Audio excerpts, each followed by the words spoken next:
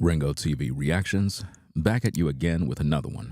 Make sure you rate, comment, and subscribe. Hi, and welcome. We all know why you're here. You're here for part of the new series that I'm calling Who the Fuck Did I Marry? Your nigga buy that paper. Your nigga buy that paper. Your nigga buy that paper. Your nigga buy that paper. Yeah. True man, I'm free. I wake up a new episode. I pop out clean as can be up a level though. She talk to me like I'm not me. I get it though. Yeah. I'm so eclectic, got me to the credits roll. Talk down to me, they might have to send medical. I'm out the league, I'm OD, they pathetic though. Look how I move, I'm protected. Shawty so swoon in my presence. The world going through it outside, they unruly, but I keep it cool, they can't press me. I keep it pure with intention. They see what I'm on, ain't no vixen. I might slide through with that top down. I keep it tuned with a high power. Put it on me, I'm blessed. Young nigga blessed. Big bag, manifest the sky, no stress. Keep no evil around me, can't ground me. I built it since when I had less. No hex on, God can't pause, nigga, look at how far we progress. Whatever we doing, we keeping it fluid, I don't see a thing. Your nigga about that paper. Your nigga about that paper. Your nigga about that paper. Your nigga about that paper.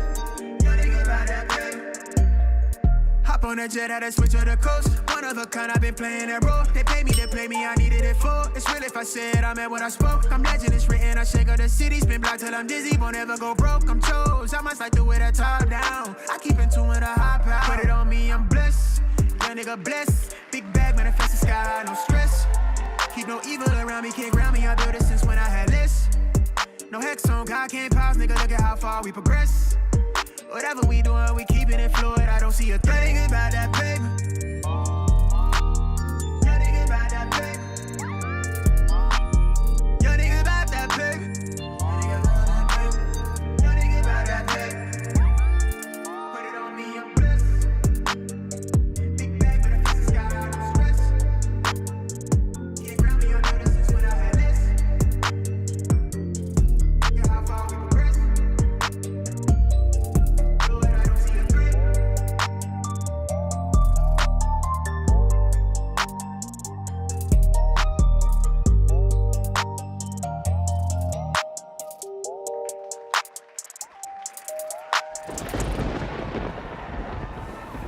Hi, and welcome. We all know why you're here. You're here for part of the new series that I'm calling Who the Fuck Did I Marry? I'm going to create this playlist series, and I'm going to tell the story of how I met, dated, married, and divorced a real pathological liar. This is my introduction / disclaimer video. First and foremost, I'm going to be truthful, even if it makes me look bad. I'm going to be honest, but I'm also not going to be disrespectful to anyone that was involved. I'm not going to use people's real names because I don't have their permission to do so, and the sister does not want any sort of litigation. I will tell you off the top, I have a sense of humor and I have sarcasm. So things that you see me laughing at, none of this is funny. But in order to get through it, I have to laugh. If I cry, I cry. I'm human. I'm a woman. This was traumatic.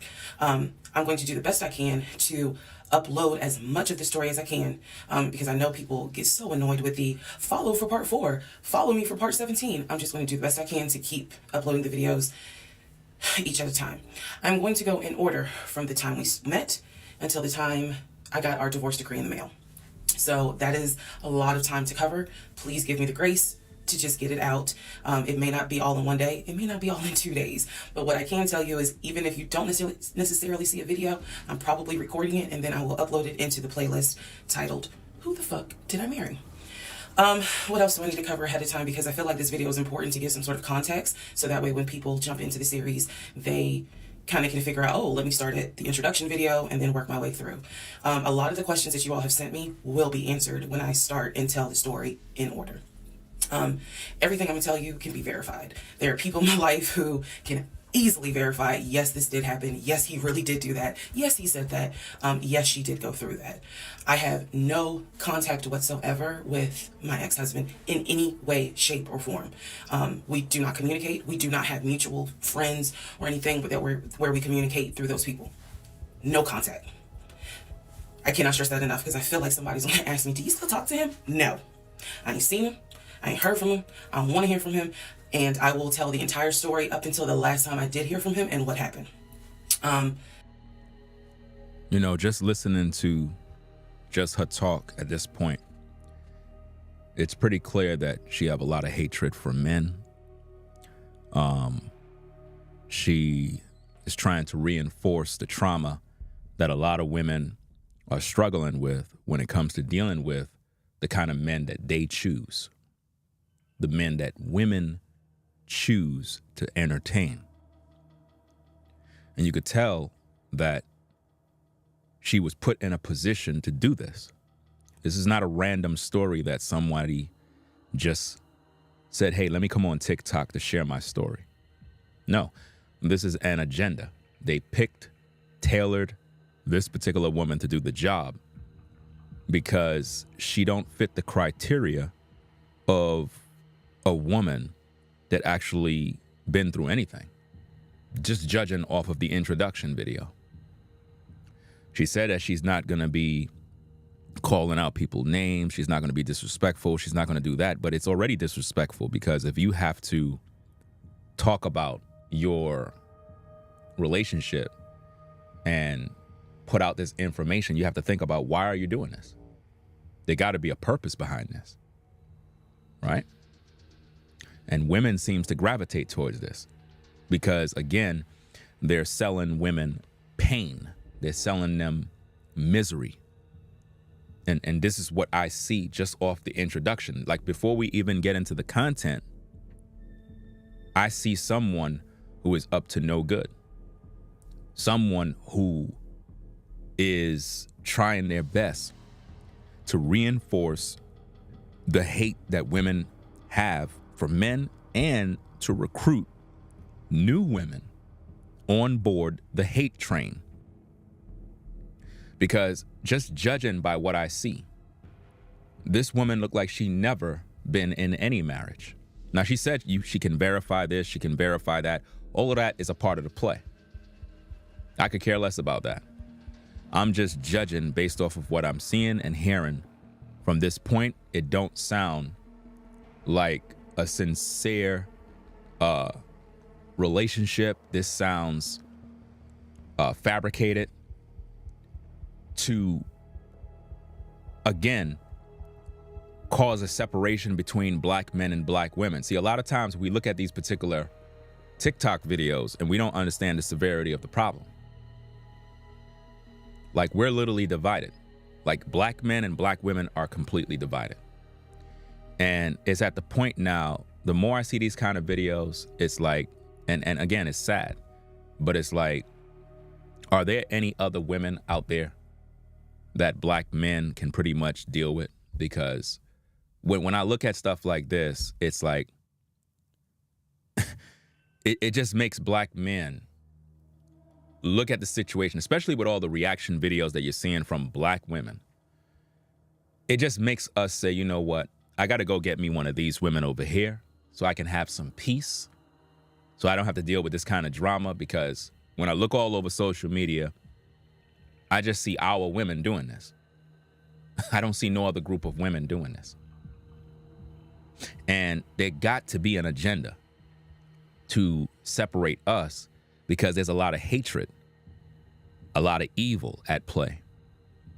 There is nothing beneficial for women after watching this 50-part series. Just off of the introduction, it's the life story of the average black woman that deals with Pookie and Ray Ray. It shouldn't even be titled, "Who the F Did I Marry?" Because, number one, women are not the ones who marry men. No, a man marry a woman. So the title alone is misleading because it implies that she married him. You get what I'm saying? No, the man married you. You yield yourself to that man. Women don't marry men. Women don't come to men and say, "You're going to be my husband. Come, let me take you down the aisle." It don't work like that. The man chooses. The man opens that door. Women have access to sex. You understand? Women hold a door and the key to sex. They don't hold the door to marriage. So the title is misleading. Who the F did I marry? No. Women don't marry men. Again, misleading title, which put her in the position of a man, which says she has the authority. In other words, who the F did I marry? Who did I marry? No, you chose to. What are you talking about? You said I do, and you didn't even know who you married? So you got with a man and you don't even know who you married. So you didn't even get no time to even know who this particular guy is. He's the bad guy, you're the good woman. And everybody needed to jump on board with you. That's what you're telling me? We didn't even get into the 50 parts. And I already got all the answers already. Very easy to figure out, but again, these kind of videos cater and pander towards women. You understand? Now, don't expect a crowd to be over here, because now you're dealing with logic. Remember, women love pain, they love misery, they love he said, she said, bochinche, gossip. They don't want to hear truth. Because when a man begins to focus on the truth, now we're going to have to hold women accountable. And that's something they don't want. They don't want to be held accountable for anything. So women are reliving their pain through her. That's what they're doing right now. Let's go. Yeah, this is my story. So I am just a regular woman who thought she met the one. Who thought she met the one.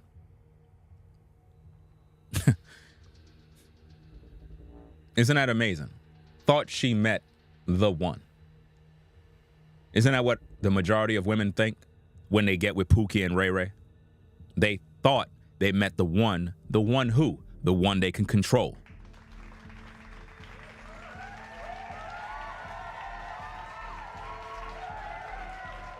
She thought she met a man she could control. She thought she met a man she can use.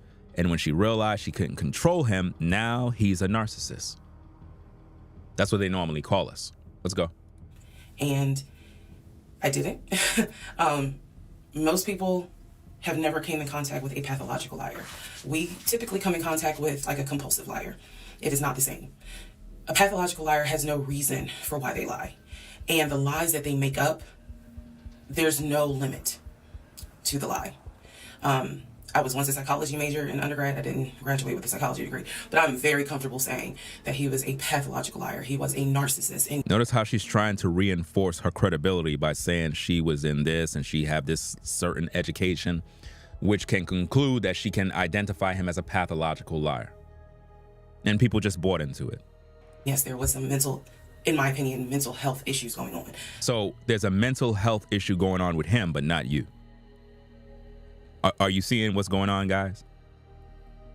And for the ladies that are viewing, are you at least trying to pay attention in class? Because you're not going to get a breakdown like this. See, I'm going to surgically break down all 50 videos and take my time. Because I got time. Already she identified him as having mental illness and mental issues. But this is the man she married. I want you to think about that now. A liar, a manipulator, a guy with mental issues, a narcissist, all of these elements, but she married him. Opened her legs for him. Makes a lot of sense, right? Pathological lying part, absolutely. So I want to preface all this by saying, you're going to probably think, what in the world? There's no way this happened. Everything you're going to hear me say actually did happen. See? Again, they tell you the lies from the beginning. They tell you the lies from the beginning. In other words, he's telling you, y'all going to be saying, there's no way this happened. There's no way that this happened. And then she just reinforced it by saying, no, yeah, it did. They literally tell you that what you're about to hear is a lie. It's made up to mess with your mind to make you believe it. Let's go. And see, all of this you can learn just by the introduction. Sometimes you don't even have to go in depth. All you got to do is just listen to the introduction video to get the sales pitch on what they're selling you. Imagine this woman's story is plastered all over mainstream media. Mainstream media?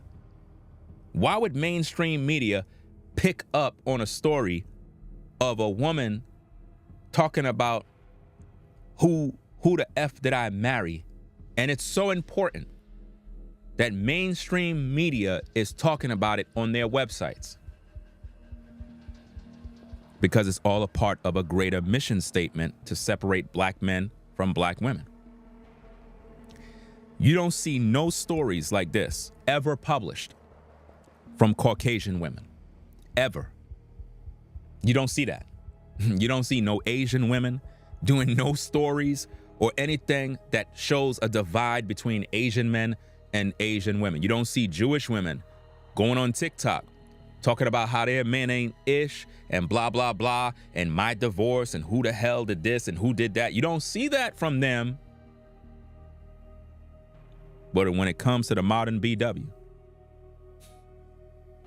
she's always on TikTok, always posting a video to further reinforce the stereotypes and everything else that's negative about black people. Let's go.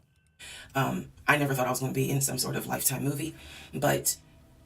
She says she never thought she would be in some sort of Lifetime movie. Now, I told you that this series is a movie. This entire series is promotion for the movie. That's what you all don't understand.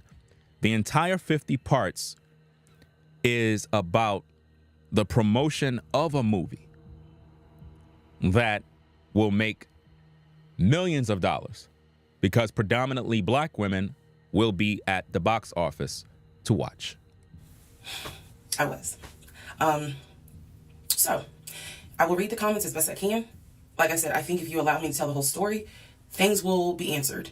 And sorry, I do talk with my hands. It's a coping mechanism. So if you're like, why is she moving her hands? Other than that, let's all take a deep breath, buckle in, because this was a fucking crazy ride. And if you think it's crazy, imagine how I feel as the person who lived it and had no idea what I was dealing with. And what exactly is the goal of the story? What exactly is the end goal? I mean, to invest time in developing a 50-part series, you have to think, what exactly is the end goal? Because now her name is all over the world.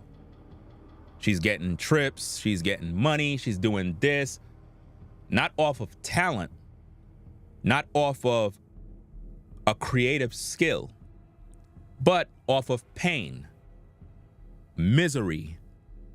And this is the new talent in today's day. The new talent in this culture is not working on your craft. It's now talking about the drama in your relationships that other women can relate to. Now think about it. If predominantly black women had nothing but good relationships, do you think they'll be interested in hearing this?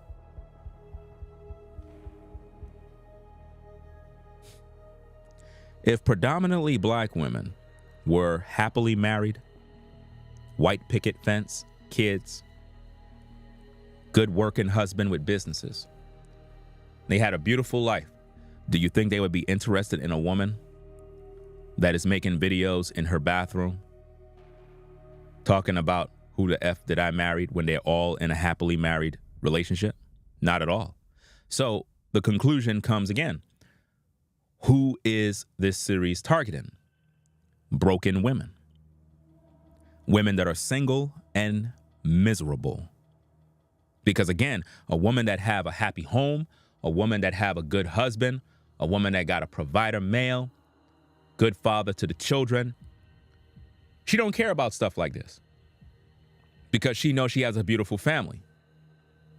But the reason why the majority of women resonate with this 50-part series is because they all been through the same thing with men. What kind of men? Good men? Of course not, because today's modern women never have good men because they don't want them. I told you already, guys. Women typically want a good man when she's 50 years old, when her sexual market value went down, when she hit the wall, when her marriage failed, when all her dating options are depleted. That is when she now looks through the friend zone and look for all of the men that she put on the shelf. And she tries to pick from one of them to take care of her and her kids that she had with all of these degenerates that she loved at one point in time. Because typically, guys, this is what happens. Women normally give the best years of their life to Pookie and Ray Ray. They always do. The best years. I'm talking about when they're in their prime, when they're in their youth, when they're looking their best. They give those years to Pookie and Ray Ray. Now, the thing that's crazy about this story is how this woman was able to magically get into the minds of women. And you got to conclude that it's because they all think the same in terms of pain, hurt, trauma. It's like a therapist talking to the patient, and they can all relate. And this is why Tyler Perry is so successful with his films, is because it plays on the minds and the emotions of women. It's not because he's talented. He just understands that women are broken, and he capitalized off of that. Do you understand? Let's get back to the tapes. I thought I knew, but I truly had no idea who the fuck I married. You like how I twisted that? Anyway. All right, y'all. This is the introduction, so welcome. Part 1 will be up shortly. Please excuse the hair, but here is part 1 of Who the Fuck Did I Marry? So I met my ex-husband around March 4th of 2020. We met on Facebook dating site, and we also matched on Hinge.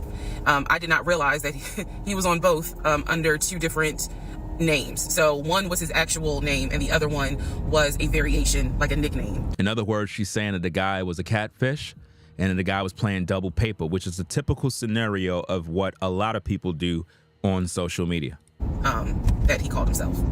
Different pictures. So it was a running joke between us. Oh, you ain't even recognize that you had matched with me on Hinge. No, I didn't. And also that should have been a red flag. By the way, you will notice in this story, I called it the United Nations of red flags. It is so many red flags that, I mean, you would have thought I was colorblind because I ignored all of them. So anyway, back to the story.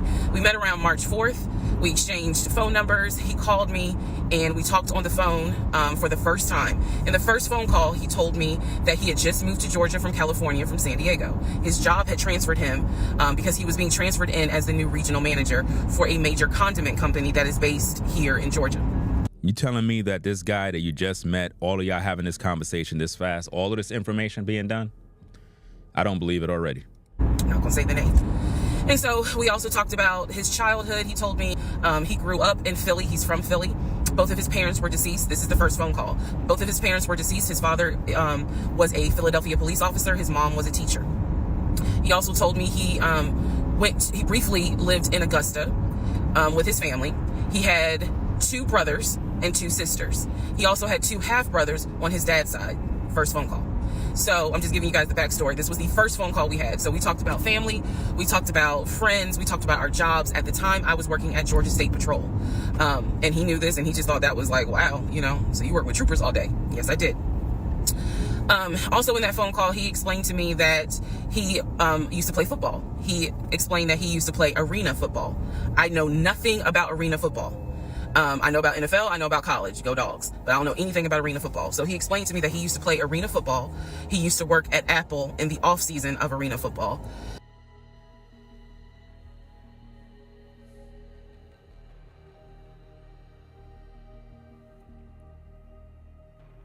So you just met a woman. And he's telling you all of these things, right? Y'all just matched on a dating app. How many of you are familiar with Calvin? I believe it's Calvin Grimes. He does like these skits in supermarkets, holding his leg. Give me some grapes. You know that guy? He had a particular episode where he was in the supermarket and there was a woman with her mother. And he said, remember, we matched on Tinder, we matched on such and such and such. Notice she said the same thing. She said the same thing that was in his skit. She said the same little thing. That went over everybody's head. Let's go. And I remember thinking on that phone call, oh, okay, you know, like, good for you. I don't know anything about arena football. And I believe I did tell him that I don't know anything about arena football. That'll come into play later on. So he told me, you know, I just moved here. My job is paying for my housing and they're helping me to look for a house. He was like, right now I'm in Gwinnett County, but I'm trying to look for a house, ideally in Atlanta, like Brookhaven, Sandy Springs. He was like, I really would like to move out there. And so I thought, you know, that's great. You know, you're looking to get a house. You just moved here. He was like, I don't really know too many people here because I spend all my time at work and, you know, this job is really demanding. So that was our first phone call. We talked more. He talked a lot, which took me by surprise because I'm not really used to men talking more than me. She's not used to men talking more than her. So it's a problem because the man is talking now. I thought you want to get to know him. It's a bad thing. Yeah, I don't see the red flag. This woman is the type of woman that talks too much. She don't give men an opportunity to even talk. So for him to be talkative about his situation came as a surprise to her. That goes to show the line of men that she been talking to. She's always the one that's running her mouth. Did you peep that? He eventually asked me out on a date.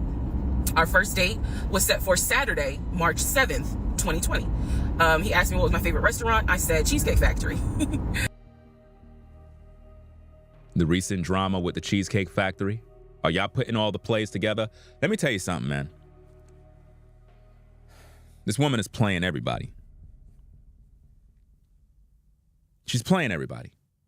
Because if you look at everything she's saying, it all goes in chronological order with various different events of viral moments on social media. If you put it all together. Now she loves the Cheesecake Factory. Put it all together, people. And so we agreed to go out at the Cheesecake Factory in a location that was in between. I lived in Clayton County at the time. He lived in Gwinnett County. I realized that if you don't know anything about Metro Atlanta, that makes no sense. But basically, we lived about 45 minutes apart. So we agreed to meet at the Cheesecake Factory over at Perimeter Mall, which is in an area, Sandy Springs, Dunwoody area. I was excited. Like, I called my friends and was like, I got a date, you know, blah, blah, blah. We'll see how it goes. First conversation was good. Hopefully he looks like his pictures because, you know, that's always an issue with online dating. Hopefully he looks like his pictures. She's telling the man, hopefully he looked like his pictures. I can guarantee you that her pictures didn't look like what we see. Respectfully. I can guarantee you that her pictures was not what we see. Because when women post pictures on social media, they never post what they really look like. They always have filters. They always have a bunch of makeup on, lashes, wigs, weaves. You know, we never really get to see the real them. I mean, even till this day, whatever you see in terms of pictures, women typically never post what they look like. It's always a mask, an AI version of themselves. And then when we meet them in person, we're disappointed.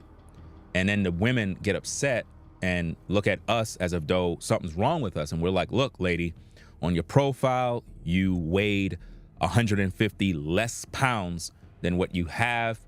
You appear to look more attractive. You know, you were wearing a certain type of hairstyle. Now you don't have it. Something's wrong. Something's wrong with that.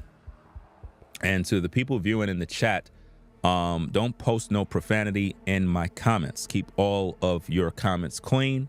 use the asterisk symbol to hide certain choice words. If you continue to post profanity in the live chat, I will block you.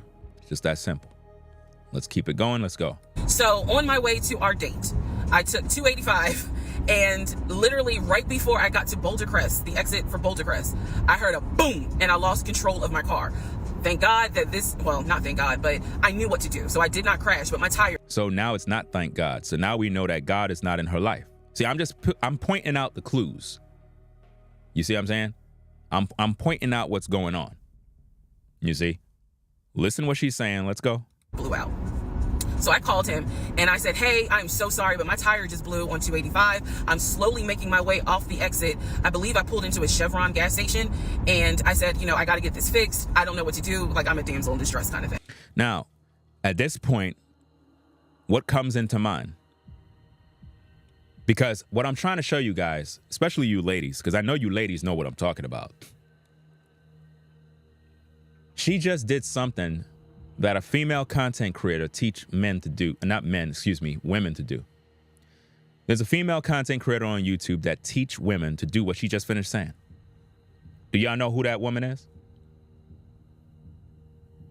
Because as a content creator, my job is to break down the videos to the smallest molecule. She just ran a play on a man, and she did exactly what a female content creator teach women to do to finesse men. Do you know who that woman is? Did you hear what she just said?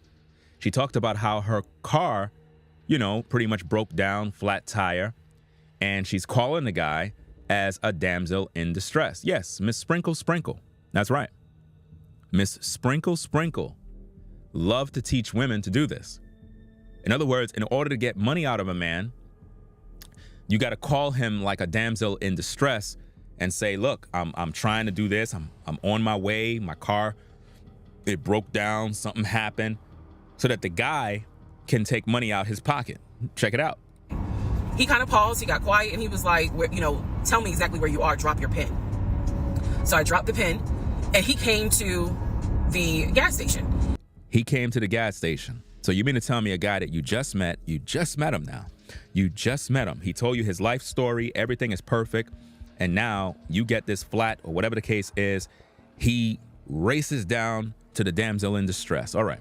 Came to the gas station, got out the car, and I was so relieved that he actually looked like his pictures that I was like, oh my God, he's actually attractive, because he's like 6'4", 6'5". Did he say the same about you? Again, love bombing. Again, flattery. Again, manipulation.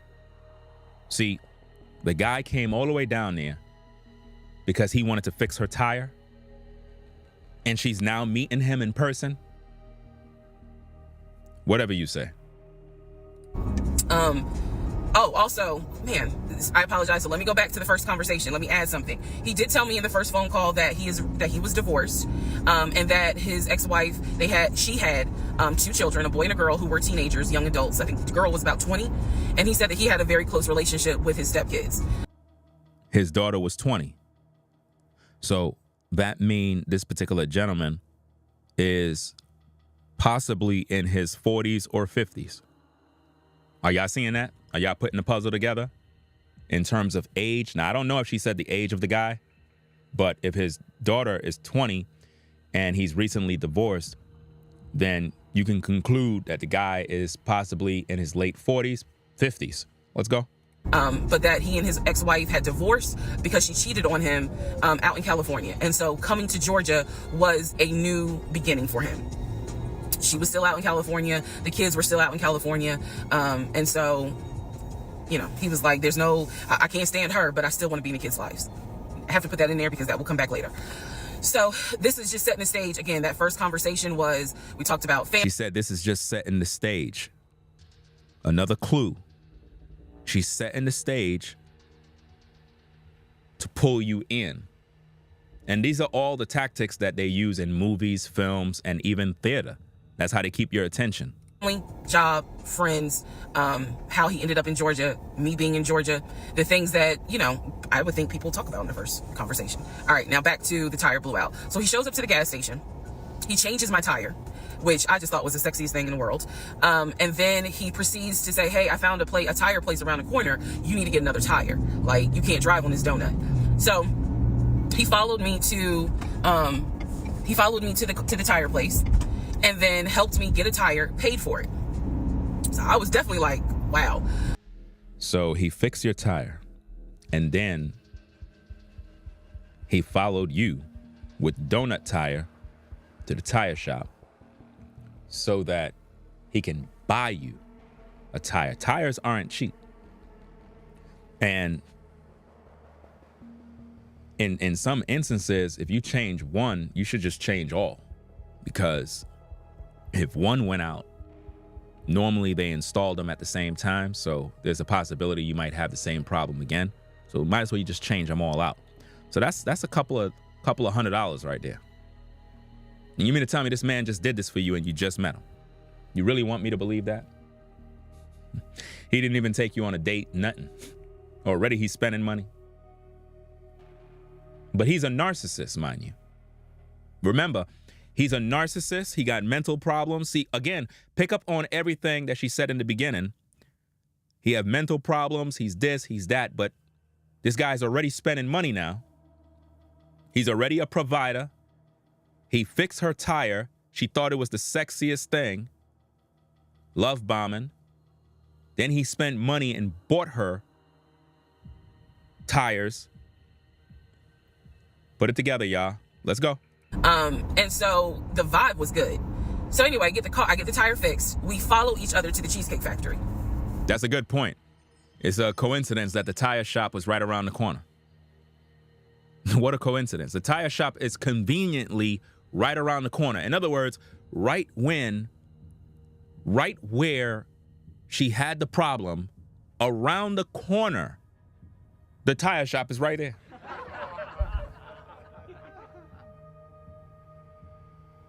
Ain't that amazing? Have you ever been driving and it's a long distance drive and you ran out of gas or you were low on gas and you're driving and there's no gas station in sight and your car is literally on E and you're like praying that you're praying to the Lord that the car don't stop in the middle of the highway somewhere, and you're like, where is the gas station? How many of y'all been there? I've been there.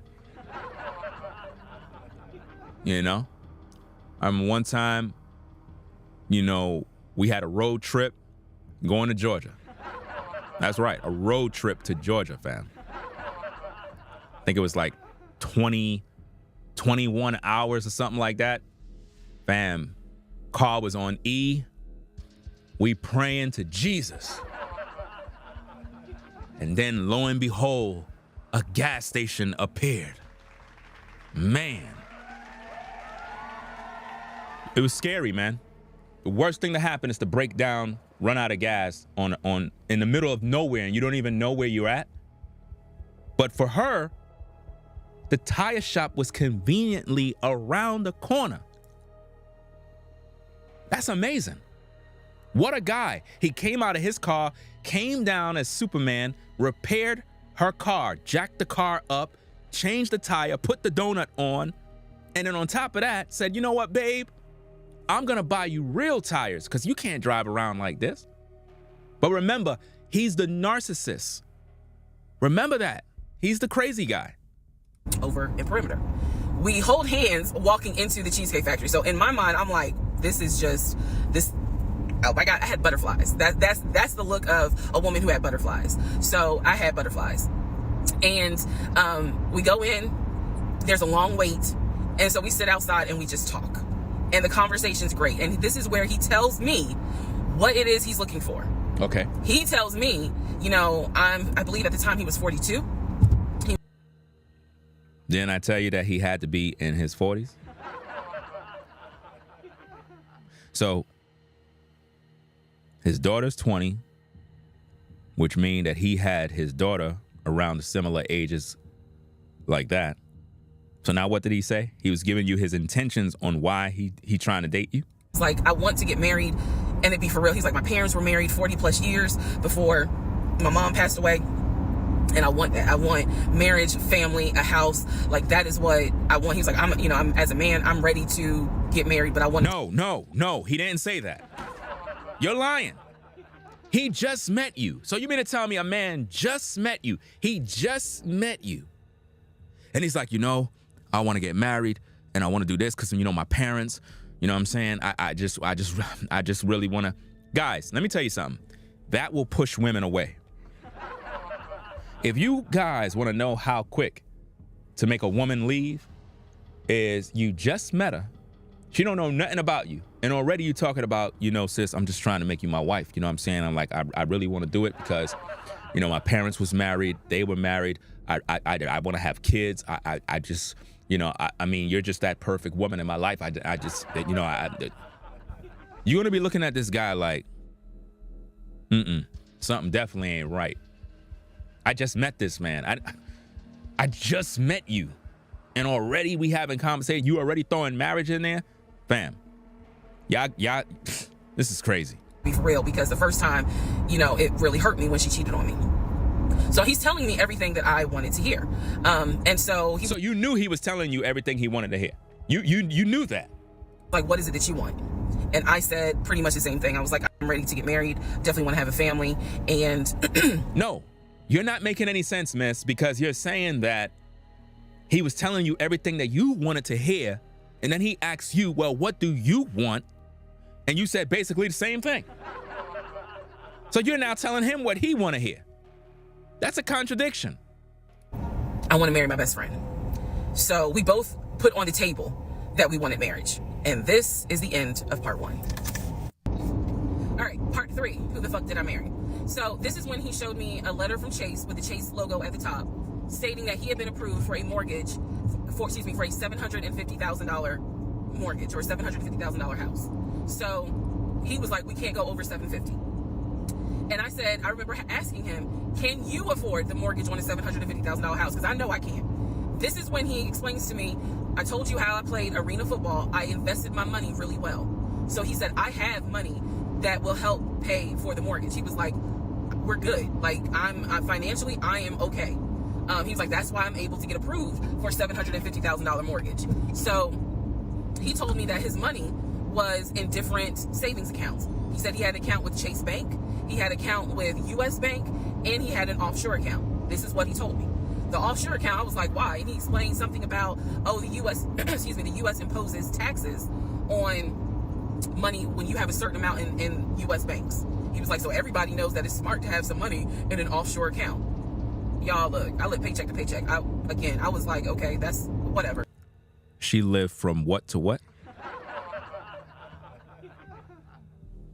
What you talking about, Will? She just said that she lived from paycheck to paycheck. Now, I want y'all to remember that now, because women on social media is going in on black men that we're broke, we're this, we're all of this stuff. But she's living from paycheck to paycheck. Right? I mean, now she's not living from paycheck to paycheck after this series. But my point is, they're going around saying the guy's a bum, he's a broke man, he's this, he's that, but she was living from paycheck to paycheck. I said, so you have the money to pay for a home. I'm also holding in my hand a letter from Chase saying that he was approved for $750,000. So I went off of what I saw. So we contacted a realtor. I won't say his name, but man, if he ever sees this TikTok, I owe this man such an apology. But we contacted a realtor who was based in Cobb County, because I was very adamant I wanted to move back to Marietta, Smyrna area in Cobb County, Georgia. He was fine with that. His whole attitude was, you're gonna be my wife, happy life. So we met a realtor. I would find houses that I wanted to tour. Keep in mind that this was COVID. So at the time, we could not tour a home. It would have to be a virtual tour. So she's lying, right?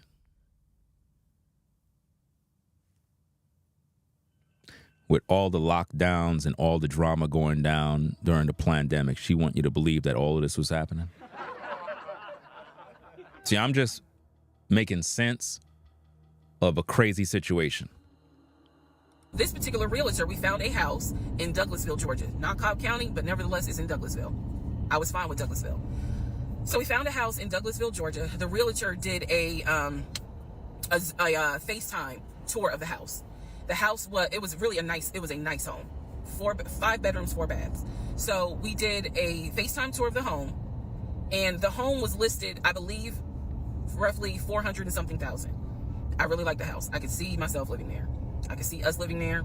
I could see us with the kid there. This is now April, just for timeline purposes. This is April. So he really liked the house. He was like, you know what, we'll put an offer in on the house. He was like, if you like it, because again, it was COVID, we weren't going to be able to see the house in person because the family still lived there. So he said, I'll put an offer in. We'll see if it's accepted. I said, okay. So he puts an offer in. He's telling me he put an offer in. I need to clarify some things he told me and the things that I actually saw. So for this house in Douglasville, he told me he was putting an offer in. The realtor would call me because one thing that the realtor told us, he was like, if the woman likes the house, typically the house is going to get bought. So he kind of dealt. If the woman likes the house, then typically the house is going to get bought. You see the selfishness? In other words, if the woman liked the house, not if the man likes it, if the woman like it, it get bought. Keep that in mind. She's only thinking about herself at this point. With me a bit more than he did my ex-husband. And again, this is April 2020. This is before we got married. So at the time, he was my boyfriend. So the realtor was calling me and was like, hey, you know, I put the offer in, and what they're asking for is proof of funds. And I did not know anything at this time about buying a house. So I was like, hey, you probably need to talk to him because I'm not even listed on the mortgage. Like, from the paperwork I saw, it was only in his name. So he called him. I guess they talked. I was not there. It's supposed to be listed in his name. What are you talking about? I mean, if I'm buying the house is in my name. You know, not you. You're not even married to this guy at this point. Remember, you said that he was your boyfriend. See, y'all got to peep all of this. They weren't even married. They weren't even married, but everybody's buying houses and, you know, fantasy. Yeah, see, a lot of people miss that. They're not paying attention to the story. I'm trying to break it down. Now, again, ladies and gentlemen, I have not viewed this series. I am viewing it with you. Uh-oh, here goes my Siri. Every time I'm speaking, Siri goes off talking about she's having some trouble hearing. I got to turn that mess off. Because that stuff is crazy, fam. That just goes to show that these computers be watching you. But anyway, there's something about this story that is just fishy. And again, just to make my point, let me see if Siri goes off again, because I'm going to say the same thing. I haven't seen this video series, so I'm now watching it with you as we go. So as I'm breaking it down, I'm reacting as I go because I didn't view it. You know, typically this video series is probably like 10 hours. You know what I mean? Like, I literally chopped it down to 5.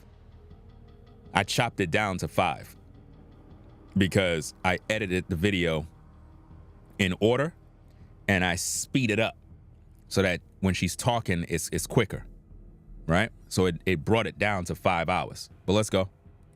But I'm assuming that they had talked. So the boyfriend is coming, my ex is coming home saying, yeah, I talked to so-and-so. I sent him over the paperwork. The offer was approved. And they are going to try to do a virtual closing. First, we got to do an inspection. If the inspection goes all well, then we have to do a virtual closing. He also told me that he put down earnest money on the home. He put down, I believe, $5,000. He said, I just transferred the money over to the realtor's account or whatever, so that it could be earnest money for the house. So I'm just like, okay, great. He was like, so realistically, this is April. We should be able to get in that house by June. Okay, no problem. So this is what he told me. About 3 or 4 days later, I get a phone call from the realtor, and the realtor is like, "Hey, I'm just checking to see what you guys want to do about that house." So I was confused. I'm at work, and I said, "Oh, I was told that he put an offer in," and the realtor was like, "He did? I didn't know that he put an offer in." And I said, "Well, why wouldn't you know? Like, he told me he put the offer in, and he had paid earnest money, $5,000 earnest money." And so the realtor was like, "Well, let me call him and find out what's going on with that, because I didn't know anything about it." So red flag, of course. So I call him, and he, in true narcissistic nature, he flips the script, and he like goes off. He's like cussing, going off, like he shouldn't. Excuse me, I have a. You brought up a good point, Ed Kenny. It's a good point. And this just goes to show the level of mental illness. Now think about this, ladies and gentlemen. Kenny brought up a good point. Says, bro, why is she driving while making TikToks? Right? And it makes sense. This woman is driving a car on a highway, expressway, wherever. And she's conveniently just talking and talking and talking. How are you paying attention to the road? You gonna tell me she don't got no mental problems? Look. He shouldn't be calling you. If he has a question, he should call me, because I'm the one that's on a mortgage. He was like, and now it's going to be an issue. And I said, well, did you put the offer in with him or not? And he said, no, I did not put the offer in with him. I put the offer in with a friend of mine who is a realtor, so I can give him the business. So I did not hear from that realtor again. So I was just like, is the house under contract or is it not? He was like, yes, the house is under contract. This is how crazy things work out. About 3 days later, on realtor.com, I'm looking at the house because I was trying to figure out in my mind how I'm gonna decorate. It shows the house is under contract. So she already had her mind thinking that she was going to get the house, even though she ain't put no money down, even though she's broke, living from paycheck to paycheck. She already saw herself decorating, and she's not even married to the man. Are y'all not seeing this? Do you see the sense of entitlement? How she have her expectations so high that she saw herself in the house already decorating. Again, this is a woman who's living from paycheck to paycheck, broke. But she was believing everything the man was saying, allegedly. Let's go. So, showed my boyfriend. My boyfriend's like, I told you it was under contract. He was like, did you not believe me? And I ain't had the heart to say, hell no, I didn't believe you. Like, it seemed too good to be true. But once I saw the house was under contract, I absolutely believe that, okay, it's under contract with him. Like, yeah, we're about to do inspection. We are about to move. So she was thirsty to move because she was in the ghetto. Are y'all not seeing it? She was already in the slums, and she thought she found her meal ticket. She thought she found her beta male provider who was going to provide for her that white picket fence and manicured lawn. That's what she thought. Now, again, she's not married at this point, But in her mind, she thought that was her man, her husband, her provider. And she believed everything that he had to say. So whose fault is that? Sounds like a Tyler Perry movie, if you ask me. And so we had driven by the house because, again, keep in mind, the family's still living there. So we had driven by the house. At this point, he was like, I want us to start looking for furniture so that way we can go ahead and order it. So when it's time to move, the furniture is ready, because, it takes like 6 to 8 weeks sometimes. Furniture? You just met the guy. Already y'all looking for houses and furniture. And who does that? What man does that? What man does that, guys? Just met a woman already. You want to order furniture. Where you putting the furniture? Where the furniture gonna go? The family that is in the house is still there. So how are you gonna order furniture when there's a family occupying the property? Where are you gonna put the furniture? See, these are all red flags to a story that would indicate foul play, liars. This is why when you're doing a movie, you got to have a good script that makes sense, because sometimes you watch a movie and things just don't make sense. for furniture to be delivered if they don't have it in stock. Like, he was very methodical in planning and saying, this is what we need to do. So we started going to Home Depot, Lowe's, because we had a printout of what the sellers were going to take. They were going to take the appliances. He had a printout. Let me be clear. He had a printout. So it said on there that they were going to take the appliances. So we needed to get a new stove, new refrigerator, new microwave, all that stuff. So we went to Home Depot and Lowe's, and I went ham. I chose all these new appliances, and here's where we get into the shopping. All right. Now, before she even began, she said that they went to the home improvement store and she went ham, spending his money. Not spending her money, spending his money. Are you not getting that? She went ham. And y'all believe that? You really believe that they just went to Home Depot, Lowe's, and just started buying appliances, expensive appliances? Where they put them? Where they put the appliances? Who the fuck did I marry? Part 2. So we both put on the table what it is that we wanted. We both had established we were dating for marriage. We were not dating just to date. We were not trying to be friends with benefits, and none of that. So the dinner at Cheesecake Factory went really well. We laughed, we joked, we talked about people, which is kind of up my alley, my sense of humor. It was a good vibe. So at the end of the date, at the end of dinner, we sat in his car and he played this song for me by John Legend.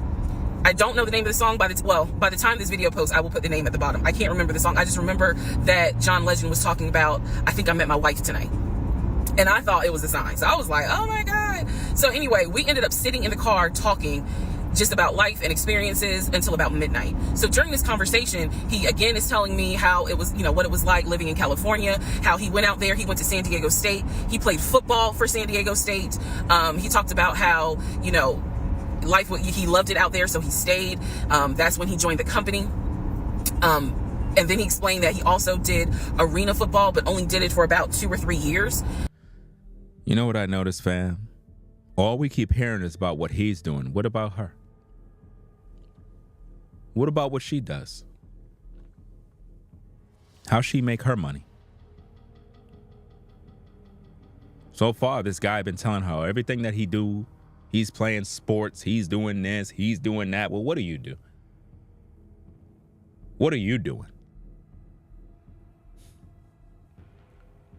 Remember, she's living from paycheck to paycheck, so we know what she was doing. She was struggling.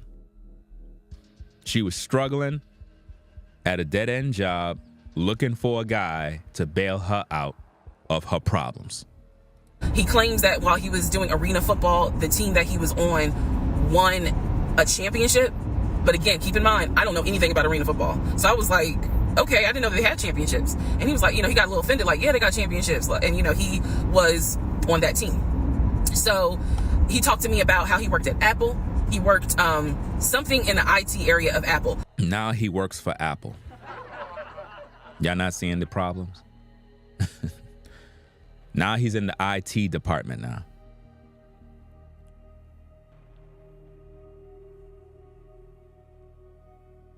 This is crazy, fam.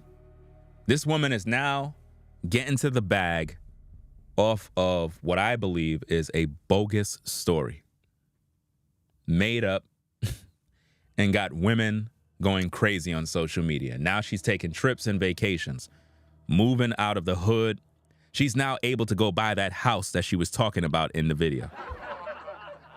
Y'all don't see that? She's now able to move out of the bathroom that she was shooting the video in and go get that dream house that she always wanted. Y'all be getting finessed every time, fam. Women are now finessing women on social media. People are literally funding her projects, funding everything. This woman is literally getting the bag off of women that are broken. But it was in the store. Again, it was one of those, it's like when I tell people I used to work at Amazon. I really wasn't paying much attention to it. Why? So we talked about all that. We talked deeply into what happened with the ex-wife. It's because I asked. He was not volunteering all this information. So in other words, I get very uncomfortable when men start talking about their ex a lot. That's not what happened. I was asking questions because I was really trying to figure out, okay, are you ready for a relationship, or are you still missing her? Red flag. Again, When a person is getting to know someone, especially at this point, she is trying to inquire about, do he still got feelings for his ex? These are red flags. Because remember, he's supposed to be a narcissist, crazy, all that other stuff. She told us this man came down, fixed her tire, bought her tires. They had some date, some cheesecake factory, whatever the case is, whatever it is. Then they went looking at houses, bought appliances. You know, nobody said where those appliances went. I mean, where were they delivered? And what were his living arrangements before looking at this house? Where did he stay? How far did he stay from you? What was the distance between? It's like, how are you both going to Home Depot buying appliances, but you live over here and he live over there? Like, how does that work? Story not adding up. It's not making no sense. So we talked about that. We talked about my exes. That was a mistake I made because I talked about how I dated at one point in time somebody I worked with. That will come back later. And he seemed real cool about it. He was like, that was before me and blah, blah, blah. So the conversation was good. Midnight comes and I go home. Yes, I went home. We ended up talking. Mind you, our first date was March 7th. And within about 2.5 weeks, Brian Kemp, our governor, shut Georgia down. We were going to be on lockdown. So during those 2.5 weeks, we talked every day. We went out again at Red Lobster. I remember. Red Lobster?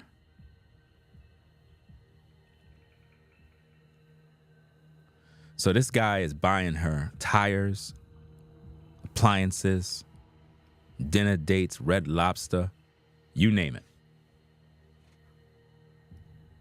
All this money is being spent, but he's a narcissist. Remember that, guys. He's a demon. Red Lobster. But everything was going great. The issue was, where are we going to quarantine? So the question was, are we going to quarantine at his place, which he had like a studio type of situation, like it clearly where he was. I mean, the red flags are just crazy. So you mean to tell me guy had like a studio apartment, studio situation, whatever the case is. And I'm not saying that anything's wrong with him having that. I mean, if he's just by himself, maybe that's what he feel he want. But the point that I'm making here is you were living from paycheck to paycheck struggling. But you're talking about him having some sort of studio where he was living. But y'all about to buy property that is over $350K house. I'm not sure if she said 4-bedroom or 5-bedroom, 4-bathroom, something like that. But y'all went shopping for appliances, Red Lobster.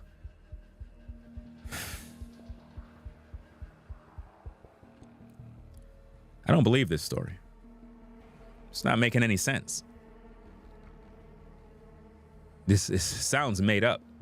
I was like, it's like a studio apartment, but he kept telling me like this is temporary because I'm looking for a house. Like he showed me the email from a woman who worked at the company where she was out on maternity leave, but she was putting him in contact with a realtor to help him find a townhome or a single family house. So I was just like, okay, this is definitely temporary. Like he's not trying to stay here long term.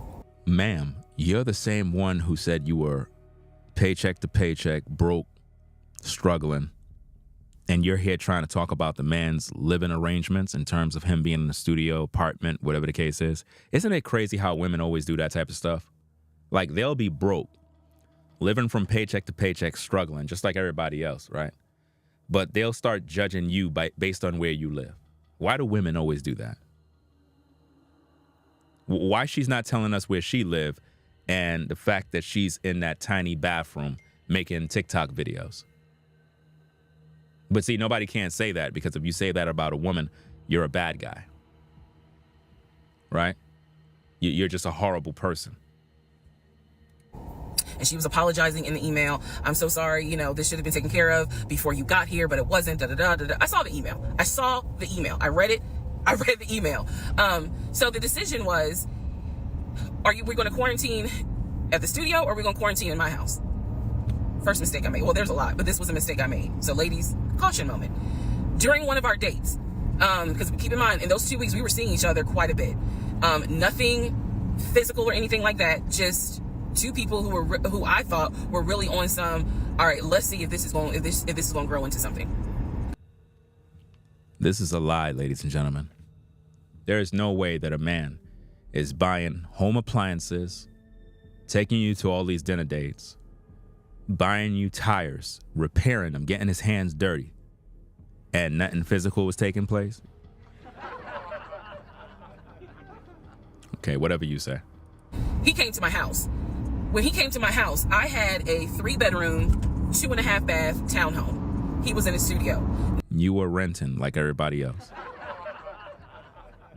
You were renting like everyone else.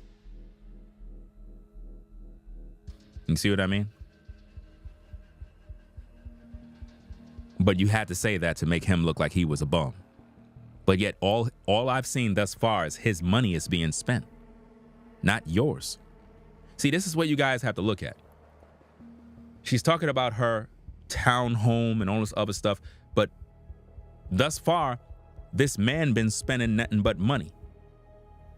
Based on what we're seeing with these tapes, I haven't seen no money come out her pocket yet.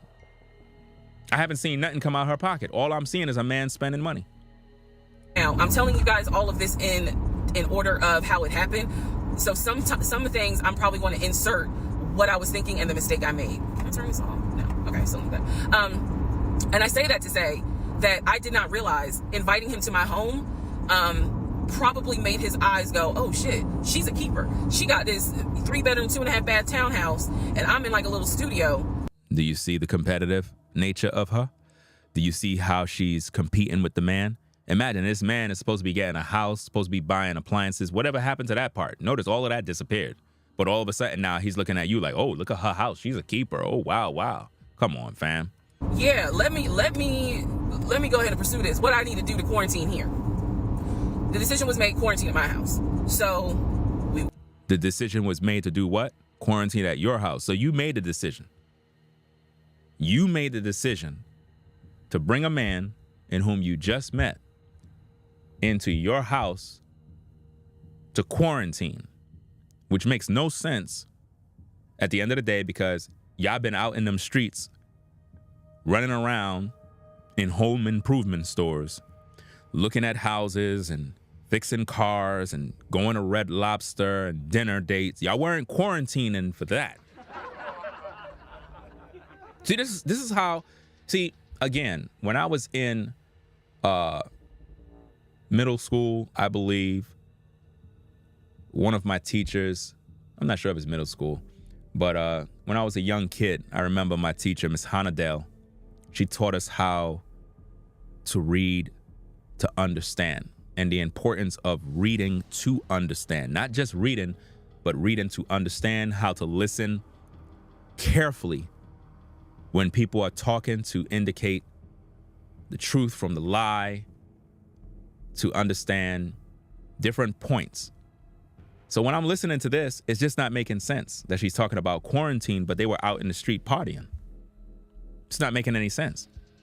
And they decided to quarantine at her house because his little studio apartment ain't ish, which is again painting the narrative that black men, or men in particular, ain't got nothing popping, and women always are doing better.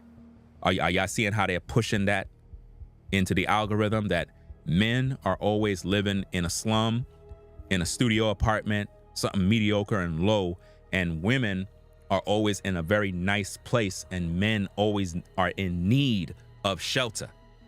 Are y'all seeing that? This is what they're pushing. So it's planting the battery in women's mind.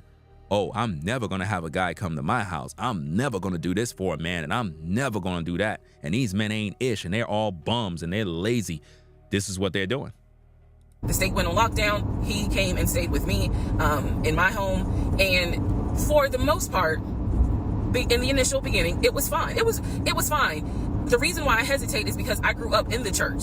So for me, it was really like an internal struggle of, bruh, you always said you would never live with a guy unless he was your husband. And now you living with a dude and he ain't your husband. Like, it was a struggle for me. No, it wasn't a struggle. You're just a hypocrite. That's what it is. You're a hypocrite. You say one thing and you're doing that. And guys, once you hear a woman say that she was in the church, you already know it's going to be a problem. Because none of them are really following God. They're following a pastor, pork chop eating pastor. They're not really following God. They're hypocrites. Because I knew better. And don't come for me. I'm just telling you the way I grew up. Notice, don't come for me, which means don't hold me accountable. Don't hold me accountable for being a hypocrite. Don't judge me for being a hypocrite. That's what she's basically saying. Don't come for me. It was like that. It was not sitting right with me. But at the same time, I didn't want to quarantine by myself. I did not want to. So she did not want to quarantine by herself because she wanted some D. Are y'all not seeing that? So the narcissist was providing D. She didn't want to quarantine by herself. She wanted some company in the house. Are y'all not seeing who's the problem? So he moved in. We talked about the bills. Let me clear something up that I said in the other video where I said he paid all the bills. He paid all the household bills. He did not pay my car payment, my cell phone, or my car insurance. Ma'am, you're supposed to pay that yourself. Like, welcome to adulting. You're supposed to pay for your own car. You're supposed to pay for whatever your bills were, he's supposed to pay. But notice this, guys. This guy was paying. This guy was doing things. But remember, he's the narcissist and the bum. He paid the rent, because my rent at the time was less than $1,000. He paid the utility bills. So your rent was less than $1,000, but you're talking about you had a townhouse? Less than $1,000? So you had a 3-bedroom townhouse, less than $1,000 now. And another man came in to pay for it, but he's the narcissist. And you trying to judge him because he had a studio apartment, but he's paying your rent. Which clearly says he can have a townhouse just like you.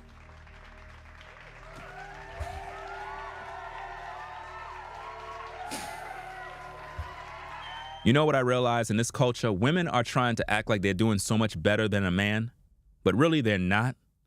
But they love to act like they're doing so much better than a man. But if they are, why is it that these men are always paying their bills?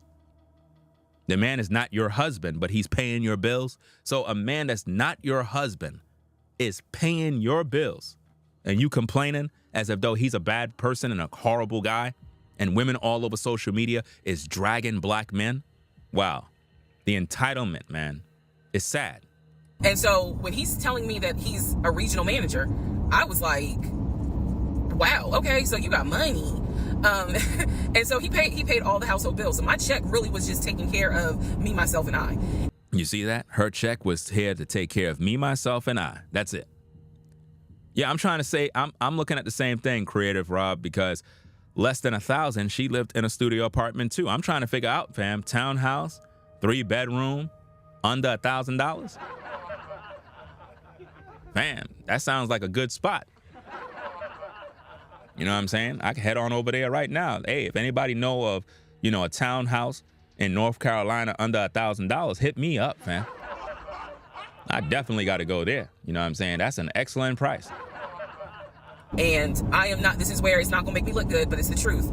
It was intoxicating to not have to worry financially about how to pay the bills. It was a wonderful feeling. And so I kind of pushed to the side the fact that, yeah, you shacking up, because it's like, but your paycheck, you don't have to worry right now. Like he's taking care of all of April's bills before April. Wait a minute, we got some inside information. Jeanette says she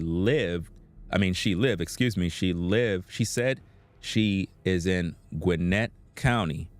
Wait, hold on, I'm reading the wrong comment, my bad. Jeanette says she lived in Riverdale, Georgia. That's the hood.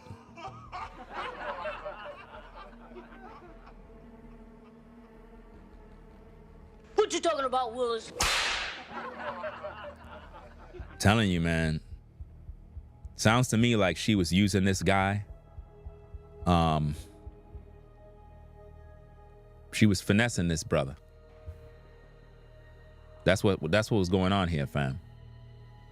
And that's why a lot of women are gravitating towards her story. Now, I don't know anything about what hoods are in Georgia or whatever the case is, so nobody don't get mad at me. You know what I mean? If you live in Riverdale, Georgia, I don't know. So don't get mad at me. I'm just going by what the commenter said, and it is what it is. I don't understand what's the situation going on over there, the crime rate.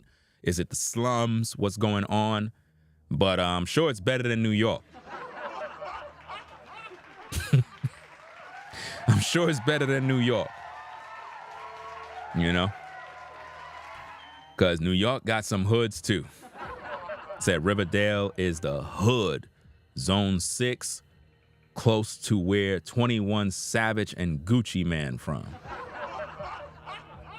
I'm gonna have to look that up on the map, fam. Make sure I don't go over there. You know? Let's get back to the tapes. Even comes, because this was still March. So we're living together, and I'm cooking, I'm cleaning, he's helping to cook and clean, and then we have a conversation about house. Is he still going to buy a house just for him, or is he going to buy a house where it's for us? Do you see? She want the house for us. She want the house. That's what she want. Look at her face. Because we are going to try to make this thing work, be official, get married, have a family. Y'all just met. Y'all don't even know each other. So the question now on the table is, what are we going to do? Because I didn't want to stay in Riverdale, Georgia. You didn't want to stay because it's the hood. See, you talked about it. Oh, I got a townhouse. I got this and that. But you didn't tell the people it's the hood. I want to raise a family there. I refused to have a baby in Clayton County. So the decision was made. You see? That mean that she in the hood. So you were right. Let's start looking for a house for both of us. Remember, he was already looking for a house for him. But then he was like, you know what? We're together. I plan to marry you. Let's look for a family home for the two of us. He was like, this is how much I was approved for. That's when he showed me the Chase paperwork. It was a letter stating that and it had the Chase emblem at the top. He showed me a letter stating that he was approved for $700. All right, part 4. So we go to Home Depot, we go to Lowe's. I'm choosing all these appliances. He's taking pictures of the SKU number. We have representatives helping us, and he basically explained to them, hey, we're buying a house. We should be closing sometime in June. Can we order this stuff now? Can I put a hold on it? Like, what can we do? Because we're not ready for delivery. I stood there as the Home Depot rep said, we can hold it in our warehouse. Like, you can buy something and we can hold it. People do it all the time, especially with COVID. So I watched him pay. You watched them pay what? What? So the same guy that you're telling us lived in a shelter. A studio. The same guy that you said lived in a studio. That's a narcissist. Fix your tire. Took you to Red Lobster. Now he's paying. You've seen him pay for these appliances. Appliances are not cheap, ladies and gentlemen. You know what I mean? Especially them front load washers. You know what I mean? Those front load washers are really good. The dryer, the washer, very good appliances. Every home should have one. Not them cheap top lift washing machines. You don't want those. You want to get the good ones. You know? For like $1,000-something, $1,500. Those are some very good washers. So she saw him pay for this. The same guy that she said is broke, a bum, but he's paying for these things now. I want to say it was about it was either $350 or $500. I watched him pay a deposit on a whole new set of appliances for them, and they were going to hold it until we were ready for delivery. A deposit? I thought you said that he bought it. A deposit? They're not holding that. What are you talking about? First come, first serve. They ain't holding that. You know, a deposit. Nah, you got to pay for them things. Nobody ain't holding that. No store ain't holding no products like that, fam. She lying. I watched this. So I was like, okay, good deal. Like, we got the appliances. Next, let's go to Rooms to Go and Ashley Furniture and find actual furniture. She sound desperate, fam. Y'all can't see it? She sound like she's trying to force this man into this marriage. It sounds like she's desperate. She's trying to secure the deal so that she could say, I'm married. Because remember, in the beginning of the show, she talked about how when she was going on the date, she was telling her friends, hey, girls, I'm going out, such and such and such. Typical of what women do. They love telling everybody all their business. So we went all around rooms to go. We went to Ashley Furniture. We went to American Signature. And I saw all these things that I wanted. Again, all these things that you wanted. All these things that you wanted. Not what he wanted, what you wanted. You got to see the clues that I'm trying to point out, ladies and gentlemen. Again, nobody does the breakdown videos better than Ringo TV Reactions. We are the #1 reactionary channel on YouTube. Everything she wanted was for herself. Nothing is about the man. Taking pictures of it, he was like, I can go online and order it. I didn't think anything of it because, again, I just saw that we held the appliances. So I was like, okay, that's fine. So April turns into May. May 2020 comes. This is where things start to get a little interesting. May comes and... You know, that's another good point, Jeanette. You says, yes, I thought it was strange, but she's never been in the house, but she's buying furniture for this house. What you talking about, Willis? Makes perfect sense. It's like, why would you be buying furniture and you don't even have the house yet? I wouldn't be buying furniture if we don't have the house, because what if the house don't come through? Now you're stuck with all these appliances. Again, these are red flags. Obviously, we had not done inspection. And I'm asking him all the time, what's the deal with the house? He was like, oh, because of COVID, they're trying to get someone to do the inspection. But the guy that they had, it was always something. The guy they had caught COVID, so they're going to have to get somebody else. And he's like 15 houses backed up, so it'll be a while. So at this point in May, I know I look crazy. In this point in May of 2020, I started recording audio diaries. I don't know why. It was something just made me just start recording my thoughts in an audio diary, and I still have them. Now you know why she got the series. She would record audio diaries, so now she recorded an audio book. See, this entire series is an audio book. This is what she always done. This ain't new. Because if you look at her TikTok, after she did the 50-part series, she started a whole new series. Right? To continue the wave of the viral videos. Now, ain't no question about it. This lady went ultra viral. Possibly this lady story went more viral than the Club Shay Shay interview with Cat Williams. Her video went more viral than Cat Williams. Literally, her entire series went more viral than Cat Williams. Ain't that amazing? I'm talking about every clip she dropped got over like 2-3 million views. Every one. Whereas us content creators be struggling just to get people to click the like button. You know? But she garnered up millions upon millions of views. Who do you think is watching her videos? Women.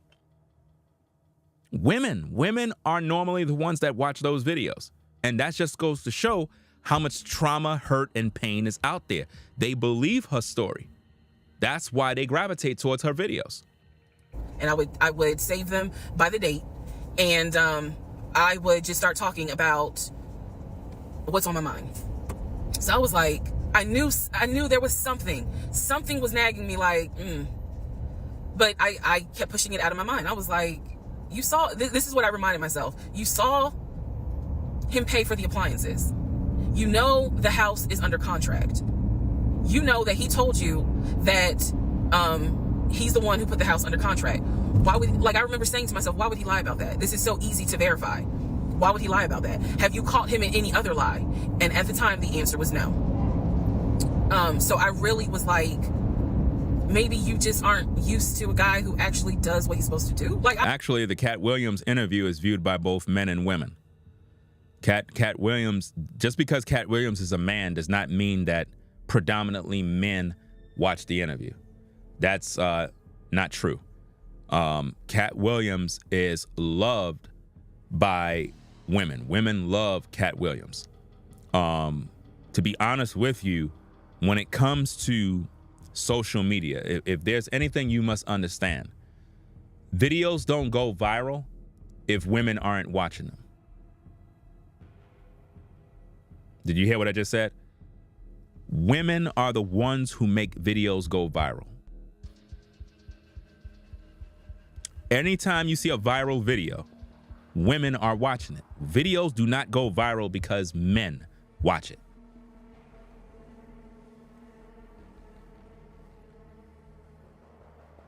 Women are typically the ones who make videos go viral. The success of Kevin Samuels wasn't because men was watching his platform. Women tuned into his show daily.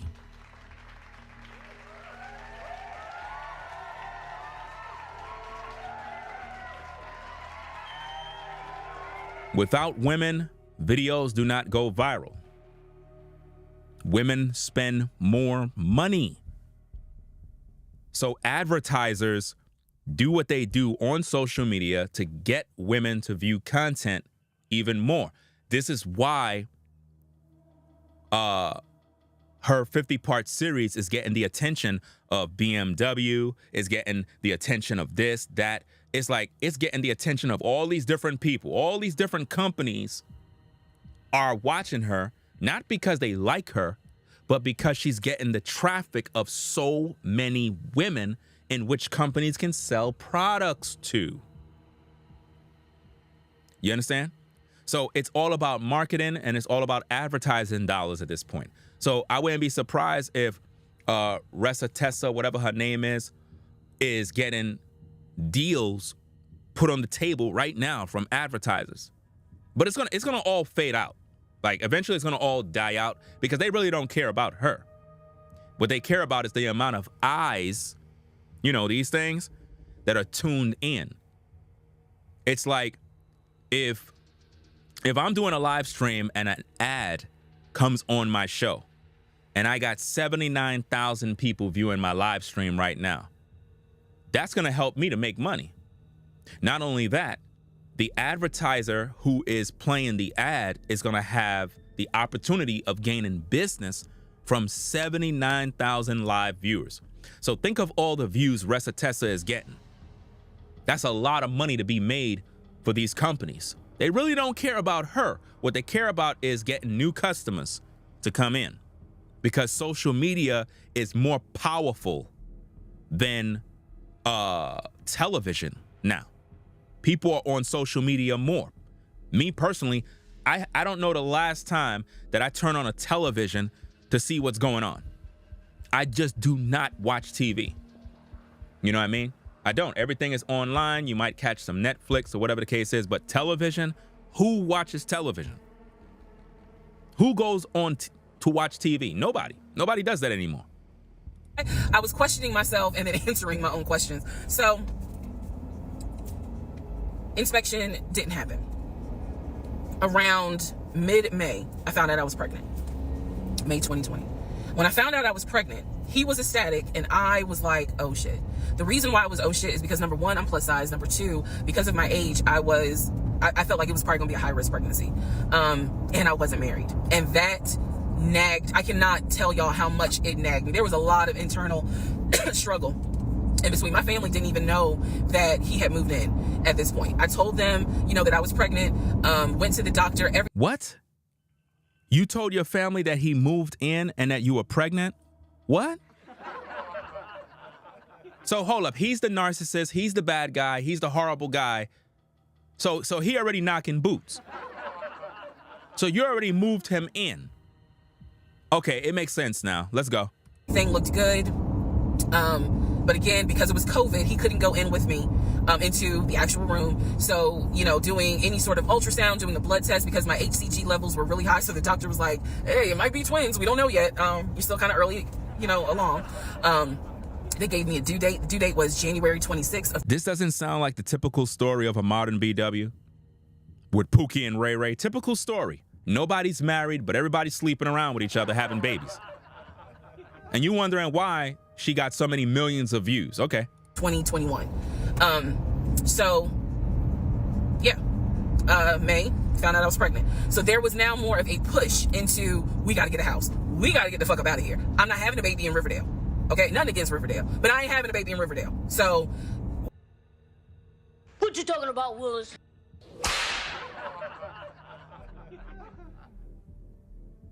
Do you see now, guys? Do you see what's happening? So she didn't want to have the baby in the hood. She did not want to have the baby in the hood, and now she's pressuring this man to get this house. But I thought they had the house under contract. I thought that they got the appliances. So now she's in the hospital with child.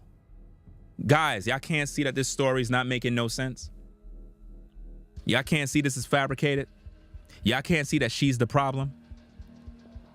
She invited Pookie and Ray Ray to live up in her house. What happened to his so-called studio apartment?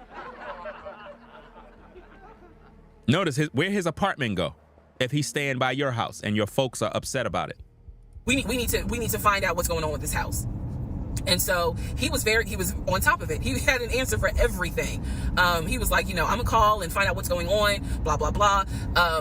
He then magically told me about a week later, oh, they're going to do inspection on the house like in 2 days. So I was just like, okay, keep in mind, I'm taking his word for it. I'm taking his word for all this. So he's like, they're going to do an inspection. Once we get the inspection report back, then we will know what we are going to be responsible for. What are we getting ourselves into? So, I guess they did an inspection. He showed me an inspection report.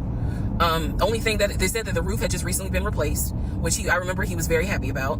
And the issues that there were for the house were minor. It was not a bad, because we did have a discussion about it. He was like, it's nothing that we can't handle. Then he said that we were set to close. Wait, hold on a second. I think we have to make a little correction. Janet says, no, Ringo, she didn't tell her family that she had moved in, nor did she tell her family that she was pregnant. Another red flag. Oh, so she kept it a secret. That makes it even worse. So she didn't tell her family that this guy was up in the crib and that she was in and out of the hospital, possibly pregnant, going through the motion. That's a major red flag, because typically if you're with a man and he's the man of your dream and you're going to be getting married, surely you would want to tell your folks that you found the love of your life. So why she's not introducing the family to this guy?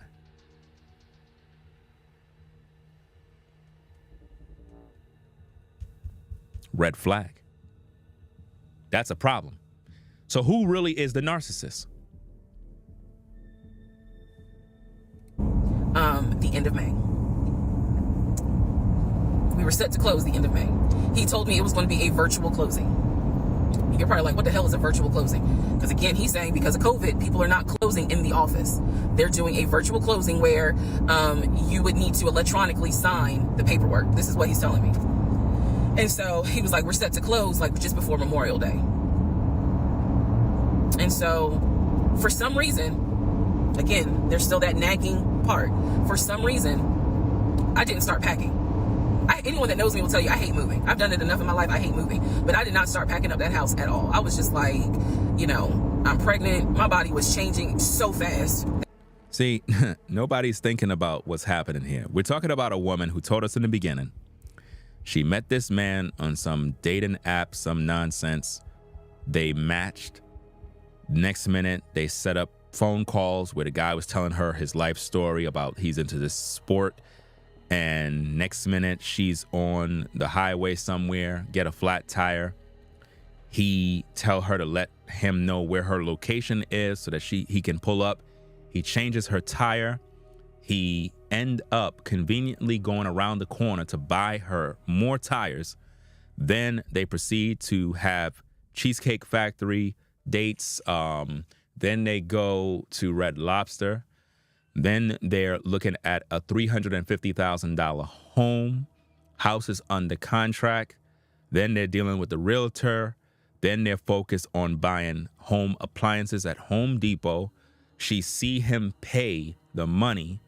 Then on top of that, to add insult to injury, now she turned up moving him into her 3-bedroom townhouse. He leaves his studio apartment. And now she don't tell her parents that she's pregnant. She don't tell her family that she moved him in. And even worse, she's pregnant.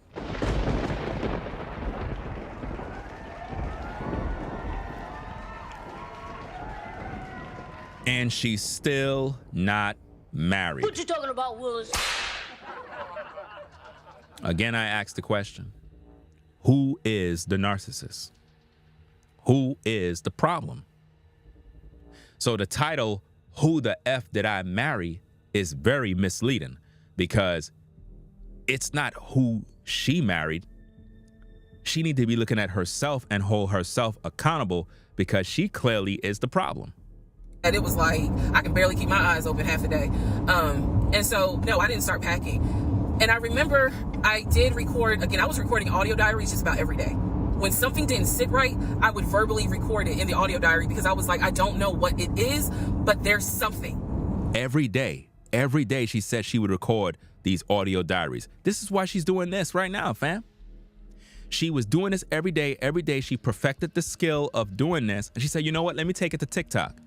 Let me take it to TikTok. Let me go out there, make this 50 part. Let me drive around in my car, even though this is very dangerous, right? Let me drive around in my car and make all these videos. Let me keep doing this. You know, even though I'm not supposed to be doing this, yes, I'm not holding a cell phone in my hand, so they can't really say I'm doing something wrong, but I'm still doing something wrong because I shouldn't even be doing TikTok videos. Like, how am I even able to start and stop the videos? That takes my attention off the road. But this is what she's doing online. That was the theme of our relationship. I don't know what it is, but I know there's something. Look at all the heavy traffic behind her, fam. It's at least 5 lanes of traffic, and this woman is driving on a busy road and making TikTok videos. Make it make sense, guys. Make it make sense. And so I remember talking to myself in my little prayer closet, because that's where I would do my recordings. And I remember thinking, what if we don't get this house? Like, what if he's lying? But again, there goes that thought process of, why would he lie about this? Like, who makes up that they're buying a house when in fact they're not? And then he's showing you all this paperwork. Like, come on, you can't be that jaded that you don't even believe what's in front of you. All right? So now we're going to go into part 5. Okay, part 5. Who the fuck did I marry? So I'm questioning all this stuff in my head out loud on my audio diaries. And then once again, I'm like, but look at what he's giving you. Like, he's paying. It wasn't a question about money. It was just a question of, are we really about to move into this house? And keep in mind, he's paying all the household bills. He still is. So we're supposed to close before Memorial Day. We didn't. She said he's paying all the bills, but he's the bad guy. He's the broke guy. He's the narcissist. Keep that in mind. This man been paying and paying and paying. I haven't heard not one time that this woman paid not $1 towards anything. Excuse. There was always an excuse with him. Always an excuse. And I didn't know enough about the process to question stuff because I really wasn't involved the way I should have been. And it was giving me a lot of anxiety. So I'm pregnant with a lot of anxiety. And if I'm gonna be 100% honest with y'all, I was not expecting that I was probably going to have a healthy pregnancy because I was stressed. And what I was stressed about is I didn't know what was going on because I wasn't really involved the way that a normal relationship would be involved. And see, this is why it resonates with women. She's talking about she don't know if she's going to have a healthy pregnancy and all this other mess. This woman is not married to the man. This woman allowed this ninja to live inside of her house, right? That she's renting in the hood. Remember, in the hood that she don't want to have a baby in, right? So she's desperate to get out, and she's complaining as if though it's this man's fault, which is why she's pregnant and going to end up having this baby. You know, while she's making all of these decisions, but he's the narcissist now. Just being honest. So we did not close we moved now into June. This is now going into June. Around June 5th, I looked at the house again on realtor.com.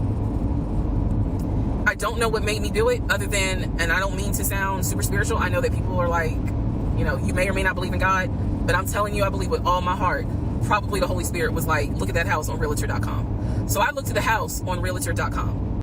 The Holy Spirit didn't tell her a damn thing. Because it's interesting how the Holy Spirit is telling her to look on realtor.com, but the Holy Spirit didn't tell her to keep her damn legs closed. Make it make sense.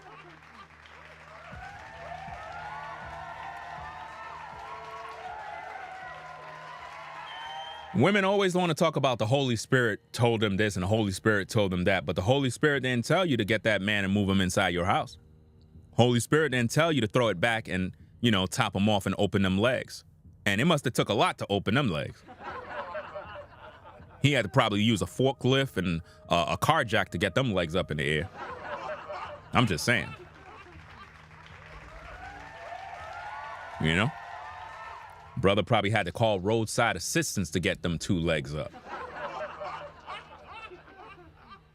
It's crazy, fam. But anyway, let's get back to the tapes.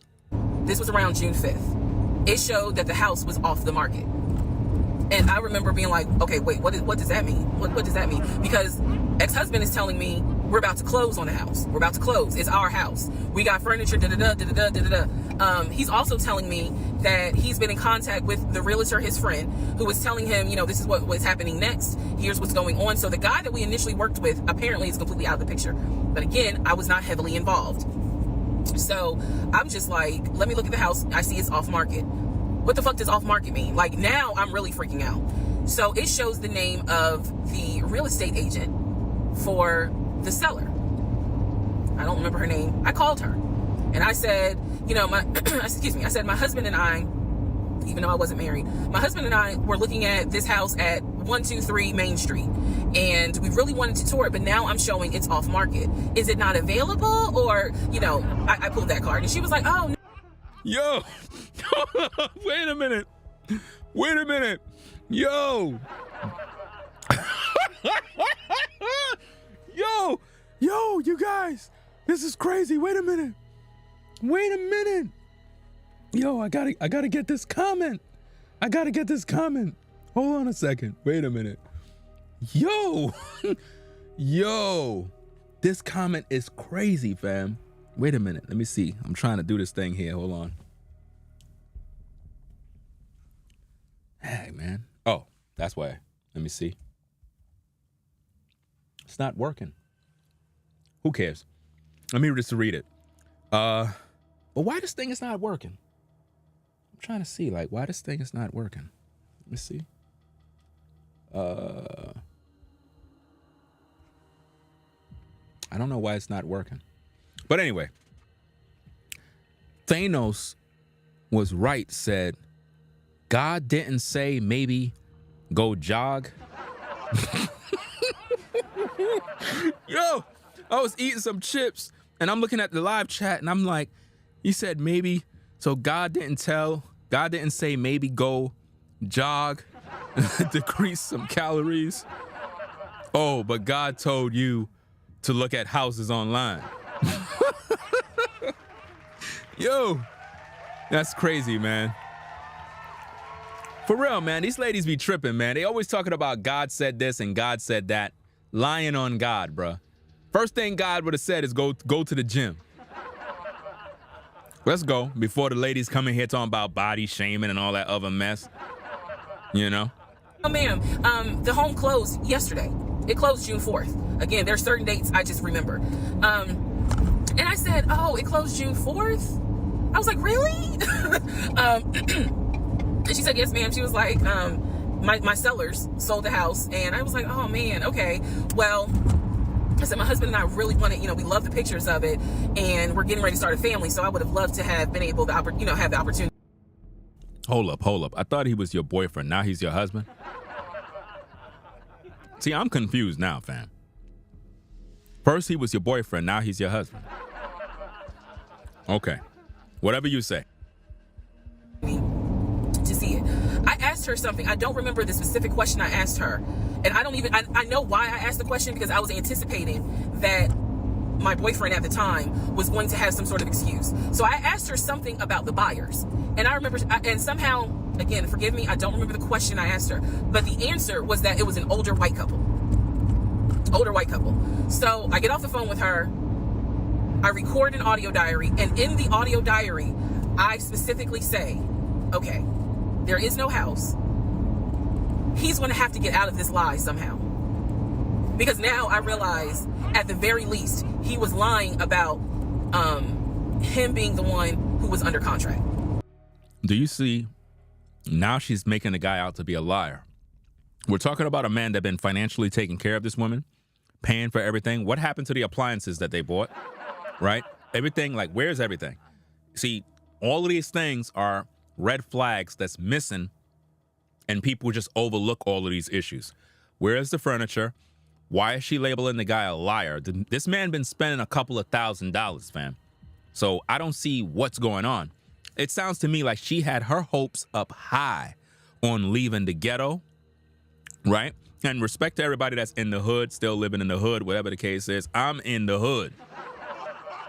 So don't look at me like I'm crazy. I'm in the hood, right? I'm trying to get out just like you, right? So my point is, she is a desperate woman who was pregnant out of wedlock by Pookie and Ray Ray in the hood, in the projects, right? And it didn't go good. And now she's trying to make the guy out to be this liar because she couldn't finesse him. You see what I'm saying? That's what's going on here, guys. Let's go. I knew enough about that.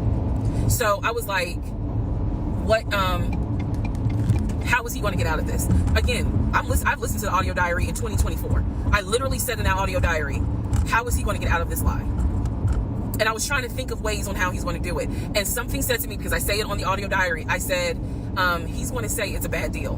And he's going to say he wants to pull out. Y'all keep in mind, I am pregnant. So I had a decision to make.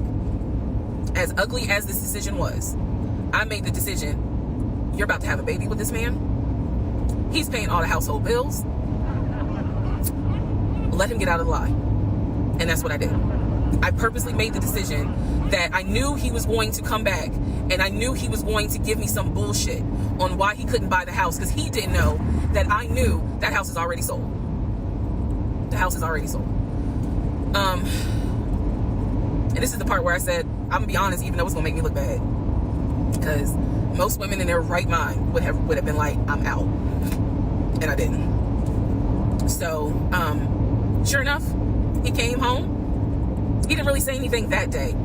The next day I asked him about the house, and he said, my friend, the realtor, he was like, I'm talking to him because something's going on with the interest rate. And when he said that, I felt so much relief, because I knew that I had been prepared for, he's gonna give you some bullshit. So when he said there's something with the interest rate, I said, you know what? If the this is literally what I said, y'all. Do she got that car on autopilot or something? Because she just keep looking into the camera and keep running her mouth, fam. And you're like, are you driving, miss? What you talking about, Willis? This is crazy, man. Interest rate isn't good, then we shouldn't move there. We should probably let this house go. We should cancel whatever furniture we ordered, or, appliances, and let's just look for another house. I said I would like to be moved before the end of the year. I said I really don't want to be 9 months pregnant moving into a house. I would like to be done with this before then. Do you see how she's pressuring the man now to get a house? Do you see how she don't contribute any money? Do you not see this? Do you not see that she's the problem, guys? We're only up to video 5. I've been breaking down this entire series thus far. This woman is the problem, guys. She's the one with the issues. It's not the guy. She's the one who's desperate to get out the projects. Talking about I live in a townhouse. I live in a three-bedroom townhouse. If you live in a good townhouse, why you don't want to have your baby in the townhouse? Because you in the hood. Because, look, ladies and gentlemen, I don't know what it is with usins, but a lot of usins, right? We try to pride ourselves as if though we on top of the world. I'm probably like the only content creator that keep it a buck. All these other content creators, everybody be acting like they glamorous. Everybody live in $1 million homes, or at least they acting like. I'm the only one that keep it a buck with you, fam, because I don't got no time to be faking the funk. You know what I mean? A lot of people be faking out here. They be acting like they live in all this lavish stuff, driving luxury cars, doing all this stuff, and these people struggling. Because if people really had it like that, fam, I'm telling you, they'll be moving a different way. But we live in a culture where people like to pride themselves on where they live, what they drive, and it's only with us, only with our people. We're the only ones that do that. We will judge a person completely based on where they live. Don't even know that person from nowhere. You don't know what they do. You don't know how much money they got in their bank account. You got people that live in the hood and they got $500K in their account and they in the hood. You don't know that because by perception, you figure if they in the hood, they broke. Oh no, it's not. Oh no. They could be working on something. They could be working on something. But that's the perception people have. Oh, you driving a hoopty. They looking at you like, oh, you broke. That's what you driving? But they don't know what you got. They just don't know. Some people don't like you to know. I'm not the type of person that like to be in the spotlight. I really don't. I don't like too much attention. I don't like it. I'm a very private person. When I walk outside, it's like I'm on high alert because of my presence on social media. It's like you never know or who might see you in the streets, and because it happens to me a lot when I'm outside and out and about. That's why I normally don't go to stores anymore to shop for different things. I just don't do that no more. Because a lot of times when I'm out and about, I get some people, not saying that everybody is like this, but I get some people that are literally like, they'll follow you around. Like I'll be moving and I'm like, this person's still there. Like, what the hell's? Like I'll go here and they there and I'm like, it's almost like they're trying to follow you. You'll jump in a car and you like, this person is literally following you, fam. Like they trying to know where you at. Like it's crazy. That's why I don't really like being out and about too much. You know what I mean? That's why I'm getting out of New York, because people crazy. Seriously, I got to go in the jungle somewhere. And the way I said it was so calm. And he was like, okay, I'm gonna call the realtor, and tell him I'm backing out of the house. And I'm gonna see if I can get my earnest money back. And I remember looking at him, I was standing in the kitchen and I cocked my head to the side and I said, okay, get your earnest money back and let's find another house. And so that's how that first house fell through. So, fast forward, I keep looking at this to see how much time I have, because they only give you 10 minutes. So this is part 5, part 6 is coming up. But subsequently, what ends up happening the next week, which is mid-June, I was at work. And I started cramping, started bleeding. And at this point, my doctor, I had just had an ultrasound earlier that day. So I went to work, because the ultrasound was fine. I went to work, and the cramping and the bleeding started. And I started crying because I kind of knew what was going on. You see it? You hear the sob story that this woman is putting out there. This sob story, let me tell you something, fam. This section of her video gravitates towards women that have a bunch of babies out of wedlock, because they all experience this same thing. Now, first thing first we got to examine here is this. This woman is not even married to this man, but she's having babies, getting pregnant. Why would a woman get pregnant by a man? You're not his wife. You haven't even been established getting the house yet. He moved in with you, allegedly, but he's paying everything. But you try to shame him by saying he was in a studio apartment, a studio box room, but yet he's paying all of these bills. Sounds to me like this guy got some money. I don't see how could a guy be in the IT department of Apple, but he's in a little studio apartment. You gotta listen to her and make it make sense. It sounds to me like she made up this entire story for social media, or the guy dumped her because he found out that she was fake.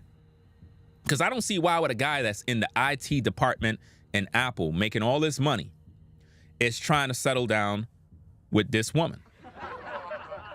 I don't see that, fam. It's not making sense. It's not making sense. Some of you sisters that are out there, and again, you know, us brothers, we judge women by how they look. I'm just being honest with you. You could get mad, you can cry a river. You have a lot of you ladies right now that are watching me right now. A lot of you ladies might look good, nice body, pretty face, whatever the case is, and even you yourself find it difficult to get with a quality man. Well, then again, it's because you always choose Pookie and Ray Ray. But you find it difficult, and you got it going on. So it's not so much about how you look, even though that's a part, because men do judge women by how they look. But what I'm trying to show you is, with all the spending that this man did on this woman, how come you ladies don't get that? How come you ladies that nice figures, nice breasts, pretty face, how come you don't got a man fixing your tire? How come you don't have a man buying you appliances, taking you to Red Lobster, doing all of those things? How come this lady is able to do that and you're unable to get that? You don't see there's a problem here? You don't see that it's just not adding up? It sounds to me like this lady is telling you about a fantasy of what she would like to happen to her, but I just don't believe that any man did any of this for her. I believe that this is a fabricated story, and it only gravitates towards women that been through this type of drama. That's why she's talking about her pregnancies and all this other mess. Number one, why did she get pregnant? Why did she get pregnant if the man is no good? Why would she get pregnant if she's not even married? Why is she raw dogging with a man that she don't even know? Come on now. See, you ladies got to take accountability for your own actions and stop playing these games, making it seem like we just put our rod up inside of you. I told you, a man can't do that unless you want to. You know what I mean? A man can't release his seed in you unless you want to get pregnant. She wanted to get pregnant because she was trying to lock that man down, allegedly. Where is the accountability for this woman? And how come no woman is talking about that on social media? Instead, they're just dragging men in general like we're all monsters. We don't got nothing to do with the situation with her. And I'm not saying that a lady of her caliber cannot possibly get a man. I don't know what kind of man she was with. Beauty is in the eye of the beholder at the end of the day. But what I'm trying to show you is, I just don't see how could a woman have a man that was financially supporting her, paying all these bills, taking her on all these dates, trying to get houses and property, and then all of a sudden now she's pregnant and she's still not married, and then complain that he's the narcissist and the liar. What she call it? A pathical something? I forgot what in the world the term she used, but she tried to call him this liar that was misleading her when she was making all of these decisions. She made the decision to bring him in the house. She made the decision to sleep with him. She made the decision to get the baby. She made the decision to do all of these things. When will she hold herself accountable? And why women on social media can't see these things? Why is it that women on social media only see the negativity in men, but you don't see the negativity in women? Come on now. There got to be a balance to this. A pathological, okay. So she called him a pathological liar. A pathological liar. That's crazy, man. That's not a normal liar. You know? That's not a normal kind of liar. That's a liar that's very, very excessive. That makes up stories as he go and makes it look real too. Let's go. And my doctor had called me and told me that when they did the ultrasound, they did not see a heartbeat. So she was like, this pregnancy is not going to be viable. Did you see that? Now she's hurting women's feelings because many women had this happen to them, fam. You know, stillborns, miscarriages, whatever the case is. So now, guess what ladies are saying now on social media? She lost the baby due to the stress. Are y'all seeing what she's doing? She's now creating a narrative that the baby, the result of the baby not having no heartbeat or whatever the case is because of the stress the man put her under. Are you seeing what they're doing to us?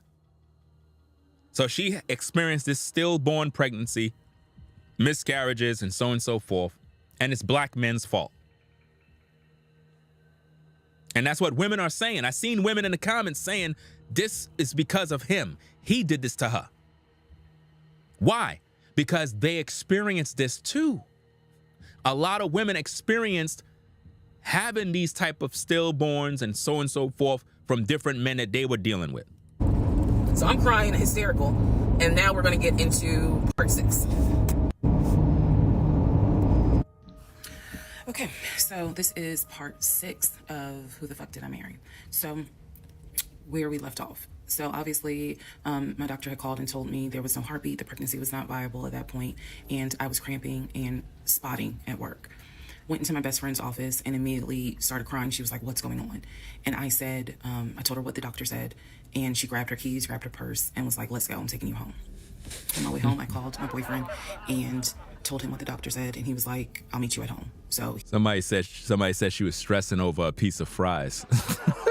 Yo, y'all not right, man. Yo. She was stressing over a piece of fries, bro. That's crazy, man. He was coming from Duluth, went straight home. And so about 24, 48 hours later, I had a doctor's appointment, and my doctor gave me 3 options. First option, let everything happen naturally. Your body will expel the fetus on its own. Second option, you can take a pill which will induce expelling the fetus at home. The pill basically will cause you to contract and expel. The third option was to go into the hospital and do a DNC. I did not want to do a DNC because I did not want to be in a hospital with COVID going on. And for whatever reason, I did not do the option of let it happen naturally.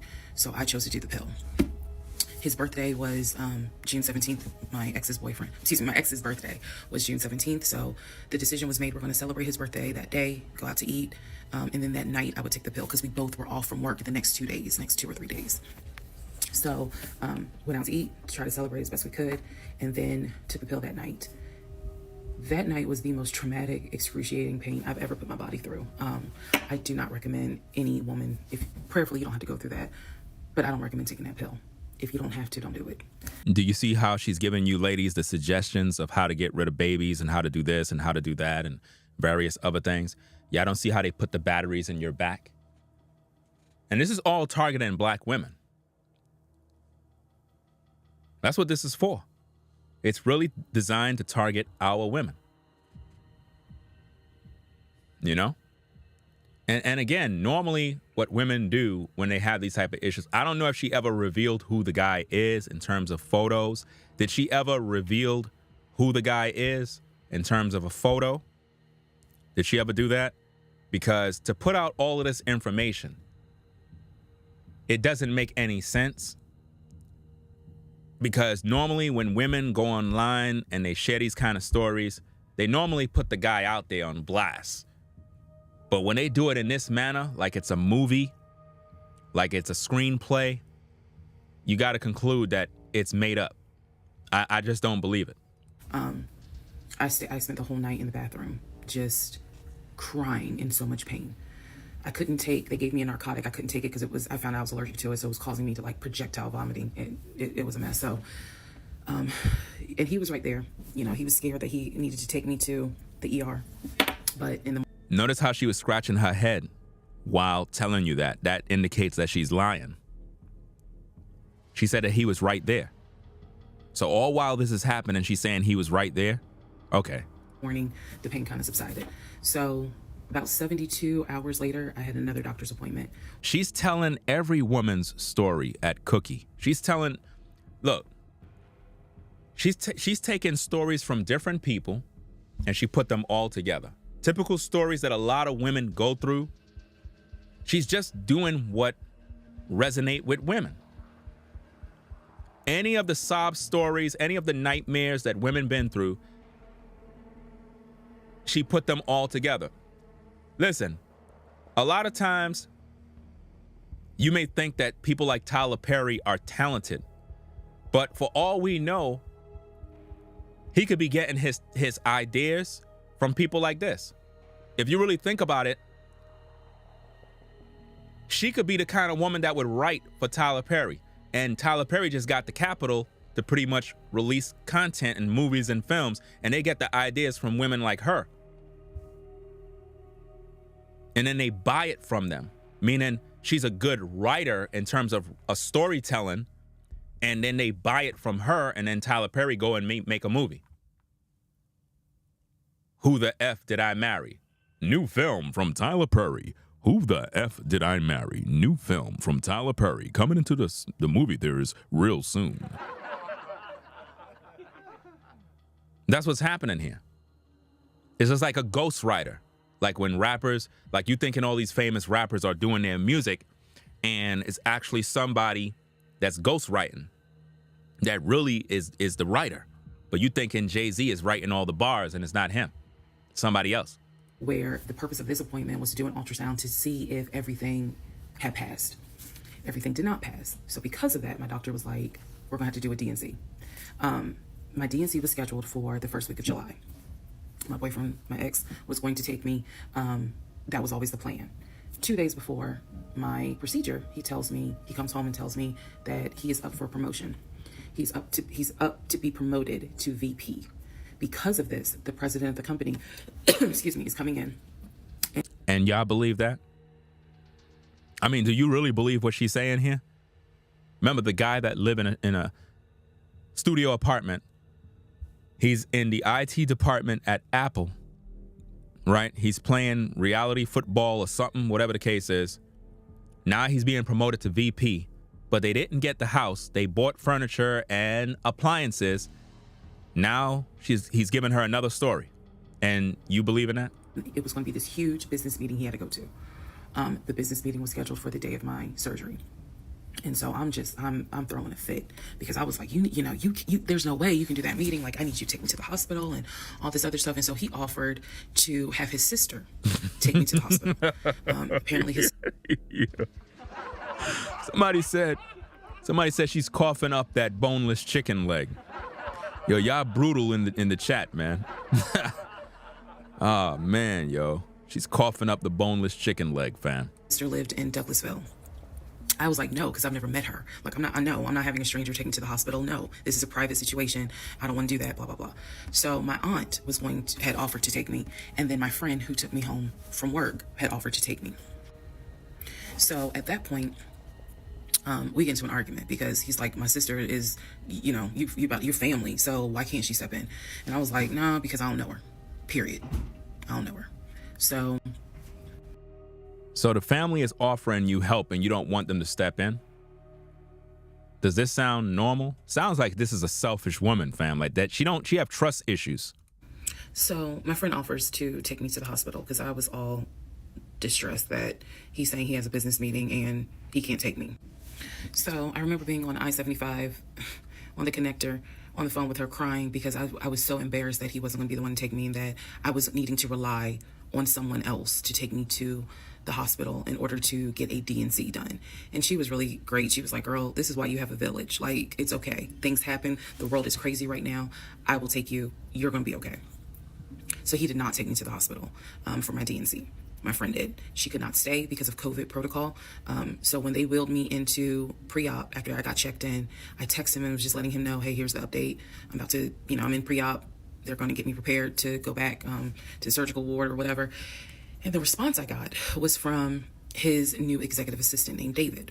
Now, when he told me he was up for the promotion, he did tell me that part of getting this new job would be that he would get an executive assistant named David. And he did tell me, I'm going to make sure that I inform David, if you get a text from this number, meaning from me, pull me out of the meeting. Because, my fiance's having a procedure done and I'm picking her up. So it's important that you come get me if it's something serious.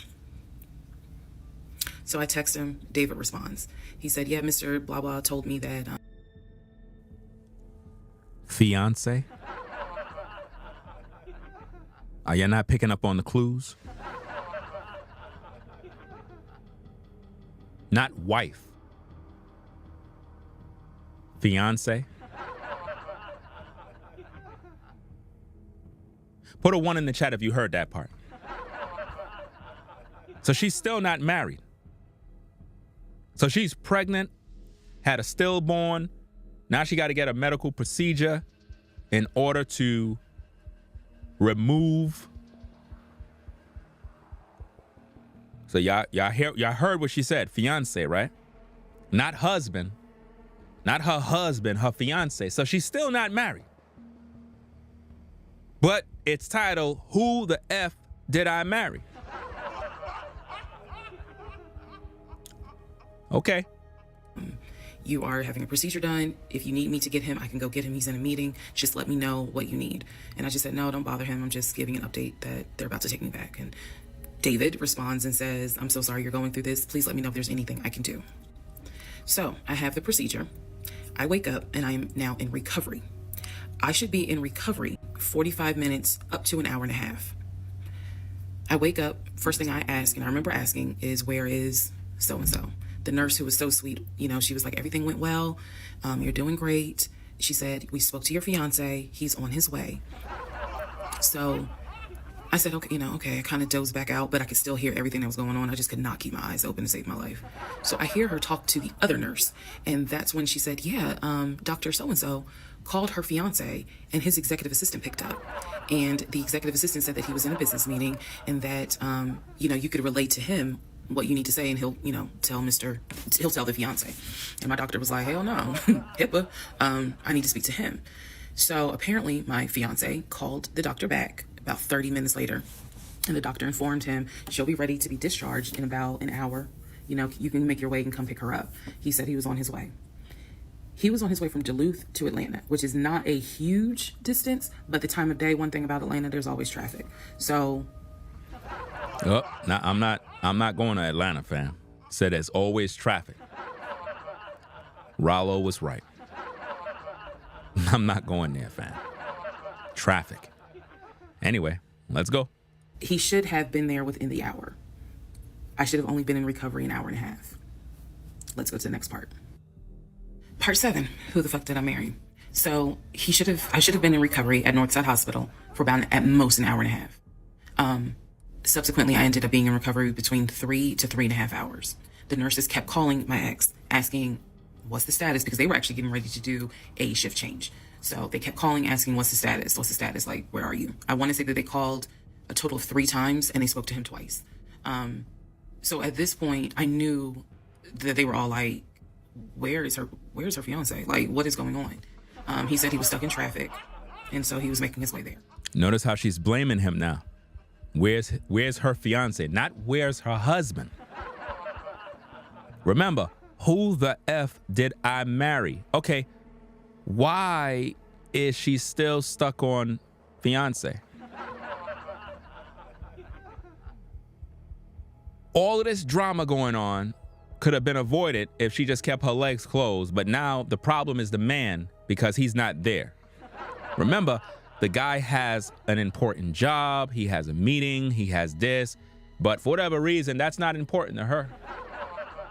He eventually did get to Northside Hospital, and they wheeled me down, because again, he couldn't come in.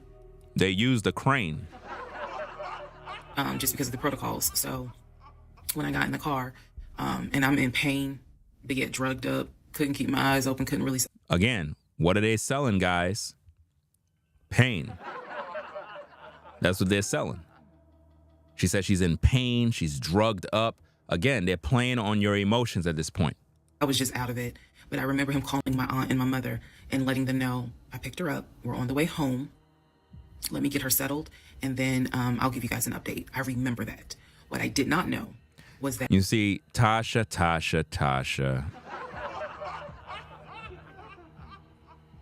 Why aren't you paying attention, Tasha?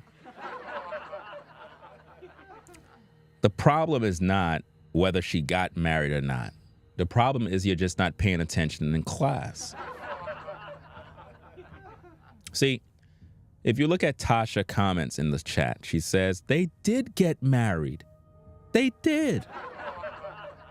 She did get married. Just keep going. You're missing the point, Tasha. The point is not whether she got married or not. The point is she's doing what married people's supposed to do.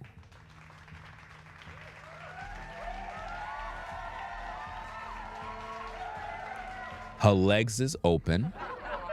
She's having babies out of wedlock. She's shopping for appliances.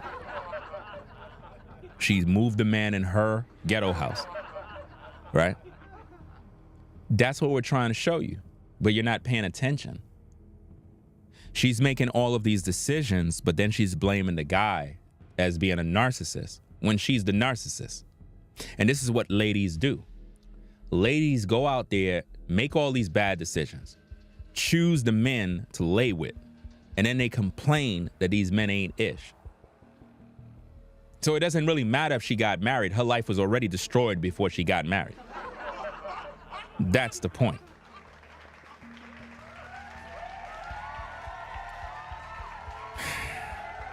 I'm telling you guys, women, they're just not thinking, guys. Her life was destroyed before she got married. I don't know why people think that when you go get married, that it like magically make things good. Once a man put his rod, his heavy meat up inside of you ladies, you're already married. This is where you miss the mark. Ladies be thinking that they got to go down to some courthouse to see the judge to get a marriage certificate that says, okay, I'm married. No. Once a guy put heavy meat inside of you, you already got married. So technically speaking, this woman destroyed her life before she said, I do. Whose fault is that? The guy's fault? She allowed that man to put heavy meat. We're talking about heavy, real heavy meat. Deep. You know what I mean? He put the meat. We're talking about the meat went and it hit the back. You know, like the back part of the wall, the back. He put it deep and gave her the extra two. Because, you know, a woman like this, guys, you're gonna have to really work out. You're gonna have to make sure you bring your car jack from your car. You gotta bring it inside the house to bed. You gotta bring some special tools and equipment, device, all of that stuff in order to get at least one of her legs up. You know, you gotta go hire a construction truck crew to bring, like, you know, those construction trucks that bring heavy things on top of buildings, and they have them on the bottom and they lift up heavy equipment. Y'all know what I'm talking about. Them things be tall like buildings. You gotta hire one of those guys to come in and make that go into your window with the crane wire, and you connect that to one of her legs to get one of them up in order for you to be able to go balls deep. So he put heavy meat inside of her, deep, real deep. And now she out here blaming him for all her problems. That's crazy, man. He had texted my aunt and my mom and asked them to not bother me for like a week. Like, just please don't reach out to her. Let her just rest. I am from New Jersey. I am from an African-American family. Oh, no. Really? Oh, man. You don't tell my black mama or my black aunt that, please don't bother her for a week. Now, guys, you know that's a red flag. From when you hear her talking like that, it's time to go. It's time to go, guys. This is why this woman's story went viral. It's because the whole family crazy too, fam. I didn't know this at the time, but I'm just interjecting that part. I'm trying to stay in the timeline, but he did apparently do that, and my aunt was like, "Why will fuck you up?" Anyway, so go home. He waits on me hand and foot. I recover. Just needed about 24 to 48 hours to just get my mind right. During this time, in between when the house in Douglasville fell through, we had not talked about a house. So I guess it was about a week later after the DNC. He decides that, do you want to start looking for a house again? Excuse me, I have hiccups, y'all. Do you want to start looking for a house again? So even after the house fell apart, he contacted you again and said, do you want to look for a house again?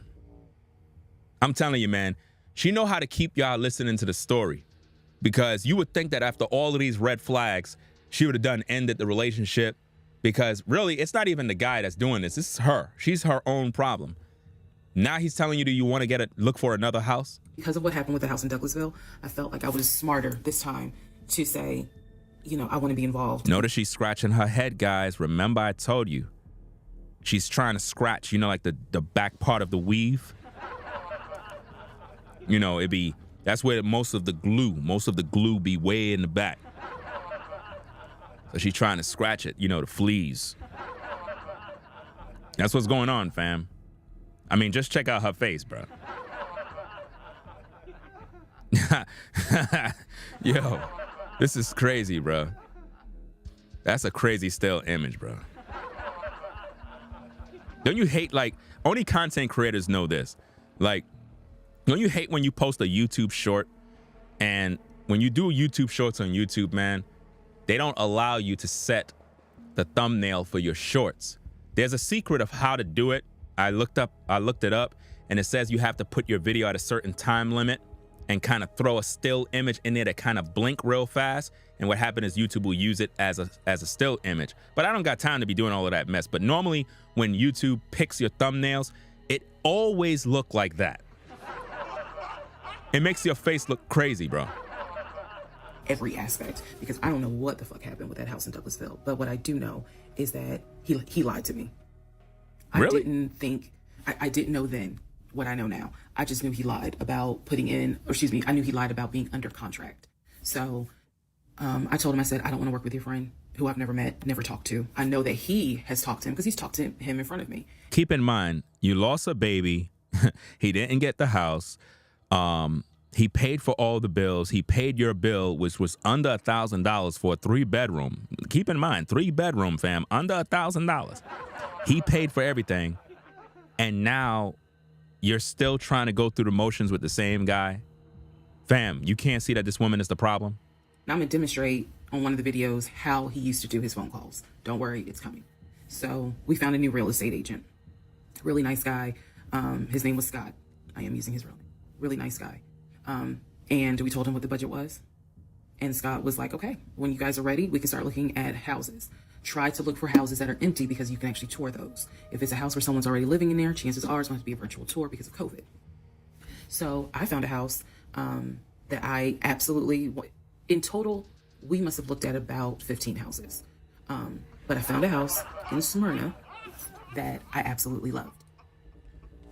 See, what she's really doing is she's telling you about the houses she want to buy right now. See, y'all not peeping the game.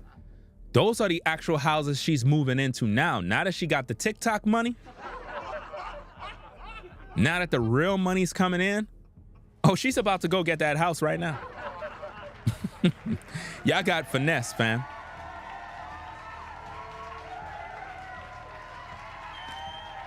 She finally was able to get that house, bro. Finessed everybody. Let's go. We toured the house. Everything about this house was perfect. The house was listed for $699,000. $699,000. Now remember, the first house that she was trying to get was $350,000. It was $350,000. Now it's a $600K house, fam. Mini mansion, fam. That's crazy, bro. Wow. That's the house she's trying to get right now.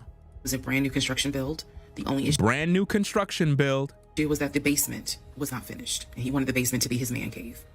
He wanted the basement to be his man cave. Y'all can't see this is made up? Again, I went with him to tour this house. So this was already feeling very different than the situation in Douglasville, because we did not actually tour the Douglasville house. We only did a FaceTime virtual tour. So even after he didn't go through with the first house, even though you suspect him as a liar, even though you called him a narcissist, now you're going on another attempt to get another house. You cannot see that she's the problem. Come on now. This house in Smyrna, we toured. We toured this house more than once. And it was gorgeous. Fucking gorgeous. So we talked about it. He said that he had the money. Again, the price was $699. So let me get this straight. You said that he said he got the money. But in the beginning of this live show, we looked at your introduction video. We looked at all the other videos. You said that he lived in a studio apartment. And you was trying to allude to the fact that maybe he was broke and you are living in a better condition, because you said, well, I live in a 3-bedroom townhouse. But then later on, you changed the story and said, oh, I don't want to have no baby in the hood. Which one is it? But now he got the money, right? Okay. So he got the money, but he don't got the money to be in a nice place, but he had to be in a studio? Okay. He said he felt comfortable putting in an all-cash offer. If you remember on the videos before, he told me he had money in his savings from when he played football. So when he said an all-cash offer, even I knew, you got that kind of money? Like, where you can cut a cashier's check for $699,000? And he told me he did. See, she was looking for that bread, fam. She was looking for his money. But he's the narcissist and a bum and broke. Okay. He had money in savings from when he played football, and he was very comfortable paying all cash for this home. So the real estate agent, Scott, sent over the paperwork. The paperwork was sent in both of our names. It was sent to my email. That was another thing that I changed after Douglasville. Everything gets sent to me, and then I will be sure that he signs it. So he sent it to me. You see that, guys? Red flag. She said that what happened in Douglasville, she changed everything. Now everything gets sent to me so that I can make sure. Now she's controlling paperwork now. Peep those things, man. Those are signs.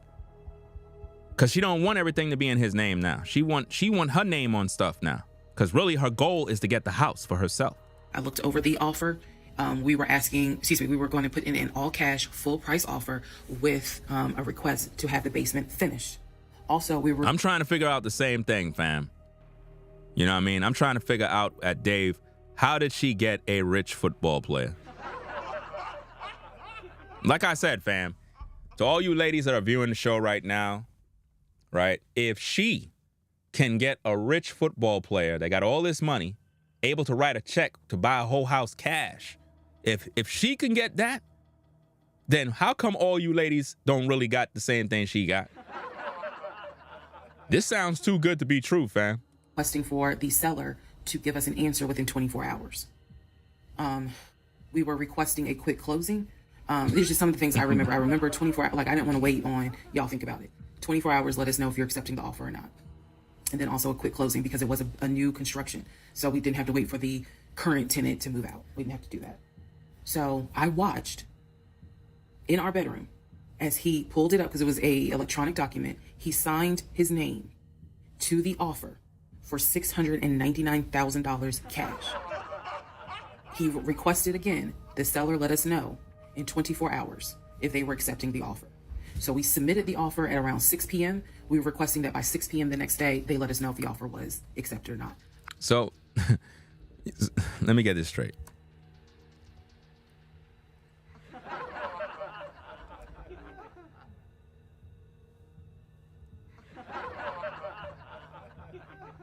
So y'all just see a house.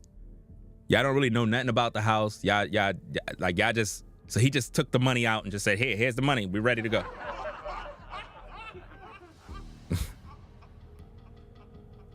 Like, who does that? Who sees a house and just say, yep, check? Do you accept the offer? Fam, do you even know if your roof is good? Do you even know if the house got good water system, heating, air, ventilation?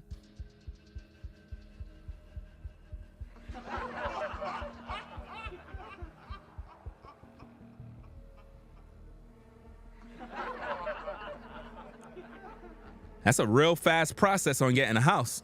I watched him sign the offer. And this is how I know it's BS, because I'm in that process, and it's kind of stressful because a lot of things that's going on that you got to do, and I'm like, this is just too easy for them. It's like happening like right away. I wish it could be like that with me. I sent the offer back to Scott from my email. All parties had signed. Scott texted us and said, I got it. I'm submitting it. I will let you know what they say. Let's go into part 7. Sorry, let's go into part 8. Good. Okay, so I just want to clear up some things that I realize is kind of creating some confusion. So just allow this video to serve as a stop sign. Let's clarify. First of all, the story, background. He was born in Philly, raised in Philly, and moved to Augusta. Story is that he moved to Augusta for high school. After high school, he went to college at San Diego State.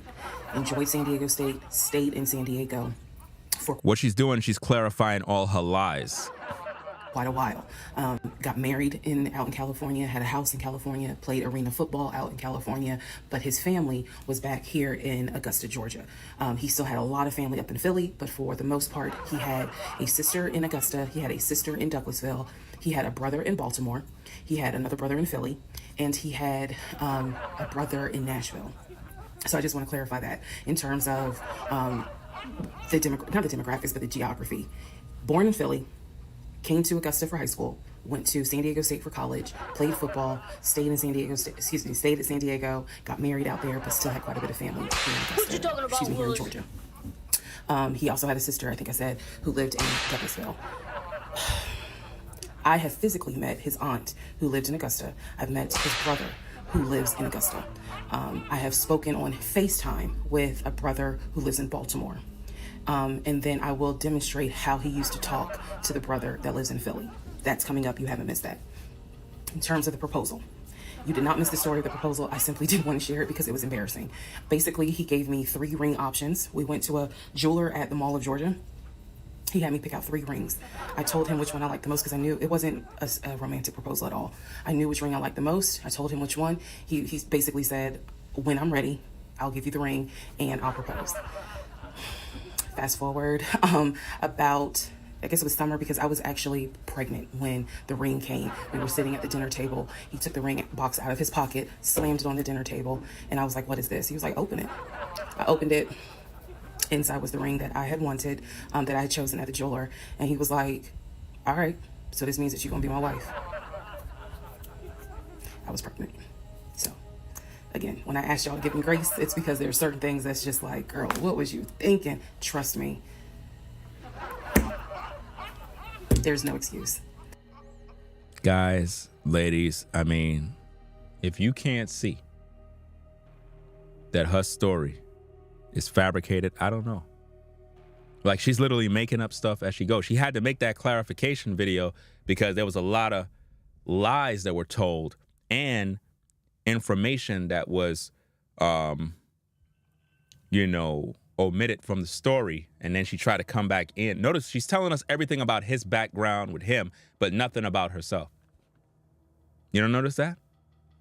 Nothing about herself. So there was never a, will you marry me?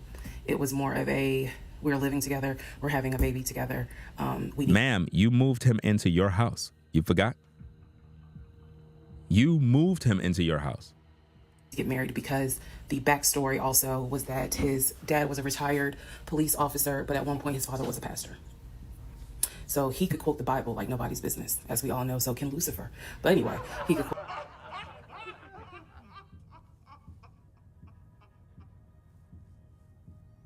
So now women are going to be looking at guys that quote scripture as the devil now. So now when brothers like myself teach from the Bible, women are going to be like, yeah, don't listen to Ringo. Ringo is of the devil.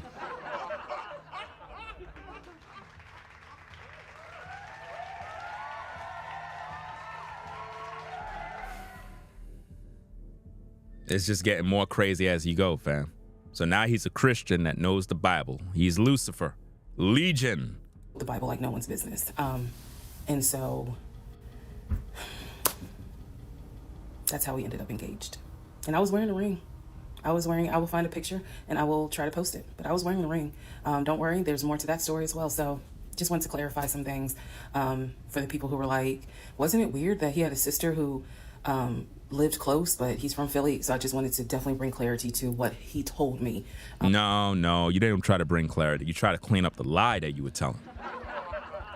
That's what it was. You were trying to clear up the lie. That's what it is, fam. Yes, this went on for 50 parts, and she got millions upon millions of views. Like, this is a very, very viral topic that we're reviewing right here. Now, of course, my video is not going to get no views. You know what I mean? I'm just saying that because, you know, it's weird how with social media, when you break down certain videos and give it, put out the truth, people typically don't like to look at that. They like to listen to just the drama. People would rather just watch her videos without me breaking it down, because I'm actually showing the lies and the hypocrisy, the fact that she was the problem the whole time. If you've been watching this live from the beginning all the way up to now, you would know that this woman been lying the whole time. But she made the guy out to be the narcissist. Was the backstory. Born in Philly, came to Augusta for high school, went to California for college, played football at San Diego State, played football and arena football, worked at Apple, and then joined the condiment company in California, who then transferred him back to Georgia. He was married in California, and he told me he got divorced in California. That is important as well. That will come up again later. And so the ex-wife, at this point in time, at the time that I'm telling you, part 7, which is the last video I just posted, the ex-wife lived in California with her 2 kids, his 2 stepkids. The 2 stepkids were 17 and 20 or 21, but they were that age group. And he was saying that he was very close with them, so he wanted to keep a tight relationship with them. And he talked to them, if not every day, every other day. When I say, when I say this, I need y'all to understand. When I say that he talked to someone, it means that he was on the phone in front of me talking to the person. I hope that, because I will touch back on this. He was on the phone in front of me talking to the person. So he talked to his siblings every day. He talked to his aunt almost every day. He talked to his family the way I talk to my family almost every day.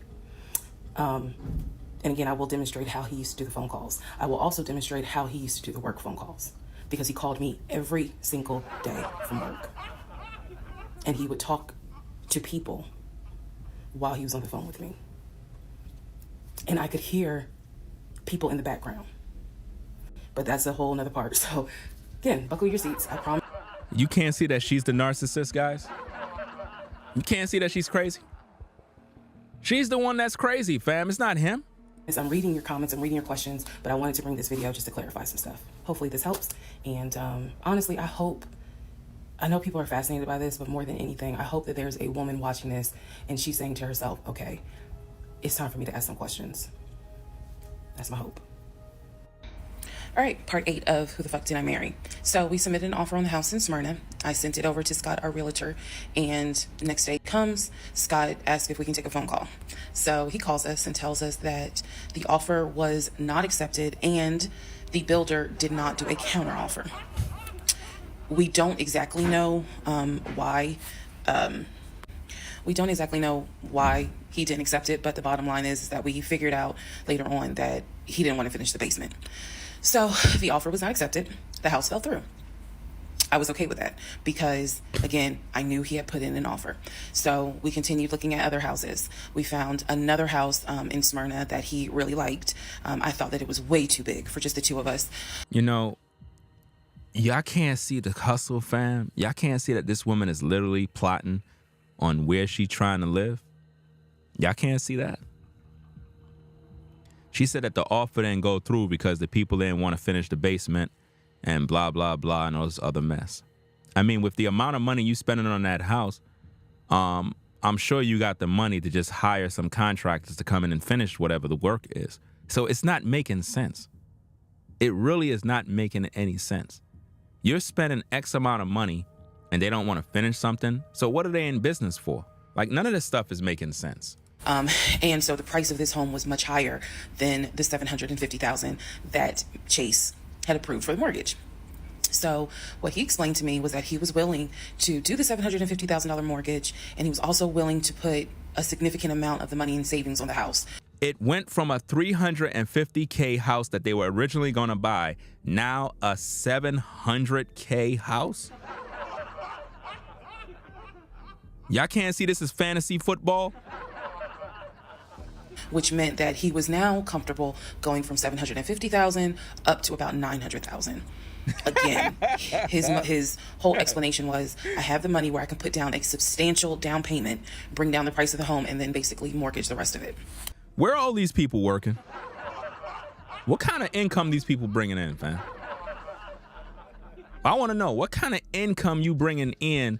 Y'all here paying down on 900K homes? Fam, you got to be bringing in like $1 million. You know what I mean? Gotta be. Because I don't know anybody working at Target that pay down on a 950K home. From 350 to 900K, but you didn't believe that he was doing the first house? Come on, fam. This is bogus, man. So that was now the plan. I was not comfortable with a home over $900,000. But again, keep in mind, I saw the Chase paperwork. So I was like, I just feel more comfortable sticking at the $750,000 mark. That's what you were approved for. Let's go with that. By this point, this is now fall of 2020. We have been talking about marriage. I had my ring. He had made VP at the company. What happened to the furniture? Did y'all get your money back? I think she said something about they try to get their money back or some nonsense before in the show. But I don't believe that either. But now she got a ring, but she's not married. Okay. And again, he was calling me every day from work. I need to kind of explain how the company was ran, because when you think VP, you would think he would be... Were y'all even in love with one another? Because I would not be in love with this woman at all. I'm just saying, I just can't picture this dude calling her every day. Like, calling her for what? At this point, like, what exactly is this man loving? Because I would be depressed. In an office. It was a condiment company, so they actually were producing the condiments, and I'm not saying the name of the company on purpose, but they were producing the condiments in this particular plant location. So a lot of times, he would simply tell me that he walked the floor, checking in with his subordinates, basically. Now, how did he go to work? For the most part, at this point, he left before I woke up. However, pretty much he wore dress pants, kind of like a dark navy blue cargo pant. So he left before you woke up?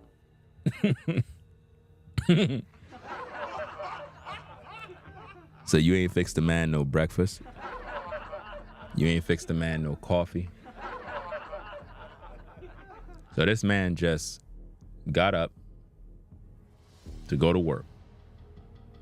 Nobody's married.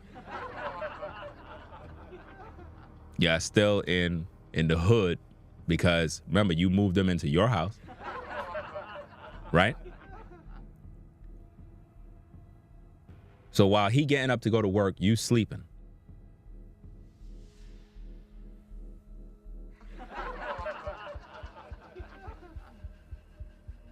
Let's get back to the tapes. And he had a polo shirt with the company logo on it. What I saw a lot of times is that he would not wear the polo shirt to work. He would wear like a company t-shirt. He would wear rubber sole shoes and the navy blue cargo pants. I didn't think it was a uniform, but it reminded me of what someone would wear when I worked at Amazon, if you're going to be doing manual labor. He didn't go to work sloppy looking at all, but it definitely was not suit and tie. Nowhere near suit and tie. It is fair to note that outside of work, he was a man who he loved to dress. He loved to wear the latest Jordans. He loved to collect watches. He collected a lot of Invicta watches. He loved to collect hats. He wore hats, baseball caps everywhere because he didn't like the shape of his head. So in terms of how he dressed casually, the man, he could dress. In terms of how he dressed for work, yeah, he didn't dress like a VP. But his excuse was, I'm constantly walking the production floor, and I can't be in a suit and tie walking the production floor where they're creating the condiments that we're selling. So by this point, again, this is fall. We're still looking at houses. We're still touring houses as much as we can because it is COVID. We had found another house. That's right, fam. I haven't heard not one time of this woman saying she cooked. Like, I ain't hear nothing yet. Or that she cooked them a meal, some breakfast, lunch, something. So I don't know, fam. That we really liked, and a house that I really, truly wanted to put an offer in on. This was now going to be the second house that we put an offer on. He put in the asking price, I believe, was about $700,000. He put in under asking an offer for about $650,000. I'm guessing, but I'll try to find the house and put it on this and put it on the story. The reason that house fell through. Yo, everybody in the chat is brutal, man. People like, she ate. She was definitely eating. Her chicken cabinet empty. Who did he marry? Yo, this is crazy, man. She ate all the food. Yo, they had 3 refrigerators at her house, man. Food bill was $8,000. Yo. Oh, man. We found out that the home was sitting on a septic tank. We found out that the septic tank had an issue, and it would have taken about $15,000 to $20,000 to fix the septic tank. The sellers were not willing to fix the septic tank. Personally, I didn't really care for the house that much. I'm the one who was like, I don't really want it. So even though we put an offer in, we had 24 hours where we could pull our offer back. And so we did. Once we found out. Now you pull the offer back? Are y'all not seeing this? Am I the only one that's seeing this madness, man? Listen, man. I believe it was in the disclosure. And if you're a realtor, please feel free to tell me if I'm using the wrong terminology. But I believe it was in the disclosure that they told us the septic tank needs to be replaced. That's when I was like, nah, I don't. So y'all spending hundreds and hundreds of thousands of dollars, and now y'all trying to figure out something needs to be replaced? Clearly, man, this is not real. There's no way the story could be real, y'all. There's no way. This is crazy, man. On that house. So we pulled out. The house fell through. And so I was fine with it because, again, I was heavily involved. I saw him sign the offer. I knew every step of what was going on. Our real estate agent, Scott, was amazing. Wait a minute. Yo, somebody. Kenny said her electric bill was $800, and it all was because of the refrigerator light bulb.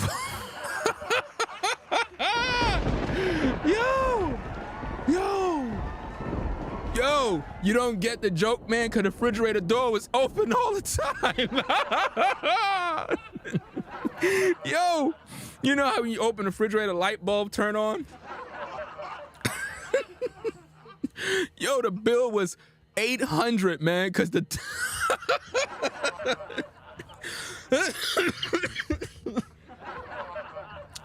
All right, man, let me get back to the video, man. This is crazy.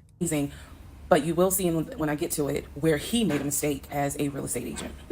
So house number 2 fell through. We then moved on, saw a few more houses, and then we get to house number 3. House number 3? Guys, come on now. This is just pure entertainment. At the end of the day, it's got to be just pure entertainment. Now it's up to house number 3. How come she ain't leave him already? How come he didn't leave? If I'm the dude, I would have left already. This is crazy. Now they up to house number 3, guys. Please don't tell me it's gonna be $1 million home. Please. I'm going to pause talking about the houses because now I need to introduce what happened with the cars. Uh-oh. Stay tuned. All right, part 9 of Who the Fuck Did I Marry? So we're pausing on the house stuff. Let me tell you about the car. So when I met my ex-husband, I was driving a 2012 Nissan Rogue, fully loaded. It had quite a few miles on it, but it got me from A to B. It was in good condition. But the car had the same amount of miles on it, like she had the same amount of miles. What you talking about, Will? Her mileage was high as well as her car. Was upside down in the car. He was driving a 2018 Ford Taurus, sport mode. I know he had a sport mode on the car, and I love driving that car. When he told me how he was a regional manager, he told me that one of the perks that came with the job was that he would be getting a company car. And so we spent time going to Range Rover of South Atlanta. We spent time going to Jaguar. We spent time going to BMW. Y'all got all this money, but this woman said she was living from paycheck to paycheck and broke. But they going to Jaguar. They going to all these high-end automobile shops and buying $1 million homes. Make it make sense, guys. When did this woman ever go to work? When was she at the job? I haven't heard nothing about her life.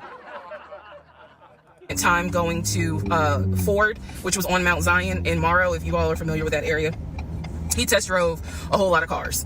In the end, he decided on a BMW sedan. I was there when he test drove the car. I got in the car with him. I loved it. And he explained to the salesperson, you know, I'm getting a company car. I need to get a printout of the full price of the car, tax, tag, and title.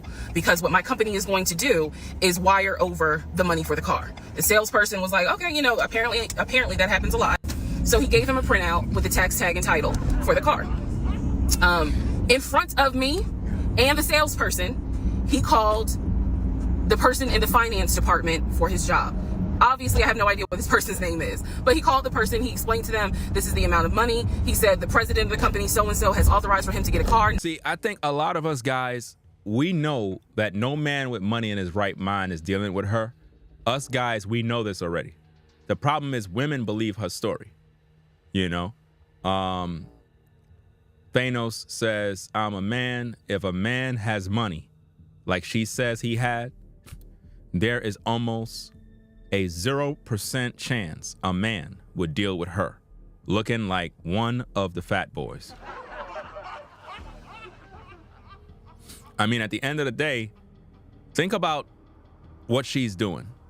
She's making it seem like this guy was loaded, have all this cash, spending all this money. But if you really think logically, would a man with money now be going this hard with this woman right here? I want you to think about that now. I want you to think about all the IG models that are struggling. But she's living her best life? Come on now. I'm not trying to buy that, man. That's just like how they try to use Lizzo to promote every single thing. They try to use her, you know, to promote lingerie and all sorts of stuff.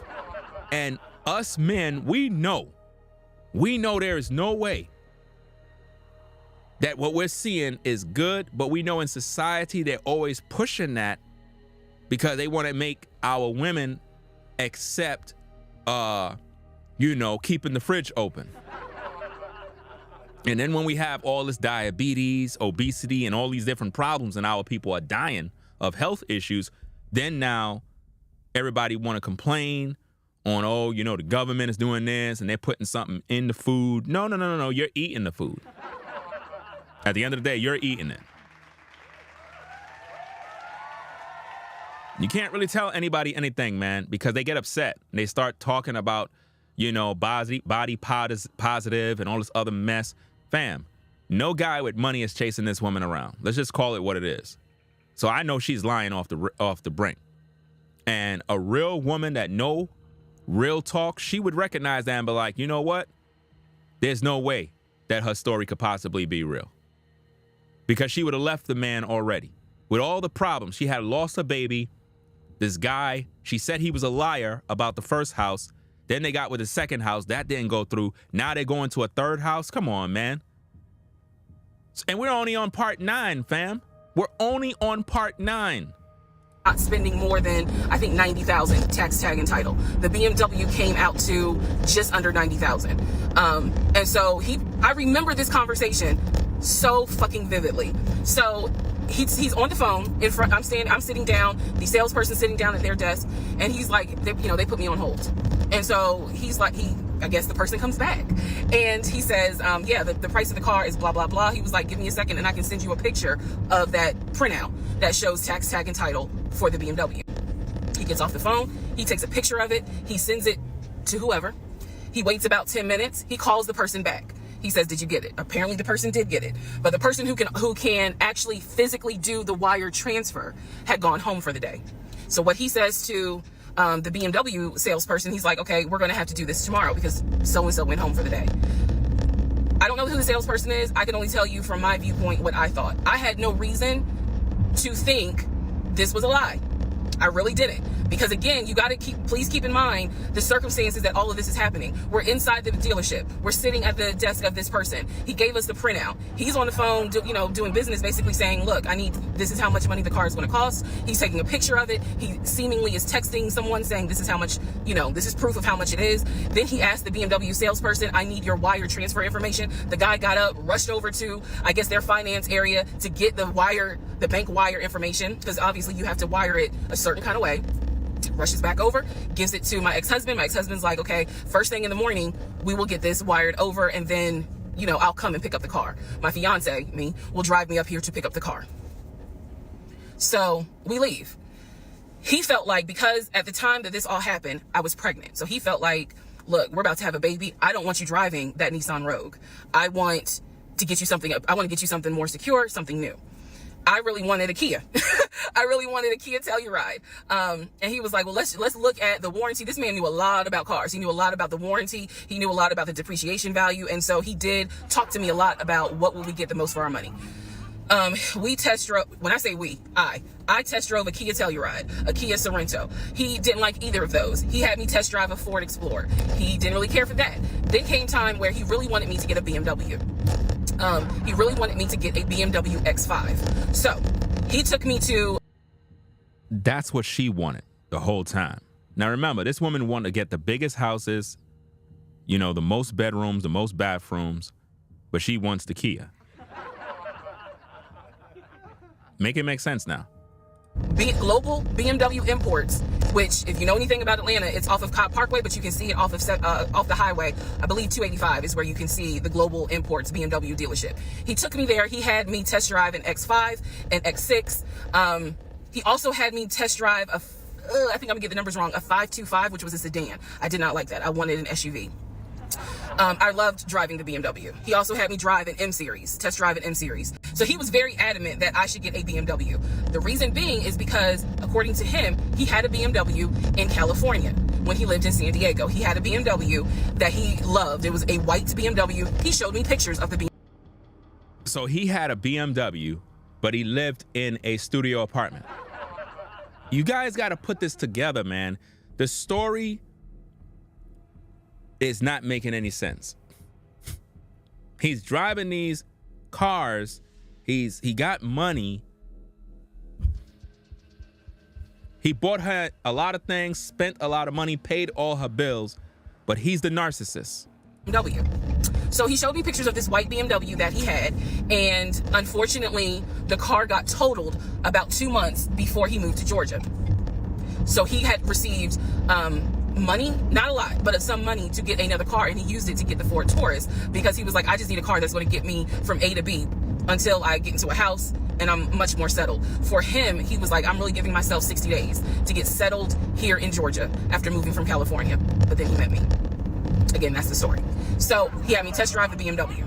So much so, I loved the BMW. Loved it. I wanted a dark blue BMW with cognac interior. I wanted an X5, and I wanted an M-Series. So I can clearly tell y'all that's exactly the car I wanted. We were on... Do you see? That's the car she wanted, guys. That's what she wanted the whole time. She's literally expressing the kind of car she wants right now, which you're going to help her to get.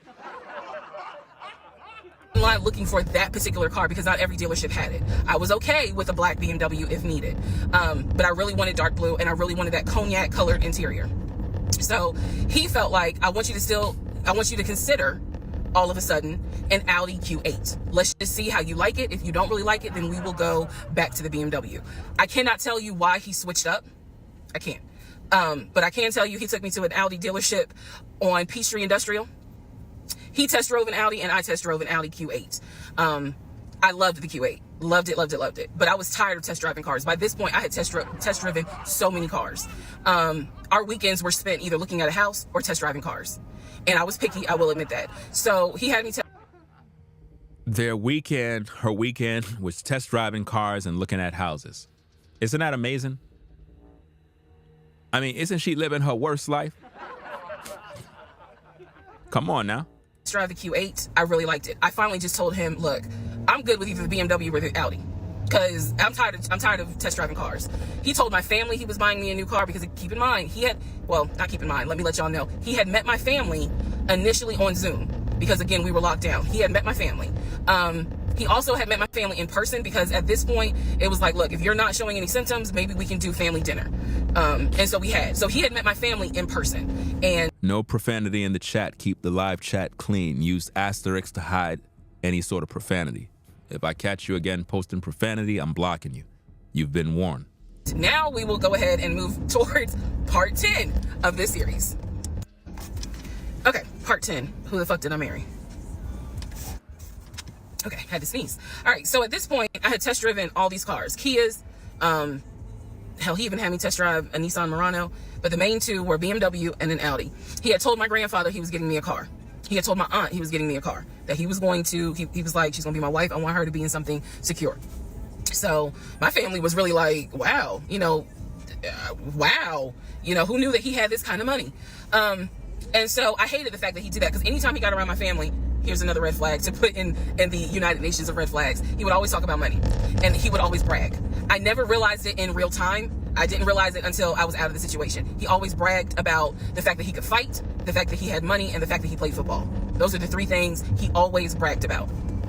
Back to cars. So I told him, I was like, pick one between the BMW and the Audi, because you said you're buying it, so pick one. So this man chose the Audi. So he takes me to the dealership.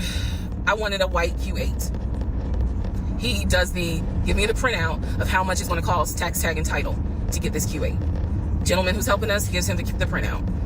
He's saying he's going to pay this money for the car out of the savings account that's offshore. That's the story. That's what he's saying. So he apparently is asking the guy, is there a holding fee? Can I pay a holding fee to secure this car? Y'all don't realize something very important here with this series.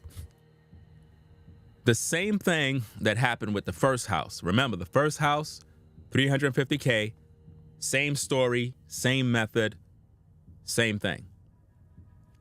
When it came to getting the appliances, same story, same method, same thing. He had to pay this, pay that, a holding fee, all this other mess. When it came down to the second house, same thing. You're not seeing? Now with the automobiles, same thing. She's using the same formula, the same pattern, the same method to tell her story. The same thing now. You would think that with the first house, she would have learned her lesson and say, wait a minute, this guy is a fraud, or he's this, or he's that, or maybe it's just me, I'm the problem. Now she's back, fourth time now, same issue.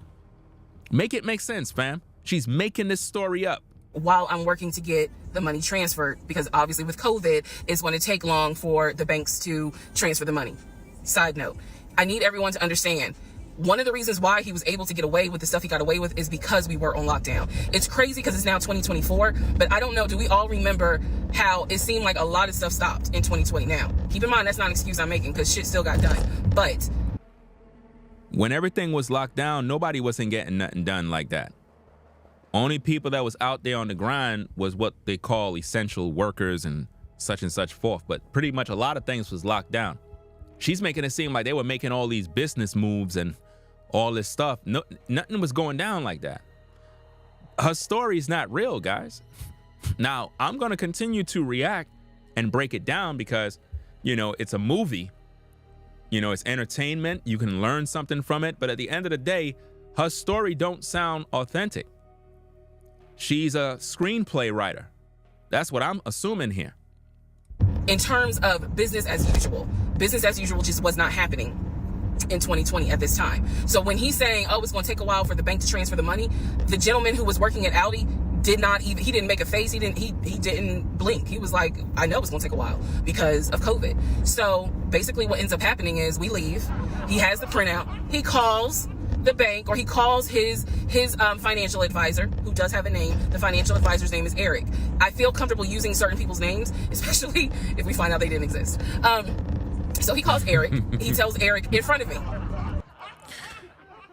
This is crazy, man. Uncle said she's the new Subway sponsor. Watch at end, she's going to reveal a new sandwich. What you talking about, Willis? Yo, man. In front of me.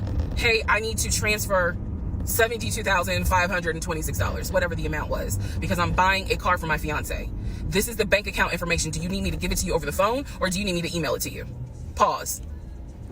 Now remember, didn't he pay up the money for the house and do all of that other transaction with money and checks and all this other stuff? Now he's doing it now with an automobile. Y'all can't see this, man. Y'all can't see how much money this guy got in his account, fam. That he's making all these financial transactions, but nothing seems to be going through. Make it make sense, y'all. I can't hear what the person's saying, but that's what he would do. Do you need me to give it to you over the phone, or can I email it to you? Okay. All right, give me a few minutes and I'll go ahead and email it to you. All right, let me know. I'll call you back to find out if you received it. Okay, hang up. So I'm hearing this because, again, I'm not paying attention to, did I hear anybody on the other phone? Did I hear anybody on the other end? So he proceeds to type up an email. And keep in mind, they're still not married. Type up something, telling him this is the information that we need. I didn't think anything of it. He called me at work the next day to tell me that the money was sent to Audi, that he called Audi, and he confirmed with Audi that they received the money. What he told me is that the car is going to be delivered to the house. Y'all, it's not that I lived in a hood, because I didn't, but I did not live in an area of Clayton County where you would have a brand new Audi delivered to your house. So I remember saying to him, I don't want that car, delivered to the house, not yet, because I need to put that car in the garage. And my Nissan I only had a 1-car garage, so my Nissan was in the garage. So he said, okay, well, let me call them back and change the delivery date. Can you be home, or can you do a half day? So he's asking me, can you work a half day so that they can deliver the car and you will be home for it? I said, yes, that's fine. Because again, it's COVID, I'm working from home anyway. I only had to go in the office 2 days a week. So And how much money were you making? Because you never contributed anything to anything yet. This guy been paying your way all this time. You're still not married, but you got cars being delivered. You still ashamed to say that you were living in the hood. This is the thing that I don't understand with so-called ninjas, fam. It's like they can't just admit that they live in the hood. Why is it that we're like that as a people? Why is it that black people could be in the hood and don't want nobody to know they live in the hood? Like, who cares? Like, what? Are you embarrassed? Are you ashamed of something? Because you made this man live with you. Just admit you live in the hood. Like, come on now. Everybody ain't living in paradise, fam. And everybody that's in the suburbs, you thinking are living this extraordinary life, they got their own bills and problems too. You heard of the term keeping up with the Joneses. You got a lot of people trying to keep up with the Joneses, and they're not happy right now. I'm at home the next day. He told me the car would be delivered between the hours of 1 and 3. Obviously, between 1 and 3, nothing happened. So 3 o'clock, I called him. He's at work. He sends me the voicemail. He calls me back. I said, it's 3 o'clock. No one ever came with the car. So let me guess, she didn't get the car? So he's the liar, right? So let me get this straight. You've been with this man from the first house that didn't go through, right? You bought furniture and appliances. That didn't go through. You get another house. That didn't go through. You get a car. That didn't go through. You try to get another house. That didn't go through. Like, come on now. When are you going to learn from this? Obviously, this can't be real, y'all. This just can't be real. This cannot be going on. In real life, we all live, listen, we're adults, right? When we live our adult life, we deal with a lot of BS. We got responsibilities. I don't know about you, but I got responsibilities. And trust me, it's a lot of work. But you got to do them. So as an adult, you don't really, it's like it's normal. But the way her life is going, that's not normal. Nobody lives like that. Nobody ain't out all day waiting for brand new cars to be delivered when they struggling financially. A guy that been with you all this time, you've been pregnant, lost a baby, you still not married, and yet you getting cars delivered, but you still don't own a new house? What's the point of having a new car if you don't even have the new house? Like, the priorities are just not right. It's just not making any sense. I don't care about a car. Where's the house? So she's doing typically of what people do when they in the hood. They'll have a nice car. You know what I'm saying? They'll have a nice car. When you see them like this, they looking real good in their car, but they in the projects. The first thing first is to get the house, then focus on getting that nice car. How come the man ain't focusing on getting that house? Why getting a car for $70,000? It makes no sense. Come on, man. It makes no sense. I would not be focusing on no car if I don't have a house, fam. This is crazy, man. And this is why women believe her.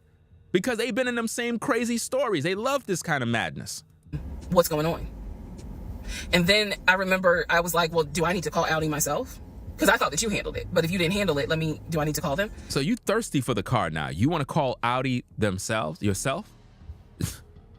Rather than calling the realtor to get the house? And so whenever I would suggest I will handle it, he would get very, very defensive. Red flag number 472. No, you are the one that look like a red flag. You wearing black, but you look like a red flag. Everything about this woman is desperation, trying to finesse a man. And come on social media acting like the man is a liar, when really this woman is the one that's crazy. She's crazy, fam. So he was like, no, I will call Audi. Don't do anything. I'll call Audi and find out what's going on. Okay. So I'm at home chilling, cooking dinner, normal night.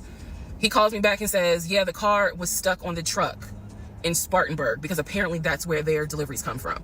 So when he told me this, I was in the kitchen laughing because by this point, I will be honest, and I told y'all I'll be honest even when it makes me look bad. I was guilty of, on one hand, I believed him, and on the other hand, I was like, let me see what lie he come up with. Let me just see. But keep in mind, my brain was really like not rationalizing, not comprehending how deep the lie was. I just thought that no one told him the car was going to be delivered, and he made that up. I had no idea how deep the lie went. So he said, the car's in Spartanburg. It should be delivered this weekend. The weekend came, he had a whole other excuse. I don't remember what the exact excuse was as to why the car was never delivered. I do remember we got into an argument and I was like, don't even worry about it. I'm gonna get a new car my damn self. I don't even need your help. Which is probably one of the worst things you can tell a narcissist because they love to be the hero, it's all about them. But I was like, don't even worry about it. I'll get when I have the money to get a car myself, I'll do it. Ma'am, you're never gonna have that money at that 9 to 5 that you got. Because you told us in the beginning that you were broke. So how are you gonna get the money to buy the same car by yourself?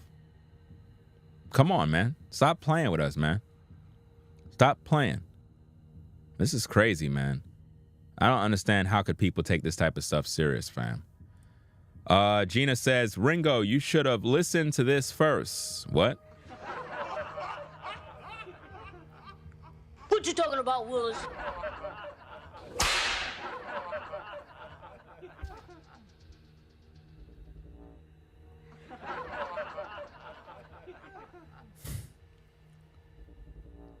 I should have listened to this first.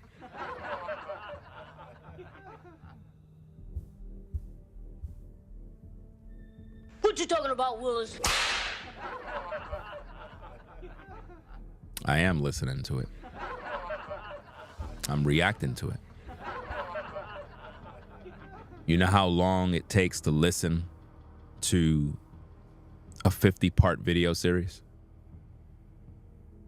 We're literally up to part 10. I got 40 more parts to go. We've been streaming for 3 hours. Do the math. It's going to take a long time before I listen to anything. So you want me to listen to it first and then talk about it? That wouldn't make any sense. Nobody got that kind of time. That's why I'm listening to it as I go. Maybe you listen to it already and know things that I don't know. I'm now listening to it. Do you understand?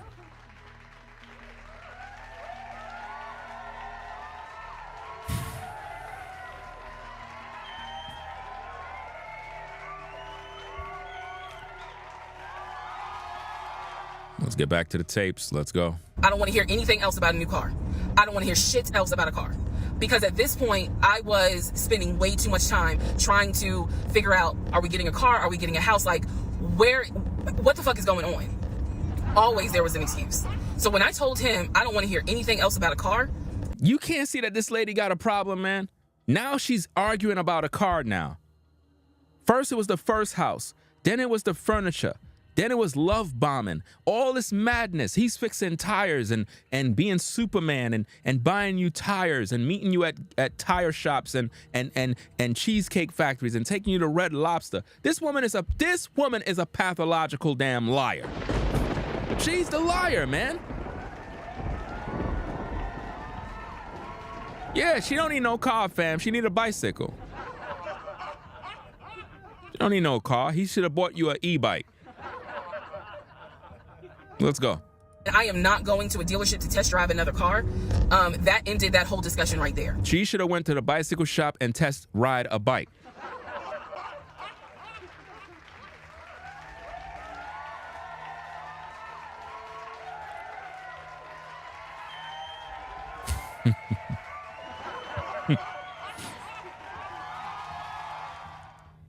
Should have test ride a bike. So this is where I'm going to interject what I believe was happening. I believe that my ex-husband is the type of person, he gets off, nut. He gets off on you being excited about something that he knows you will never get. Are you seeing this? This is crazy, guys. She's the narcissist, man. Why would a man be with you all this time? All this time he been paying your bills, but he's trying to get off on seeing you get excited. No, you getting excited because you broke and you're living in the hood, you mad at the world, and you're trying to use this man as a meal ticket and you just can't get your way. That's what's happening here. You're desperate. You the one that have high expectations, because I don't see him complaining about nothing but you. So I believe that he enjoyed going to car dealerships. He enjoyed watching me test drive a car and get excited about it, knowing I was not going to get it. It is the level of cruelty. And again, I'm telling y'all stuff that I found out way later on. It is the level of cruelty that I still cannot comprehend. So the whole issue about the BMW and the Audi, I think he just enjoyed seeing me get excited and then pull it away. Part 11 coming up. All right, part 11. So for this, you know what I realize? Women that listen to this particular 50-part series are not really good listeners. They have selective hearing. This is why it takes a man to actually break down these videos, because we use actual logic when we're listening to something. We pay attention, which is something women don't do. Women use their emotions when listening. So they really don't listen critically to hear the key details. This woman is a narcissist. She's crazy. She's delusional. She got all the signs of a pathological liar. She is the demon. She's Legion. She's the one who's Legion. It's not the guy. She's the one who got major issues. If people pay attention carefully, you'll learn that she's the problem. You know? Because I'm noticing that women are not really paying attention when it comes to this particular issue here. Gina says the guy was on a fake phone calls. I mean, you're not paying attention. It's not that he was on a fake phone call or anything. This woman is a pathological liar and you believe the lie. Because if you pay attention from the beginning of part 1, because I don't believe women actually listen to part 1 all the way through 50. And if they did, they didn't use any critical thinking.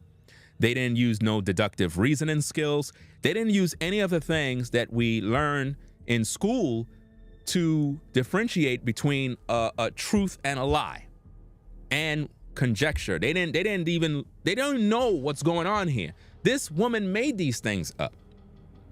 Because how did it go on this long and she was still with him? From the first house to buying furniture and appliances, all the way to getting pregnant out of wedlock, going through a stillbirth, and going to another house, another problem, then an automobile, still didn't get it, no delivery. Come on now, how many times are we gonna keep going through this before it's time for you to pack your bags and leave? And you move the man into your 3-bedroom townhouse in the ghetto. But you're still complaining about this guy. She's the problem, guys. But women can't see this. Women will always blame men no matter what. It's always our fault. This guy been paying her bills all this time. He don't get no credit. He been paying her way. She's seen him pay for the car, pay for the house. She's seen him. She said to us that she paid. She's seen it. But it didn't follow through. Now, all of a sudden, now she's making more complaints. Oh, he likes seeing you get excited. And then when things don't go through, he get pleasure out of seeing that. What man is going to sit there and go through that BS? Nobody got time for that drama. Part, I'm just going to give you some backstory on the family. Pause all the stuff about the house. Pause the stuff about the car. This is backstory on his family, my ex-husband's family. All right, follow me. My ex-husband's parents, mom and dad, are both deceased. Mom passed away from cancer. Dad passed away shortly after her. I'm not sure what he passed away from. So he has a number of siblings. He has two, with his parents, he has two brothers. One is older, lives in Philly. One is younger by 2 years, lives in Nashville. He has two sisters. One, Shantae, is older, lives in Douglasville with her husband and 2 kids, a boy and a girl. Younger sister Kim is the baby, lives in Augusta with her husband, worked at... Somebody said, let me see, where'd it go? Let's answer that question. Ricky said, why did she have a 3-bedroom anyway? Because she couldn't fit in one.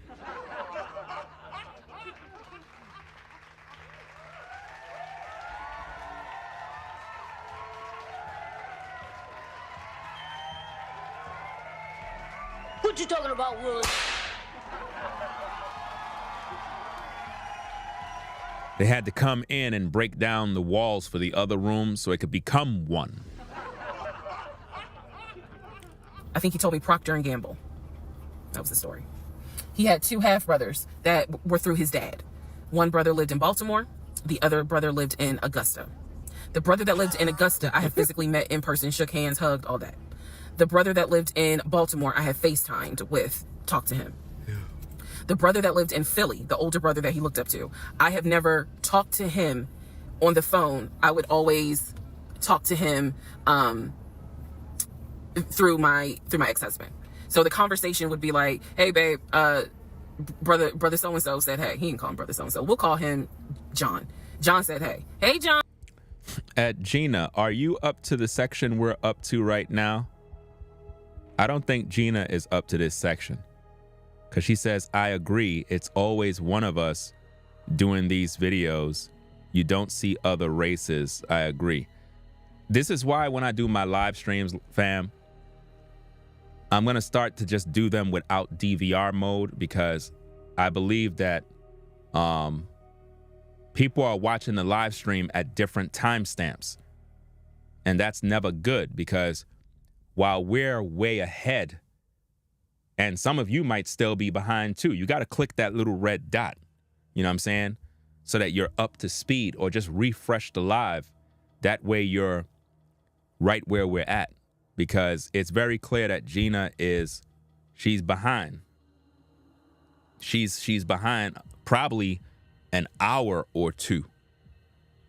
I can tell by her comment that she's behind. So she's going to be posting comments, and then by the time she gets to these sections, she's going to think that I'm talking to her live in the chat when I'm not. This is why it's very important that when you're watching a live stream, that you click the red dot next to live so that you're right where I'm at. So that while I'm speaking, you're hearing me live. So it's really my fault because I should have just streamed in non-DVR mode so that the live chat is completely live and everybody is where we need them to be. Because if you notice, when we're talking, you don't see Gina pop up in the chat. She's nowhere to be found. You see what I mean? So she's watching the stream way back. So she's about an hour, 2 hours behind. But by the time she get to the part where she start hearing me speak, she's going to start to type in the live chat and it's going to look awkward and weird. So let's get back to the tape. I would be in the bathroom doing my hair, brushing my teeth. Hey, John. And he'd be like, did you hear her? He said, how you doing? I was like, I'm good. How's he doing? Because that's just me. And so he would relay back and forth, back and forth, back and forth. He talked to John every day from starting around July after the grandmother passed away. He would talk to John every morning. We both would be getting ready for work and he would be on the phone with John. They would be talking for 30, 40 minutes, talking about football, talking about other siblings. They would be talking about cars. It was really like not a big deal. They would talk. I'm going to be right back. I'm going to go grab me something to drink, but I'm going to let the video play. About the brother in Baltimore. They would talk about the brother in Augusta. And then they would reminisce. This is the conversations I could hear. Let me explain. When I say I can hear a conversation, what that means is I am physically standing near him or next to him where I could hear him with the phone up to his ear talking to someone, because it wasn't me. Okay? I may not hear the other person because the phone call may not be on speakerphone. But what I hear is, for example, I hear, hey man, what y'all doing? Oh, for real? Y'all barbecuing this weekend? What y'all making? Oh, that's what's up. Nah, I think me and her are gonna stay in this weekend because, you know, these numbers is looking crazy with COVID. Yeah, she over here. She's sitting right here. She watched the TV. Okay, hold on. John said, hey. Hey, John. You heard her? Okay. All right, bro. I just wanted to check in on you. That's the type of conversation I'm explaining. Okay, so I hope that gives a little more clarity about the type of conversations I'm hearing. So, I don't know why this light keeps going out. Okay, so that's how he would talk to his siblings. The grandmother passed away. He called me around April or May and told me that his grandmother passed away. His grandmother, on his dad's side, had died suddenly from COVID. She had symptoms. She went to bed and did not wake up. He was distraught. He was crying. He wasn't eating. He was just sitting there, listening to music, not watching TV, just sad because he was like, you know, my grandmother was always my support system. So from what I saw, it really bothered him. I did not think anything of it. I'm one of those people. If you tell me somebody in your family passed away, I'm gonna believe you because I don't play about death. And I guess I expect other people don't either. However, that is not the same for everyone else, but we'll get there. So family, he had his sister Shantae, who lived in Douglasville.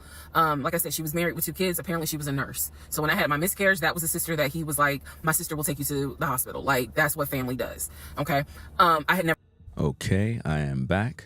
Let me see if I can rewind that back a little bit. Let me see. Met Shantae. I've been on the phone. I expect other people here. Let me explain.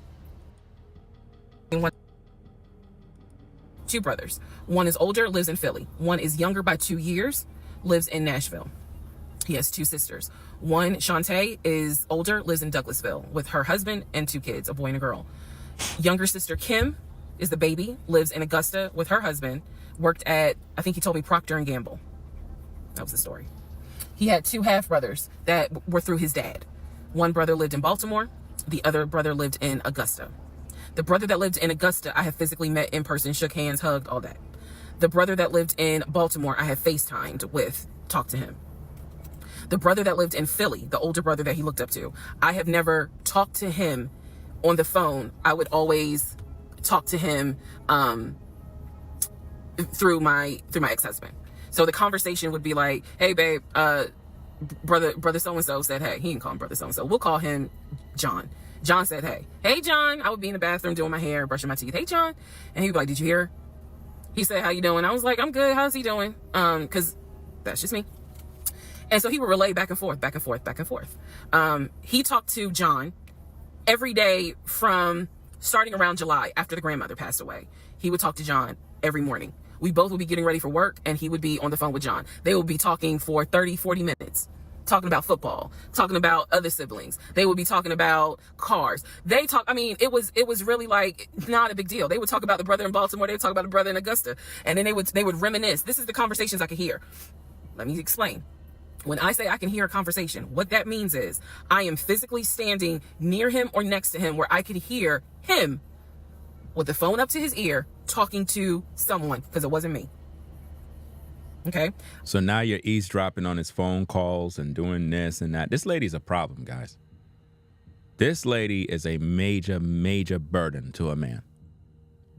And it's crazy how women on social media are gravitating around her, throwing men under the bus.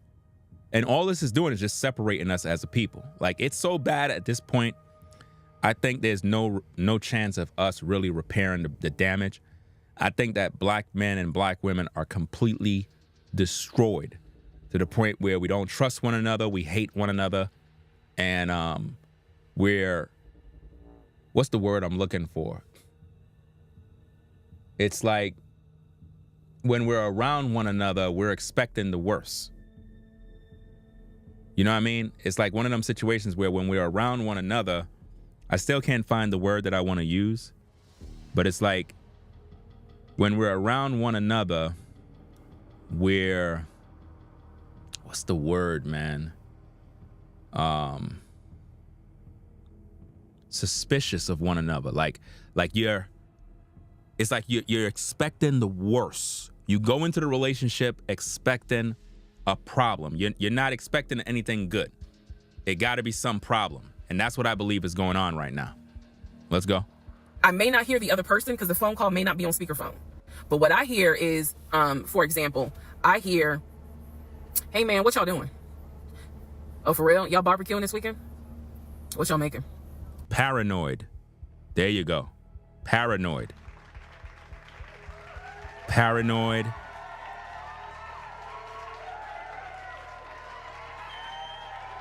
It's like we just live on the edge. We live on the edge. It's like I knew it. I knew she was doing that. I knew he was doing. I knew it. I knew. That's how we are. We'll get into it thinking everything is going to be good, but we're paranoid at all times. Constantly living in fear. Constantly living on the edge. Fam, that's crazy, man. That's crazy. Absolutely crazy. Everybody's saying bye to somebody. What exactly is going on? What's going on? What's going on? Something good or something bad? Oh, you have to go, Cookie or something? Okay. Love y'all. Gotta go. Ringo TV, the best. Okay, hey, have a nice day wherever you gotta go. Probably gotta go to work or whatever the case is. You know what I'm saying? For a minute there, I thought there was some beef in the chat. I thought there was some beef. I'm about to come in there and be like, what's going on? You know what I mean? Okay, you gotta go home, take care of your hubby. Hey, it is what it is. Hey, do what you gotta do. You know what I mean? Catch the stream on a replay or whatever the case is. I thought there was beef in the chat. All right, guys. Yeah, so back to the case here, man. We only on video 11. Only on video 11. Some of y'all probably watched everything already and you just want to know my take on it, because what I'm trying to show you is that what is this lady name again? Let me see. Reesa Teesa or something. Reesa Teesa? I don't know. But she's the problem, guys. She's the one that's the problem. I mean, think about this, guys. Think about how she's dressed. I'm trying to figure this out. Is this how she attracted this dude? I'm just trying to figure this out. There's no way you attracted a man that got all this money and this is how you dress. You literally dress like one of the dudes in the hood. Because the way a woman dress when she come on camera, it says a lot about where she at.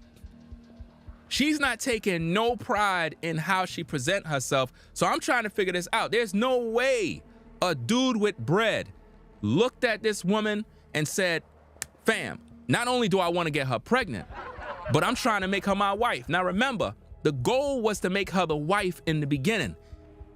Where is that? Where's the wedding? Where? Like, come on now. Now, she said it wasn't nothing fancy in the middle part, right? But the point is, I don't believe her story, man. There is no way that a man of means came up to this woman and said, I want to make you my wife. You have everything that I need, and I want to share my life with you. And up to now, we heard nothing but drama. It's not real. There's no way it could be. Oh, that's what's up. Nah, I think me and her are going to stay in this weekend because, you know, these numbers is looking crazy with COVID. Yeah, she over here. She's sitting right here. She watching TV. Okay, hold on. John said, hey. Hey, John. You heard her? Okay. I didn't hear anything, fam. Did y'all hear something? I didn't hear nothing. Maybe, I don't know. Maybe she said something. I didn't hear nothing. But who would be sitting in a car with this woman making all these videos? All right, bro. I just wanted to check in on you. That's the type of conversation I'm explaining. Okay, so I hope that gives a little more clarity about the type of conversations I'm hearing. So, I don't know why this light keeps going out. Okay, so that's how he would talk to his siblings. The grandmother passed away. He called me around April or May. Somebody said they heard the microwave. Away. His grandmother, on his dad's side, had died suddenly from COVID. She had symptoms. She went to bed and did not wake up. He was distraught. He was crying. He wasn't eating. He was just sitting there, listening to music, not watching TV, just sad because he was like, you know, my grandmother was always my support system. So from what I saw, it really bothered him. I did not think anything of it. I'm one of those people. If you tell me somebody in your family passed away, I'm gonna believe you because I don't play about death. And I guess I expect other people don't either. However, that is not the same for everyone else. But we'll get there. So family, he had his sister Shantae, who lived in Douglasville. Like I said, she was married with 2 kids. Apparently she was a nurse. So when I had my miscarriage, that was the sister that he was like, my sister will take you to the hospital. Like, that's what family does. Okay. I had never met Shantae. I've been on the phone, I've been around him when he was on the phone with Shantae. Never heard her part of the conversation. But he would be talking to his sister. That's what he said. That's what it sounded like too. Now what is interesting is that we lived maybe 35, 40 minutes away from Douglasville. So there were plenty of times that he had invited me to go with him to his sister's house. Okay, let me tell you how this would always work out. Total times he invited me was probably 3 times for different barbecues or whatnot. The first time he invited me, I was like, nah, I ain't going because again, COVID. And she's lying, fam. When it comes to a barbecue, you know she went over there to get some ribs. What you talking about, Willis? But I'm trying to figure this out. How people are inviting you to barbecues and it's supposed to be the pandemic. Again, the story is just not adding up, fam. It's not adding up. I'm just not buying the story. He's a nurse. Hell no. The second time he was like, yeah, she invited us, but I don't think we should go because COVID. No. The third time I agreed to go. I was like, absolutely. I'll go meet your sister. Like, that'd be great. On our way to her house, to Douglasville, to go see the sister. Apparently he got a phone call. The phone was always like on vibrate, but he got a phone call and he told me that something came up. And so she had to cancel the barbecue, to get together, whatever. And so I was just like, oh man, you know, okay, well, hopefully we can go another time. It didn't happen close enough for me to have red flags, if that makes sense. But at this point, as y'all probably like, girl, you so blind. But again, I didn't think anything of it because it's like, okay, it fell through. We'll see. We'll reschedule. And so we just went out to eat, and then he talked to another brother, the brother from Augusta that he would have on speakerphone. So it was like, you know, I didn't think anything of it. I really didn't. Man, and the more I talk about it, the more I realize like I'm not a dumb person, but it just never dawned on me the things that you have to now investigate. It didn't dawn on me, but nevertheless, that is the backstory for his family, right? Grandmother passed away. 3 weeks later, he called me and told me his uncle had passed away from COVID. The uncle had tested positive, had to go into the hospital, and he died. Listen, everybody was passing away. You're not saying anything that nobody else haven't experienced in their family and elsewhere. So enough of using the sob stories to gather the emotions of people. A lot of elderly people and family members died during that time. So please stop. Like, seriously. making it seem like it's an isolated situation, like no one else was affected. It was a bit of a red flag. It was a bit of a red flag, but like I said, I don't play about death. So I was just like, wow. Because of these 2 deaths, he became a stickler about COVID. And when I mean a stickler, wear your mask, wear gloves, hand sanitize, wash your hands. Like, he was annoying about making sure neither one of us caught COVID. But y'all were out there at car dealerships. Again, they're at car dealerships, looking at houses, going to Red Lobster. But now they're talking about gloves and sanitizers and all this other mess. Make it make sense. So now I'm gonna give you the backstory in regards to what I was told with the ex-wife. Okay, I know I look rough, but it's... Yeah, you definitely look like a roughneck. I'm glad she said it, fam, because, you know, when it comes to these kind of situations with these women, you know, when men offer their criticism, women always get mad. But am I the only one that don't notice that she looked like Charles Barkley?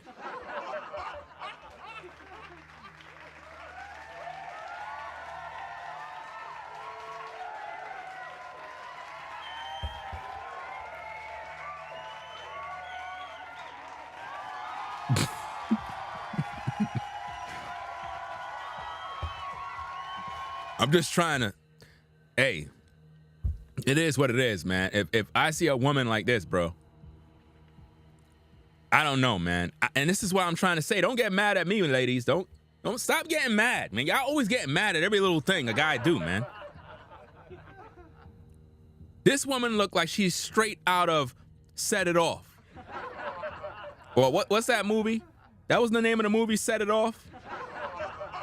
With Queen Latifah and them other women that pretty much went to go rob the bank. I don't know. Maybe it's the wrong name. Let me know if I got the right name, fam, because I don't know if it's the right name. It was called Set It Off? Yeah, she looked like one of them women from that film, fam. At first I thought she worked for NYCHA. I bet you don't know the joke in that. I still bet you don't know the joke in that. Because if you actually had anybody in the chat or anybody that actually worked for NYCHA, you would know that a lot of the caretaker women, they look just like that, fam. I'm just keeping it a bean with you, bro. Real spit, no cap. Come out to New York, fam. You see for yourself, fam. You would think there's a bunch of dudes out there, bro. No lie, fam. Okay, it's okay. Anyway, so this is part 12 of Who the Fuck Did I Marry? So this is the backstory on what I was told for the ex-wife. This is important. Pay attention. All right. This is 2020. So this is what I was told in 2020. Yo, that's exactly how they be keeping their hats, though. It don't look like it, fam. We don't got no New Yorkers in the building, bro. We don't got nobody in New York that know what I'm talking about, fam. Come on, man. I can't, bruh. She don't look like a housing worker right there, bro, with the hat. Yo, that's how they keep the hat on the side like that. You know what I mean? Hey, shout out to all the caretakers, man. Hey, I was once a caretaker for NYCHA, so I already know. You know what I mean? I ain't stay there for long. Eventually, I had to move up in the ranks. But at the end of the day, I already know the struggle. So I know what I'm talking about when I say what I say. Because a lot of time, the chicks that be caretakers be looking like men, bro. No cap. It's only on rare occasion a sister come in. See, now y'all gonna go, let me go into story time. Rare is it when you in that agency and you work that you see an actual sister that look good. Most of the women that are caretakers look like dudes, bro. No cap. They look like men. Straight up dudes, bro. But it's be on rare occasion, you be having like probably 1 to 3 sisters that come in to get the job, and he be some baddies. And you be like, oh, snap. Yo, all the brothers be like this. We be hunting, bro. See the shorty come in on the job, bro. We like, yo. plotting. Who gonna get her, bro? And then the supervisor be like, Ringo, I need for you to go take so-and-so to show her building 13 and building 17. I need for you to show her what she got. Okay, I got her. Don't worry about it. Come on, I got you. All the other brothers be mad, bro. And and see, for all the cats out there that are caretakers, you already know the game. Once you get the shorty, right, and the supervisor tell you that you got to go show her the buildings, because, as a caretaker, you know what I mean, you got to clean the buildings, you got to sweep, you got to mop, you got to take care of the trash, you got to walk the building down. They call it bulk down because you got to take debris out of the hallways. So when you got to go show her job, you got to take her to the slop sink. Now, those of you that are caretakers, you already know the slop sink is like a little mini room that you have a lock on the door and you could go in there. Now, in my location where I used to work back in the day, we had this large room. So if I had to go show a sister the job, we used to go and hang out in the slop sink. You get what I mean? And a lot of things went down in the slop sink, if you know what I mean. You had to act fast. I remember one time the supervisor came by. I was in the slop sink room with a sister, you know what I mean? It is what it is. And she was knocking the door. She was knocking the door, fam, and I knew it was her because she called on the radio, because you get these little radios that you got to call. They be like, what's your 20? See, if you're a real caretaker, you know I'm speaking the language. What's your 20? What's your location? Yo, she heard the radio in the room, and she was like, I know you in there. I heard the radio. So I had to open the gate. Good thing I had the key for the gate. Now I'm giving away all the secrets. I had to open the gate and tell the sister, go inside that room, go around, you know what I'm saying, and hide over there in the corner. And I locked the gate, and I was just in the thing. I was washing one of the mops, and I opened the door real quick. She was like, you ain't hear me? And I put my headphones in my ears. I was like, I ain't hear you. I had the headphones on. And she was like, what you doing in here? I was like, what? I'm cleaning the mop. You're tripping. I'm cleaning them up. Just like, nobody in here? Because, the supervisor already doesn't know the game because she once was a caretaker herself. So she already know the game, too.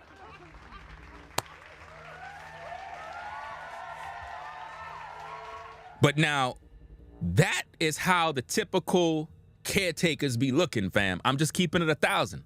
You know what I mean? Now, at every development in housing, in every development, there's only 3 women that look good. All the other women look like men. I'm just telling you the facts. So, hey, you know the truth now. Let's get back to the tape. I was told that he and his ex-wife used to be friends. Then they started dating and subsequently got married. They got married in California. He had bought a house with the money that he made from arena football. They apparently had gotten married on the downward of the arena football career. Had a nice house. He showed me a picture of the house, showed me pictures inside the house. Remember that? Showed me pictures inside the house. It was a really nice home in San Diego. And basically what happened was that he came home from work early one day and came home early from work one day and his wife was sleeping with another man. The man was in the house. He and the man get into it. Her son, who is about 17 years old in 2020, she had 2 kids, a daughter and a son. The son apparently was on his way home from school when my ex-husband found his previous wife in bed with another man. So the story goes that he and the guy fought. He kicked the guy out. He kicked his ex-wife out, but told her the kids could stay. The kids are not biologically his. Those are his stepkids. She was like, you must be kidding. Like, I'm not leaving my kids here. The kids are old enough to where they were like, we don't want to go because you fucked up. We don't want to leave.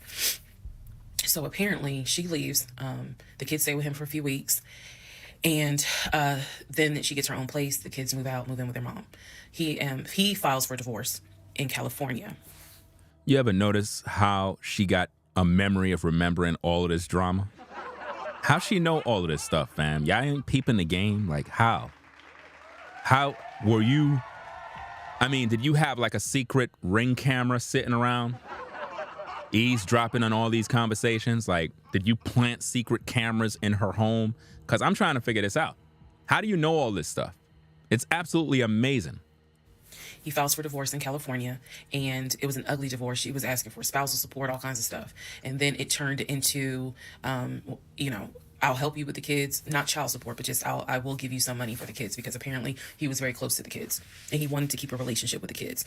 Their biological fathers, apparently there were two fathers, their biological fathers were not in the picture. So the divorce starts out contested and ugly, eventually becomes amicable. Eventually they become cordial with each other. So my ex-husband moved. This is all before he ever met me. So I'm telling you the story of what I was told in 2020. So eventually, about 2 years later, is when his job approached him about an opportunity to transfer to Georgia. And Now, she said that she's not disrespecting nobody, but this is disrespect. You're telling people all his business. You're telling people all his dirt. That's disrespect. Might as well you just show us photos of him and just tell us who he is. Because you putting his whole life out there. so he took it. New beginning, fresh start. He has family in Georgia.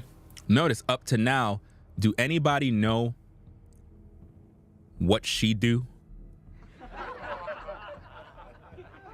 Like, what exactly do she do? We know she live in the hood. We know she's broke, paycheck to paycheck. She said it. What exactly do she do? She got everybody else's business but her own. Like, I don't get this, man. He took it. He told me this story pretty much the second or third conversation we had. So it was always from the beginning that she had cheated. He caught her, and he had filed for divorce, but he was still close to the kids. They still had a great relationship. I've heard him on the phone with the kids, just encouraging them, helping the 17-year-old like with homework. The kids really apparently wanted to meet me, and I was fine with that. He would send them money. They needed something because he loved the kids as if they were his own. I'm telling you the story as I was told it in 2020. So let's see, around April or May of 2020, he informs me that his ex-wife has moved to Georgia. Apparently she's staying with her sister in Gwinnett County.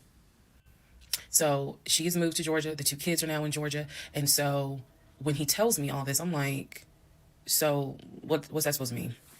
Now, I will say this. He never made it seem as if she wants him back. He never presented that. It was always, no, we're cool for the kids. We're cool for the kids. But he's never presented that she was trying to get him back. So that's what she's implying, that she was trying to get him back? Come on, man. Why is she even bringing this stuff up? I feel like it's fair to her for me to say that. And again, stay with me. It all comes out. But that was the backstory in regards to the ex-wife, that they got married in California, they divorced in California, and then she eventually moved to Georgia, to Gwinnett County, after he had transferred to Georgia for his job. He did tell me that, every now and then he'll get a text message from her. He told me that he, told her when I was pregnant, he felt like she needed to hear that from him instead of hearing it from the kids. And we got into a bit of an argument about that, but honey, in the big scheme of things, anyway, so we got into an argument about that. I felt like that's none of her business. But that's the overall backstory of her. So remember, because there will be a quiz, but just remember, he met her in California, married her in California, divorced her in California. She moved to Georgia, to Gwinnett County, after he moved to Georgia. Are we clear? Okay. Do you see how she's suspicious, paranoid, thinking that the woman is stalking him now? Like she's trying to get him back? Y'all can't see the play? Okay. Part 13 of Who the Fuck Did I Marry? So I've kind of given you guys all the backstory. Let's just kind of recap real quick. So I told you how we met. Met in March of 2020. Her name is Reesa Teesa. Basically, Georgia got shut down. I keep saying shut down. Got locked down. We decided to quarantine together. I know it was crazy. It was crazy. I really liked him. And thought he liked me. So I told you guys how we met. Things moved at a rapid pace. Met in March. Moved in together pretty much end of March, beginning of April. Found out I was pregnant in May.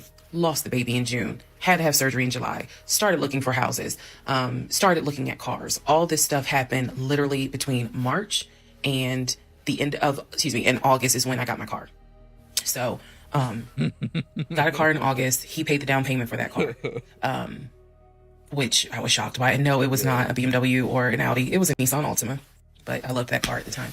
So he paid the down payment for that car. Told me he would help me with the car payment.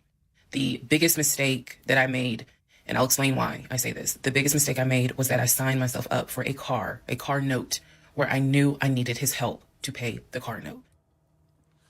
Y'all can't see this is crazy. She's saying the biggest mistake she made is signing up herself because she needs him to pay the note. No, the biggest mistake you made is coming on social media.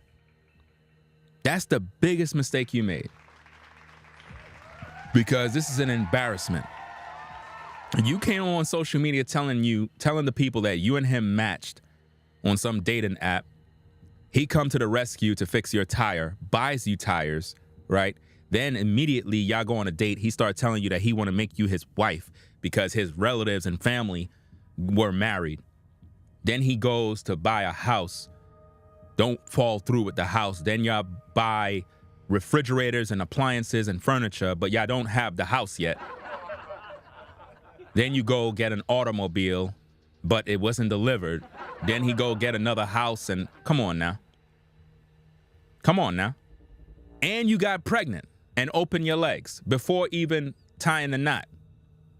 No, the worst thing you did is even getting with this guy and moving him in your house. Because, what's even more sad about this is that when she said that he came to quarantine at her house, that was BS. Because remember the part where she said she didn't want to be alone because she wanted D. Remember? That's how she got pregnant.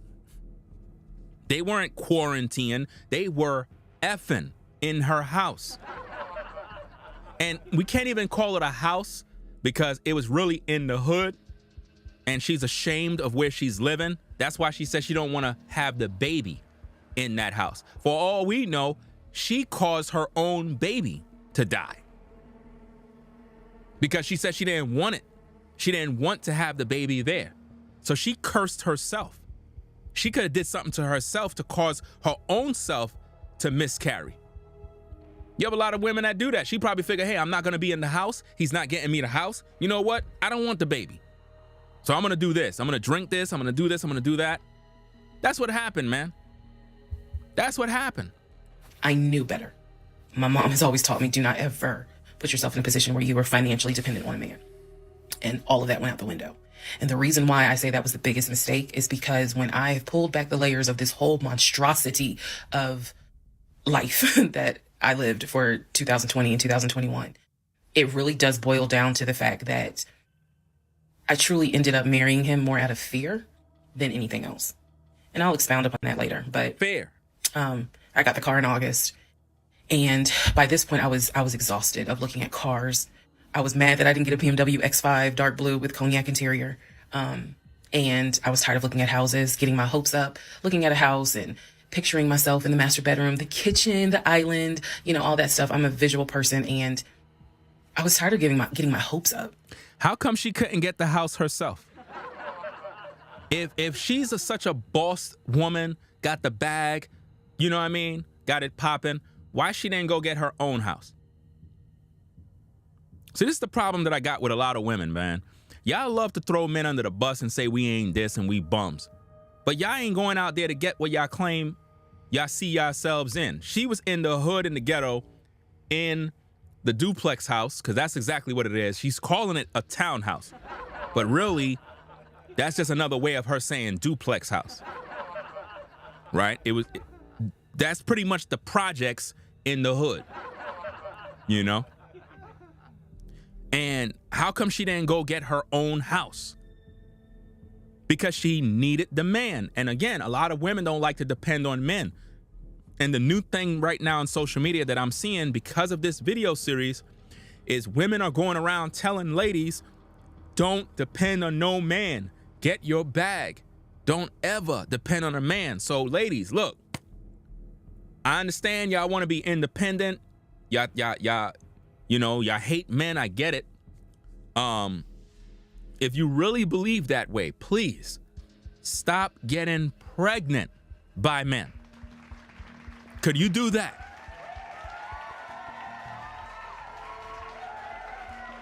Also, stop waiting and feeling entitled to men taking you on dinner dates. Moving forward, ladies, Could you spread the word amongst the female population and let them know that us brothers are not taking you on dinner dates anymore? Can you accept that? In other words, no more dinner dates. Like, men are not paying for that no more. And you could say, well, we're going to keep our legs closed. You could go ahead and do that. I would applaud you if you can do that. Because I know you're not going to be able to do that. What you talking about, Willis? You're not going to be able to keep your legs closed. So you can say all of that. Well, and you ninjas ain't going to get this and you ain't going to get that. You can do that. I don't care. But at the end of the day, if you believe that you're not supposed to depend on a man, could you practice that? Don't depend on him to pay the bill for a date. Don't depend on him to pay any bills for you. Pay your own bills. Could you do that? Could we just agree as adults that if we're going to continue to have this crazy war, this competition, could we agree to just pay our own bills and stop looking for a man to be a provider? Oh, you're supposed to be a provider and protector. You're a man. See, that's the problem. Ladies want men to be traditional, but ladies don't want to be traditional women. That's the problem. And this is why I keep teaching guys, stop paying these bills. Stop taking women and housing them and paying for their rent and phone bill and buying them gifts. Stop all of that stuff, man. Let them pay their own way. You guys cannot go to a woman and tell her your bills are due. She gonna look at you like you crazy. She gonna be like, what? You got a what? You got Jordans on and your rent due? You put on a brand new pair of Jordans and your rent is due. She not helping you, bro. So why we keep helping these women that are in these situations? This woman clearly was a bum, bro.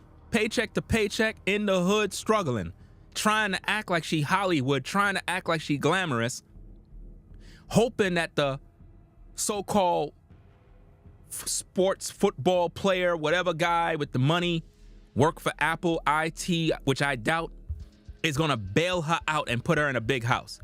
That was her hope, and it didn't fall through. So now we're going to segue into fall, going into the holidays.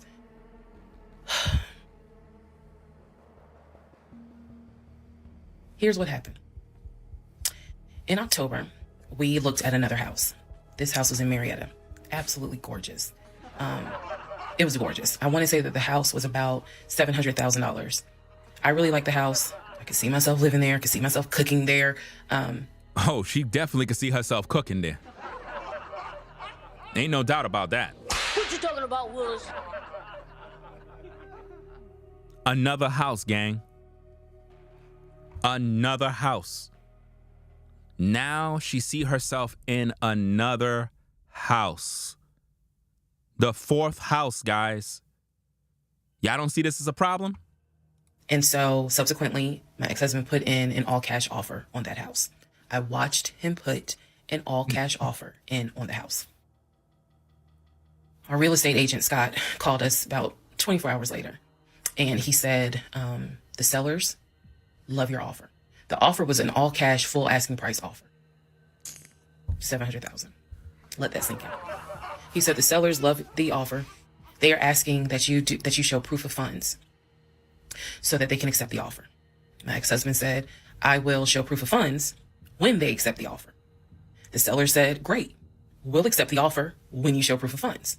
So basically we got into a standoff. And if you're a real estate agent or you work in real estate, I would love to know your thoughts on this. I had asked people in my personal life, like, have you ever heard of this before? And I've had plenty of people who said I sided with the ex-husband.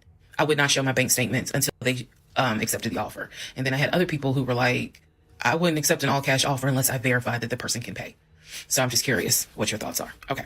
So our real estate agent called us and was like, guys, the sellers are giving you 2 days to show proof of funds.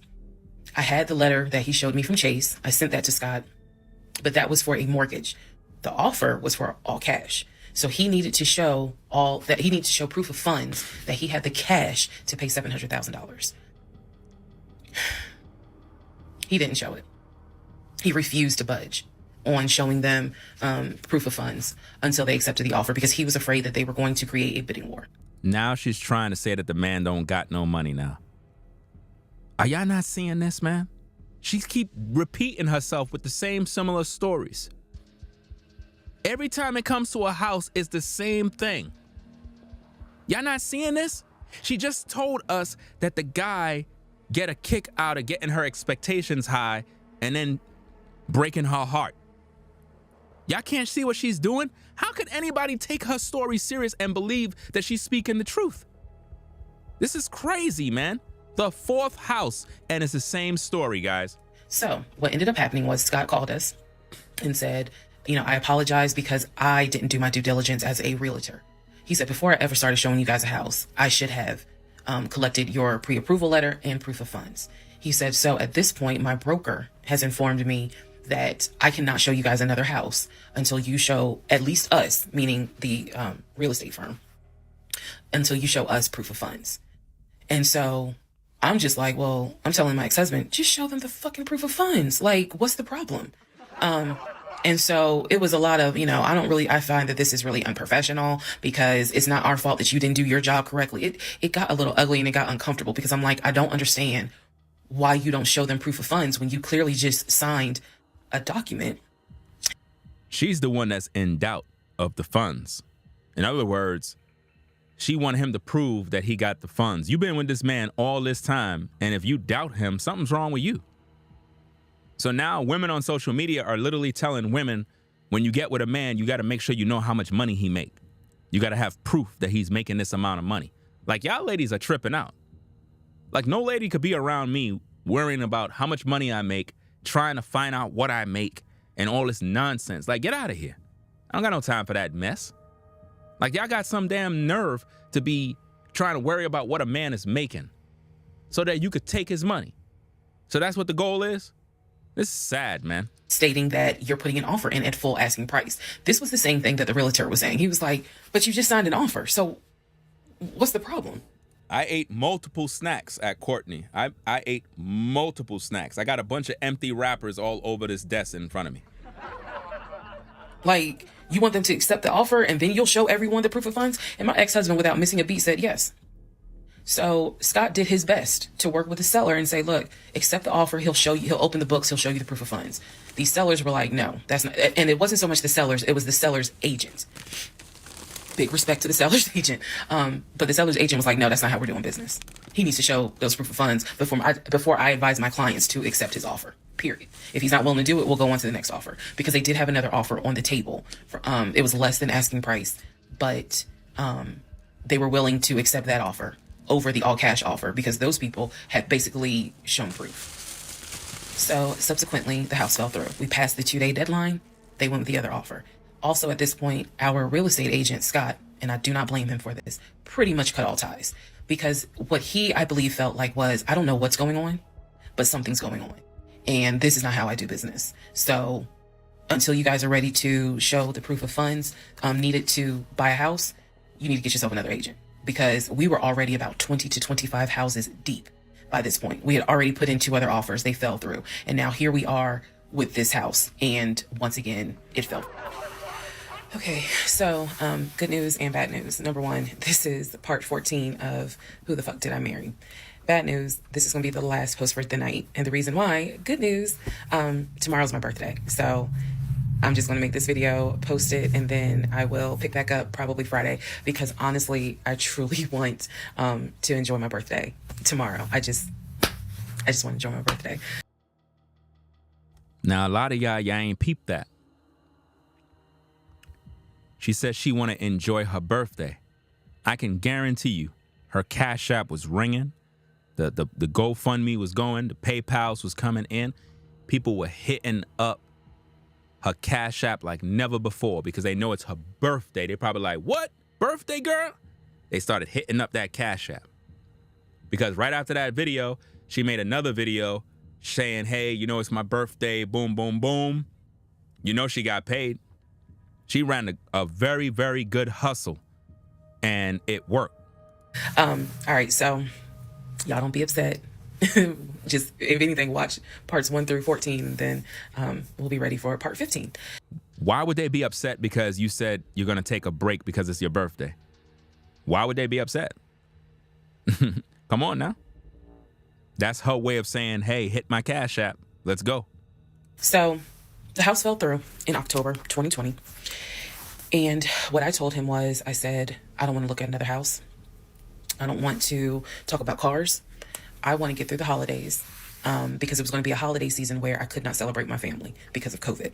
So I said, I just want to get through the holidays. I want to get through the end of the year. And we'll revisit stuff in January. I was very calm when I said it. No argument, nothing like that. And he said he understood. A lot of what fueled me staying in this situation really was the fact that, number one, I didn't want to be alone.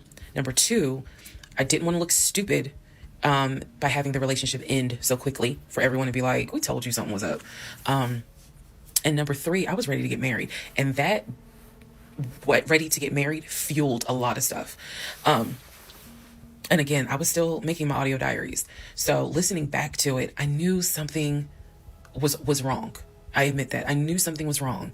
But what I thought it was, truthfully, was like, why does it seem like there's always something? Like, why can't we just go ahead and get the house? Why is it always something? Why can't I just get the BMW? It still didn't dawn on me how deep this something went. And for the people who keep asking, I'm going in order of events. So yes, there will be a video where I explain how everything came out and what came out, what was true, what was not true. It's coming. I'm just getting all of this out in order. So I told him I didn't want to look at a house no more. I want to talk about houses. Do not mention the word Zillow. Do not mention the word realtor. Nothing. So now she don't want no house no more. Now she don't want no car no more. Now she don't want nothing no more. So why you still with the guy? Come on, man. This story is fake. I told y'all from the beginning, off the introduction of her video, that I don't believe the story. And the more we review these video clips, the more her story is not adding up. It don't seem like the normal day and life of a man and woman in a relationship. Up to now, this woman have not financially supported anything that man done. I haven't heard not one time of her doing something that helps him to make money, her paying anything, you know? And this is sad because men are being dragged on social media right now, once again, as women always do. You know, we're the bad guys. Let me just get through the holidays. And for myself, the question was, what do you want to do? Do you want to stay with him? Or do you want to cut your losses? And the part that kept me constantly second guessing myself was, what if he's not lying? What if he's not lying? Literally the conversation I had with myself was, there's no way he is lying about having money. You saw the paper from Chase. They don't just approve $750,000 for a mortgage for anybody. I've seen his checking account. You see how much money's in his available checking. Like I don't think he's lying. I don't think he's lying about that. But what is it? Is it that he doesn't trust me? Like, I second guess myself so much. Is it that he doesn't trust me? Is it that maybe he doesn't really want to get married? Like, what is it? Because I know what I saw. I know what I heard. I know that he's having conversations about move the money from this account to that account. I know he's paying my car note and all these bills. Like, clearly this man is making money. I know that I saw the letter from HR that states his new salary is 200 and something thousand. And I remember thinking, like, God, what am I missing? I'm missing something, but what is it? Because I know what I've seen. I know what I have touched. I have physically touched these papers. Like, I know how to read. So what is it that I am missing? He's close to his family. He talks to them all the time. You know, he's just a regular guy that just likes to watch NFL football. He leaves me alone when I want to watch Georgia football. You know, he's paying the bills, groceries. I haven't had to worry financially since I've met him. Did you hear that part? She said, I didn't have to worry financially since I met him. But remember, he's the narcissist. He's the bad guy. He's the pathological liar. She just said, I didn't have to worry financially since I known him. Since I known him, I didn't have to worry about nothing financially. Y'all not paying attention, man. She's the one who is the pathological liar. That guy been providing for her for a long time. And she's selfish. And she think it's all about her. For her, it's all about money. Which is typical of all the women that support her videos and hate men. They only see men as an ATM.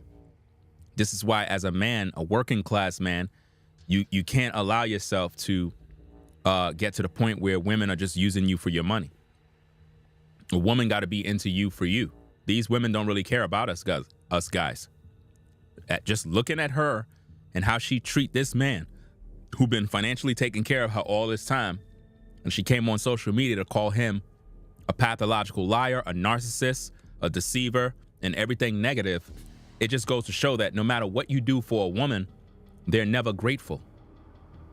They're never content. It's never enough. And as a woman who had lived on her own, paying her own bills, my God, that is the most intoxicating feeling when you meet a guy who just takes your stress and your worry away financially. But the downside is he took away the stress and the worry financially away and instead brought a mental fuck job I've never in my life had experienced. And I could not put my finger on it. I couldn't really talk to anybody about it because I'm a big believer in what happens at home stays at home. So I didn't talk to my girlfriends about it.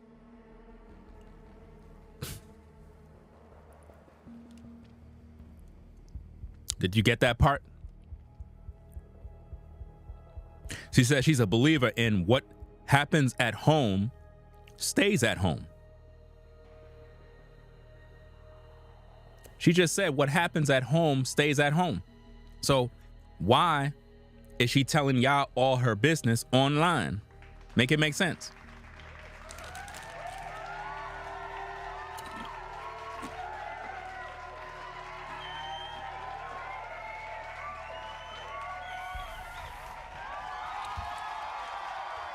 She's disrespecting herself and the ex by coming on social media sharing all his business. If what happens at home stays at home, why is she airing out the dirty laundry? Come on now. She can't be trusted by nobody doing this. I didn't talk to my family about it, but I just remember being like... She didn't talk to her family about it. So you met a man, got pregnant by a man, had a miscarriage, had all these problems, all this drama, and you still didn't talk to your family about it? Make it make sense, guys. Women get excited when they meet a good man. First thing they want to do is tell all their family members that they're engaged. Remember, she called the man her fiance, remember? Come on, man. The story's fake, y'all. What am I missing? What am I missing? So we did not talk about houses. We did not look at cars. We didn't do any of that for November, December. And he came to me like around Thanksgiving, and what I thought was a very open, loving conversation. And in that conversation, he was like, okay, I know I have fucked up. I know that things are not feeling too strong right now. He was like, I want us to get married. I want a home. I will show you whatever you need to see to put you. This woman is evil. This woman is the devil. She's the devil, guys. You know what she's doing? She's playing on the emotions of women that crave love, crave long-term marriage, long-term success.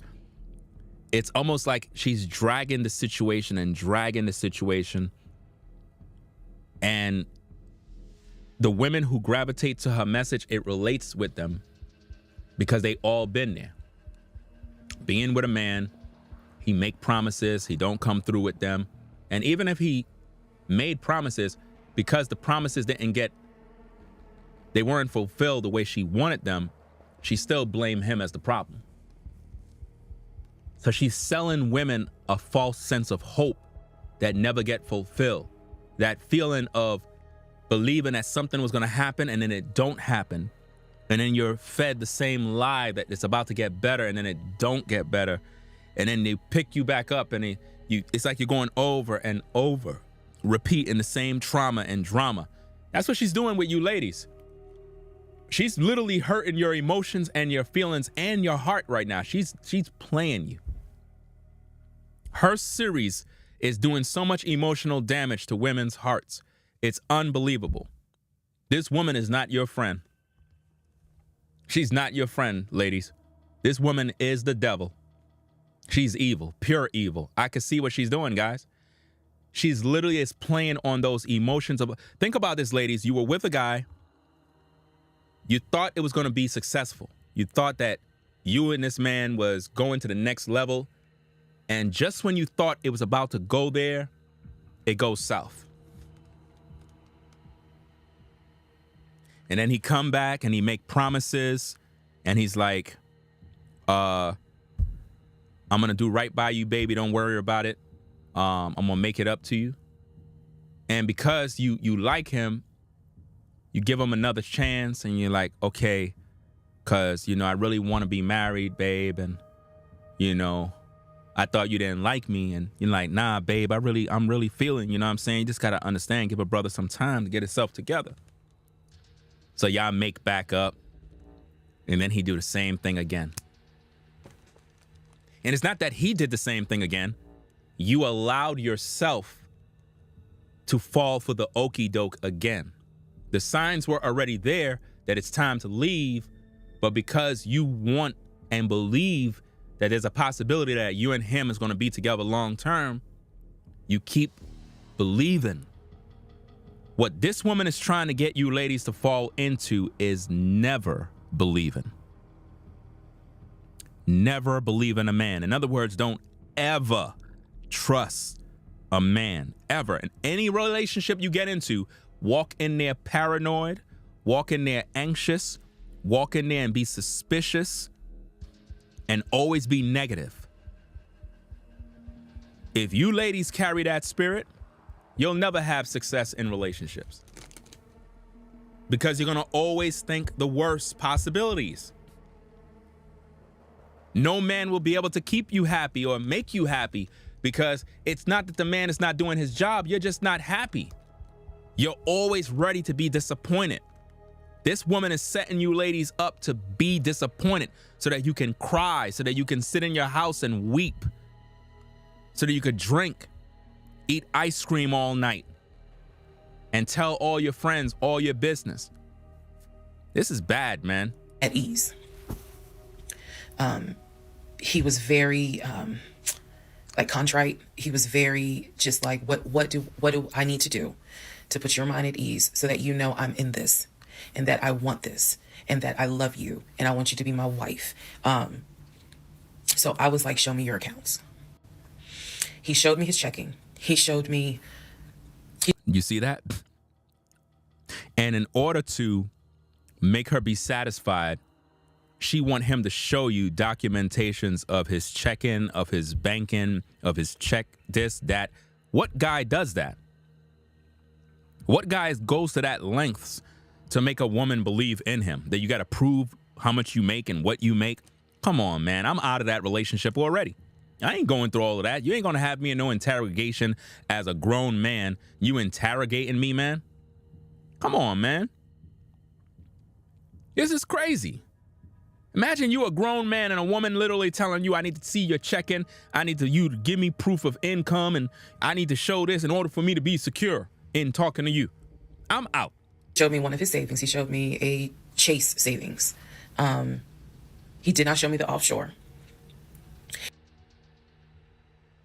Did you show your savings? Did you show your money? Did you show that man your bank statements?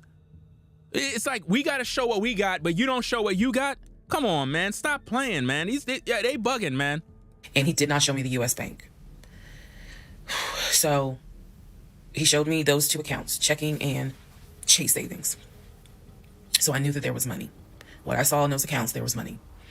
I told him, I was like, if we're going to buy a house, I want it to be through the mortgage on Chase. I don't want to deal with this proof of funds shit no more. I said, I do not want to look at another house until the beginning of the new year. He said, okay. That is when we then had a conversation. So I guess I lied because we are going to have a part 15 or 16 tonight. But that is when we then had the discussion about marriage. And that is where religion came into play. Yeah. I know she ain't about to talk about religion. I'll give y'all the other part tonight. Stand by. Okay, part 15. Who the fuck did I marry? So in December of 2020, around beginning of December, we had a conversation, kind of a come to Jesus heart-to-heart conversation. And both of us had grown up in the church, and the fact that we were not married but living together, the fact that almost had a baby together, bothered both of us. Both of our families, my family and his family, were very adamant, like, okay, y'all either need to get married or y'all need to separate. And so I'm walking around with a ring on, which I'll post a picture of the ring because, God, there's so much to unpack. But anyway, walking around with the ring. And so he said to me, whatever I need to do my part to make this work, I'm willing to do. At the same time, it wasn't that I did not trust him as much as it was I felt like I wasn't trusting myself. Because again, like I said in the previous video, I know what I saw. I know what I read. I know what I've heard. But fuck, something was not sitting right with me. And every time I would question it in my head, the other side of me was like, okay, you know he ain't lying about the money because you saw it. So you know he ain't lying. Girl, are you that, like, I remember saying to myself, are you that jaded that you don't even know what it's like to have a decent man? Yeah. She don't have a decent man. She never had a man. This woman literally is a pathological liar. She's a habitual liar. You understand? She is what a narcissist really is. This entire series is how a narcissist thinks. They literally make up these stories as they go. They're full of drama. They create characters. This is what they do. She create a lie after a lie after another lie and keep going. Yes, I really had the audacity to have that thought. So we agreed at the beginning of December, like, we wanted to be together. I believe I loved him. I believed he loved me. So the decision was made that we were going to get married. It's still COVID, so we had to follow certain protocol. So we filed our marriage license in Fayette County, Georgia, because you could not get an appointment in Clayton County to save your life. So we filed the marriage license in Fayette County. On our marriage license, it asked the number of previous marriages. He said 1, I had 0.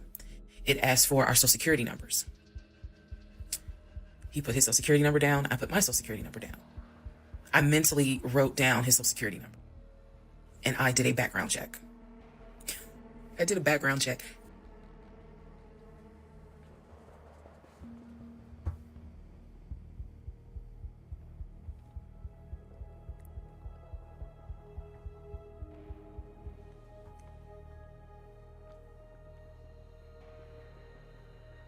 Imagine you're with a woman and she's doing background checks on you.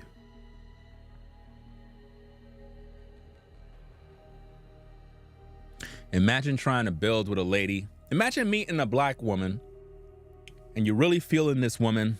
You vibing, getting to know her, and you're telling her, look, you know, we're going to really do this and that.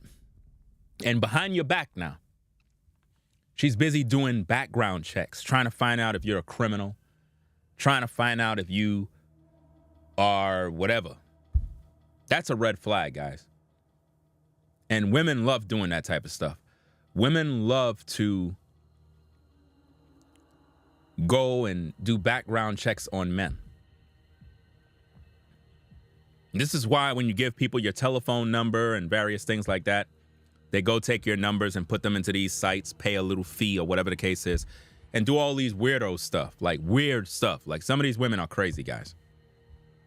Imagine that. You meet a guy and you're busy doing background checks to see what kind of criminal history he got and all this other stuff, to see if he's a weirdo or whatever the case is.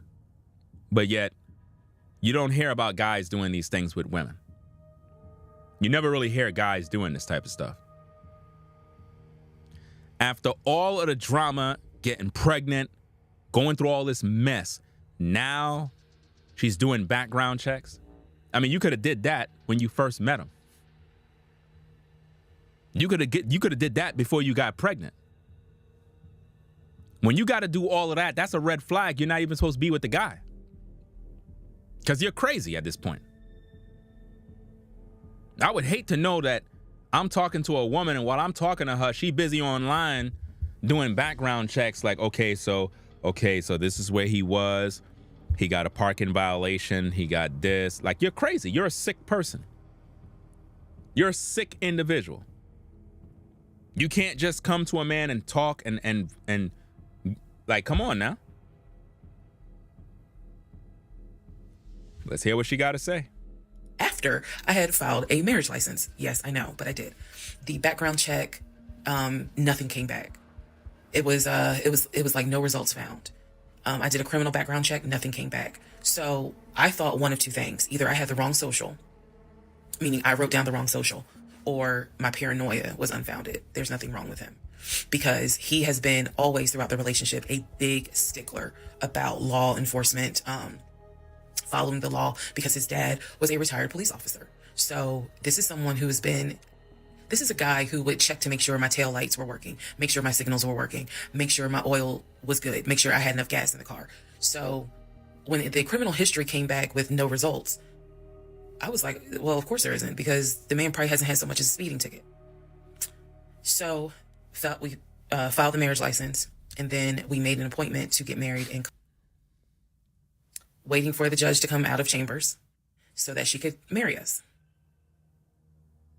And the reason why I'm pausing is because, my God, if I could go back and see that young woman sitting in that lobby. Wow. I know we can't go back in time. But damn, if I could go back in time, I would. Immediately, I didn't tell anyone I was getting married because I was afraid that we had tried before in September and something came up. So I didn't want to tell anyone. I didn't want to get anyone's hopes up. I didn't want to get my hopes up. I know that's bad, but again, said I would be honest even if it's ugly. I told my mom, my family that we got married, told my friends, they could not believe it. Like my mother was relieved, but she had no idea about what was going on. My aunt was more like, really? You married him? My friend, the one who took me to the hospital for the miscarriage, was like, I wish you would have told me, like, you deserve to have people there, take pictures and celebrate and all this other stuff. And she was like, she's the type of friend, if you like it, I love it. You rock with him, I rock with him. The moment you don't, I don't either. So she was supportive. My other girlfriends were happy for me. They just hated that I had to get married during COVID. None of her girlfriends actually have a husband, which is typical of these women. None of them are married, guys. Why would they be happy for you and none of them married? They were like, we would have loved to have, thrown you a bridal shower and a bachelorette party and all of that. It just sucks that you couldn't experience that. So we got married on a Tuesday. On the way home, stopped and got some wings, went home, and I had to get ready to go to work the next day. And life. I got married January 5th. By January 31st, I knew I was in trouble. I still didn't know how deep, but I knew I was in trouble.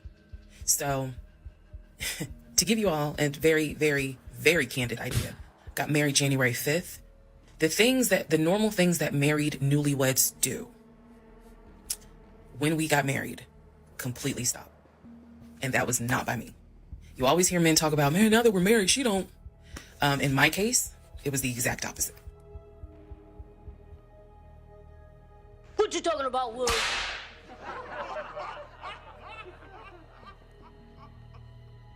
You do know she's lying, right?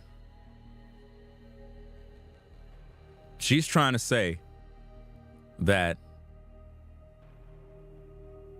when they got married, the man stopped being intimate with her.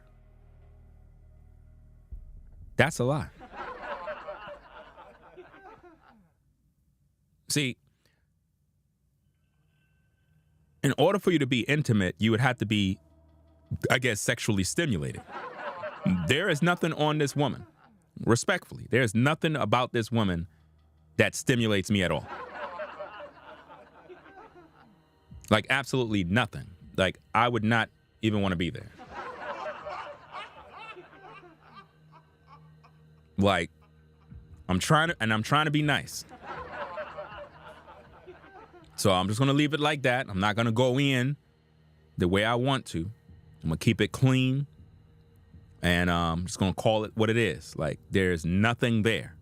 So I know that this story cannot be true. Because if this is a representation of how she conducted herself, looked in the house, a man is not going to be aroused at all. A woman got to be looking good. This don't look good at all. But now she's trying to make it seem like the man stopped, I guess, being attracted to her and providing love and all that other stuff. Lies. It was the exact opposite. So anyway, because this is not a forum to be all R-rated or whatnot, but y'all get what I'm saying. So we got married January 5th. January 6th, I went to work. It was a lot of people congratulated me because it kind of got out that I had gotten married. January 7th, I filed the paperwork to change my last name. And if you were following me, you can go back like 15, 16 videos, and I talk about how I had to change my name back to my maiden name. But I changed my name within about 3 days of getting married. My attitude was, this is the bed that I made. I'm going to do right by him. I'm going to do right by my marriage. I took marriage seriously. And when I married him, I absolutely married him thinking, I'm going to be with you for the next 40, 50 years. So we're going to have to figure this shit out. That was my mindset. I did not get married to turn around and be divorced in 6 months.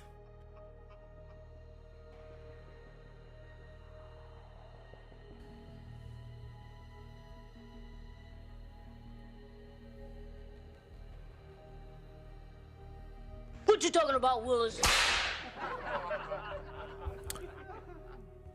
So you got married and divorced in 6 months?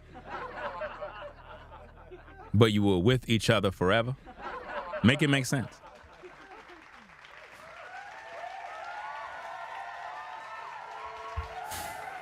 See, her marriage ended as soon as her relationship began with the guy. It was already destroyed. That marriage was a sham. That was a joke. Her getting married was just her trying to secure his name and get the documentation so she could be able to do her dirt after the divorce, which I doubt ever happened. That's just my opinion based on what we're seeing so far. But I got married January 5th, 2021. And by January 31st, I knew I was in serious trouble. So that is where we are. The next set of videos, the next set of all this will be me talking about how things went downhill before it crashed and I found everything out. In the meantime, tomorrow is my birthday. Fuck did I marry? This is the interlude, basically. I'm not recapping on this video. I'm just kind of answering some stuff that has been written to me. Someone was like, why are you airing your business out on social media? It's a valid question. For me personally, I feel like this was traumatic to experience, to live through. And I'll expound on that on another video, the aftermath of the toll that this took. Honestly, and I know some people are gonna be like, that sounds crazy. It is kind of cathartic to get this out because I cannot tell you how much of this has been internalized since 2020. Also, I don't want to seem like a cautionary tale to other women or to men for that matter, but to my sisters, to my ladies, white, black, Hispanic, Asian, doesn't matter. If something does not sit right with you, investigate it. I cannot stress that enough. If just one woman watches these videos and she's like, you know what, something don't sit right with me, let me look into this, then it was worth it. Yes, it is a Lifetime movie. Yes, it is Netflix. Yes, it is crazy. Yes, it is hilarious also. And I understand all of those reactions. As someone who lived it, they want you ladies to be investigators. They want you ladies to be the feds in the relationship now. This is where we're going now when it comes to relationships. We're now investigating one another. Women are now in private eye investigators. Guys, this is what we got to deal with. This is sad, man. This is really a sad, sad series. And we only at part 16. I mean, can it get even more worse than this? Like, only at part 16, and I just don't believe nothing that she's saying. What man stayed with her that long, tolerating this level of BS and stress?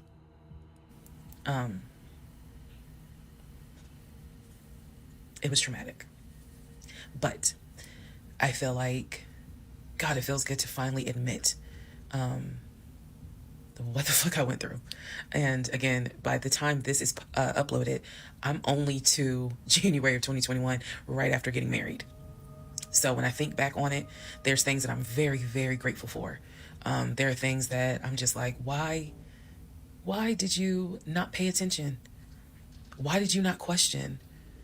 And the sad part is, I can't even begin to tell you, I don't remember the woman I was before I met that man. I don't remember. Because going through something like that, it changes you. And I've seen some women in the comments who were like, I was married to a habitual liar. I was married to a pathological liar. My baby daddy's a pathological liar. You see? Do you see what's happening? Women are in her chat saying, I was married to a pathological liar. My baby daddy is a pathological liar. Do you see what she's doing? This is the same thing I said from the beginning.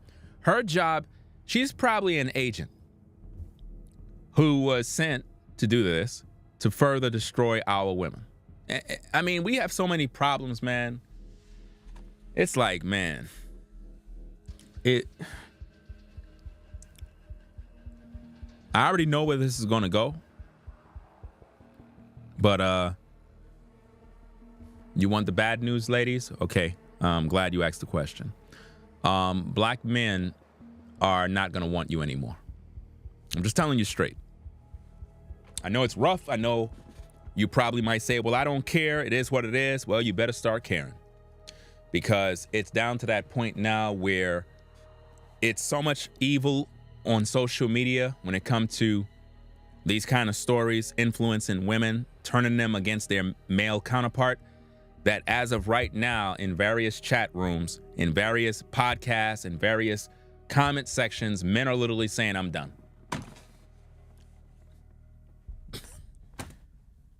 Like, y'all don't realize what this is doing. Like, black men are literally saying, I am done. I am now going to go to another group of women and only focus on them. I'm hearing men saying this now, meaning I am not even wasting my time getting with a sister. So what is that going to do for you? Because y'all busy cheering this woman on like she's some sort of great savior on social media. She's destroying our women. Imagine her 50-part series is doing more in terms of reaching people than Jesus Christ reaching people with the gospel.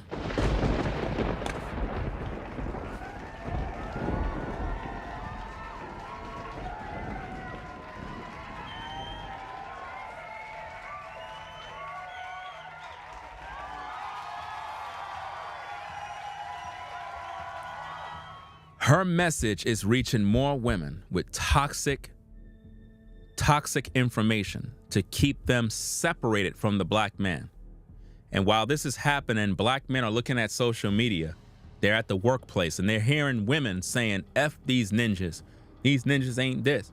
You gotta search their cell phone and you gotta prove that they making money, and you got to do a background check on these ninjas. And they don't call us black men. They call us ninjas. And you know what word I'm talking about? The N word. This is how they call us. So we're tolerating this level of abuse day in, day out, day in, day out. Now you got guys that are saying, look, I'm done.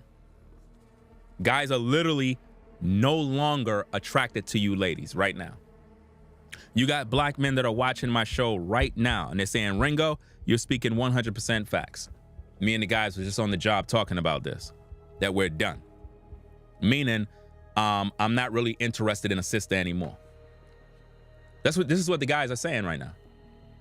because the gross darkness is so evil right now that guys are literally like, they don't care no more, because there's so many different groups of women, and for so long black men been trying to be with the sisters, but it's like they're being pushed away. And we're talking about the good black men that you ladies don't want until you're 50 years old, because that's typically when women want a good man, is when she's 50. When she's 50, 55, sexual marketplace value dropped, kids out of wedlock. That's typically when they do that. That's typically when they want a good man. So what happens is that's the time they're going to want you guys to settle down with them. But in today's day, moving forward, it's going to be pretty difficult for us as a people to really come together and build family when we have video series like this that have indoctrinated women into being separate from their male counterpart. And, you know, a lot of times ladies would say, F that. I don't care, Ringo. Y'all could go and y'all could do whatever y'all got to do. All I got to say is, look, careful what you say, because like I said, these guys are moving forward. These guys are not going to be spending money, and I'm going to continue to sound the alarm. Anytime I do content, I'm going to make sure I teach these guys, don't ever spend money on women. Think about what we're doing. We're separated. White men, white women, they're together. Asian man, Asian woman, they're together. Jewish man, Jewish woman, they're together. Everybody's together, but black men, black women, we're over here. And you're wondering why we can't build community.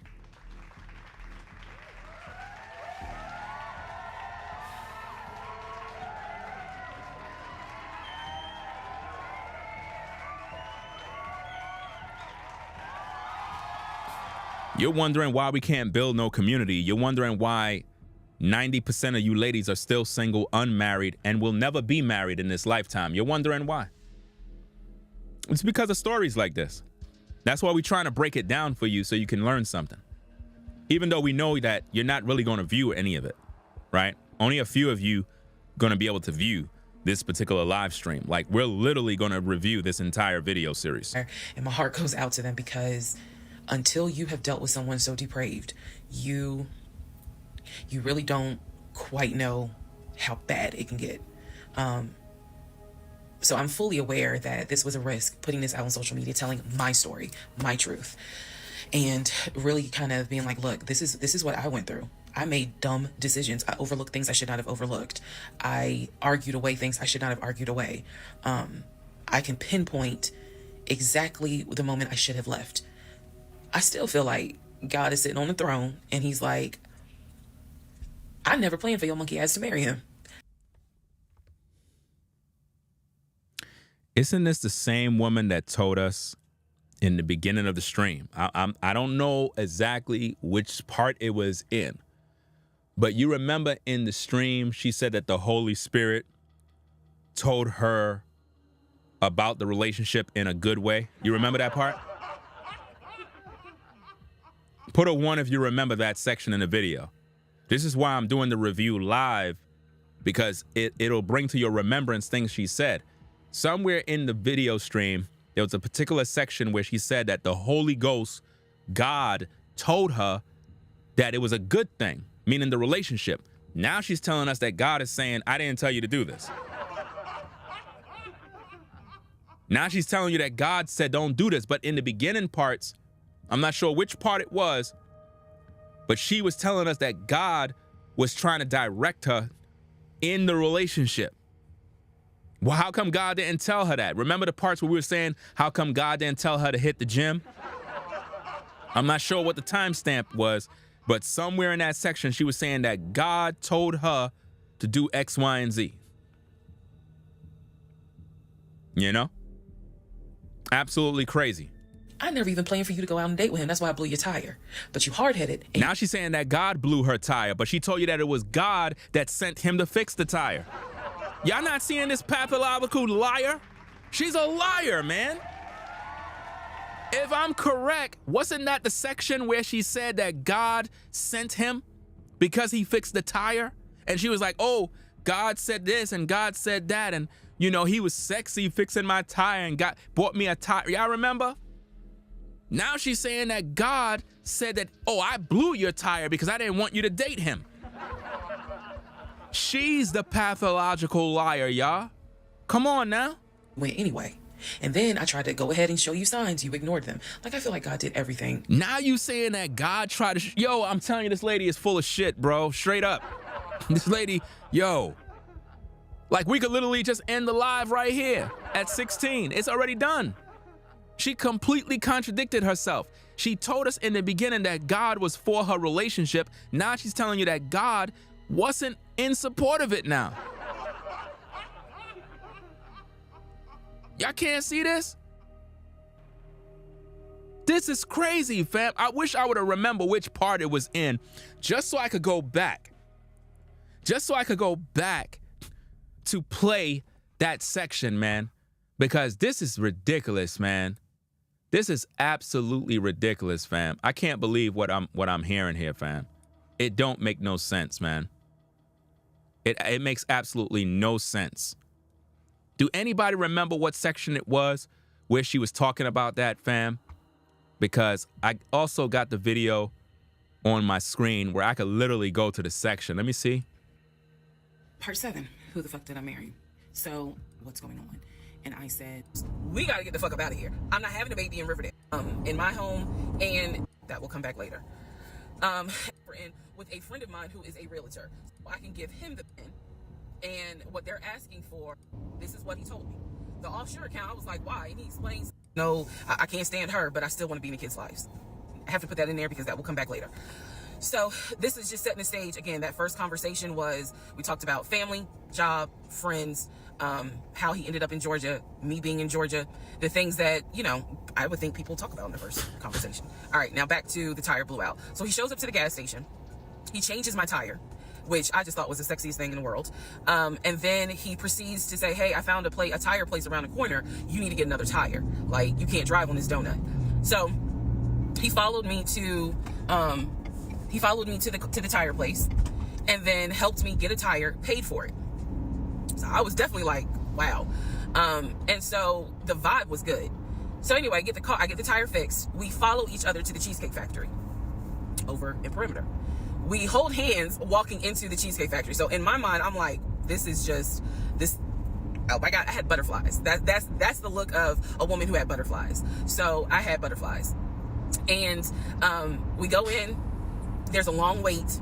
And so we sit outside and we just talk. And the conversation's great. And this is where he tells me what it is he's looking for. He tells me, you know, I believe at the time he was 42. He was like, I want to get married and it'd be for real. He's like, my parents were married 40 plus years before my mom passed away. And I want that. I want marriage, family, a house. Like, that is what I want. He's like, I'm as a man, I'm ready to get married, but I want it to be for real because the first time, you know, it really hurt me when she cheated on me. So he's telling me everything that I wanted to hear. And so he was like, what is it that you want? And I said pretty much the same thing. I was like, I'm ready to get married. Definitely want to have a family. And I want to marry my best friend. So we both put on the table that we wanted marriage. And this is the end of part 1. All right, part 3. Who the fuck did I marry? So this is when he... I don't know the exact section where it was at, man. Where she did what she did, man. Putting a timestamp on the screen is not going to help me because that's a timestamp of a live stream. We're live. I cannot rewind back a live stream. Right?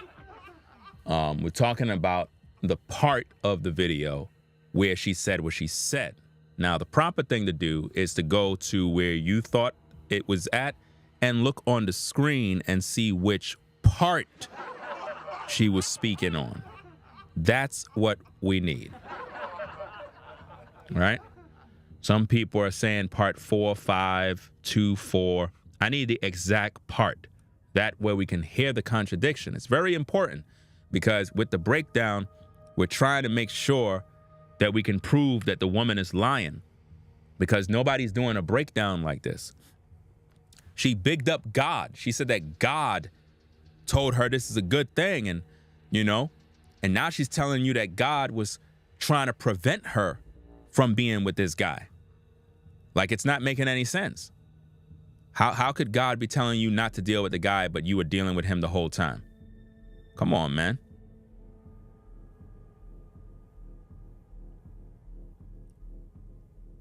It's like I had the parts. I must have put the parts in the wrong order, because I noticed it starts off on part 1, then it goes into part 3, then part 2, then part 4. So that means I didn't put them in the proper order. But let me hear it. And I was like, you saw, this is what I reminded myself. You saw him pay for the appliances. You know the house is under contract. Or like, what the hell is a virtual closing? Because again, he's saying, because I pulled that card and she was like, oh no. You're taken to the hospital. No, this is a private situation. I don't want to do that, blah, blah, blah. So my aunt was going to head off. Let me just continue back where we was, because nobody don't got a timestamp. I need to know the exact spot where she was saying what she was saying, because it's very critical for this particular lesson that we know which part was she bigging up God by saying that God was pro relationship for her. She said that during the series, and now she's saying that God's saying, no, I didn't want you to get married, and I didn't want you to be with the guy. To help me as his child, be like, this is not who I created to be your helpmate. What? Did she just call a man a helpmate? What you talking about, Willis? Red flag. See, that's the point. Women want men to be helpmates. She just said that God said that I didn't choose this man to be your helpmate. You know she's not talking to God, because a man is not a helpmate. Women are helpmates. That's how you know this woman is a pathological liar. She's lying on God too. And I was like, God, you taking too long. I want to get married. You told God he's taking too long? You want to get married? I mean, who did this woman think she is, telling God that he's taking too long, she want to get married? After getting pregnant by a guy and miscarrying a baby, which is a traumatic situation for any woman, it's not even a laughing matter. But she's making a joke and a mockery of God. Come on, man. I don't even think this woman is into men. You taking too long. I want to have a family. You taking too long. And these are the consequences that I'm paying for basically telling God, you took too long. And I feel like God's grace is sufficient. It is. But at the same time, and I'm not perfect. I mean, we know you're not perfect. You're a sinner and you don't even follow God. I cannot stand hypocrites that come online trying to sound religious, and these people don't even follow the Bible. They don't even live right. I mean, you popped out babies getting pumped left and right, giving up the cooch, got pregnant out of wedlock, and talking all this mess about God. No, you ain't even with God. Stop it. not perfect at all. None of us are. But I do feel like when I sit back and I replay the events that happened, I truly cannot believe that was my story. Because all I wanted was to meet a guy, for him to be my best friend. She was thirsty. She was desperate. She never dated a man, fam. This woman never picked up men. No man was ever attracted to this woman. She's acting Hollywood, fam. She wanted marriage badly. To get married, have a family. I wanted someone I could make fun of his big old forehead, and he make fun of my nappy head and all my wigs, and yet he nappy head and wigs was my ride or die. I wanted someone that I could be like, man, help me with these kids, and he helped me with the kids. We had a nice home. We were comfortable. That is what I wanted.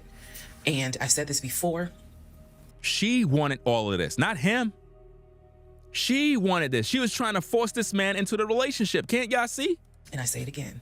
I truly hoped it was my turn. You see the women who are, She is fake, fam, at Soldier Girl. See, Soldier Girl kept it real. She says, most are one paycheck away from living in the streets. She's fake. And that's real talk. See, here's the thing, fam. This is why I keep saying I'm the realest channel on YouTube when it comes to speaking on these type of issues, because I keep it a buck with the people. See, what Soldier Girl said right there is real talk. A lot of people that's in the struggle, that's on their journey, that's not fake, Y'all know the real, man. Y'all know the struggle. Y'all don't got no time to be sugarcoating. I don't be out here trying to act like Mr. Hollywood. I don't do stuff like that. You know what I mean? Like everything on social media is fake. Everybody's fake. Instagram is fake. YouTube is fake. All these content creators is fake. If you were to meet these people in person and see how they really, really move, it'll shock you. It'll shock you to see that how fake they really be, fam. People out here going through. And yeah, you got these people acting like they glamorous and everything is flawless. When it's not. It's not like, no. When you see people come on Instagram, everybody got a filter on their face, trying to look butter smooth. Trying to make their face be shaped perfectly. Their lips, everything. A brother can't even see a woman no more on how she really look because she got all the filters on. You ever seen a woman with filters on her face and she's moving so much that the filter moved and you kind of saw her real face for a second and was like, whoa. You couldn't believe what you saw because the filter came off. It's crazy. People got to stop being fake, man. I don't like that because if people run into me in the real world, I want them to see and know this is who I am. This is who I am. I'm not fake. I keep it a buck, 100. You know what I mean? I don't know if it's a Brooklyn thing because ain't nobody acting fake out here. The streets is the streets. Nobody got time to be fake. Not in Brooklyn. Not in New York. That's one thing about New York I can tell you. People don't be out here just acting fake. Now, when they come online, that's a different story. But in the real world, in the streets, it's real. You know? This woman is living a fake life, a fantasy, a dream. She's broke, she's in the hood, but she don't want to accept the fact that she's in the hood. Just accept it. Damn. Who cares? You live around ninjas. The hood is crazy. It is what it is. Like, what do you want to do? You're not a millionaire. You're not rich. You're one paycheck away from being homeless. If your job was to say, you're done, you're going to be on the soup line. You're going to be collecting unemployment. So what's the point of acting like you got it popping? I don't know what it is with our people where we keep trying to act like we rich when we broke. It's like rich people act broke and broke people act rich. Everything is backwards.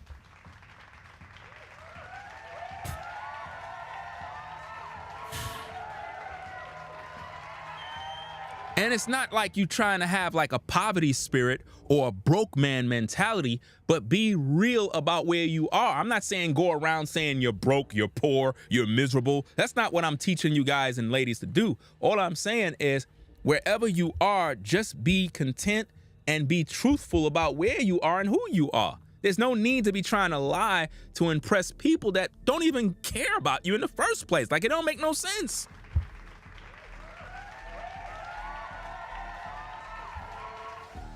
So happy, and they're in these loving marriages and life just looks good. I really, really wanted it to be my turn, and so I excused away a lot of stuff that I hope the next woman who sees this does not excuse, because I don't wish this on anybody. I don't wish this on anyone, to feel the way I felt the moment I discovered the whole truth.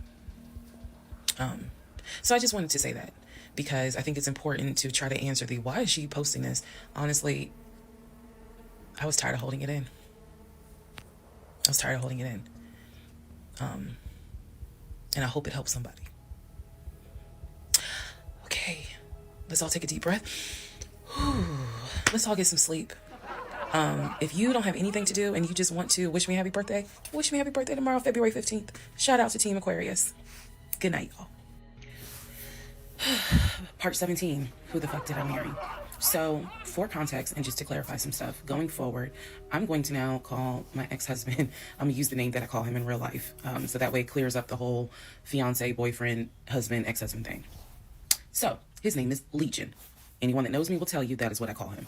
So Legion and I, when I left off at part 16, or excuse me, part 15, Legion and I got married January 5th of 2021. For the first 2 weeks, things were fine.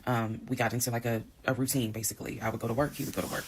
He was still leaving the house at around 6:15 every morning. He was still on the phone with his brother, the one that lived in Philly, every morning. That was their time to talk. From what I was told, the brother got off work. I guess he must have worked the third shift.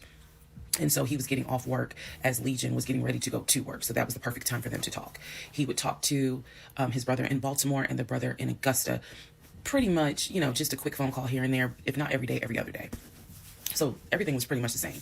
I would talk to my mom almost every day. I would talk to my aunt almost every day. So it was nothing to kind of, that's weird. That's what the morning routine was. He would talk. So I worked at Georgia State Patrol. And I said this in a previous video, but again, there were things I said in previous videos that I remember saying, hey, remember that because it's going to come back later. So I worked at Georgia State Patrol. I had been working there for almost 8 years, 7 or 8 years by the time Legion got into the picture. He was fine with the fact that I worked within law enforcement. I'm not a trooper. I'm not a sworn officer. I'm a civilian. However, he, again, his dad was a retired police officer. So he was perfectly fine in the beginning with the fact that I worked for Georgia State Patrol. He had been to my office before. He had met some of my co-workers. Obviously, even with COVID, because I still had to go into the office 2 or 3 days a week, he had been up there. So the friend who took me to the hospital when I had my miscarriage has met him. He and I have been to her home with her and her significant other before. So you're telling me that she was in law enforcement? Is that what she's saying?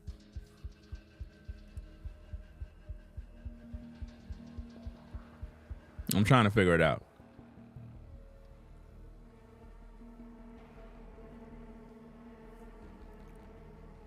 Is that what she's saying, y'all?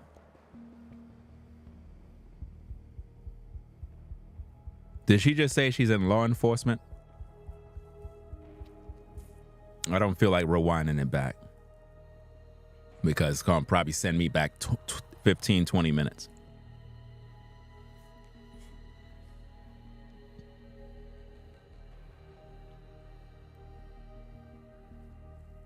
So she says she's in law enforcement, right?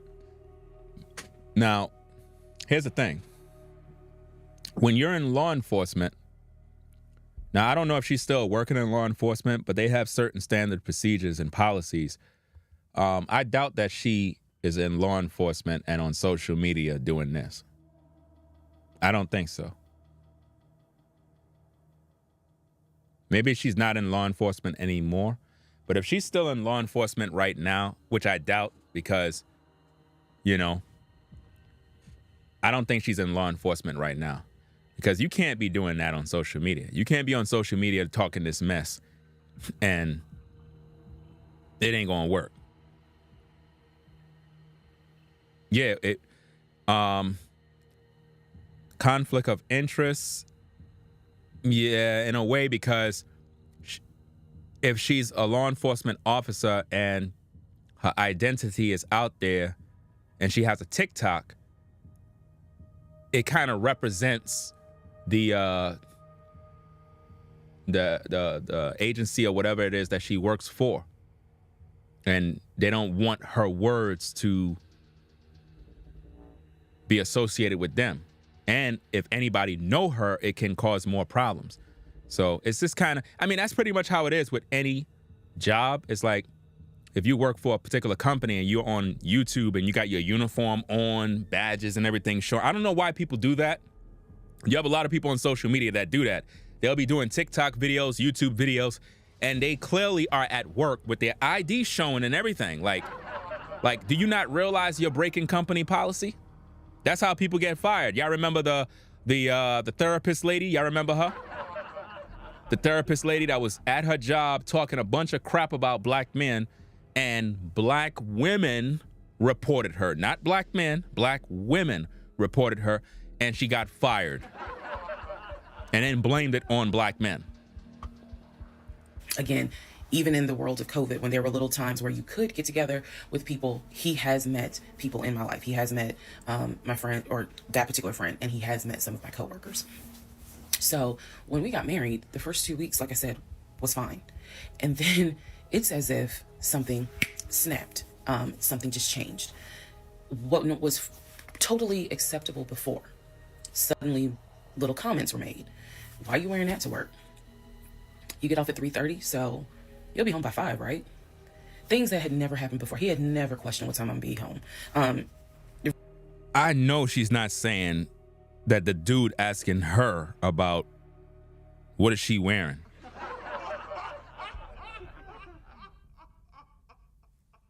What you talking about, Willis?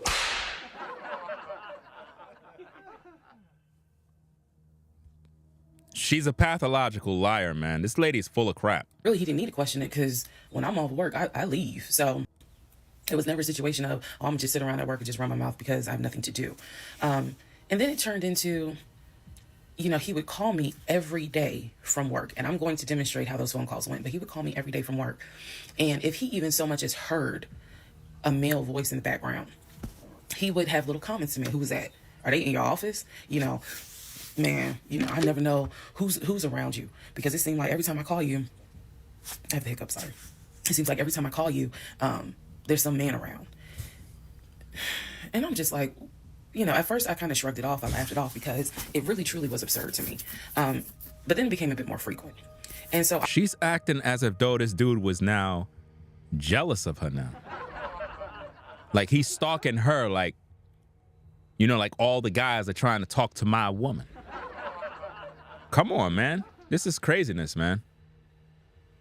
This is absolutely crazy, man. Shout out to Measured Man for the 5. Says his family look up these names.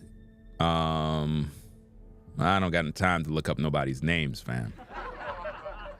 And I'm not trying to implicate his job. You said I spoke to his job. You went out of the way to speak to his job, bro. Come on, man. Like, why people be doing that type of stuff? I don't know, man. Says I spoke to his job.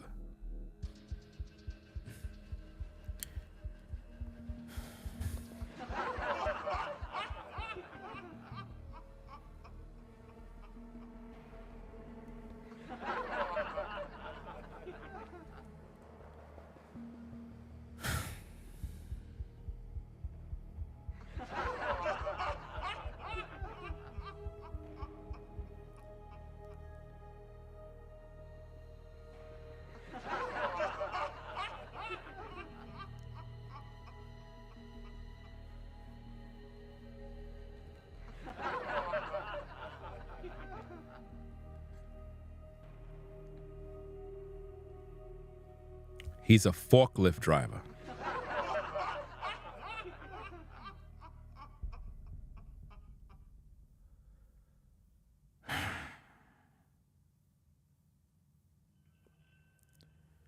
So he's a forklift driver.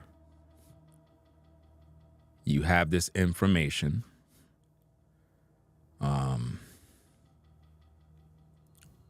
Appreciate the support and all. Let me read what you said. It says, because I advocate for mental health and someone that unhinged on the post could be detrimental. I've seen it. Yeah, we all seen it. I'm pretty sure all of us guys have had a mental case, that we encountered.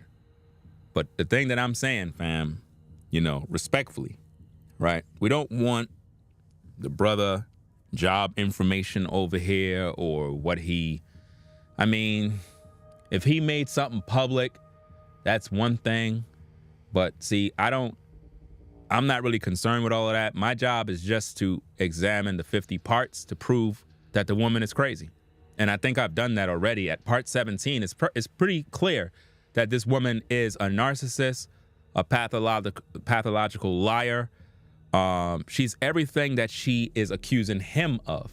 That's what she is, And I know the story goes a little more deeper, and she's just bitter and hurt because she couldn't really have her way with him,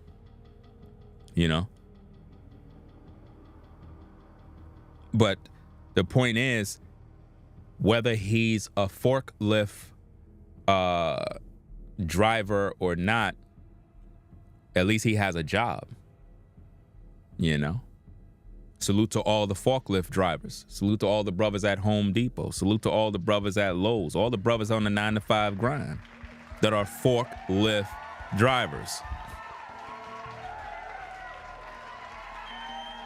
Because what I don't want is I don't want it to go out there in the airwaves as if though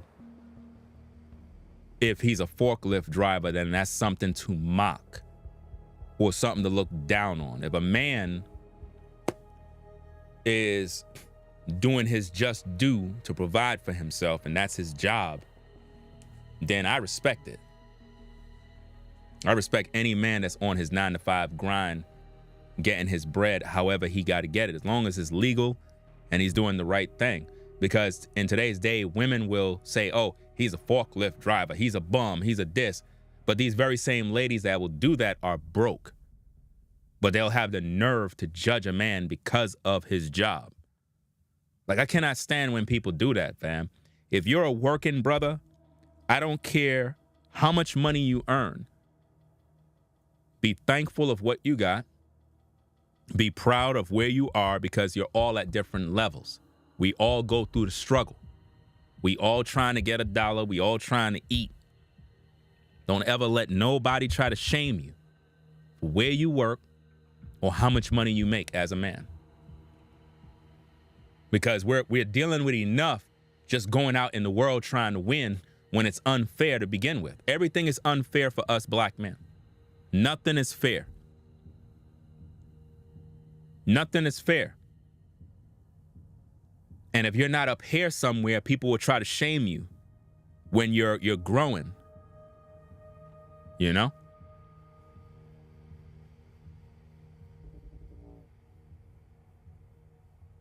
Because he might be the fork driver right now. And it's not even about if fork drivers make money or not. That's not what this is about. The point is, and I'm not saying that the brother is throwing him under the bus or anything. That's not what I'm saying. What I'm doing is speaking in general, because you have to understand perception and how social media work, right?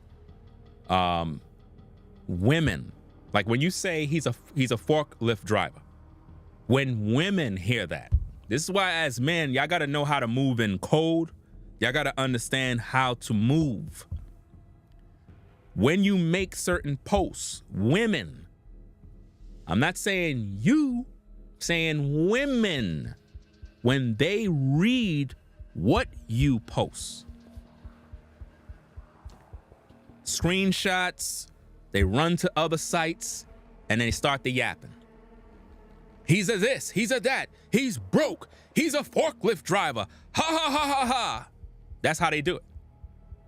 They don't respect a man in terms of what he do for his labor to earn a dollar. They don't respect us brothers. You don't understand.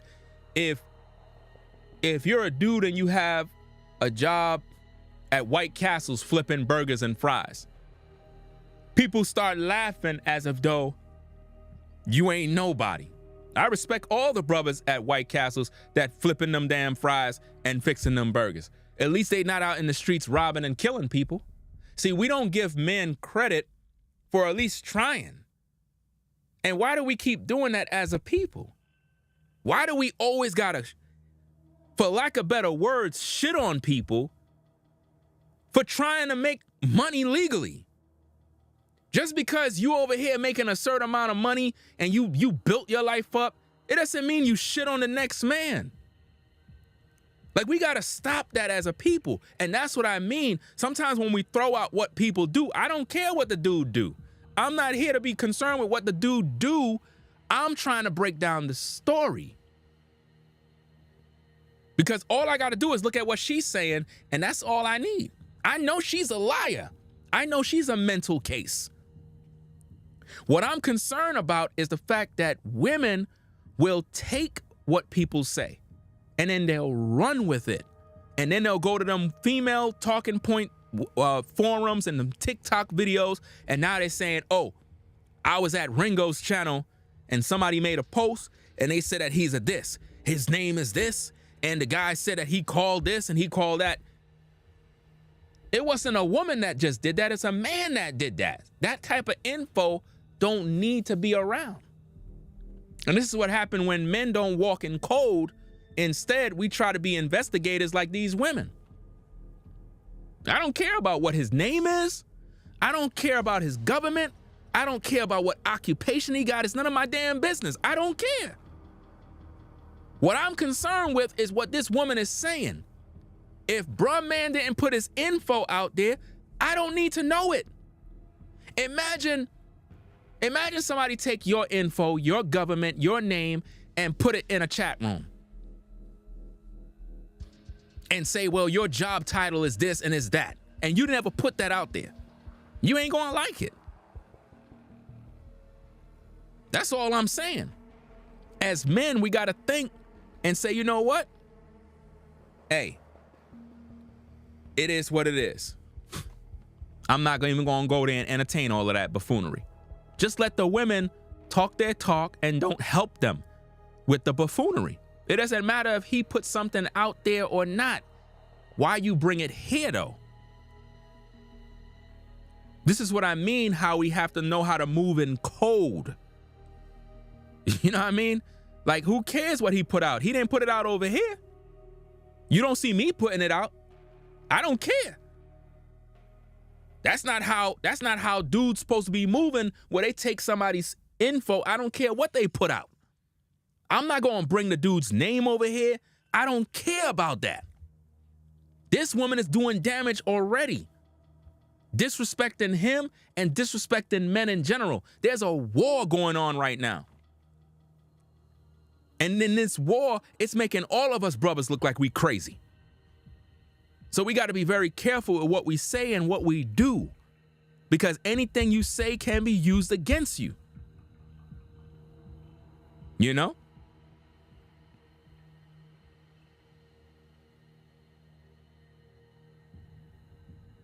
You said that you're trying to help somebody from a mental health standpoint, bro. My platform is not a mental health facility.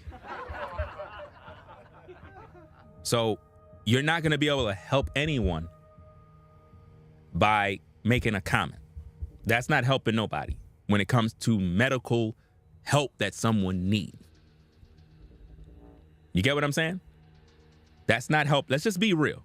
That's like a Christian coming into the live chat praying in Jesus' name, saying, I just pray for this person. That's not helping nobody. You know, actions speak louder than words. A person would have to be known and see you face to face and get proper help for whatever their situation is. This woman is crazy. And if she's suffering with some sort of issues, why all of the companies that are advertising and wanting to sponsor her and sending her to Paris and sending her on trips, how come they're not focusing on her mental health? They're not focused on that. They don't care.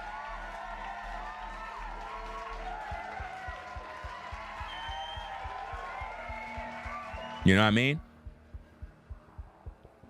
Like how is calling somebody's place of work? Like who does that? Who does that, fam? I would be pissed off to know that I'm at my 9 to 5 and I got people on social media calling my job. You trying to get bruh man fired? Like people gotta really think about what they doing and what they saying, fam. It's out of pocket. You calling a brother's 9 to 5? Like, what? Men don't even do that. This is crazy. Imagine somebody calling your 9 to 5. Hello? Yeah, do so-and-so work there? Bro, that's out of pocket. The man is at work. Who does that? That could get somebody fired because it's like, yo, imagine you at the company and there's calls coming in from all these crazy people from social media trying to verify who you are. It's like people doxing people, dropping names. Like, that's messy, fam. Men don't do that. That's what I'm trying to say. You don't see me doing that. I don't care about those things. What we're trying to do is focus on what she's saying so that we can find out if this woman is telling the truth. And based on all of our research and reviewing, she's lying about a lot of things. You know? She said that he worked for Apple in the ID department and blah, blah, blah, and he's doing this. You're saying he's a forklift driver. It sounds to me like you're trying to add value to her words. In other words, oh, she's not lying, she's telling the truth. That's how it sounds from this point of view. From us looking in, it sounds as if though you're trying to help her.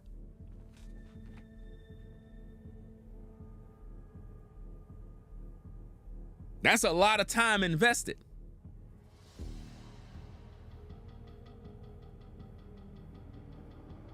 Now, what if the man is really a forklift driver and he ended up getting a pink slip because of all the attention that he's getting? Imagine he's in the supervisor office and they're like, look, all these people calling, what's going on? What's happening? Oh, my ex is doing this. Well, these people are calling, harassing, you know, what? We're going to have to let you go. Now the brother's fired.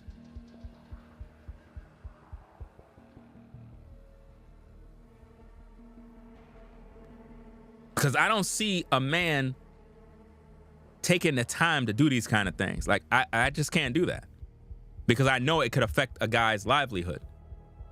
Remember, she's the one making up the story. For all we know, the brother never told her that he worked for Apple and he's in the IT department or that he got money. The whole story's fabricated, which means it's not that he's a liar. He could just be a dude that she was dating and he didn't want to have nothing to do with her. And she took it to social media to lie. To make him look crazy. This is why as men, move accordingly, move in code. Don't even be an instrument by which women can use you. You know? No man should be calling another man's workplace. No man should be trying to say, well, he's this and that. Men supposed to know how men move. Just let these women run their mouth. I don't care about where he worked. I don't care about his name. She said his name is Legion. Let's focus on Legion. What does it mean? What does Legion mean? Let's see. From the Bible, Mark 5, verse 8 to 10. For he said unto him, come out of the man, thou unclean spirit. And he asked him, what is thy name? And he answered, saying, my name is Legion, for we are many. And he besought him much that he would not send them away out of the country. The demons that were in the man possessed identified themselves as Legion. This woman is telling us that is the name she called her ex. Legion. Have you ever heard anybody in the history of life call somebody Legion? No, because she know what she's doing. She's calling him a devil, a demon. That's what she's calling him. She's calling him a demon. She's disrespecting him. That's what she's doing right there. Let's go. I really just didn't feed into it because I'm like, I don't know if this is some insecurity. I don't know if this is jealousy because nothing has ever been done to make you feel any sort of insecure type of way. I've never entertained another guy. I've never flirted with another guy. Like, I don't know where this is coming from. So it is also important to note, we got married January 5th. Things started changing around 2 weeks later. And the reason why I know it's 2 weeks is because I had recorded an audio diary on January 21st is the date of the audio diary. And I talk about how maybe I had unrealistic expectations because it seemed as if things were changing with he and I. So 2 weeks pass, he starts making little comments. End of January comes, he informs me that he wants to start looking for a house again. I had no real desire to go through that process. So what he decides is that he's going to look for a house for us using his friend, the realtor, the one I did not meet.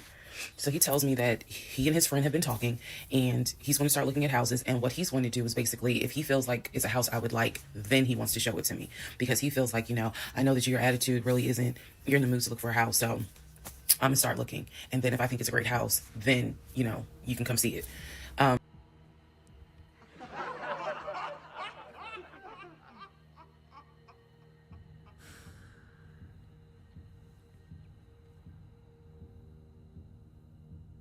Another house.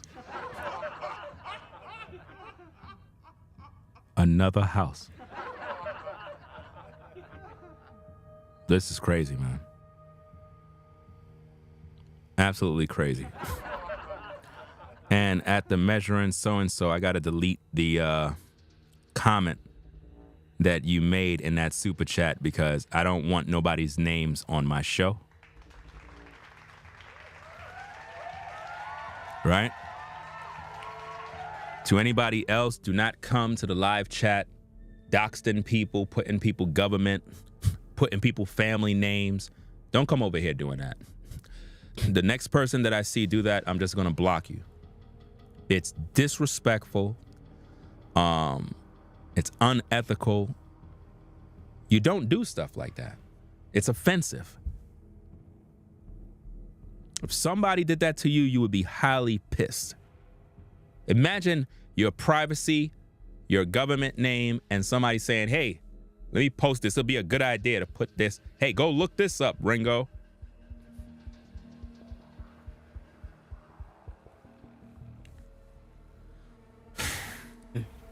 And I remember thinking, that's not going to work. You're not going to choose a house without me. He was like, no, I'm not going to choose a house, but I just think that, me and old boy have been talking. And so he has some houses that he is representing. He wants to show me. So why don't you let me look at it? And if it's worth the time, then I'll bring you to look at it. So he already had some sort of plan in place after talking to his friend about how he's going to start looking at houses. This is the end of January, 2021. So I kind of threw my hands in the air and was just like, whatever, because I'm not getting emotionally involved in looking at houses. And for me, that's kind of what it was. I felt like I would see a house, I could picture us living there, and then it gets snatched away somehow, some way. I didn't want to go through that. So the reaction that he wanted, which was for me to throw a fit, I did not do. I was just like, okay, all right. I don't understand what this guy would see in this woman. This woman is a major toxic person, man. Like, there could be no romance having a woman like this in your life. There's no love. She's a storyteller, guys. Y'all can't see? She's a storyteller. This is what she do. She tells stories. And people love gravitating towards drama. They love that kind of stuff. I trust you. And remember that I said the reaction he wanted, because that's going to come back later. So he started looking at houses. Funny enough, the houses that he looked at, none of them I actually saw. But he would call me and say, I'm at this house in Sandy Springs with the realtor friend. Apparently his realtor friend's name was Scott, not to be confused with the other Scott, the one that was actually helping us, that dropped us as clients. I want to make that clear. There were two Scotts. One is the realtor who was representing us, who said, hey, I need proof of funds. If you don't have those proof of funds, I cannot show you any more houses. The other Scott is his friend, who he had talked to on the phone at least 50 to 100 times in front of me. That's the Scott that he said is going to show me this house in Sandy Springs. Apparently the house was like $800,000. So he was like, I think that if I like the house, then I'm gonna bring you out here so you can see it. All right, now let's go into part 18. Okay, part 18, who the fuck did I marry? So he starts looking at houses in Sandy Springs, Alpharetta area with his friend Scott. Yeah, that situation's still pissing me off, fam. You know what I mean? I can't believe, dude. What you said? Right, I can't believe bro called his job. Yeah, that's crazy, man.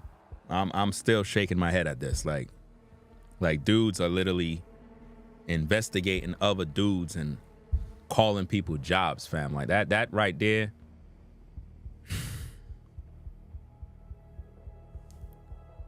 I don't understand this mess, man.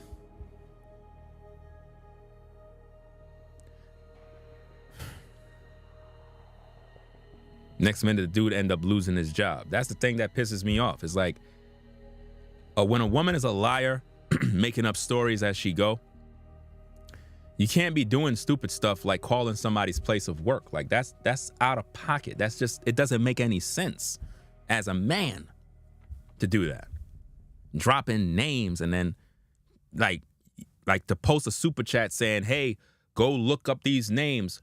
What I look like looking up somebody's names, bro? Of somebody's family. Like, who does that? That's what these women do, bro. These women are the ones out here talking about, oh, you got to go investigate. You got to go dox people and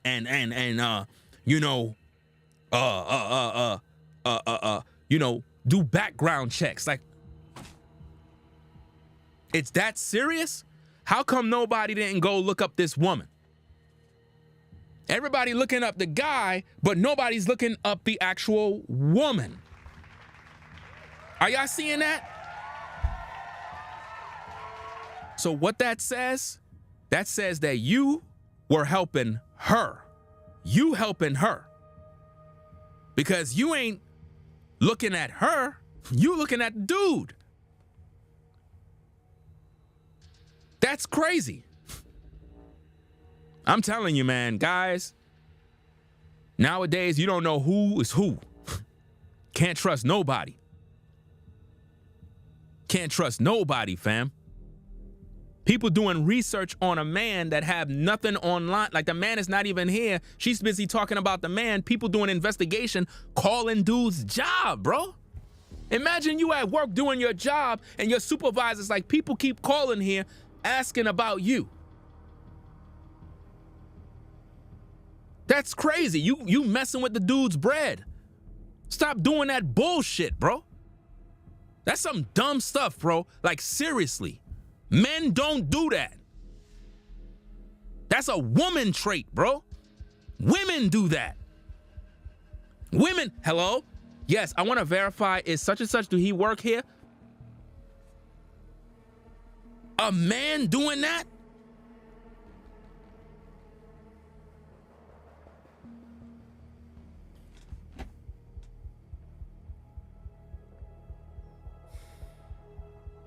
Now, didn't I tell you that this woman is going to put the battery in people's backs to go out there being investigators? And now you got dudes doing the same thing. So now we don't know who's who now. Y'all thinking, oh, women out here doing all the dirt. You have dudes out here doing research and doxing people and calling people jobs and verifying. Yo, that's sick, man. There's no excuses for that, fam. There's no excuses for that, bro. Like, seriously. There's no excuses for doing what you did, bro. I did not see any of these houses. I did not go. I didn't want to go. So what was starting to change is, remember I said before, he would leave the house every day at around 6:15. He would be home every day between 3:30 and 4 o'clock without fail. It was so, I shouldn't say it was annoying, but I could set my clock by the fact that I would hear that garage door open between 3:30 and 4 o'clock every day that he went to work. Even during lockdown, he still had to go to work. His job was only locked down for maybe a week. For me, I was allowed to work from home, but unfortunately, I did not handle it well. And so I would fall asleep. She's lying again. She says during lockdown, he was able to continue to go to work. That's a lie. Because the only people that were able to go to work were essential workers. So now again, you got to look into what kind of job he really had. Because the only ones that were able to work during the lockdowns were what was known as essential workers. You know, essential workers were the ones that were keeping the infrastructure from continuing to move and keep it afloat. Those kind of jobs. They were able to continue to go to work. Now, it didn't mean that those people were special people. It didn't mean that they were making the most money. They had job titles that meant they need to be at work at all times to keep the thing going. You know, the truck drivers, the delivery guys, maintenance, heating workers, the plumbers, guys that dealt with industrial jobs and different things like that. They had to be at work. No ifs, ands, or buts. Had to be at work.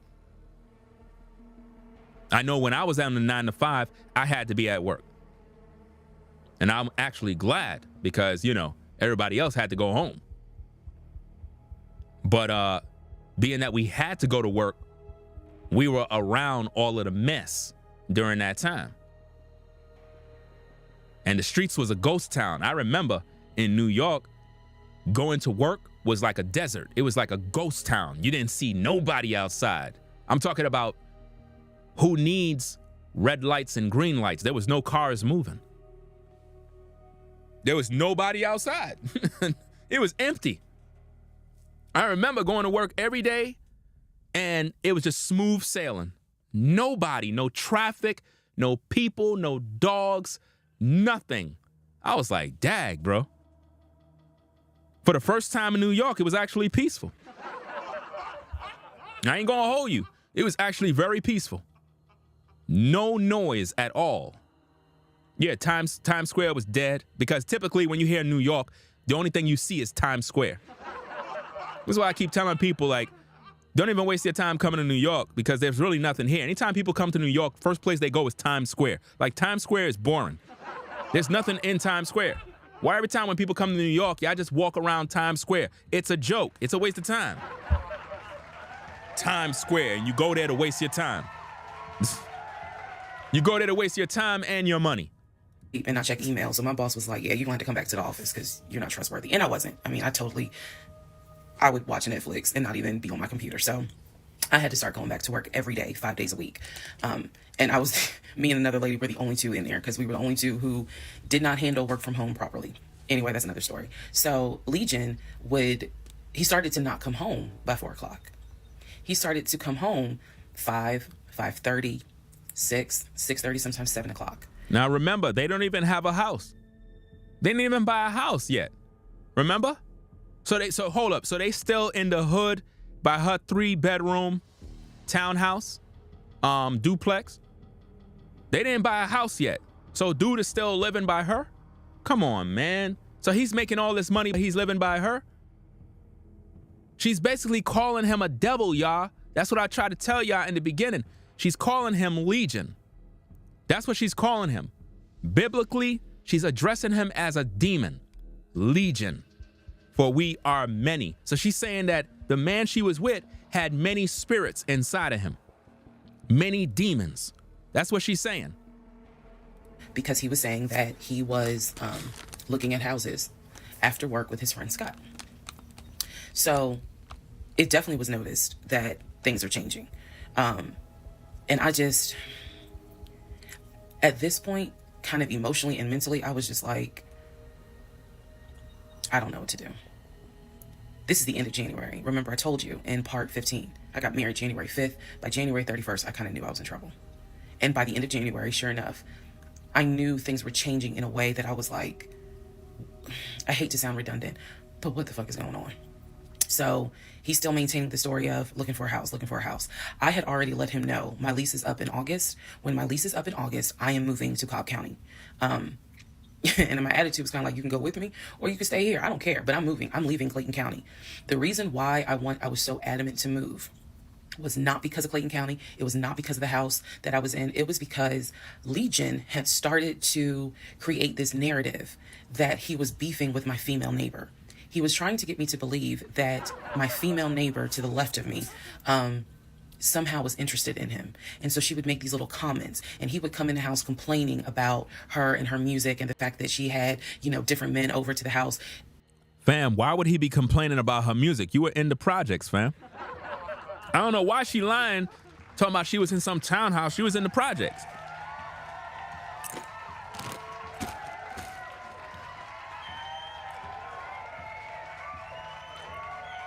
Why would he be complaining about her music if y'all in y'all own house? How y'all hearing all her music? Because y'all was in the projects where all that noise walked right through the wall. Just keep it a bean, man, and stop lying. Let's go. It was driving me crazy. And all of this was kind of starting in January. So when I say that, it really seems like we got married January 5th, and then we had 2 weeks of peace, and then something just snapped. I literally mean something just snapped. So he's looking at houses. Now we're moving into February. February obviously is my birthday month. He did good. He did good to make Valentine. He went all out for Valentine's Day. He went all out for my birthday. My birthday and Valentine's Day are February 14th and February 15th. So he went out for Valentine's Day. He went out for her birthday. Notice more money spending, all this stuff. And yet what? They still don't got no house yet. Still in the hood. Still struggling. Make it make sense, y'all. He went all out on both days. Y'all ain't even gonna believe this story. But I said I would share even when it makes me look bad. So the weekend after my birthday, and what I mean by that is if my birthday was on a Tuesday, we're talking about Saturday. The weekend after my birthday, he gave me money to go to the nail salon, go get a manicure and pedicure. So I leave the house. I take his car. His car was in the driveway. We had a key to each other's car because, again, we're married at this point. We're talking February 2021. So I take his car and I drive to the nail salon over in Morrow. I'm in the chair getting a pedicure and I get a text. What you talking about, Willis?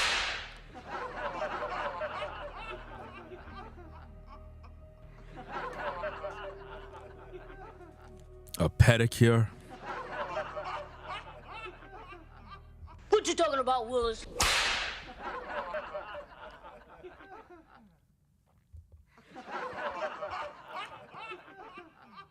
Message from my husband saying someone was just at the house looking for you.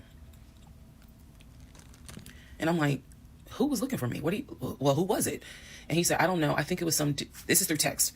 I don't know. I think it was some dude you used to mess with. Okay. I was like, what are you talking about? He was like, I'm telling you, some guy just came to the house looking for you. I told him you were not here. So at this point, y'all, I'm in the chair at the salon. I'm freaking out because I'm like, who the fuck has the audacity to come to my home unannounced, uninvited, talking about they're looking for me? Especially because before I met my husband, I was working the last shift at Amazon as a part-time job. So I had not dealt with, dated anything with anyone for about a year. Wasn't she into law enforcement?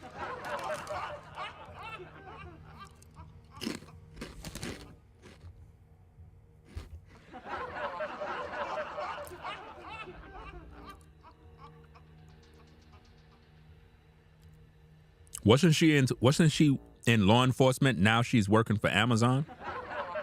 I'm just trying to figure this out, man, because the story just keeps changing up. I don't know, man. Before I met him in March of 2020. So I really was like, who the hell is this coming to my house? So I finished the pedicure. I head home. Once I get home, I'm like, what are you talking about? What happened? And so I'm frazzled in a way. And he's calm. He was like, yeah, it was a black Dodge Charger. They pulled into the driveway. They backed in. They backed in as if they had been here before. So clearly this was someone who's been to your house. He got out the car. He said, I opened the door and I went out there and I said, is there something I can help you with? And he said, the guy said, I'm looking for, and gave him my name. And he said, I'm sorry, she's not here. And he was like, oh, okay. All right then. And just got in the car and drove off. And I was like, my brain stopped working because I'm thinking, who the heck could this be? A Dodge Charger? I was like, are you sure that it wasn't law enforcement? Like, wasn't the sheriff's office trying to serve me with a lawsuit for a credit card I didn't pay? He was like, no, he was in regular clothes. He was like, and it was not a police car.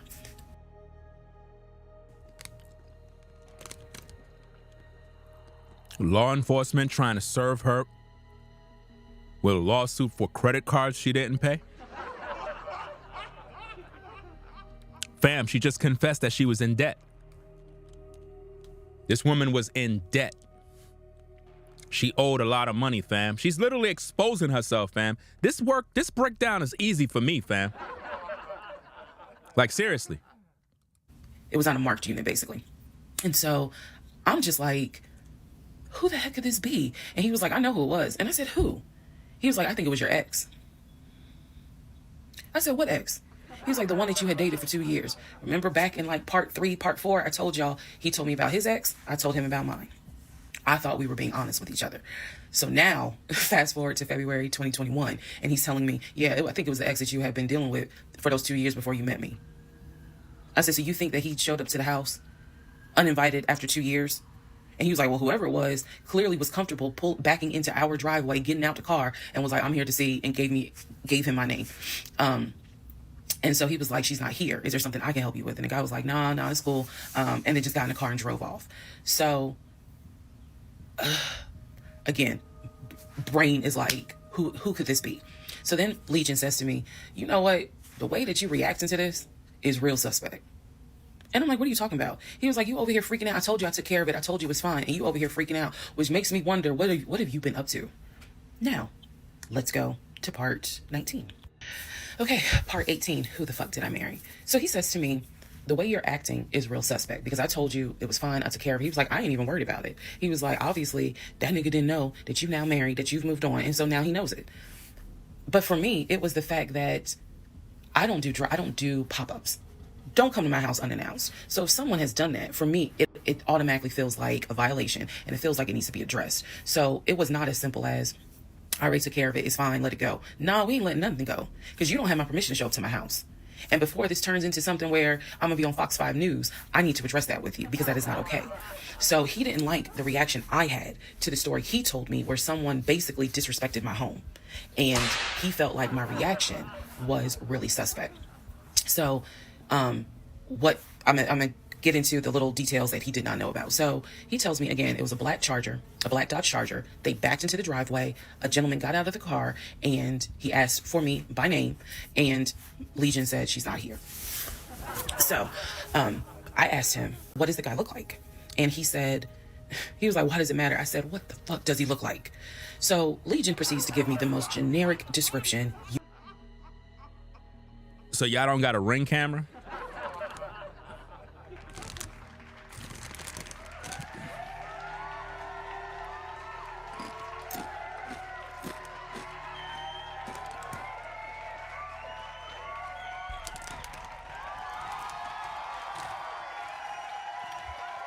How you in a house and you don't got a Ring camera?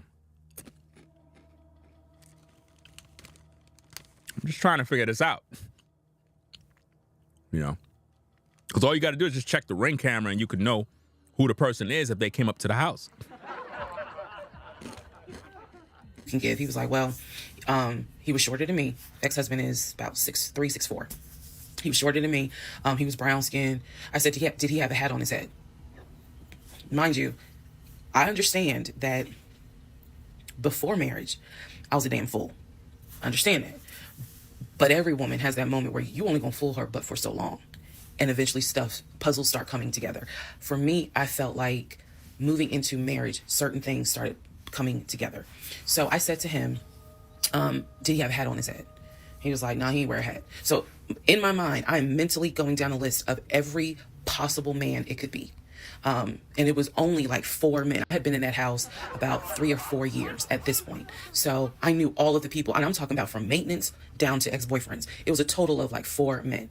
So when he said that it was a black Charger, I immediately was like, okay, I know that crosses out one. He said he was shorter than him. All of them were shorter than him. I said, did he have a hat on his head? He said, no, that crossed out one because one in particular was a maintenance guy who always wore a hat on his head because he had like a bruise or something and he was just self-conscious about it. So he always wore a hat.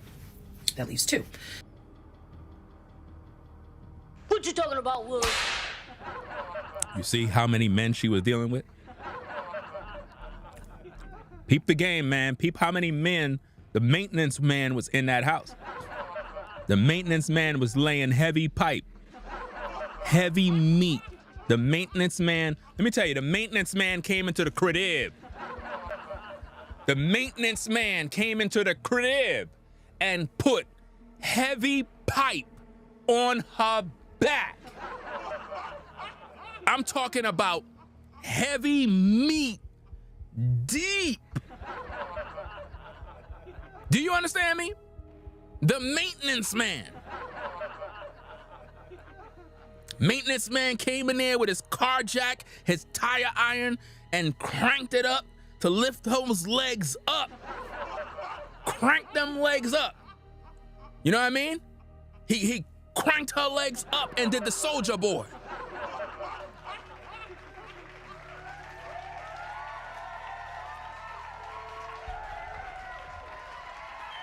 So I said, was he muscular or was he skinny? So Legion's getting all frustrated. I said, just answer the question. He was like, well, he was kind of in between. Why are they, this story is fake, bro. This story is a joke. Like, they're literally going back and forth over a description of a guy that came to the house looking for her. This is crazy, man. She said the maintenance man was there laying heavy meat deep. The maintenance man came in there with his pipe wrench. Came in the house and, you know what I mean? Say, hey, you know what I'm saying? I'm here to lay pipe.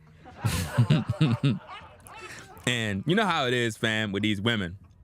Oh, you could come inside. You came here to lay heavy meat?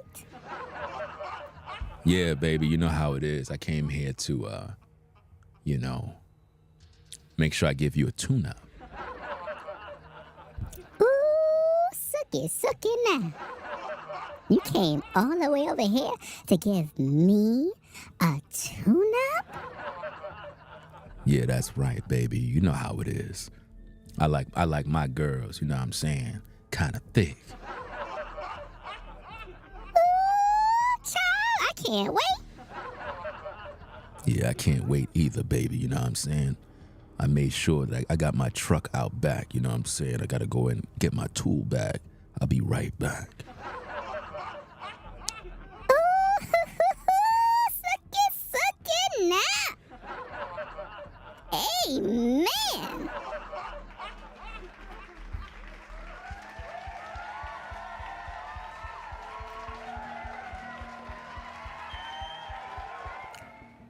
Telling you, man, it's crazy in these streets, man. The maintenance man blew her back open.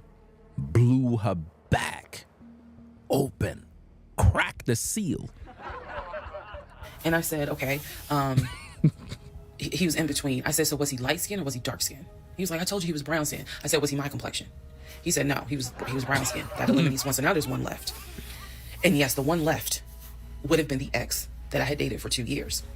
And so he was like, I know it was your ex. I know it was your ex. And I was like, that don't make no sense because the ex that in my mind, I'm saying this, the ex that I had dated, he and I had no contact with each other. And he was not the type to just pop up at your house. That ain't his style. Not to mention, and I ain't tell Legion this, that man would not be caught dead driving a Dodge Charger. He hated Chargers because he drove it as a patrol car. So I didn't say anything. I just was like, that's weird. Hold up, he drove it as a patrol car, so even the policeman was laying pipe. The policeman was laying pipe. Yo, the chief of police. Say it ain't so. Say it ain't so. The chief was laying pipe. Yo. Yo. How many men was coming to her house, fam? Imagine she there going back and forth with the dude that she's with over which man from her past was at her crib, bruh. That's crazy, man. So what Legion didn't know is that at the time I had a security system. So hold up. You had a security system, but you ain't see his face? Come on, listen. Can't you see that? Listen, didn't I just say that? Where's her Ring camera? Now she's saying, oh, Legion didn't know I had a security camera. So you got a security camera, but you don't got a Ring camera by your door. She's literally making up the story as she go, and she realized it's not really making much sense. So she's like, you know what? I forgot to say that I got a security camera too. So let me add that in. That's what she's doing, y'all. I had a security system where anytime the front door, the garage door, or the back door was open, basically any entry point, anytime it was open or closed, it would send me a text message notification. So, fam, y'all can't see the play? Y'all can't see what she's doing here? Y'all can't see how she's playing games with everybody's mind? Now she's trying to say what I just previously said, that she's getting text, which means she got the Ring camera security system and so forth. So you mean to tell me you got all this surveillance, but he don't know there's surveillance in the house? He can't see? He can't see the cameras on the garage. He can't see the cameras over there. He can't see anything. She's lying, man. She realized that her story not making sense, so now she's trying to say that she have a security system. And remember, she's supposed to be broke, remember? She's supposed to be broke. Remember that now. Come on, let's go. He's telling me all this. I'm looking at my phone and I see a notification where the front door was opened and it was shut all within the same minute. So for example, if it says front door open at 1 p.m., front door closed at 1 p.m. So whatever he did was within those 60 seconds. He's telling me the story of the guy got out the car. He opened the door. He went out there. Can I help you? And the guy said, I'm looking for, and Legion said, no, she's not here. And so he said the guy kind of was like, okay. And he was like, all right, thank you. And got in the car and drove off. Legion has also told me that he watched him drive out of the neighborhood, which means because of the way the house was set up, the townhouse, he would have still been outside watching this. I could be wrong. But something in me was like, that would take more than 60 seconds. So for the door to have been open and shut within the same 60 seconds. 60 seconds, guys. She's talking about the Ring camera, fam. Anybody that got a Ring camera, you already done know. You know what I mean? You want to make sure you set it for 60 seconds so that way it can record. Also, when you get the notification, the little chime sound, you can click on it and just go live and just let it continuously record. So how come she didn't do that? You know, how come she didn't do that? Because if you got 60 seconds, by the time you get the notification, you hear the little bell sound, you know, you could just open your phone, click on it, and just go live. And it'll just continuously record. And you can always download that recording. So how come she didn't do that? She's lying. She's lying. It's like, Okay. So also what he didn't know, we didn't have a Ring door camera, but my neighbor did. Now And your her Ring neighbor door did. camera caught my driveway. The view of the camera could see my driveway as well as her driveway. And so whoever was coming in the door, our driveways were right next to each other. And then on the other side of it was the grass. So it was a perfect view of my driveway. So she, I texted her and I said, hey, were you home? I think I texted her the next day because I said, were you home on Saturday? And she said, no, I wasn't. What's up? You know, everything good? And I said, can you look at your security system and see if there was a car that came to my house at such and such time? And I know I did not tell her the reason I was asking, but I was like, is there any way that your security camera caught if someone came to my house at this time on Saturday? She's like, yeah, sure, I'll look. And so maybe about a couple of hours later, she texted me back and said, hey, I looked at the camera, but I didn't see anything.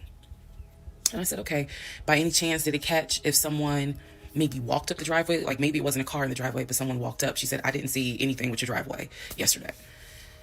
So I said, okay. And I knew that something in me, again, was like, nobody came to the house. So now here we are, a month and a half married. And now is when I'm like, why the fuck did he make that up? Because no one came to the house. No black Charger came to the house, pulled back into the driveway. Nobody got out the car and asked for me. Nobody was looking for me. The woman said that she had a security system. How come her security system didn't capture that? She's dependent on the neighbor's camera. Y'all can't see that she's lying? This woman is a pathological liar. So now I was sitting in the bedroom thinking through all this, and I'm like, why the fuck did he make that up? Because that's what happened. I'm looking at the text messages on my phone where he's telling me someone just came to the house looking for you, but no one came. So what was the purpose of that? And then something said to me, something in me said, he wanted to see your reaction. He just wanted to see the reaction. You had been too calm, and so he wanted to see a reaction. So this man gaslit me like I was Georgia Natural Gas just to get a reaction. Welcome, ladies and gentlemen, to part 20 of... She's lying, man. You mean to tell me a guy gonna go through all of that mess because he want to see how you react? Men don't do those things, ladies. Men don't sit around doing stupid ish to see how you react. We don't got no damn time for that, fam. We trying to have peace, quiet. You know what I mean? I don't want to hear no bunch of damn noise and drama with other people. I don't want to hear that mess. Not me. Who the fuck did I marry? All right, part 20 of Who the Fuck Did I Marry? So after the black Dodge Charger incident, things were quiet. Legion was fine. Legion slept just fine. Me, that shit played over in my head for days and days and days. On one hand, I was like, I know nobody came. My head knew nobody came to the house. My heart was like, but maybe he didn't make it up. So the head and the heart were absolutely playing a tug of war because, again, I really couldn't fathom that he was making it up. But nevertheless, I filed it in the back of my mind in my little filing cabinet, my mental filing cabinet. So a few weeks later, we go out to eat at this restaurant in Atlanta. It's a burger place, and I'm going to do my best by the time I post this to put the name of the burger place on the screen. What you talking about, Willis? She went to the burger place, fam, ate all the burgers. So we go to the burger place, eat dinner. Everything was fine. How did you go to the burger place and eat dinner? You ate burgers. That's the dinner? Never mind. We are leaving. He says to me, did I ever show you where my grandmother's buried? This is the grandmother that passed away from COVID in 2020. And I said, no. I was like, we haven't been over here. And so he was like, let me show you. So he drives us to the cemetery, which is not far from the restaurant. He drives us to the cemetery, goes around and around, and then it comes to like a little hill in the cemetery. And he was like, you see the headstone? The headstone had like the family name on it. And it did not have, for example, John David Doe. It just had Doe. Okay, so there were no dates on it. So it reminded me of just a headstone where it was probably multiple family members buried underneath it. That's what it reminded me of. And so he was like, my grandfather and my grandmother are buried there. I do recall him telling me when the grandmother died in 2020 that she wanted to be buried next to his grandfather. And so we're sitting in the car because we can see the headstone like on top of the hill from the car. And he tells me that is where his grandmother and grandfather are buried. That the family was able to get her, her wishes were to be buried next to the grandfather. Okay. So as we are leaving, we take a different route home. So we get on the highway. If you're from Atlanta, you'll know what I'm talking about. We get on I-75 North. And we're kind of we're just driving around, to be honest with you. But we're taking a scenic route. We get on I-75 North because the reason why I remember is because when you're on I-75 North going towards Atlantic Station, on the right-hand side, you will see the Varsity. You'll see all these tall skyscraper buildings. One of the buildings has the letters NCR on the building. As we're coming up towards the building, he says to me, do you see the NCR building? I said, yeah. He said, the building behind it, my job bought that building. That's where we're going to have, we're setting up operations. And I was like, why the hell would y'all buy a condiment company in downtown Atlanta? He was like, no, we're not doing production there. It's just going to be offices. And that's where we're going to handle like the business portion. The production is still being done in Gwinnett County out in Duluth. And so I was like, oh, okay. He was like, that's where I keep the company car. So I was like, the company car? I said, aren't you supposed to be bringing the company car home? And he was like, I don't want to bring the company car home because it's Clayton County and it's a $90,000 car. And I don't want no problems. So he's telling me that he keeps the company car at the building downtown Atlanta that's behind the NCR building. I barely could see what building he's talking about, but he was like, it's the building right behind it. And so he's telling me that that's where his office is. So I said to him, take me to your office. I know it's a Saturday, but shit, you wanted the VPs, right? So take me to your office. No, I had not been to his office simply because, again, COVID. So I was like, take me to your office. And he was like, I can. He was like, that's no problem. So do I have the other phone? I do. So y'all are in luck. So I can maybe reenact how this goes. So he gets off the exit and starts driving towards the NCR building. While he's driving towards the NCR building, he always has kept his phone in his left pocket. This is my left hand. So he pulls his phone out and he starts calling. He tells me he's calling Willie. Willie is supposed to be the head of security. So he's saying, let me call Willie real quick to make sure that the building's open. So he proceeds, this is another phone, but he proceeds to go ahead and call Willie. We're still driving, by the way. We're still driving. I'm on the phone, scrolling through Facebook, trying to figure out some random shit. But he's driving with the phone up to it. So driving with the phone, next thing I hear, hey, Willie, it's Legion. Hey, how's it going? I'm good. Hey, is the building open? No, I just want to take my wife up there so she can see it and see my office. Are you up there right now? You're not? Okay, is Mr. Justin working? Okay. So is there anybody up there that can physically open the building? Because I don't think my badge is going to get me at least in the front door because of it's on the weekend lock. Okay. Okay. All right. Let me know. All right. Thank you, Willie. Bye. Y'all see how I did that? He's having this whole conversation while I'm sitting in the passenger seat. So then he gets off the phone and he says to me, Willie is not working and Justin apparently called out sick. So the building is locked and my badge won't get us in the front door. He was like, Willie's going to see if there's someone else that can open the front door so we can actually get in. He's like, my badge will get us on the floor, but it will not get us in the front door. Why is this woman so anxious to get into his workplace? First of all, why would they even allow you to come in? You're not even an employer there. She sounds thirsty to get inside his place. Like, this doesn't even make any sense, man. Doesn't that violate company policy? I thought the buildings are on lockdown during the pandemic. Why would they want you to be up in there? No one ever called. So when he's getting off the highway, he basically turns onto Spring Street. Again, there's all kinds of shit I distinctly remember. He turns onto Spring Street so that he can then get on 75 South so we can go home. Never saw the office that day. But again, this is where he's saying that he keeps the company car. So when we get to part 21, I'll kind of go into detail about the whole company car a little bit more. Part 21, who the fuck did I marry? So the company car apparently was a charcoal gray BMW. I believe it was a 5 Series. It was a 5 Series.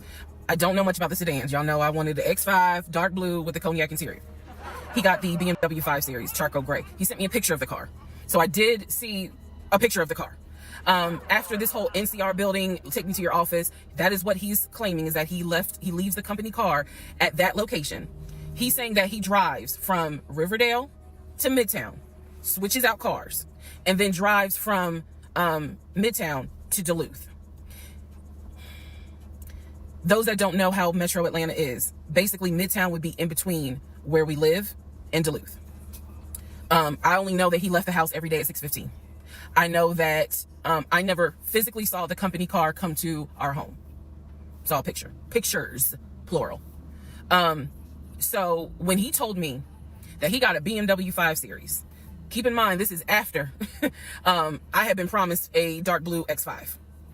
So I was a bit salty. I don't care if it is a company car. I was a bit salty. I will admit that. Because I felt like you get to drive the car that you know I really want, which is a BMW. Are y'all listening to this mess? She's salty because he get to drive the car and she don't get to drive the car. All throughout these parts of these videos, all we heard is just her being selfish in terms of her wanting a house and wanting a car. I have not heard one part of this woman saying that I cooked a meal for this man.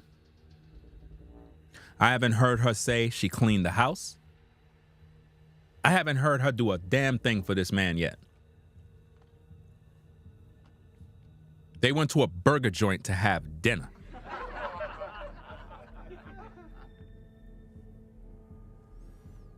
This is just sad all around. Just sad. It's just a sad, sad, sad situation, guys. And again, to all the ladies that are viewing, you know, that might be mad with me or whatever the case is, because women are normally mad with me because obviously I'm a man. You know? But to the ladies that may have watched her story and you're on social media joining the bandwagon of women, that the hate train, you know, for men, I want you to think about what you're seeing and how we're breaking down the video little by little. I want you to think about that because she's fabricating this entire story. She's lying on this man. She's the problem. She's the aggressor. She's the demon. She's Legion. She's the one that got legions of demons. It's her. It's not the dude. She want everything that he got. She's coveting all his possessions. And she's trying to use him to get to the next level. That's what she's trying to do. And so he would call me from the car He would tell me, yeah, I may just drive home in this car and not switch back to his personal car. He's like, I don't know. He did that a lot. And I realize now in 2024, he did that because he knew how excited I was to actually see the car. Because shit, I wanted to test drive it myself, to be honest with you. And he knew that. So, reactions. So he would say stuff like that, like, man, I'm so tired. I might just drive the company car, go ahead and go home. And then, just let me park it in the garage type thing. So eventually he stopped doing that because I didn't want to hear nothing about that car. I'm driving a Nissan, you driving a BMW. After you promised me a BMW. So I don't really want to hear nothing about it. So in terms of the company car, you can't please this kind of woman, fam. Like, this is misery, man. Imagine being with a woman like this, bro. I'll be depressed all the time. I wouldn't want to come home. I would not want to come home. And there's a lot of guys that are in these kind of relationships where their old lady is just miserable, man. Dude have to literally stay inside of his car and, go to sleep. And then he got to deal with the police, the police knocking the window, knocking the window. You okay, sir? You all right? With a flashlight in there. He's like, yeah, I'm just, here. License and registration. Bam, I'm right in front of my house. License and registration, sir. Sir, I'm in front of my house. Can't you see I'm lean back, fam? You know the song, Lean Back. Lean back. I'm leaning back. I'm literally relaxing. I'm sleeping. License and registration, sir. If you don't give me the license and registration, I'm gonna have to take you into the precinct. Sir, I assure you, I'm good. I don't... Keep your hand on the steering wheel. Sir, there's nothing wrong with me. I mean, look, my house is right there. My old lady is in there. She's bugging out. I just don't want to go inside. I mean, come on, you're a dude. You should understand this. License and registration. Roll down your windows, please. Sir, I don't have to roll down my windows. I mean, come on now. Do you have ID? Fam, you know the law. Like, have you suspected me of a crime? Oh, you're one of those wise guys. One of those guys, you've been watching a lot of these YouTube videos. Oh, so you know that, you gotta be able to commit a crime before I can ask you for your ID. Yeah. I'm right here. I'm chilling. I'm in my car. I was just sleeping, officer. Like, come on now. Give me a break. Okay, all right. I'm gonna go harass another black guy. So hold up. So you admitting to harassing me? Of course I'm harassing you. You're black. I mean, why do you think I'm in this neighborhood for? Patrolling.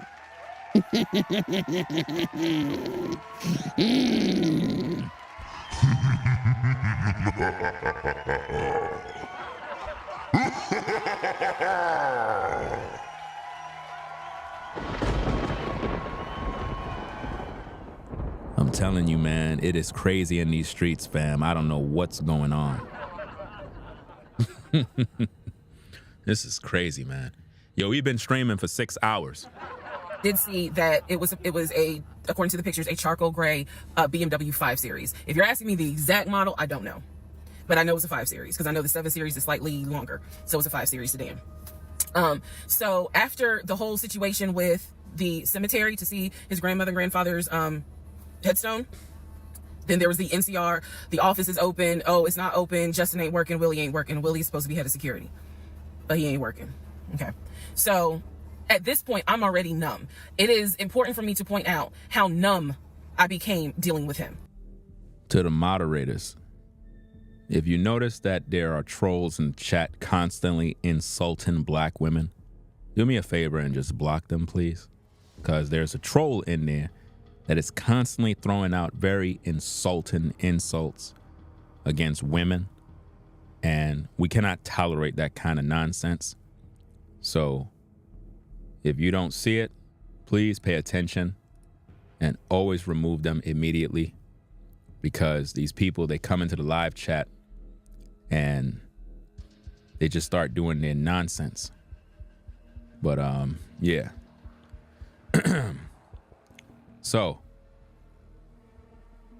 to anybody else that want to come into the live chat and make comments, don't come in here disrespecting women as a whole. Don't do that. All right?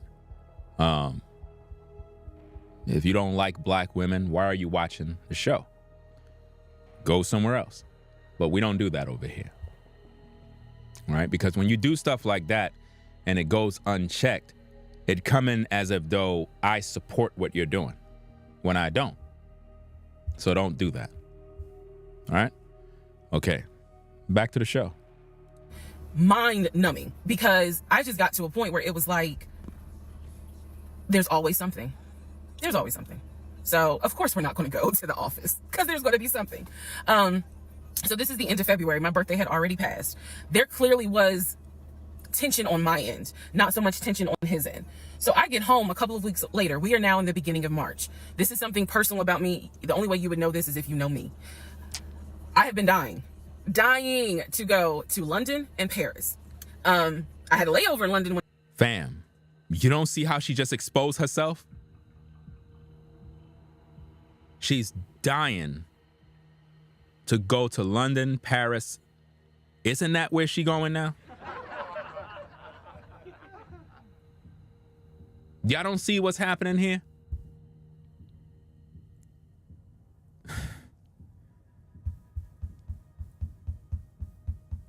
Yeah, it's all about the money, man. It's all about the money. She hustled everybody, finessed everybody on social media, and got a trip to Paris. She's boasting about it on social media. She's like, hey, I'm going. Everybody's congratulating her. I'm like, wow. Wow. It's crazy. I did a study abroad, but it's not the same. I want to go to London and be a whole tourist. I don't care. I don't care. I want to see Buckingham Palace. I want to see the Tower of London. I want to see Paris. I want to see the Palace of Versailles. This is No, what you should have did is took a vacation to the gym. So you could see the treadmill. So you could see the pull-up bar. You know? You could see the cycles. That's what you should have did. That would have been a wonderful vacation. Respectfully. Because you know, nowadays, anytime you say anything that's supposed to be offensive, you're supposed to say respectfully. That's the new trend. Hey, I don't like your attitude. Respectfully. I think you're unattractive. Respectfully. I don't like you. Respectfully.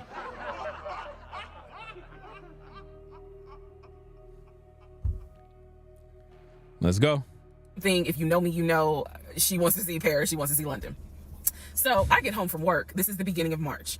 I get home from work, and on the counter is a folder with like a little bow on it. And I'm like, oh, what is this? Is this like mail? Like, was this something that you got at work? He's like, no, it's a surprise for you. I hope it was a ticket to, Jacqueline or Club Fitness or something. Respectfully. I open up the folder. Inside the folder is like a trip itinerary. It is not an actual booked trip. It's like an itinerary. A trip for two to go from Atlanta to London. The trip should have happened, and it was the month on there was like July, so it was a summer trip. So he tells me Yo, people in the live chat going crazy, man. Yo, somebody said your bones are humongous. Respectfully. Your bones are humongous. Respectfully, somebody said gym membership. Yo, somebody said she eats too many burgers. Respectfully. Yo, y'all not right, man. Respectfully. Yo. Take you to London. He was like, I wanted to take you for your birthday, but certain things fell through. He was like, so this summer in July, we're going to go to London. He was like, I've already made a reservation for us to stay at the Savoy. Again, there's certain things that my brain just was like, remember that. He said, I've already made a reservation for us to stay at the Savoy. I didn't know, as much as I want to go to London, y'all, I didn't know anything about the Savoy. And so I remember going to look it up because I was like, what is the Savoy? Well, apparently the Savoy is bougie, very bougie. So I was so excited. I cannot tell y'all how fucking excited I was when I saw that he had printed out British Airways. Like, he was speaking my language. I am one of those people, I'm a planner. So when he's saying, I'm gonna take you to London, and he took the time to research flights and print it out and research the Savoy and print it out. And there were different, not excursions, but there were different things that you could do. You could go see the Tower of London. You could go see Buckingham Palace, changing of the guard. We could go have high tea at certain places. He was like, I don't really want to go, but I know you're dying to go. So he was like, you know, I love you and I would do anything for you. Blah, blah, black sheep, have you any wool? And so he was like, I'm going to take you to London in July. The trip did not include Paris. That's fine. But I was so excited. So excited. And so this is the beginning of March. I was like, this is great. Hopefully this happens. I knew I needed to... Again, she's doing it again, y'all. Y'all don't see the pattern that she's doing? The same pattern. He's making promises. This is happening. And I could just see where this is going to go. It's predictable. He's going to let her down, right? Am I correct? He's going to let her down, right? Because it looks like she's doing the same thing. She's doing the same thing she did with the houses, with the cars, with the furniture, with the appliances, with the other car, with the delivery of the car, with the other house that's $900,000. She's doing the same exact method, bro. The same thing. So she been trusting this guy. She's a narcissist, fam. She's crazy. She's the problem. It's not about who the F did I marry. You know what I mean? It's why you're not in a mental clinic. Because she's the problem. Trust me. My passport, and he was saying that he had to renew his passport as well because his passport had expired. So both of us were like, okay, we need to get on this if we're going to try to make it to London in July, and it's now March. Me being a planner I am, I think I went to work the next day and printed out the passport applications so that we could fill it out and go ahead and get that process going. So, needless to say, something must have happened, and I don't remember what it was. We just simply didn't fill out the application for the passport. So, fast forward, we're now at mid-March. Mid-March, the decision was made that my mom, who lived in Arkansas, was coming to visit us. She would be coming, I believe, the second week of April, and she was going to stay a week, and then a few days. So, like, maybe a total of 9 days. Not quite 2 weeks, but a little over a week. So she was coming in April, and I was excited. Legion was excited because he was excited to physically meet my mom. He had talked to her on Zoom. He had talked to her on the phone. But So hold up. Wait a minute. So now you trying to make him physically meet your mom? After you got pregnant, lost the baby, after you went through all of this hell and hot waters, after y'all went through all this drama, now y'all trying... Yeah, I'm telling you, man, they backwards, man. he was excited to physically meet my mom, and my mom was excited to physically meet her son-in-law. So son-in-law, really? This is mid-March. I'm going to go into part 22 where I explain what happened with Facebook Messenger.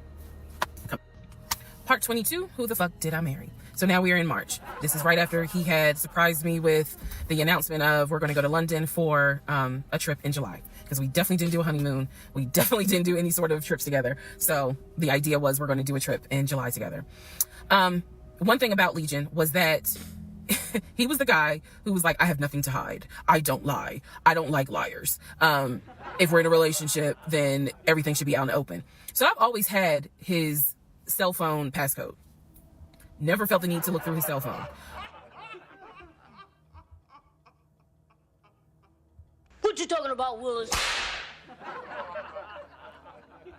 She always had his cell phone passcode. Red flag.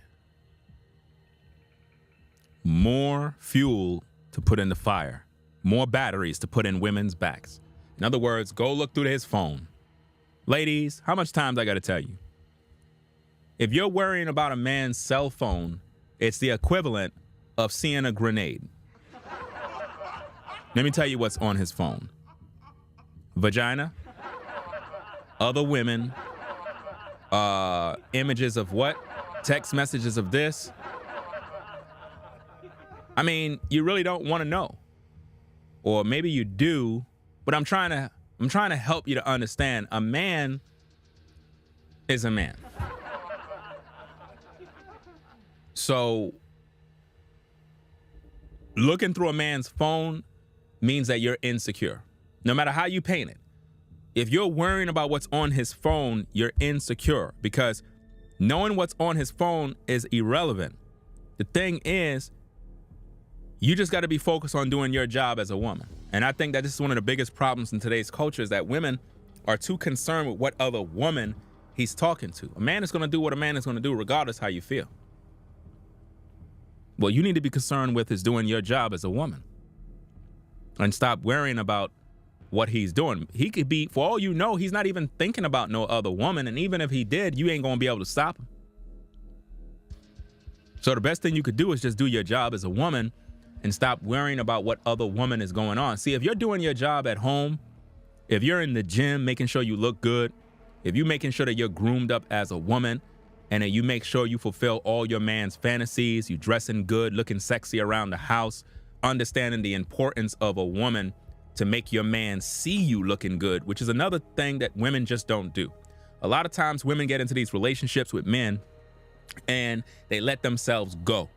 They're no longer attractive. They no longer look good. They don't put on lingerie. They don't know how to put on nothing, that looks nice around the house. In other words, the kids are sleeping.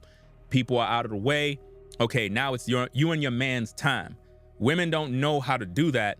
It's like they forget about these things and they think that the man that they're with don't need to see any of these things. And then you're wondering why he's watching Instagram women. You're wondering why he's on Cornhub. You're wondering why he's over here doing this and that. You're wondering why. It's because you're not being his woman. A lot of times you ladies say, oh yeah, when I get with my man, I'm going to be having sex all night. But when you get into the relationship, all of a sudden that stops. You know how many relationships women are in with men and the men have no sex life at all? Imagine being with a woman, you got a whole woman in the house and y'all can't even get it in no more. When it's like that, ladies, a man got to go get with another woman. This is why I teach the subject of polygyny and y'all keep getting mad with me. I mean, if you're not going to do your job, another woman is going to do the job that you should be doing. You can't get mad at that. Now, your man might still love you, but he got to get these nuts, these nuts got to be released. At the end of the day, I'm just keeping it 1,000. Look, when you come to Ringo TV reactions, right, you got to understand that I keep everything 1,000. I don't sugarcoat nothing. No time to lie. I don't teach men to lie to women. I teach men to tell the truth. Even though women don't want to hear the truth, we have to teach you the truth so you can understand. A man, technically speaking, ladies, a man should be, look, ladies, if you want to keep your man, all right, you got to understand the principles. A man is supposed to be busting at least 3 nuts a day.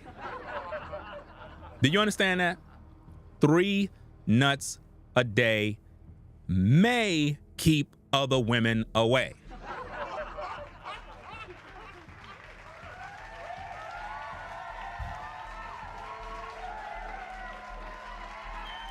Now, I said may,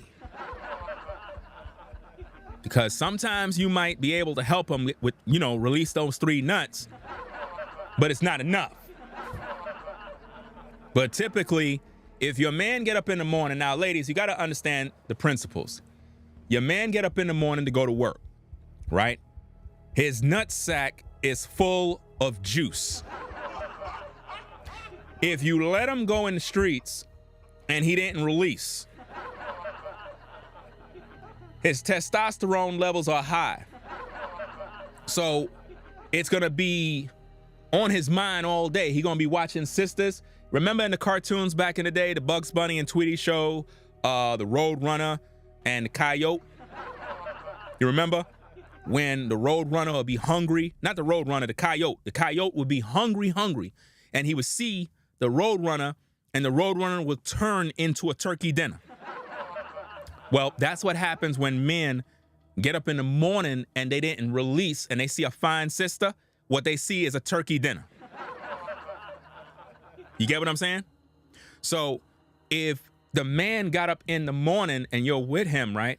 As a woman, you got to make sure that you help him to release.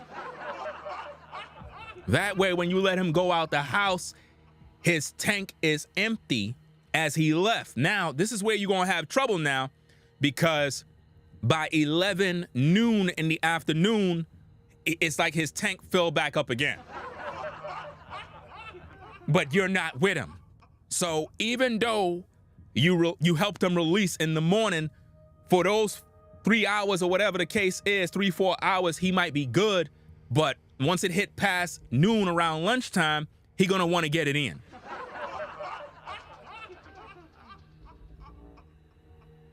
And this is where you have these guys having these job wives.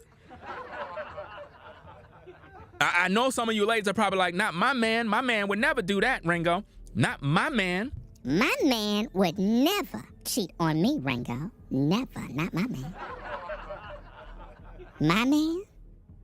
My man would never cheat on me. Not my man. My man is faithful. He would never do anything like that to me. Because he knows. He knows what I will do to him. Let my man try to cheat on me.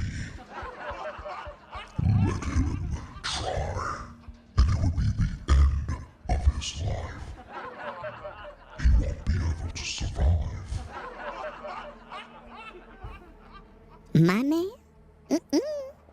And excuse my voice. That's when I Get mad.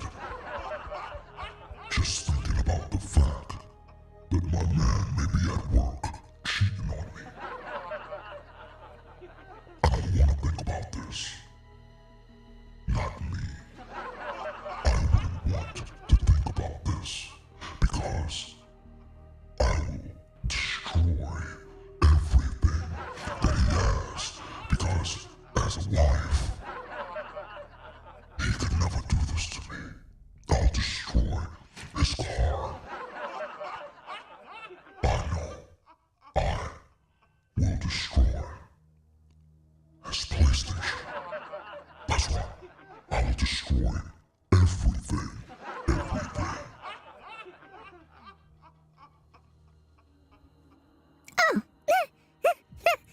My bad. I was talking about my man.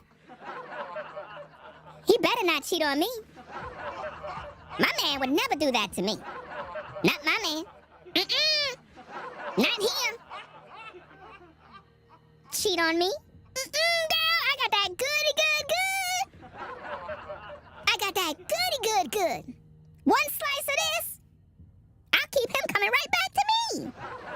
What you talking about, Willis?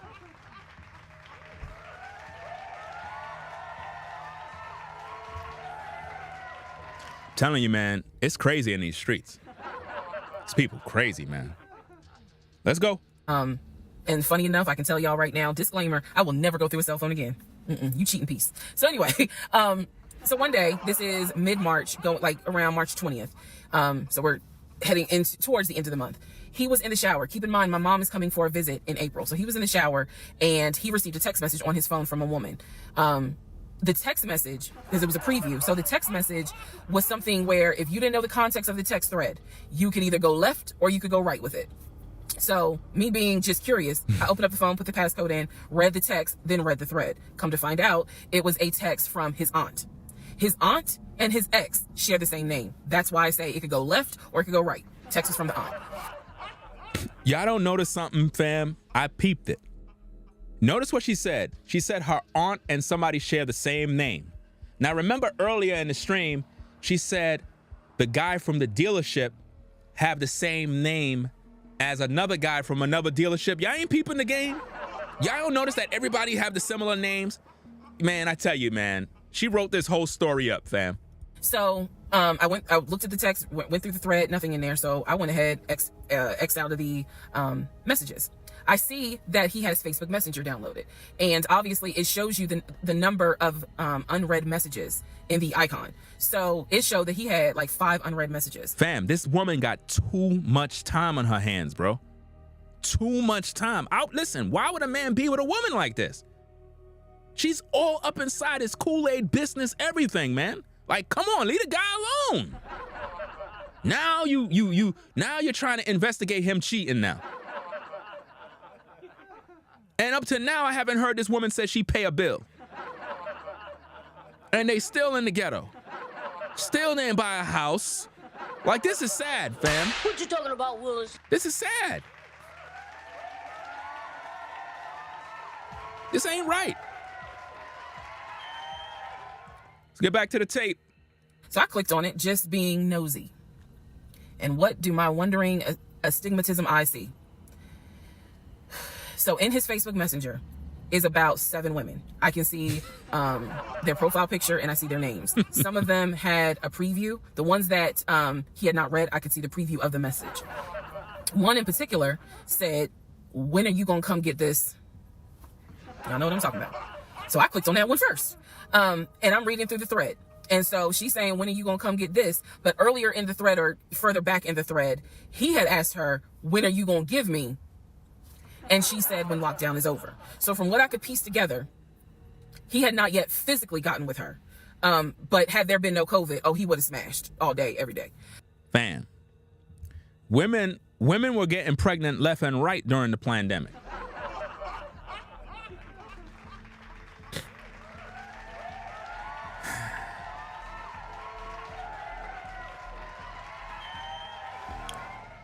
What a lot of y'all don't understand is that a lot of people were out of work and women had no choice but to find a man.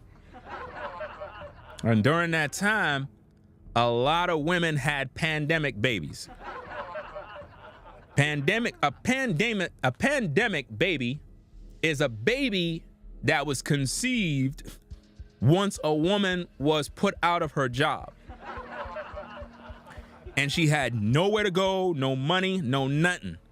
And she had no choice but to depend on a man that was in the friend zone. And she pulled him out of the friend zone and was like, look, I need a place to stay. I need some money.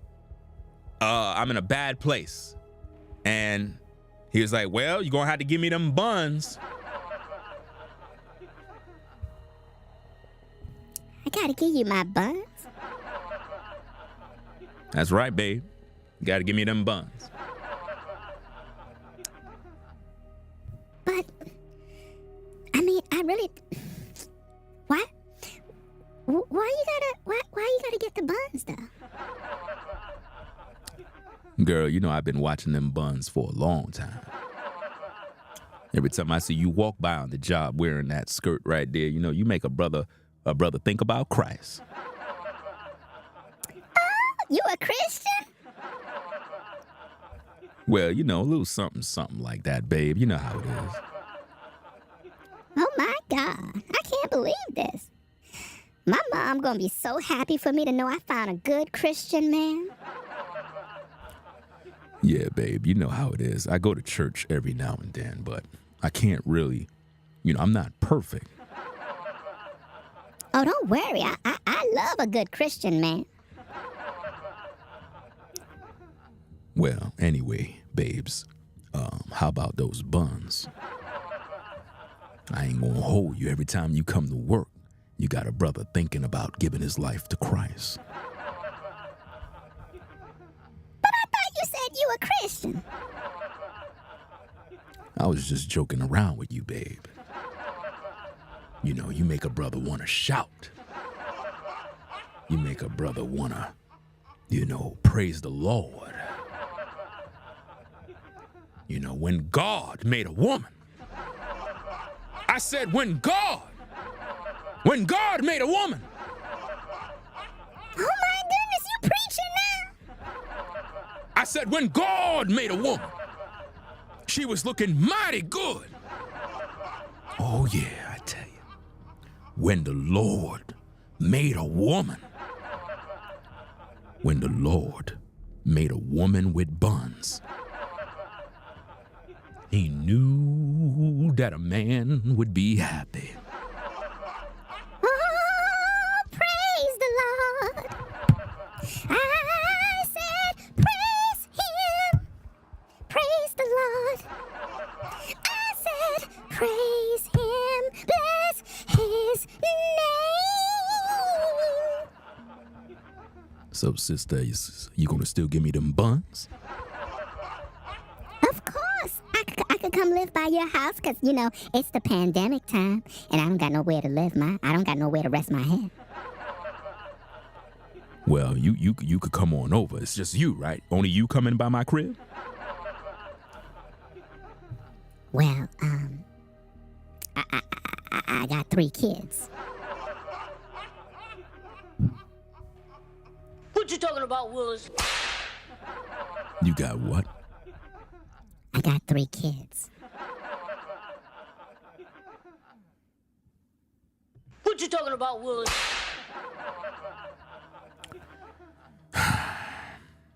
You know what? Just pack up the kids. And bring them all over. And make sure you bring them buns.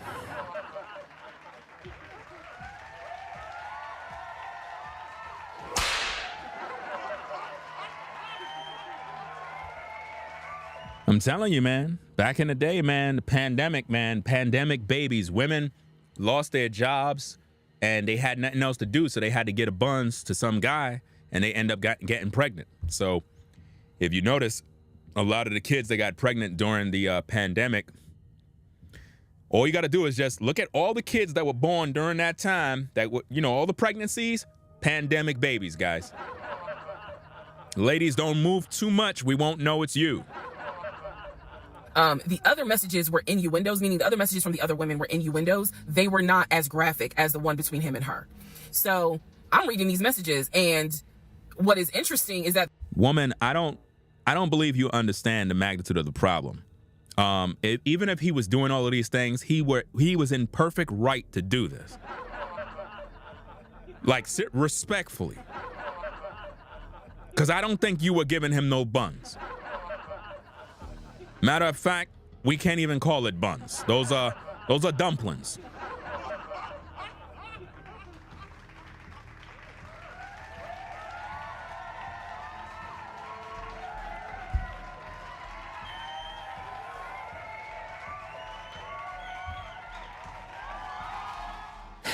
the person I am married to is not the person in these messages. Like, this man was on some nasty shit. And I say nasty, not in a judgmental way, but with me, he seemed to act as if I was damn near virginal white. And I clearly see evidence that you into some shit that with me, you acting like, nah, I ain't really into that. So, I confronted him. I absolutely confronted him and was like, what the fuck is this? If 2 + 2 is 4 and 5 + 5 is 10, what the fuck is this? And so he did not, oh, that ain't what happened, blah, blah, blah. Instead, what he hit me with is, man, I was just playing around. Like, ain't nothing happened. I shouldn't have said all that, but I was just flirting. It ain't mean nothing. I don't even know that girl. I was just flirting. And so I'm like, is this what you into? And so he was like, no, it's not what I'm into. It was just stupid. It was stupid because I shouldn't have done it. So I'm going to be honest with y'all, because I've been honest all this time. You weren't honest all this time. Stop lying. You weren't honest. This woman been lying the whole time. She was cheating on him the whole time. But then again, is it really cheating? Like, I just don't know. Because she already had a bunch of men before him. Y'all remember that scene where all the guys were coming by the house and the dude was accusing her and she said it was on the camera, the security camera. Now all of a sudden it's like, it's tit for tat she's playing. That's what I'm seeing here. Tit for tat playing. Let's go. What pissed me off the most What? was that here I am as a woman behaving, Amen. trying to do the right thing by him and this marriage. Right. And you mean to tell me you out here offering your ding-a-ling to random chicks that you don't even know? What you talking about, Willis? Ma'am, I don't think you understand the problem. Let me try to say this in a nice way. Respectfully. Again, I'm trying to be nice. I don't want to be, I'm not trying to be rude. Right? He's not attracted to you. I'm just saying. And I believe I speak for all the brothers. There's a reason why he had to go out there and get some other women. You know, you're just, again, I'm trying to keep the stream clean. You know, I'm not trying to be offensive. But I don't think that this woman can make any brother that is viewing the live be aroused. You know how it is, guys, when you see a fine sister. I'm talking about a black woman. When you see a woman with a wagon. I said, when you see a woman with a wagon. I said, when you see a woman with a wagon. When you see a beautiful sister with that wagon as she coming down the block, amen. And you see those breasts, it'll make you wanna shout, throw your hands up and shout. When you see a sister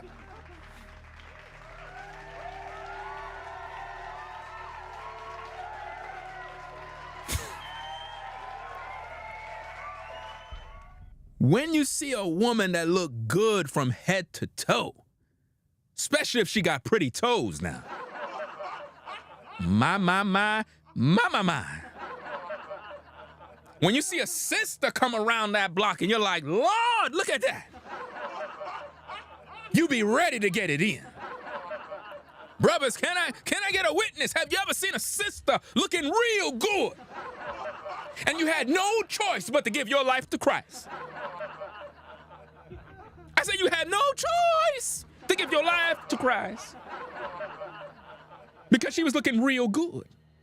And you were ready to go. How many of you brothers seen a sister's wagon and you're like, my God. And you see the waistline slim and you're like, Lord have mercy. And it just do something to you. You be ready to get it in. You be energetic. You can't wait. You're like a wild bull, ready. How many of you seen a sister with a sister's wagon? And you spray. See. Here's the thing, guys. Here's the thing. You gotta go to Miss Chin by the 99-cent store. You gotta go down there now. And you gotta buy the baby oil. I said the baby oil now. I said you gotta buy the baby oil.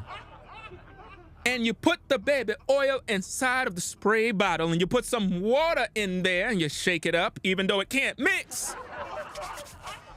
But you take the oil, the baby oil with the water, and you tell your old lady, turn around. Let me see that thing. I said, let me see that thing, girl. Let me see it. And as you see that thing, you take that water bottle and you spray it on that wagon. And when you spray it, you'll see the water mixed with the oil and it creates an illumination of glory. My. What a sight to behold. Do you understand me? That's how a woman should make a man, a woman ought to make a man lose his mind. But this woman right here, she make me want to go and find the Lord and literally cast out demons. She make me feel that I gotta pray to rebuke the devourer. And she's complaining that her man was cheating. Come on, man.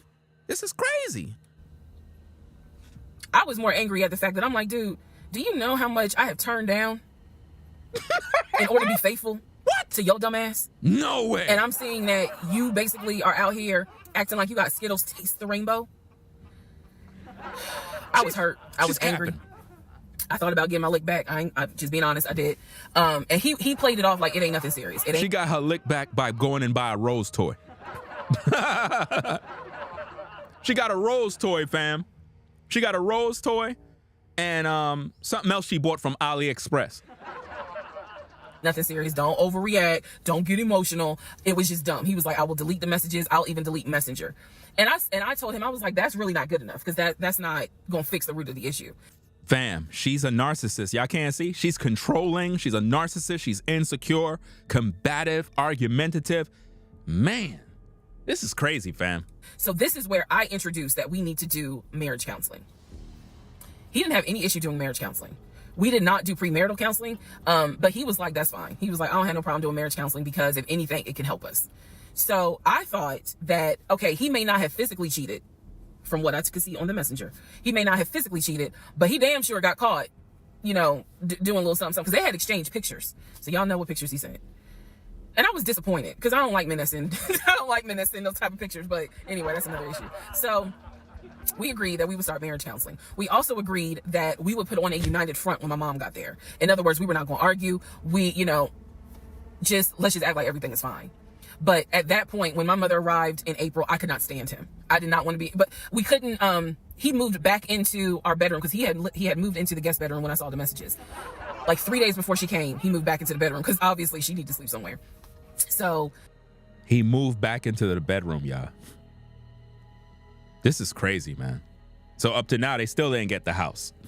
I really could not stand him. And it was because I was busy second guessing myself. Like, damn, what's wrong with me? Like, if that's what you into and I'm supposed to be your wife, like, let's have conversations. Like, shit, I went to FAMU. I understand some stuff, buddy. So he just didn't tell you the truth that you had to go to the gym. See, a lot of guys, right, they're afraid to tell a lot of you ladies the truth. You know what I mean? Like, a lot of y'all be tripping. Y'all be looking like, what shall I do? And be expecting a man to be all over you. Can't do that. You're a woman. You're supposed to know when you're not looking good and when you're not smelling good. You know what I mean? So don't complain. It's just that a lot of guys are afraid of how you're going to react. I teach guys to tell the truth. It's just that a lot of times ladies cannot handle the truth. So men just kind of ignore the signs. It just was one of those things where it made me second guess, like, what's wrong with me? What did I do wrong? What is it that she got that I don't? She got that good. You know what I'm saying? That's what she got that's better than you. She might be in shape. I'm just being honest. Sometimes, man, I tell you, man, guys, y'all got to be truthful with women and stop sugarcoating, fam. She's complaining, and I'm pretty sure all those women look good, and she mad about it. She mad. Can't get mad if you're not taking care of yourself. You want your man to be watching you. You got to look good. Like, what the hell is wrong with you? You bugging out. Make your man excited. Like, do something out of the blue. A lot of women just let themselves go, and they forgot how to be women. Let's go. Because you all out here willy-nilly, messaging her all hours of the night, because the thread went back quite a few weeks. I saw it in March. There were messages from December, November. So again, I'm just second guessing all kinds of stuff. Self-esteem taking a hit. So no, I did not want to be around him. I did not want, I didn't like him. Period. I did not like him. I left and I would just go for a drive because driving clears my mind. I called my aunt, told her what happened. I don't recommend that. I don't recommend calling family to tell them what's going on in your marriage. But you told them what's going on in your marriage. That's a hypocrite. You're a hypocrite. You're telling people, you're telling people not to do that, but that's what you're doing. Come on now. But I called my aunt, and my aunt lovingly was like, what do you want me to say? You married him. He ain't your boyfriend. Y'all can't just break up. That's the hard part about marriage is like, I mean, yeah, I guess you could leave him, but at the same time, you married him. So, honey, you're going to have to go back home. And y'all are going to have to figure this out. She was like, I can't give you advice on what you should do. I'm sorry that this happened. Yo, man. Kenny says, as a Jamaican man, I'm more attractive to, I guess, big bad black woman or whatever the case is, but they got to be shaped right. This woman looked like a globe of goo. Yo. Yo. Oh, man, yo. Dag, man. She's getting roasted today, bro. Like, I don't know, man. They roasting her in the chat, man. A glob of goo. Yo, wow. But you married him. So even though it was just one drive, I went back home. Does she even have furniture in that house? I don't think she got furniture. And that's when the discussion was, we need to do marriage counseling. Part 23, who the fuck did I marry? So we agreed to do marriage counseling. I had found a pastor and his wife who agreed to do our counseling. Basically. Oh, no. Our counseling was going to be on Zoom, and it was going to be every other week, every other Tuesday. Initially, Legion was participating in it. His body language seemed to be that he was open and receptive to the marriage counseling. Now, the pastor and his wife were deeply concerned at the fact that we had only been married 3 months, and we were already dealing with some form of infidelity. We were in marriage counseling, and as the pastor would... You don't notice that this woman's story encompasses every negative thing that a woman can go through in a relationship.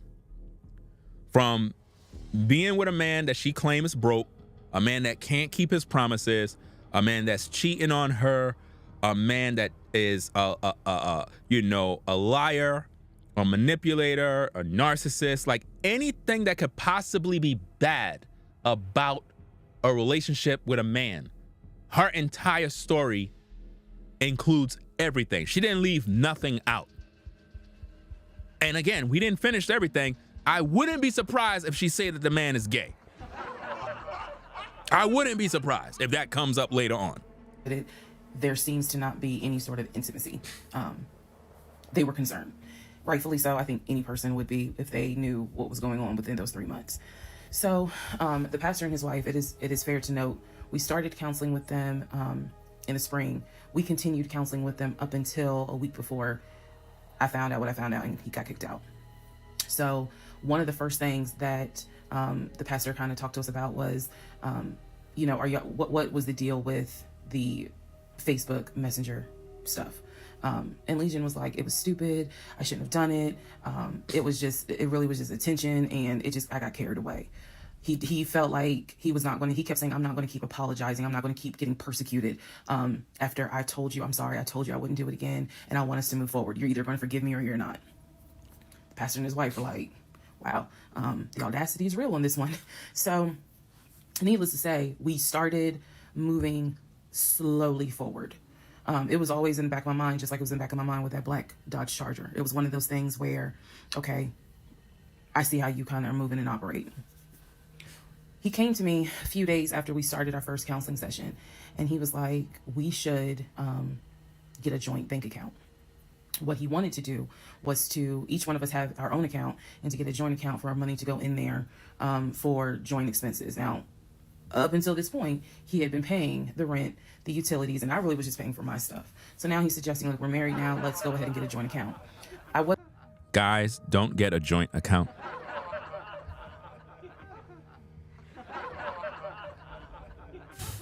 Don't do it, guys. Don't do it.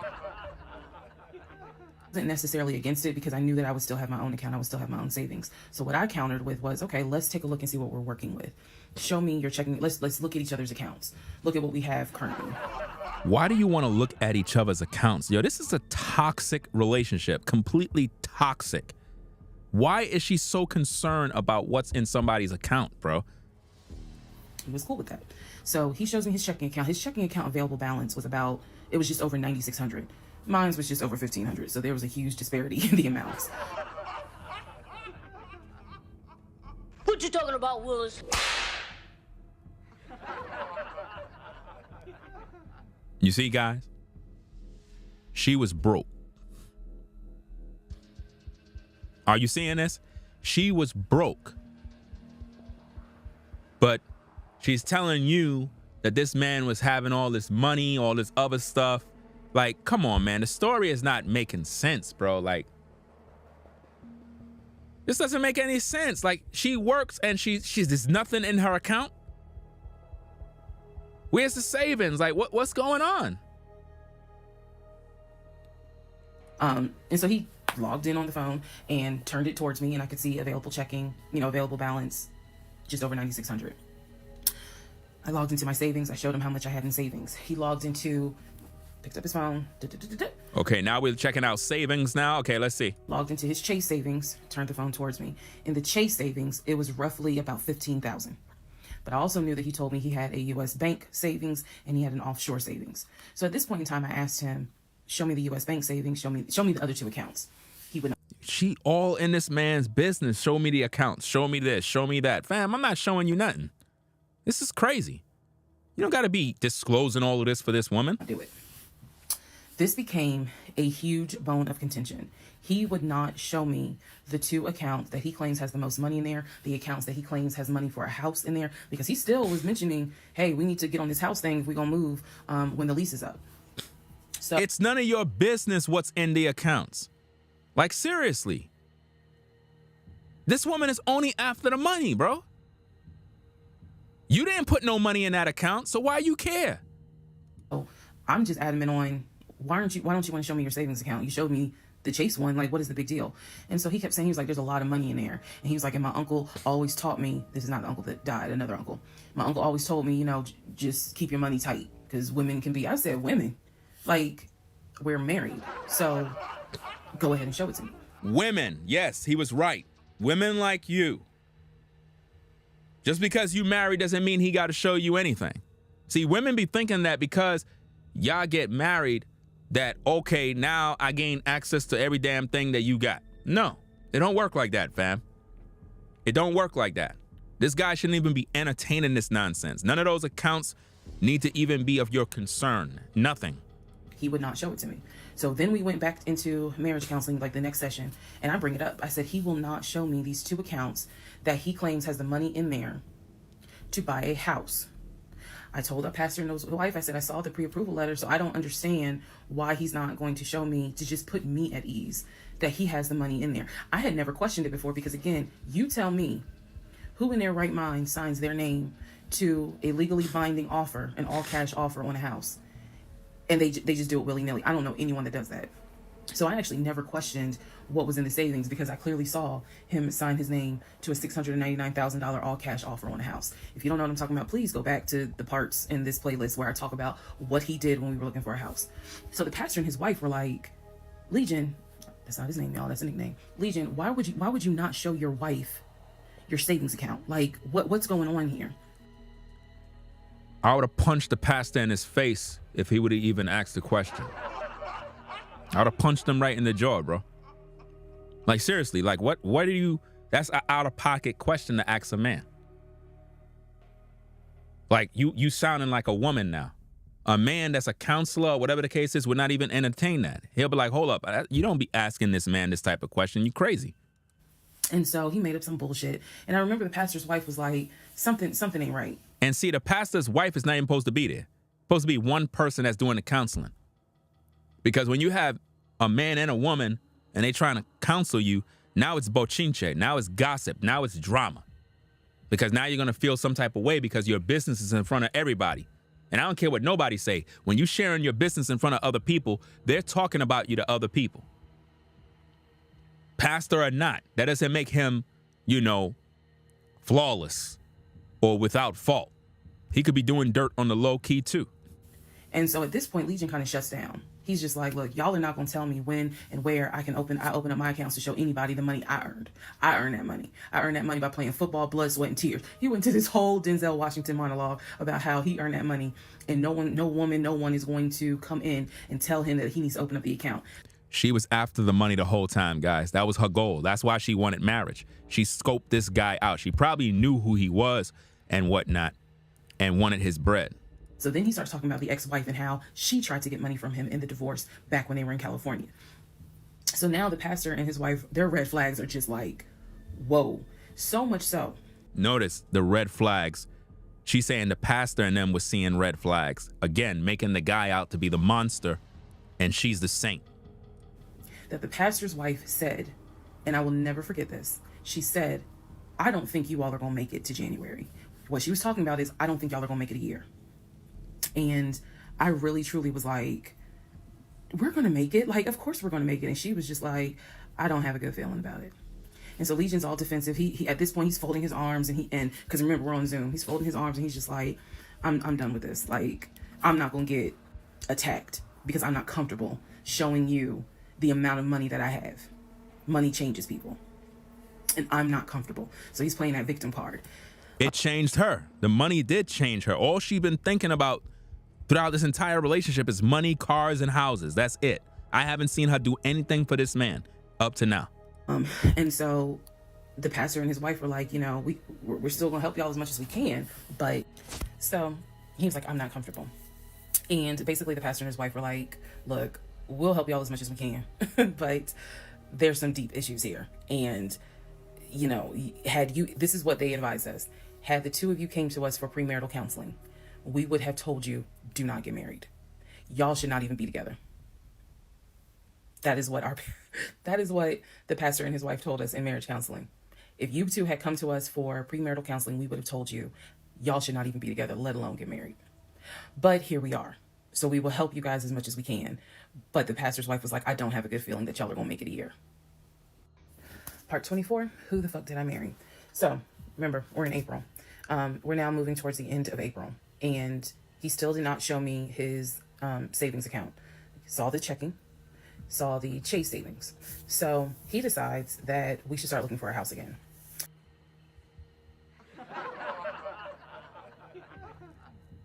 Are we on like house number 5 or 6? Are we on like house number 5 or 6 that they've been looking for now? Still ain't got the house yet. This is crazy. This will make people never want to be married, like ever. Because all I'm seeing is misery. Like people would just say, look, fam, I would just rather be single, be by myself, and just kind of kick it with whoever I kick it with. At least I know I could go to my place, you know what I mean, do what I got to do, and don't got to deal with none of this drama. Because that's what it's looking like, fam. They really don't want us to ever be connected in a marriage at all. Because my lease was up in August, and I made it very clear that when the lease is up, I am moving. I wanted to move to Cobb County, so he was like, you know, we need to get the ball rolling. I didn't want any parts of it. Didn't want any parts of it. He found a realtor. This time it was a woman. Listen, she's repeating herself. Y'all can't see? Every couple of videos, she reset, and she run the same play, the same method, the same mind control, the same manipulative tactics. She's doing this over and over. How many times she said, I don't want no part of it. I don't want to hear about the car no more. I don't want to hear about the house no more. Now she's doing it again. She's crazy, y'all. It was a woman. And I believe her name was Amber. I think her name was Amber. So he found a realtor and he told her what the budget was. Amber started finding houses. So please understand, or you don't really have to understand, but I believed he was a sane, rational human being. Sane enough that you would not sign an offer on a home if you didn't have the money. That's what I believed. So when we started working with Amber, I believe showed us 3 or 4 houses. It was not nearly as many as the other realtors got. So one of the houses, absolutely loved. Ugh, I love the house. I really wanted to put in an offer on that house, and I'm going to post it on the screen, the house. Love that house. It was just absolutely beautiful. And once again, he wanted to put in an all-cash offer on the house. But before he could put in he had told Amber, I want to put in an all-cash offer. And what Amber, the woman, was smart enough to say is, okay. If you think about it, fam, I don't know, man. We got to find some duct tape for her mouth, you know. Think about how much she talking. Imagine how she probably was driving this guy crazy with constant talking all day, stressing the guy out. This is crazy, man. Let's just go ahead and take it one step at a time. Let's go ahead and get your pre-approval stuff together. She said, I work with a great lender who, if you're not already pre-approved, he can get you pre-approved, no issues. And then if you want to do an all cash offer, then we'll go ahead and get the proof of funds together so that way we can submit it all with your offer. Jesus. Y'all already know what happened because you remember what happened on the last house with Scott. Basically, Legion was like, well, I can get you whatever you need, that's fine. But I really don't want to submit proof of funds unless they accept the offer. Amber, and I don't know where she is. I don't even know if she'll ever see this video. Anyway, let me keep going and I'll explain why that woman has a special place in my heart. So Amber was like, I totally understand. But this is how we're going to do it. I'm going to need that paperwork. Okay. When you see her laughing like that to herself, that's a sign. I don't even see what was funny right there, but she just started busting out laughing like that's some weird stuff happening. And we'll submit it with your offer. She just simply was like, yeah, this is how we're going to do it. And so he did not submit the paperwork when she had asked him to.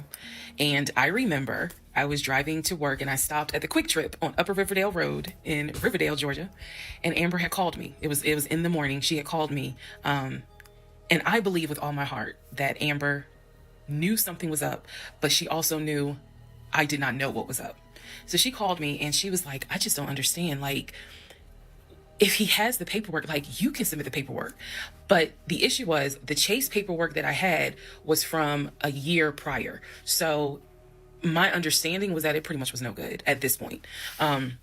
So she said, all he has to do is just email it to me or take a picture of. She was like, I just need to know that he's able to back up his offer. And I said, I totally get it. And she was explaining some stuff to me. She was like, he needs to do X, Y, and Z. And so I said to her, I remember I said, I don't know what's going on. I said, I'm going to get down to the bottom of it, but I don't know what's going on. And so let's put a pause on this whole thing. Let's put a pause on looking at houses. Let's put a pause on getting his pre-approval letter because I'm not sure what's going on. And she got quiet and she said, okay. I said, and I know this sounds weird. And she said, no. She said, that is actually very smart. She said, do your research. And if I can be of assistance, call me. She said, whether you buy a house with him or you buy a house on your own, I will be more than happy to represent you. I don't know where Amber is today. But that one sentence, I felt like just woman to woman, she was basically telling me something ain't right. Again, guys, she's finessing the internet. She's finessing all these women, and she's going to be buying her house. Yes, indeed. She might end up getting a free house. They might end up sponsoring her and just put her in a big house just because her story. It happens. Stuff like this really do happen where people make these kind of stories. It go ultra viral. And next minute you have different companies that would just offer to put her in a house for free. House is paid for. Then next minute she get automobiles offered. You name it. Furniture, washer, dryer. Next minute she have the American dream off of this elaborate scheme that she put together. Baby, something ain't right. And now you need to open your eyes. I'll be more than happy to work with you. If y'all get your shit together, I'll work with both of you. But whether you buy a house or not, do your research and then let me know what I can do. That was our conversation at the Quick Trip on Upper Riverdale Road. So I got off the phone. That was the last time that we worked with any sort of realtor. That was the last time that we looked at any sort of house. And I don't remember exactly what happened after that meeting that day. I do know that when I went home, I simply told him, I don't want to look at a house right now. I said, I think it's okay if we rent. We'll just find a house in Cobb County and just rent for a year. And let's build, save some more money. Let's not worry about buying a house right now.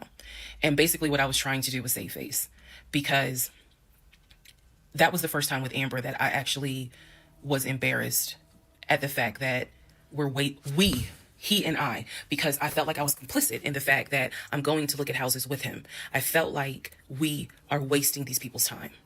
I did not mean to waste your time. I clearly see my time as being wasted, but that doesn't mean I need to waste your time. And I felt embarrassed at the fact that we wasted her time coming across as serious buyers. When time came to put up or shut up, nothing was put up. And I knew nothing. I had nothing to add to add to this, because we're talking about a $650,000 house, and I don't make that. I don't make anywhere near that. So it just became one of those situations where I was trying to save face. She was broke. She wasn't making nowhere near that. I'm telling you, this woman was the problem the whole time. Her story is fake, and even if it was real, she's the problem, because she dragged this relationship on all this time, and they still looking for houses, still wasting time. She got pregnant out of wedlock, pure drama.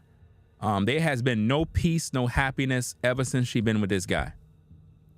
She claimed that God was all for her relationship and the success of it. Then she turned around and said that God didn't want you to have it, remember? But now she's still going on with the relationship. Didn't she just say a while ago that God said, oh, I gave you the flat because I don't want you in this relationship, but now she's still with the relationship. So obviously she's not listening to God. This is how you know this is all BS. You got to pay attention, fam. I was trying to save face with my husband, and I was trying to save face with Amber. And so I did say to him, let's just rent for another year, and then let's see at that time where we are, if we should go ahead and buy. So now is when shit is about to get real. Part 25, who the fuck did I marry? So we weren't looking at houses anymore. We were not working with a realtor anymore. The end of April, I had decided that I wanted to look for another job. I did. The reason I wanted to look for another job is petty. Yeah, it is. I wanted to look for another job because I was pissed off at the fact that I had basically was dependent on him to help with the car note. So I wanted to look for another job where I could afford life all by myself, including that car note, basically where I would make more money. I told him that I was going to start looking for another job. He laughed. And his exact words were, you're not going to leave Georgia State Patrol. He was like, I swear you love them niggas more than you love me. He laughed. So that fueled me even more. So I was hitting the pavement hard trying to find another job. I was applying to all kinds of places. Got a phone call from my current job. So this is how I ended up in my current job. Got a phone call, they had sent me an email with a background packet. The background packet was long and extensive, but in the background packet, it asked for my spouse's full name, my spouse's date of birth, and my spouse's social security number. So I showed it to Legion, and I was like, I need your social because, I'm applying for this job. It's a great job. It's way more money. And, we're talking about moving anyway to Cobb County. So this, this is a God thing. He did not want to give me his social. She just said it's a God thing when earlier she told us that God didn't approve of her relationship. Are you seeing the contradiction, guys?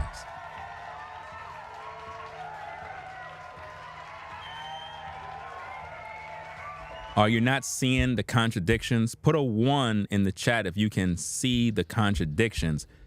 She told us that God flat her tire and he did this because he didn't approve of her relationship. Now she's saying it's a God thing, like God is involved now, so it's working again. Her story is not real, man. I showed him the paperwork where I was like, look, because we are married, I can't lie on here. So help me. So he writes down his social security number on the background packet. And I eventually turned it in. I scanned it, saved it in my email, and sent it in. And I looked at it one day, just going through it, just making sure I didn't really miss anything. All T's were crossed, all I's were dotted.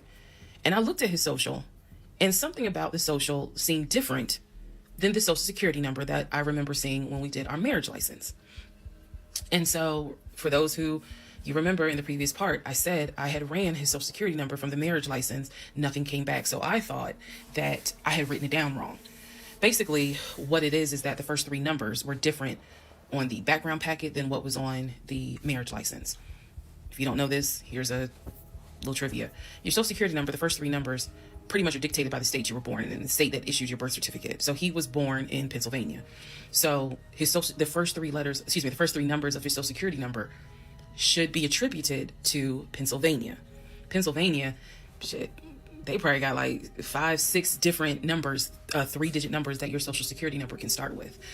So the social that was on the marriage license, for example, was probably 123. What was on the background was 456. Both of those social security 3-digit prefixes are issued through the state of Pennsylvania. Again, this is an example so I can make it clear. So when I saw his social on my background, I immediately knew that was a different social than what I saw on the marriage license. And when I compared, because I had found a copy of the marriage license that we turned in because I had filled it out on the computer. So sure enough, the first 3 numbers were different. The rest of the numbers were the same. So one of 2 things: either when I ran his background, I did in fact put in the wrong number, or the number on the marriage certificate or the background packet is wrong. So I decided that I was going to roll the dice and take the social from the background packet. Again, this is the background packet that I had to fill out to get my current job. I was trying to get a new job. Okay, so I took that social and I ran a background check on it. What came back on this particular background was all the addresses that the social security number, I guess, had been attached to. So all of the addresses, the states were Georgia, Rhode Island, Pennsylvania. What I did not see was California. So I thought that was weird. I thought, okay, maybe this is not a complete background because clearly he went to San Diego State. It's on his resume. It's on quite a few things. Social media. He didn't have a LinkedIn, but it was on his social media. So clearly he had been to California. So maybe I just need to do a different background check. Also to note, during this time, I think I told you guys he had hit his leg at work. So what was happening was it was getting more and more difficult for him to walk, like put pressure on that leg, on that knee.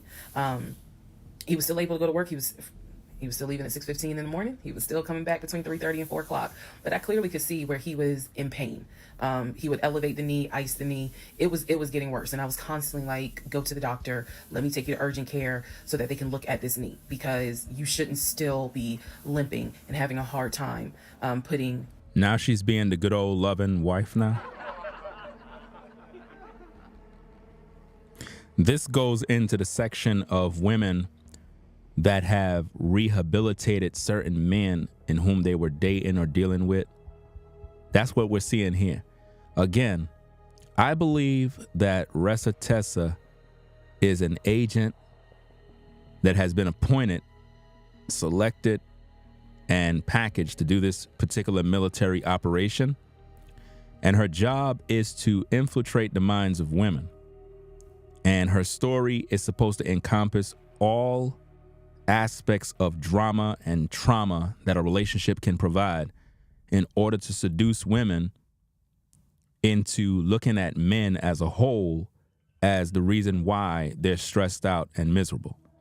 So now she's talking about how she's talking as if though she's this caring woman who is concerned for a man, as if though she was helping him, and so it can relate to women that actually did those things and then the relationship went south. Are you picking up on that? That's what she's doing. Weight on that knee.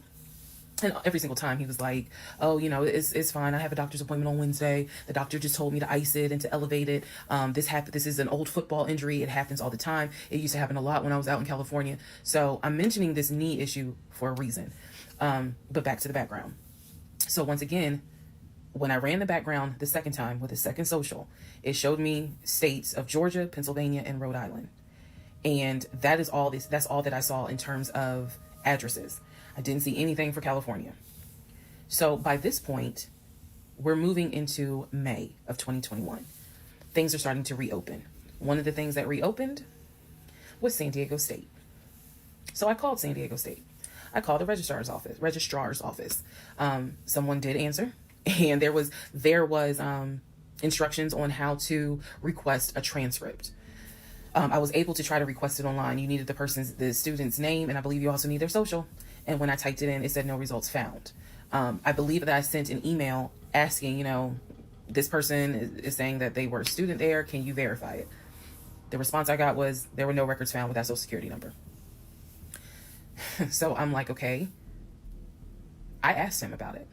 And in part 26, I'll tell you exactly what his response was. Part 26, who the fuck did I marry? So I asked Legion, what's the deal about San Diego State? He was like, what are you talking about? And I said, why is there no records of you there? Just came right out and said it without missing a beat. This man. Why is there no records of you there? So she was doing all of these background checks and record checks and all this other stuff. This is crazy, man. Who wants to be with a woman that is doing this type of dirt? Like, I would have been gone already, man. And said, well, I was a private citizen. What the fuck does that mean? And what he said is that when he started at San Diego State, his father paid money so that, okay, it's important not to say this with a straight face.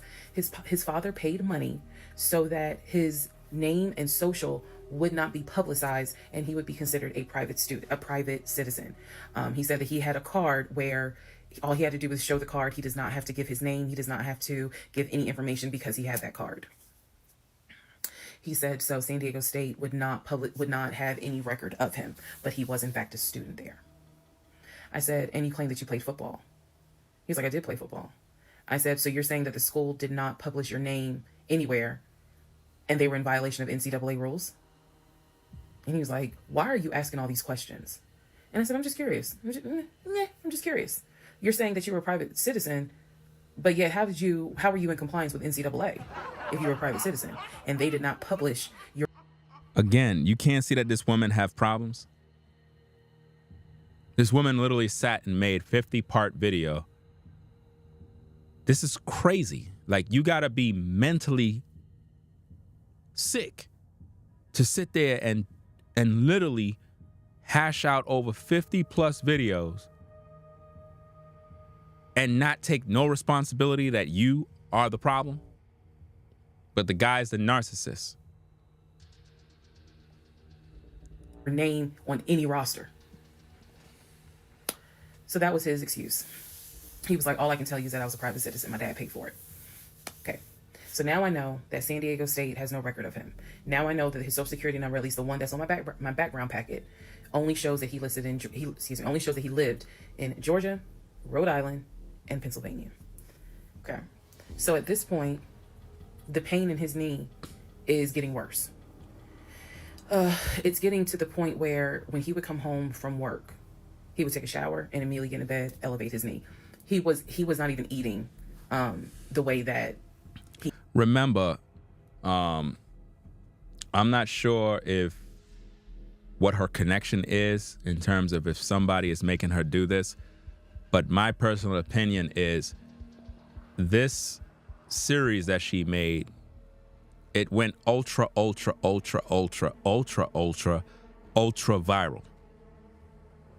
It's like, it went so viral, but she's so calm. That's not normal. It's almost as if though they know mind control is at work here. I really believe there is some sort of mind control. It's really affecting only women.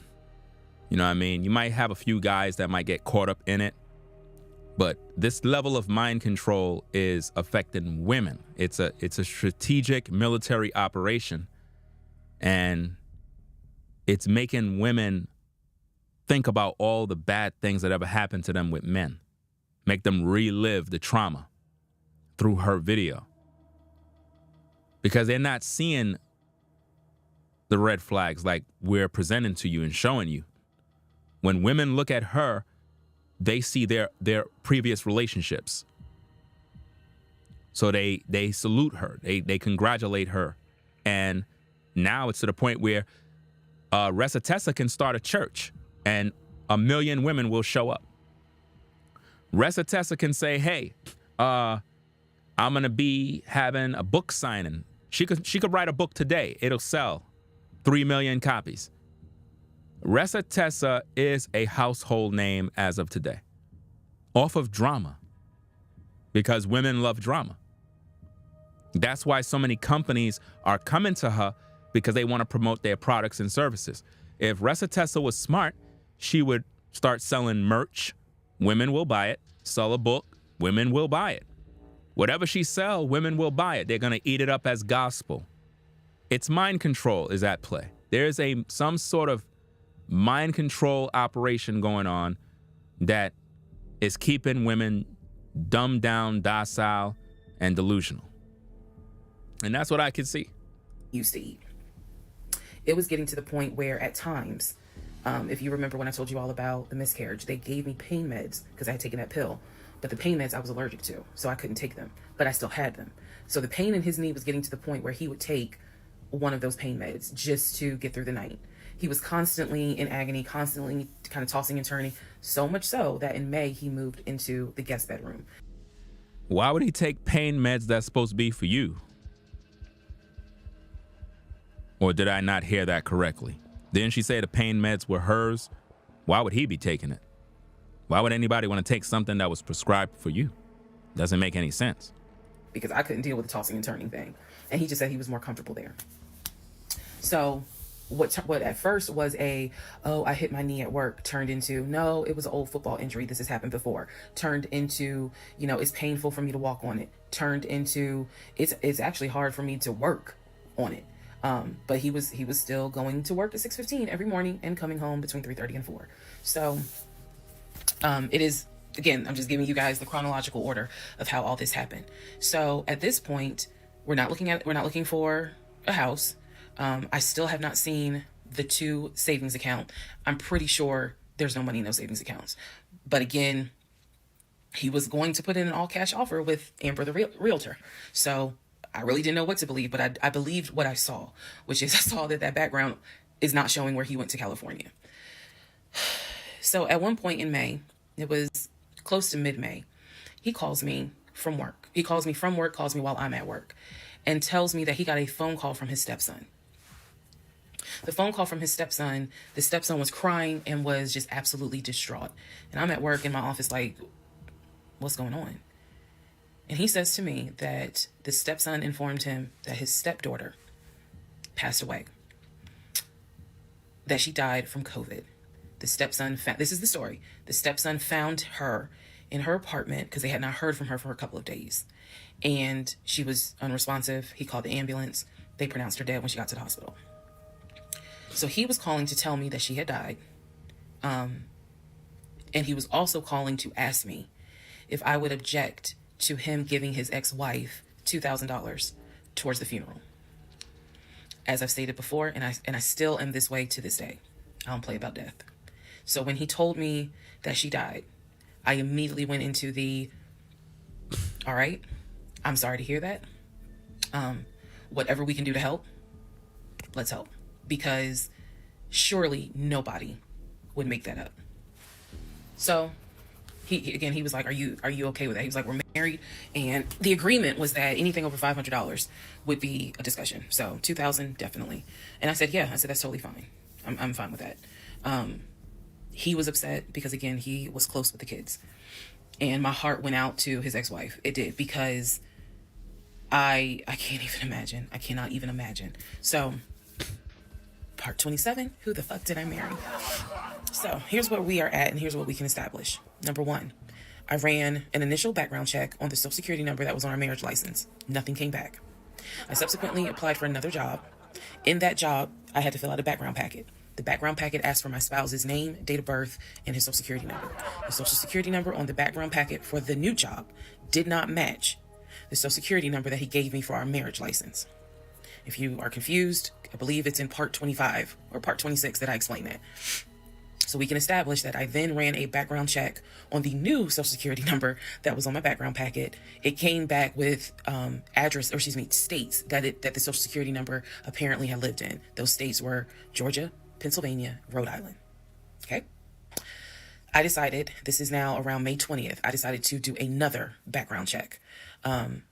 And I paid to do another background check. This time, I did it with a different company, and not only did it give me the not only did it give me the states, it gave me addresses, and it also gave me names of people who were like associated with Legion and that address. One of those names was his ex-wife. I've always known, he's always told me the name of the ex-wife, but now I see it when I ran his background. I did a search for her on social media. She was not there. So the address that it showed that she was associated with him, because remember, his story is we got married in San Diego, we lived in San Diego, we divorced in San Diego. Men lie, women lie. The U.S. federal government, which your Social Security number does not. So he's saying he was always in California. His Social Security number never showed that he was in. Yo, I'm reading the chat, right? So I'm looking at a comment And it's from Don J. At first, I don't know if I read it wrong. I don't know if it's a typo, but it says, how she looking. I thought it said, how she looking wider. How she looking wider every part that go by. Is that what you meant? Like wide, like wider, like like that's what I'm thinking. I don't know, you know, but anyway. California, according to the background check. It did show that he had lived in Georgia at an address associated with the ex-wife. So try to find the ex-wife, could not find her on social media. So I looked in the metro counties to protect her identity. This, I am going to not divulge a lot on this part. I looked in the metro counties in the open record courts. So typically, you know, you can look in like Superior Court or Magistrate Court or Probate Court. So I looked in open records for the different counties, metro Atlanta counties. Let me be clear, metro Atlanta counties. And I looked under her name and I found where they had filed for divorce in a metro Atlanta county. So when he said that he filed for divorce in San Diego and that he was married in San Diego, I was able to find, no, according to the state of Georgia, you were married here. You were divorced here.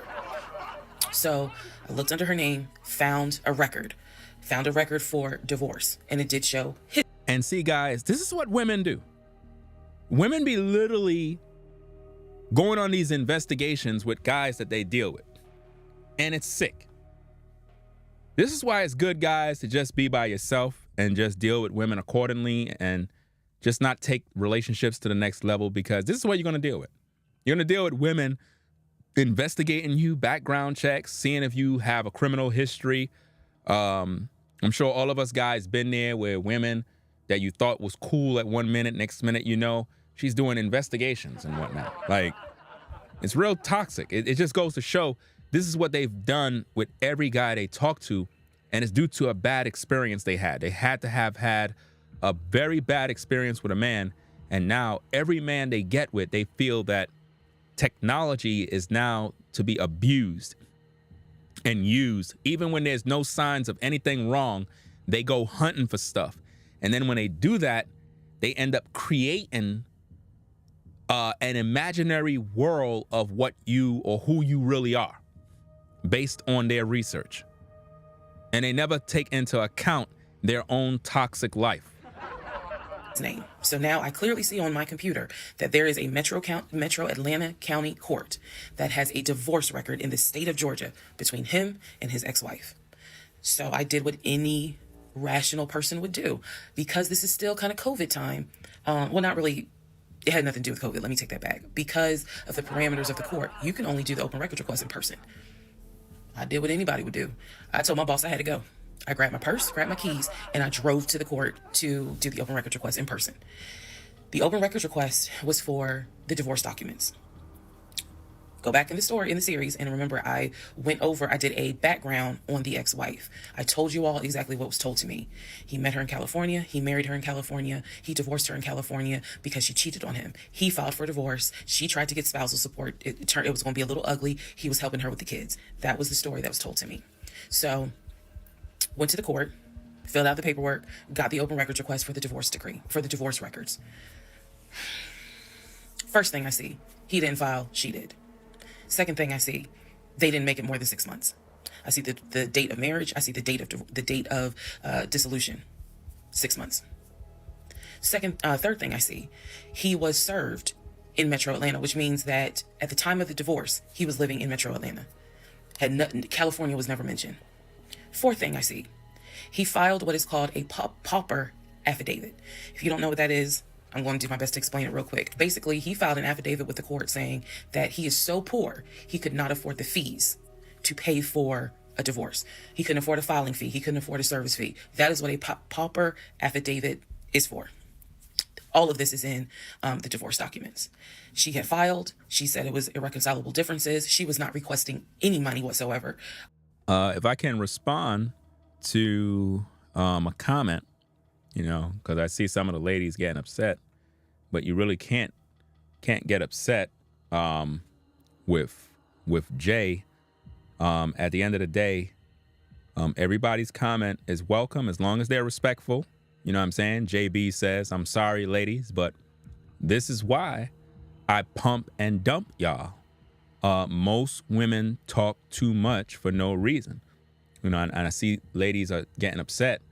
You can't really be upset at Jay because number one, the first thing you have to understand is this. I'm sure some of you ladies are like, he's disgusting, he's this, but let's see who's really disgusting. Let's see.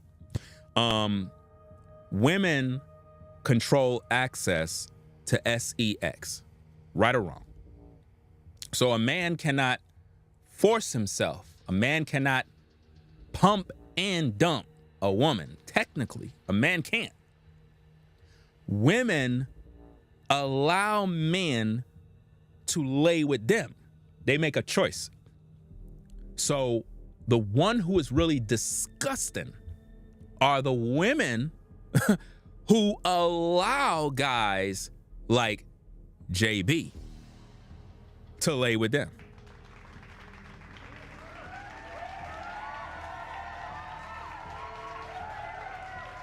So you really can't call him disgusting. He's just doing what they allow. Right or wrong.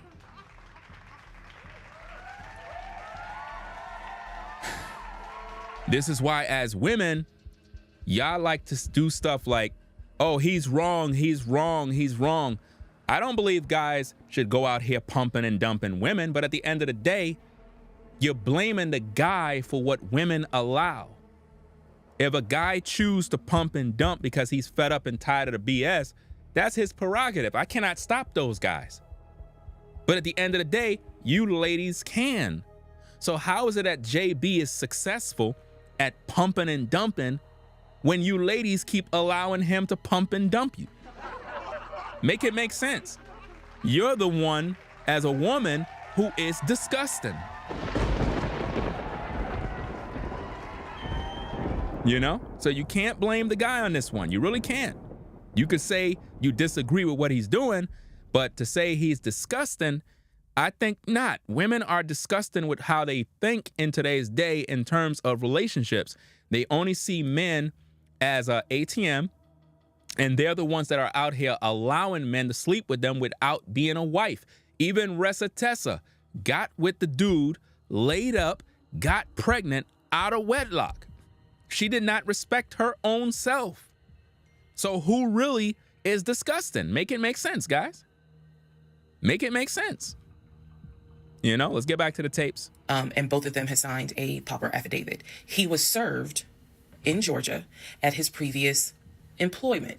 According to the divorce documents, he was served at like a grocery store. That is what was listed as his employer. And it had a date of when he was served. So I see all of this in one day. I also see where on the divorce documents, she listed her name, her address, and her phone number. So I did what any rational person would do. I wrote down a phone number. There was a 50-50 chance that the number was already disconnected. She could be like me. I'm one of those people. Honey, you can sneeze at a 27-degree angle. I will change my number so quick, you ain't even know what hit you. You can talk to me at 5 o'clock, and at 5:05, my number has been changed. So she could have been like me, and the number is not even active. Or she could be like some people I know who have kept their number since kindergarten. Either way, I wrote the number down.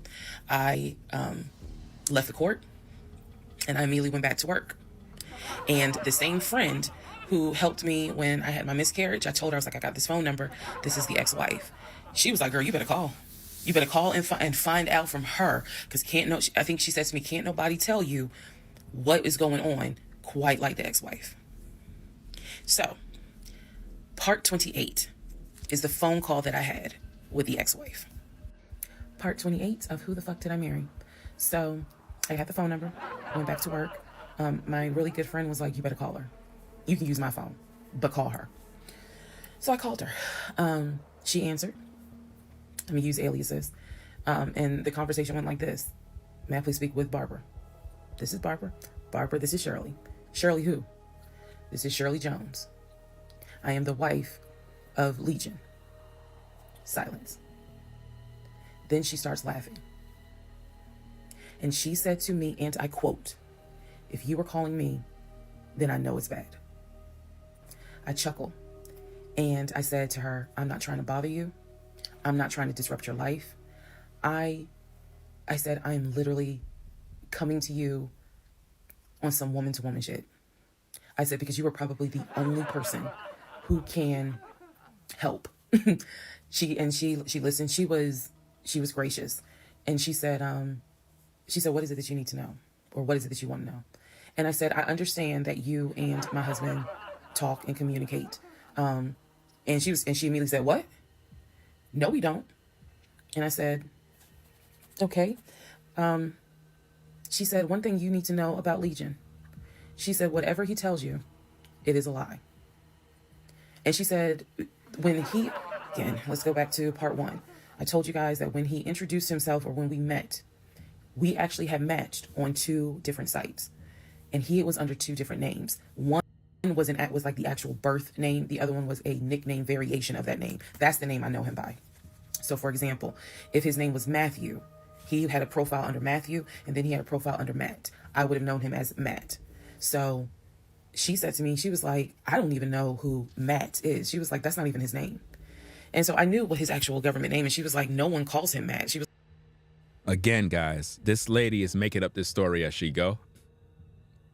Now she's trying to say that, the guy was out here catfishing and doing all sorts of other mess. Like, it's not making any sense, guys. It's not making no sense. This is the kind of woman you don't want around you, because she's going to drain all your energy. This is nothing but madness. I would not want to be around a woman that is investigating me, interrogating me, being suspicious of my every move. I can't deal with that. You need peace, guys. That's why I'm over here, eating some food. You know how it goes. You know how it is, right? While I'm streaming. Because, I mean, think about this, fam. I've been literally streaming, going on 8 hours. So, what I mean? Don't mind me now. I'm still here. I'm just in the background, kind of just eating some food. But let's get back to the tape. like, that must be his new personality. Or she was cracking a joke, but she was like, anything he tells you, you need to know is a lie. So I just asked her, I said, what was your experience? I said, because I can tell you the story he told me. And she stopped me right there. She said, whatever he told you was a lie. She said, let me guess. He told you I cheated on him. Let me guess. He told you that I wanted money from him. And I said, yeah. And she said, yeah, that's a complete lie. So we had a conversation where she told me how they met. They didn't meet online or anything. I said, well, were you guys ever in... This is one messy mess, guys. A messy mess. Literally, she's going to the woman to get info and dirt on how they were and comparing notes. This is disgusting, fam. Absolutely disgusting. California. She said, no. She was like, that man ain't never been past the East Coast. So I said, okay. So you guys have always been in Georgia? And she said, yeah. She's like, we got married in Georgia and we got divorced in Georgia. And that's when she asked me, how did you even get my number? She said, because I want nothing to do with him. So how did you get my number? I said, I'm gonna tell you the truth. It ain't gonna make me look good. I told her, I said, this is what happened. And this is what led to me doing research. And this is how I got your number. And she laughed. She was like, wow. She was like, normally I would be freaked out. She said, but under the circumstances, she was like, wow, okay. She said, yeah, if you're calling me, then it must have gotten pretty bad. She said, so what did he promise you? So she was cool. You want her to us to believe that the woman was cool with the fact that you were there doxing her, researching her, gathering her home address, because if you got the number, you most likely got the home address too. This is what you were doing. You're a sick person. You're a stalker. You're crazy. At the end of the day, this is crazy, fam. Like, that facial expression right there needs to be the thumbnail, fam, at the end of the day. That facial expression right there, that's the thumbnail, bro. Like, seriously. That gotta be the thumbnail, man. I gotta implement that right there. Let me see if I can do this. Yeah. Because that sounds like a person who is a narcissist. Literally, you're gonna communicate with the ex and this one and that one, doxing her, knowing her home address. I wouldn't be surprised if she went to her house. And we talked for about 30, 35 minutes. She asked me in that phone call, she said, look, I want nothing to do with him. I have not spoken to him since our divorce was finalized. She said, so I would just appreciate if you keep me out of whatever's going on with y'all. And I told her, I said, I give you my word, I will never tell him I spoke to you. I said, I give you my word. This is sad. I said, this conversation is for me. Wow. It is not for me to use in any sort of legal litigation, nothing. This is for me. And I said, I don't plan to call you again. I don't plan to be a disruption in your life. She said it's not for this and that, but she's on social media talking about it, fam. She already broke the agreement. I just needed to know, how bad is it? And she paused and she said, it's bad. She said, I don't know what all y'all got going on. She said, but if it's anything like what it was for me, it's bad. So we talked a little bit more. She was very encouraging. She was like, girl, do not. Isn't that the same thing that a lot of women go through with different hurt women that are bitter about the man that they're with? They go to the other woman and she confirms all of her greatest fears. Like, how bad is it now? How bad is it? Well, if it's like the things that I got to deal with, it's pretty bad. So the man is the monster. Now, keep in mind, this is the same guy that been providing for her all this time, paying all the bills, being a man, doing everything, but he's a monster. Some other woman is feeding her more garbage. Isn't that what you ladies love? You always got the other woman feeding you a bunch of bochincha and drama. Y'all love pain, man. I'm realizing this. Women love pain. That's why those videos got so many views. It's not because this woman is talented. It's not because she's talented. She's full of drama, trauma, pain, misery. Misery loves company. That's why women congregate over there. If you go read the comments, bruh, the comments under her video are toxic. Sick. It's crazy, man. Absolutely crazy. Man, oh man, yo. All right. So let's get back to the tape. And again, guys, when you're watching a live stream, you got to click where it says live, the little red button, the red dot. If your area is blank, meaning it's clear, you got to click it so that you're up to speed with the show. Or else you're going to be behind probably 3 hours, where we're at the damn 8-hour mark. You get what I'm saying? So make sure if you're on your phone or you're on a computer that you're up to speed. Sometimes just refreshing the page and you'll be right where we're at live. Or else you might be 5 hours behind. So when you post comments in the live chat, you're gonna make yourself look crazy. Right? Let's go. Not blame yourself. She said, I went through that and I had blamed myself. She was like, this is not on us. This is on him. She was like, he is a master liar, a master manipulator. She said, I ignored the red flags. So she was like, do not feel as though this is on you. We talked about there's an ex-girlfriend that shares the same name as his aunt. She and I talked about her. She said the reason why they broke up, because the ex-girlfriend. Notice everybody shares the same name. Everybody looks the same. Everybody act the same. I didn't know this. The ex-girlfriend had reached out to her about 6 months before he met me. And so the ex-girlfriend lived in Douglasville. On Legion's driver's license, he had a Georgia driver's license with a Douglasville address. Notice all of these women are all reaching out to each other to talk about the same man that's screwing all of them. You know how crazy y'all all look? Do you know how you women look really sick? Y'all look crazy. Like y'all literally all exchanging notes about the same guy that screwed all of you. It's crazy. It looked absolutely crazy, fam. I'm telling women love drama, man. Y'all can't see? This series exposes the real nature of what's going on. Women love pain and drama. Y'all love it, man. It reminds you of all the hurtful relationships you've been in, and it gives you an excuse to hate men. That's what it is. It gives you an excuse to talk ish, go on different comment sections, go on videos, and express your dislike for men.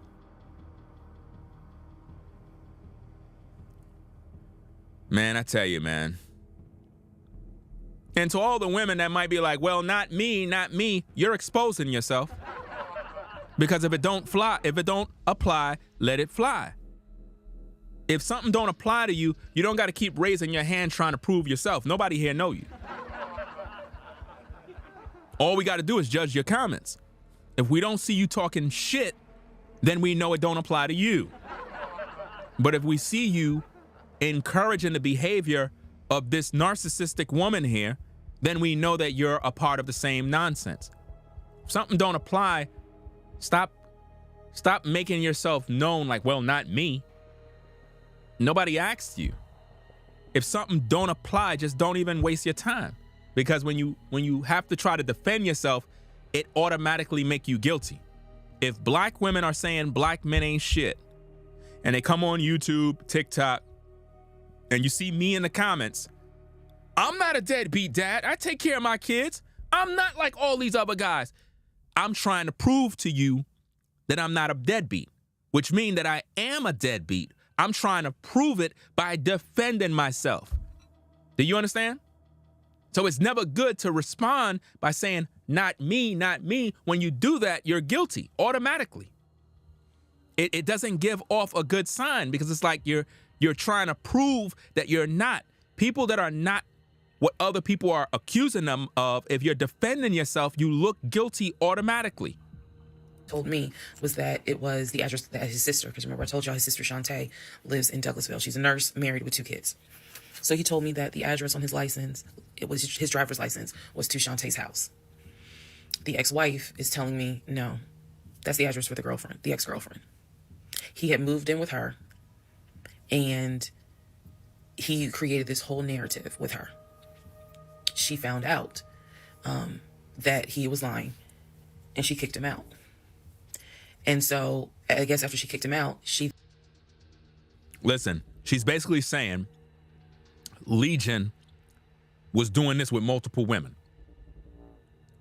to create and bring about the trauma and the pain of other women that had to deal with guys that is a serial manipulator, a serial cheater, a serial deceiver.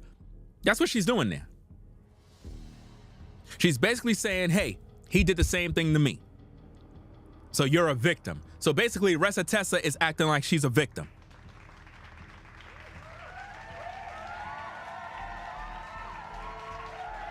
Come on now. She's playing the part of a victim, y'all. then reached out to the ex-wife, kind of the way I did for confirmation. And so the ex-wife was just telling me, whatever that man has told you, it is a lie. She said, I got out before it got too bad. She said, because once I knew he was lying, I was out. She was like, because he's never going to change. And so, again, conversation went on. And so finally, we were getting ready to get off the phone. And before we got off the phone, I said to her, I said, if everything is a lie, I said, I have one question for you. And she said, sure. I said, how is your daughter?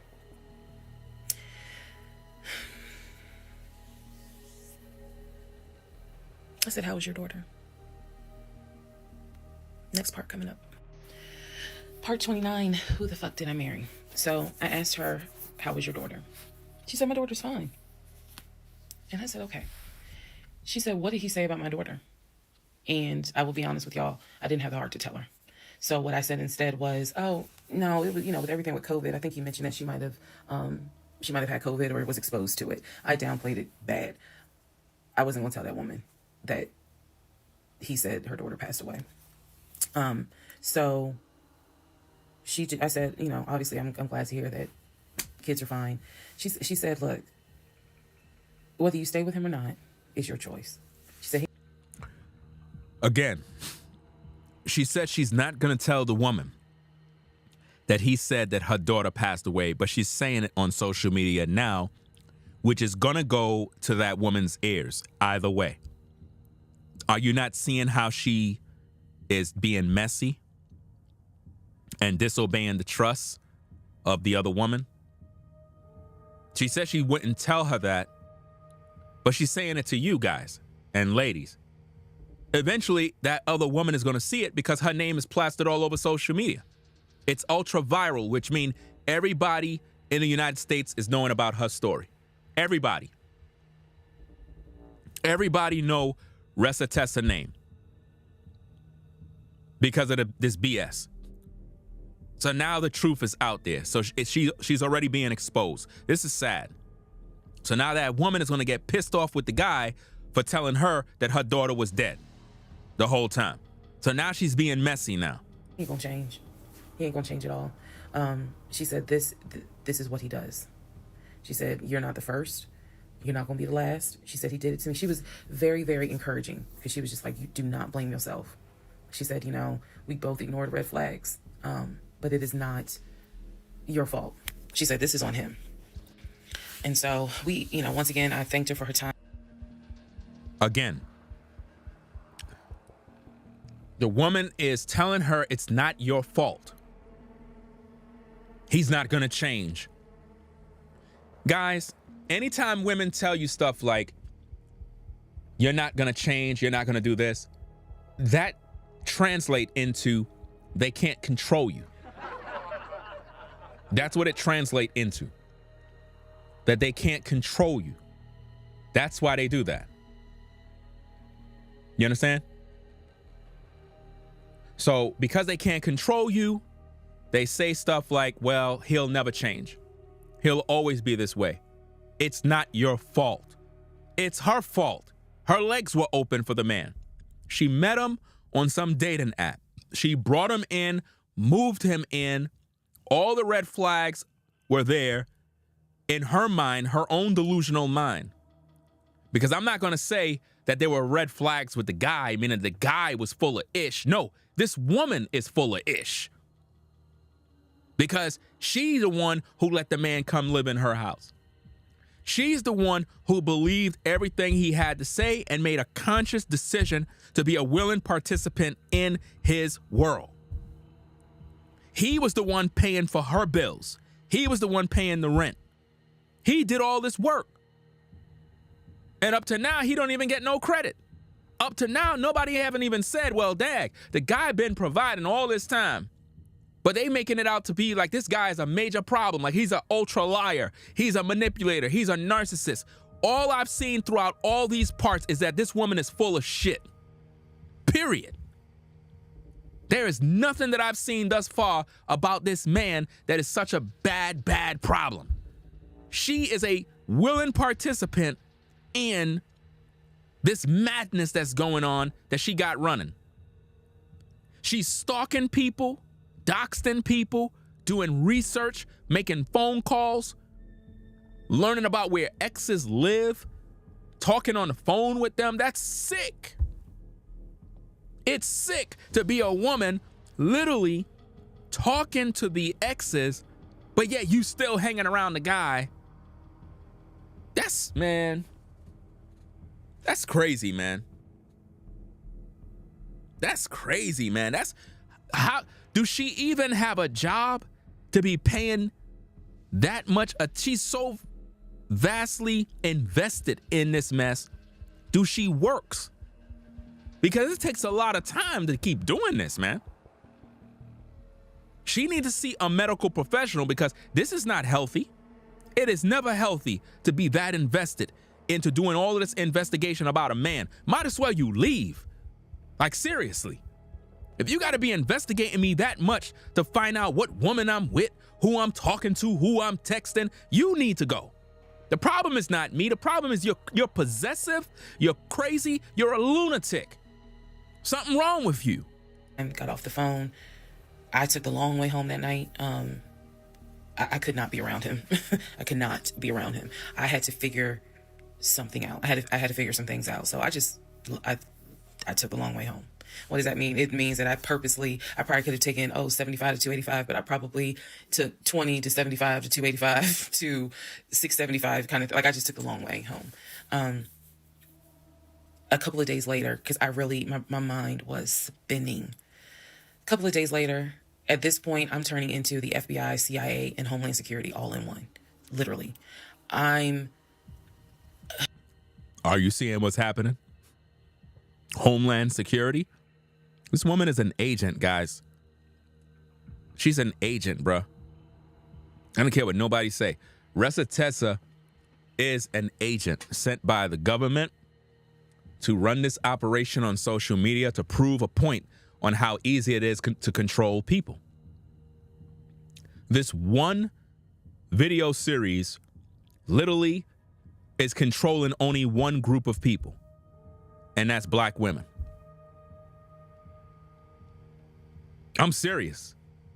This video series have manipulated primarily only black women.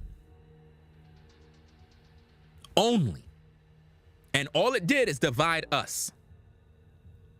Now, remember my speech that I talked about last night in the video about the woman who got arrested for the hit and run and they gave her 27 years? We did that live stream, but if you watch that live stream, towards the middle ending of the video stream, I started to talk about building community, family, and various other things to encourage the people. And this is what they're doing. They have divided us. We're divided. Because of stories like this, we're not thinking about family. There is no more love between black men and black women. We hate one another now. We compete against one another now. There's no love no more. Like when we see black women as men, we just don't want to have nothing to do with them. And then black women look at us and don't want to have nothing to do with us, right? But we still sleep with one another and still produce these out of wedlock babies, right? And when you look all over social media, all you see is black people talking about relationships, dating, relationships, marriage, but nobody's being married, right? But we having all these baby showers, right? We're at the tellies. We're filling up the tellies. These women are on hot girl summer. They say that men ain't ish, but they're in a telly with a man. Make it make sense. We're destroyed as a nation of people. We're dysfunctional as a nation of people. And it's all because we fell from grace. We refuse to follow the laws, statutes, and commandments of the Most High. We don't want to have God in our life. Just the mentioning of God, people walk away from the show. They get offended. I don't want to hear about that. I don't want to hear about the Bible. I don't want to hear about God. I don't want to hear none of that stuff. That's the white man's religion. This is what we say, and this is why we're destroyed. Our people are destroyed for lack of knowledge. This video from Reesa Teesa is a military operation. This is not a normal TikTok video. It has all the elements of mind control. This is a mind control operation to sabotage our people, to reset the hatred that we have for one another. And what they're doing is they're using our women to make them, to reinforce their hate for men. In other words, you probably had a lot of you ladies that was in the point or at a point in your life where you probably was like, you know what? This gender war between black men and women been going on far too long. We're getting older, man. It's just not getting good. I'm gonna settle down. I'm gonna try to change my life. Some of you ladies literally was doing this, and then you saw Reesa Teesa's video. And it just changed your mind right back to the same way. You saw Reesa Teesa's video, and it changed your mind back to thinking negative about men. It's crazy, guys. There is a spiritual warfare going on right now where demons and devils are destroying our people. We supposed to be building family, community, experiencing culture, but instead all we have is toxicity all day, all night. We focus only on money rather than building community. We don't have nothing left for our children's children. All we do is entertain bullshit all day because drama is what sells. I could be speaking a lot of truth in all my videos. I've released a lot of recent videos that is full of nothing but truth. It gets no views at all. And it's not because I'm not talented. It's not because I don't make great content. The problem is people are wicked and they love evil. So they don't want to hear anything that's good. They don't want to hear how to become a better person. They don't want to look at themselves and make the necessary changes. But oh yeah, they definitely want to listen to some bochinche. They definitely want to hear about some drama in somebody else's relationship, because that's what we're accustomed to. We're accustomed to hearing drama in other people's relationship. But if we take the mirror and put it up at your face, you get offended. We could talk about Reesa Teesa. We get entertained. Ooh, wow, man, girl, you saw the video? Yeah, girl, woo. But if somebody says, okay, ladies, what can you learn now on the negativity that was displayed from her video? Can you become a better woman by doing X, Y, and Z? Now you get offended, because now it hits closer to home now. Now it's about you, and you don't want it to be about you. You want to keep it on entertainment and drama. And all it's doing is keeping us single, miserable, lonely, and then we lie by talking about how we're enjoying our single life when really you're not. Because ladies, if you're enjoying your single life, why you got a rose toy? If you're a woman and you enjoy your single life, why you got these artificial objects that you buy from AliExpress, Amazon, and so forth that you use at night when nobody's looking? God Almighty sees what you're doing. Guys, don't think that we're just focusing on the ladies. Don't laugh too fast, because the Most High see when you watching corn. He can see when you beating your meat. See, rather than you giving a woman some heavy meat, you beating your meat. So who are you to laugh and look at the women that are using the rose and all these other artificial toys when you are signed up to OnlyFans to see some woman's toes? So obviously you're a hypocrite. So before you start judging, fam, why don't you guys stop whacking off and beating your meat? Why don't you stop and repent? See, this is where they want us to be. They want us to be having relationships with ourselves. They want us to live in a spiritual prison where we're alone and we're using these items and these objects and we're watching things on a monitor, and that's as close as we get to the opposite sex. That's sick, man. That's sick. If you can't see this, if you can't see that there's a war, something's wrong with you. A lot of you guys are literally staring at a computer monitor every single day, watching women that you long and desire to hold in your arms, and you're never able to do that. And you find yourself whacking off, self-worship. And then you ladies long for the touch and the feel of a man. And rather than you settle with a quality man, you got a relationship with a rose toy. That's sick. It's not healthy. It's not good. They're desensitizing us and making us normalize being separated. Feminism, hypergamy, all of these things, the strong, independent woman is designed to keep us separated. And while we're separated, we're not multiplying as a nation of people. We're growing older and we're dying off. And now our children are left in a world where we didn't provide no opportunities for them. We didn't set up nothing for them to grow. So consequently, the other nations are surpassing us in technology, in inventions and various other things. And their education level is going through the roof, because all we want to do is just kind of talk about BS all day. And we're not inventing, we're not producing, we're not doing anything. We're not producers. We spend the most money, but we don't produce nothing. Come on now. All that truth I just shared, is that going viral? Are y'all pushing this video so it can reach 1 million views? Of course not. Because when a black man speak truth, everyone ignore it. Everyone act like they didn't hear nothing.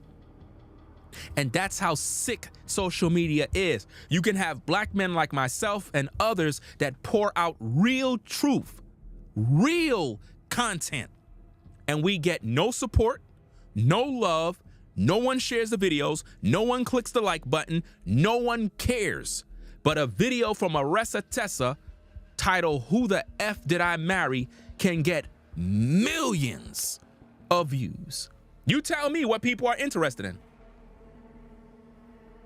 Because she's not displaying no talent. All she's talking about is drama. So what sells? Drama. And you wondering why people sell their souls. You're wondering why people sell out. You're wondering why people will literally compromise their morals and values. It's because they tried doing the right thing and it wasn't making them no profit. They got no success. But when they went out there and followed the trends of what others are doing, then they start to succeed. Are you getting that? Even on social media, the people who get rewarded on social media are the people who push drama, madness, pain, bochinche, a bunch of garbage that get rewarded. I seen a video the other day. It was a YouTube short. When you look at the image of it, right? It had what appears to be a very attractive woman, right? A very attractive woman. That's the thumbnail. When you click on the short, there was no sign of that woman in that YouTube short. No sign of her now. And then at a certain point of the video, you saw like a bleep, and it was the picture of the woman. They put the bait of a woman, and the video got over 70 million views. A YouTube short. 70 million views. And there was nothing in the video that was educational. Nothing helps anybody. It was just garbage. But got all that attention. You know why? Thirst. Thirst from men that crave women. And typically these men have no woman. That's why they clicked on the video. Because they thought that when they click on it, they're going to get the sweet surprise of having pleasure to see this woman. And there was nothing there. That's what we watch. We love drama. We're over-sexualized. And this is why it's so easy for them to manipulate us through content. Content is now the new weapon of mass destruction, fam. Content. Certain content can be used to, reprogram the minds of the people. If they can publish certain content, you get rewarded for it when it's evil and wicked. But if you do anything that's positive, nobody will want to watch you. And it's sad. I'm trying to find everything. And he's carrying on his business as usual. Nothing changed with him. He had no idea that I had spoken to the ex-wife. He had no idea I had gone to the court and saw his divorce documents. He had no idea. So a couple of days later, I decided to look up his mother's obituary. Look up the mother's obituary. And down at the bottom where it talks about, oh, she's preceded in death by, and it lists all the people, the family members that died before. She's literally going through the family tree, guys. It don't get no more sick than this, man. Why is this woman doing all of this stuff, fam? This is crazy. And then it says, leaving behind to cherish her memory. It lists the husband, his dad, her husband, excuse me. Let me start over. It lists her husband, which is Legion's dad. It lists Legion's brother that lives in Philly and his wife, because again, this is of 2000. She passed away in 2015. So it lists Legion, the brother in Philly, and his wife and daughter, her granddaughter. It lists Legion and his wife. I think it was like Latoya or something. It did not list the ex-wife I just spoke to, and it clearly said Legion, his wife, Latoya. Then it listed the brother in Nashville, his wife, Jane, or whatever. So I'm thinking to myself, there's two things I was thinking immediately. Number one, who is Latoya? Never heard that name before. So I was thinking, who is Latoya? And then number two, where are the two sisters? Shantae and Kim. Shantae lives in Douglasville, married with 2 kids. Kim lives in Augusta, and I believe he told me she worked at like Procter & Gamble. Who have this kind of time to be going through all this investigative stuff. I mean, is this what happened because she was allegedly in law enforcement and she lost her mind and now she's using her training, I guess, to just keep investigating a man? That's gonna literally drive you crazy. This is sick, man. This is a sick woman. And I don't see how could people be literally supporting this as if though this is some good thing.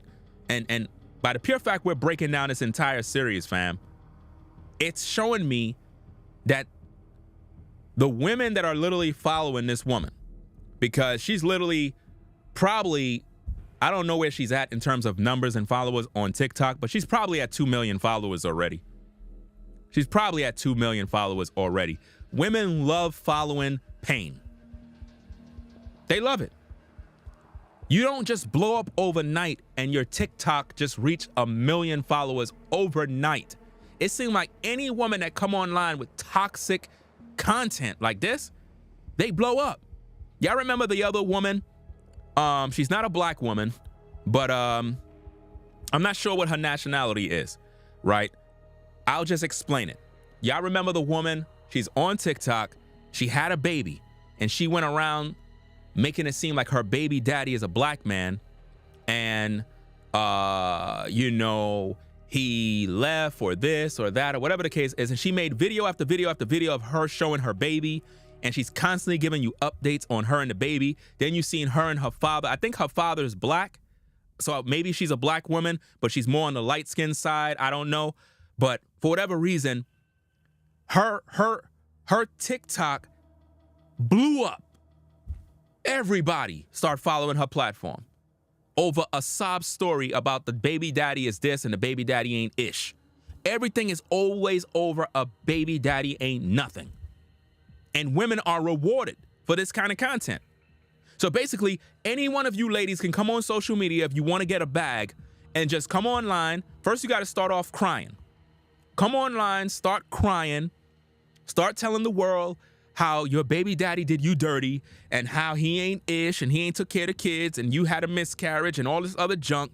You're going to gather a following of other hurt women. But you got to be a little sincere when you speak.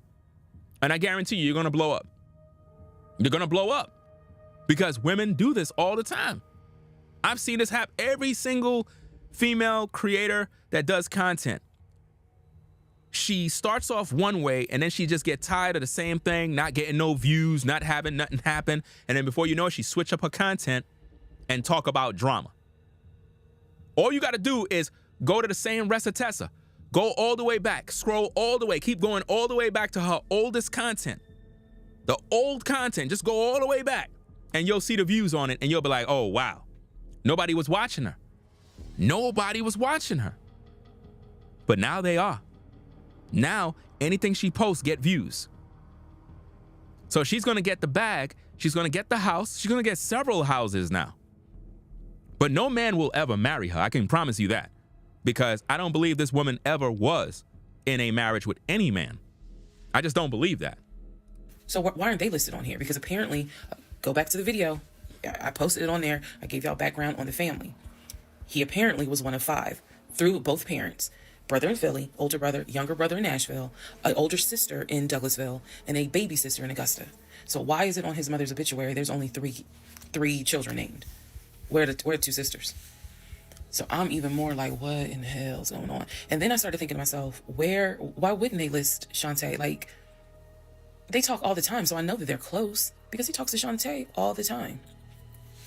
So I really was confused. Again, keep in mind, I'm trying to give y'all insight into how I was thinking May of 2021, because I still didn't find out a lot of stuff at that time. I found out enough to figure out, okay, it's not a question of if he's lying. That was over. It's not a question of if he's lying. The question now is becoming, what else is he lying about?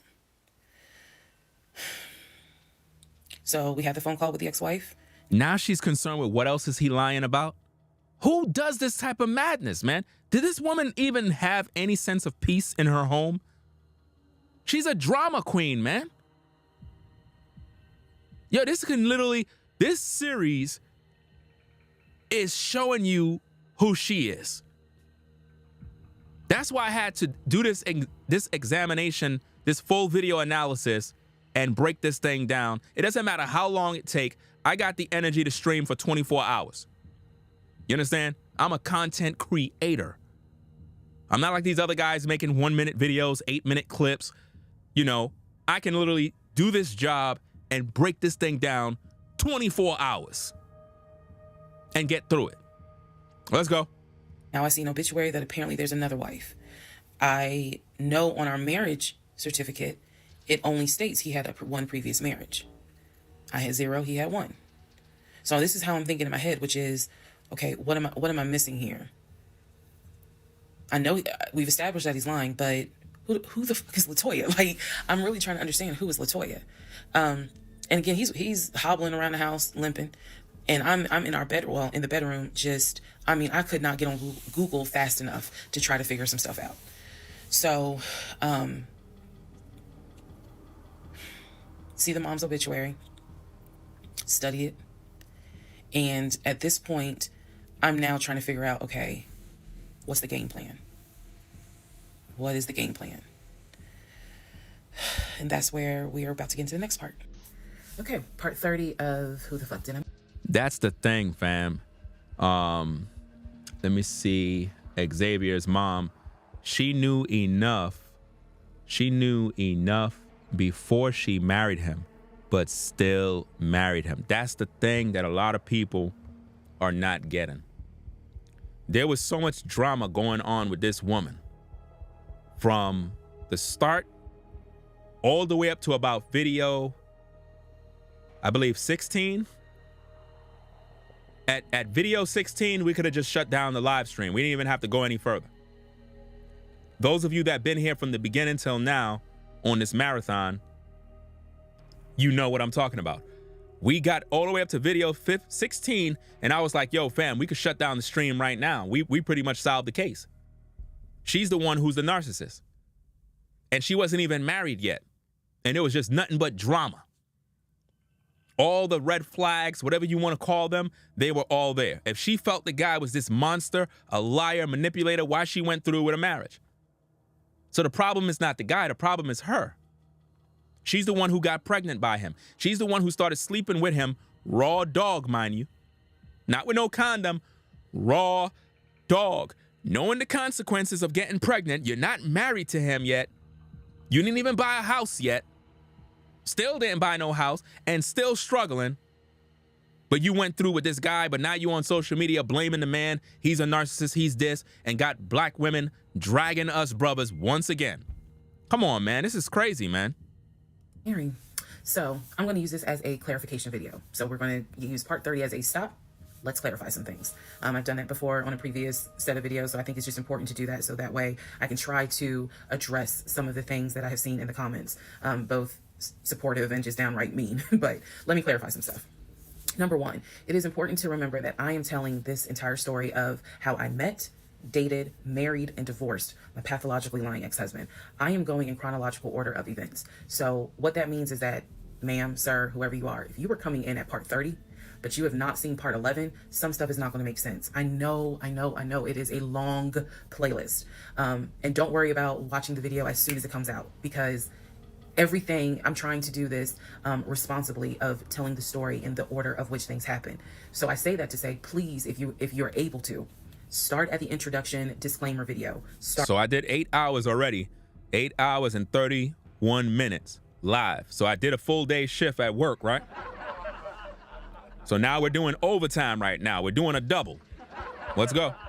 With part 1 and then just watch each video, because a lot of the questions people are having that I'm seeing in the comments, and I say this respectfully, is just because you did not go to the other videos and watch them in order. That's just the first thing I want to say. It is important that I get this story out, but that it's done, like I said, responsibly. To me, responsibly is being honest, even if it makes me look bad, but then also trying to be clear and not ramble all over the place. So I'm trying to take the time to tell you, this is what happened at this time. This is what happened at that time. That's why there's so many parts. And we're not even to the part of the divorce yet. We're almost there, but we're not there yet. Second thing I want to clarify. I cannot stress this enough. My family and my friends did not know what was going on between Legion and I. They did not know. My family only knew we've met this guy. He's dating our daughter, our niece, our cousin, our granddaughter.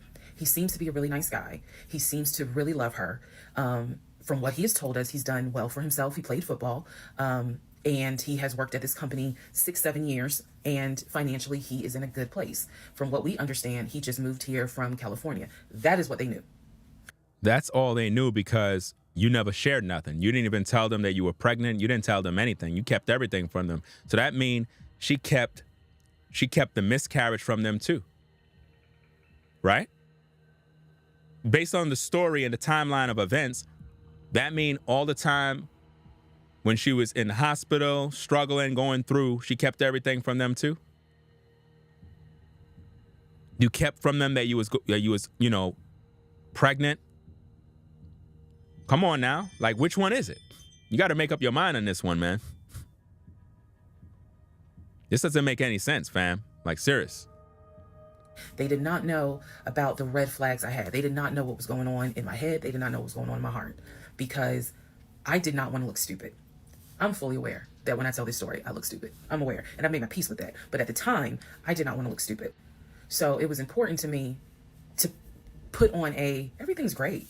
We're really happy. We're looking for a house, and everything's going well. So she was fronting the whole time, flexing the whole time, acting like she was happy. Now, didn't I tell you that ninjas love to come on social media? They love to act like they're doing well. It's like with our people, right? We could live in a not so good environment, but on our social media profile, we try to act like we're glamorous. We try to act like we're rich. This is the thing with our people. But if somebody were to see you in the street, you'd be like, oh, because you've been living such a fake life. It's like you got to prove everything. So she was busy telling everybody that she's doing well, she's happy, having a good time, but the whole time she wasn't happy at all. You know? And this is sad. Knowing full well that behind scenes, I couldn't figure out why he wasn't showing proof of funds. They did not know. So I say that to say, I see the comments about how my aunt gave me horrible advice when I called her about the sexting on Facebook. And I want to clarify something. She did not tell me to stay with him. She did not tell me to leave him. That's not her place, and that's not what she would do. She simply was in shock that any of this had happened and did not know what to give me advice on. The one thing that she did say was, look, he's not your boyfriend.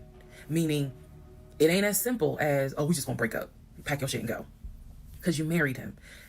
My aunt is the most ride or die chick I've ever met. You fuck with me, you fuck with her. And she is straight Jersey. So I love her for it. But I needed to, it's not fair for me to leave it out there as if, oh, she just was like, I mean. Family, I'll keep telling you that this is a hood chick right here. This is not a decent woman that this guy got with. This is a hood chick. Full of drama. Family is full of drama. It kind of reminded me of the other woman that we did a video on the other day. We still have not finished breaking down her story. The woman that I believe she got with a white man, allegedly. You could correct me if I'm wrong, but I believe that she got with a white man, a Chad, and Chad wasn't having it. See, one thing about the white man is when he move you in his house and you get out of pocket, he's gonna pack you up. You know, he's gonna pack you up. White guys, black guys, they're different in different ways when it comes to how they interact with women. And one thing I realize is that when you have women that are divestors or swirlers or whatever you want to call them, and they get with a white guy, they love to boast about how good the white man is and how he treat them better than the black man. And then when the white man kick their ass out, right, they get a reality check. And now all of a sudden you see them on social media crying. And what I noticed is with her situation, once again, black women went in on black men, which is crazy because based on the information, it looked like the woman may have been with a Chad. It looks like, you know what I mean? And she lost her marriage and going through a divorce because she tried to get her family to come live in the man's house. And he said, no, I don't want your family here. It doesn't matter. They're not responsible with their rent. They're not responsible with their mortgage. They're living above their means. See, here's the thing, fam. When you grow up in the hood, you grow up poor, you understand what it's like to be broke. So as black people that grew up in the hood, that grew up in poverty, there's certain things we know. You should know what it's like to not have no money, to the point that when you finally get money, you understand how to keep it because you've been through the struggle. Unfortunately, with a lot of us that feel entitled, we expect other people that got money to just be there to bail us out of our drama. And that's what happened with that woman who's going through a divorce and her man kicked her out the house. She didn't want to respect him. And she took it to social media to put him on blast. And because of that drama, women started getting behind her story too. So we got a bunch of stories out here with women that are just sharing pain, and women are just gravitating to it and saying black men ain't ish, black men ain't ish. Just like with the brick lady situation. Oh, y'all stand there and y'all just watch a man hit her with a brick. Turn to find out the brick story with the lady was false. And I'm the one who called it from the beginning. I'm the first content creator on social media that called it out. I said she's gonna make a GoFundMe, she's gonna scam the world, and she's gonna make a bunch of money, and her story's a damn lie. I was the first. Go through my archive of videos, look at the dates and the timestamps, and you will see I am the first content creator on social media to call it. And that's a fact. Let's go. Go home and deal with it. No, never in a million years. So I want to clarify that. I also want to clarify about my mom. So my mom lived in Arkansas, and when she came to visit in April, we were already married. This is her first time physically meeting Legion. My mom will tell you she had no idea anything was amiss, but there was something that nagged her a little bit. She didn't know what it was, and my mom is the type where she's gonna get on her knees in prayer. That's who she is. So for her, it was like, I don't know what it is. He seems like a nice guy. He seems to love my daughter. Because again, there was no arguing in the house. The house was peaceful while she was here, even though behind the scenes, we had just came off of the whole sexting incident with other women. So for her, it was like, I don't know what it is. She did tell me later on that it seemed as if I wasn't as happy as she thought I would have been. But again, she took it to the Lord in prayer. And her prayer was, God, protect my child. I get so annoyed when women try to bring in God in their evil. They always want to bring in God that somebody's praying for them and all of this madness when none of these women are following God. None of them. None of these women are following God, guys. Let me bring that out because, again, women love to bring up God, you know? Let me see if I can find this, because we always do. We always got to find this. Let's get this. We do this all the time. In all of our shows, we always got to bring up this verse of scripture. Because what it does, it illustrates where she is. And I want women that are in the courtroom, the court of public opinion, and I'm talking about adult women that want to learn and grow, that want to hear a man's perspective on this series. I want you to get the full information of what's going on here, because it's going to help you to be a better woman in this wicked day and time, right? This is what the Bible says, ladies. Ecclesiasticus chapter 26, verse 23. A wicked woman is given as a portion to a wicked man, but a godly woman is given to him that fear the Lord. Are you getting that, ladies? Wicked women are given as a portion to wicked men. There is no way as a woman you can come on social media and say you're a good woman, you're a God-fearing woman, but every guy that you seem to get with is a demon, a Pookie, a Ray Ray, a wicked ninja. I don't want to hear anything about how you're a praying woman, you're a God-fearing woman, you're a church-going woman. No, you're a hypocrite, because the Bible don't lie. If you keep attracting trash, it's because you're trash. It's just that simple. Own it.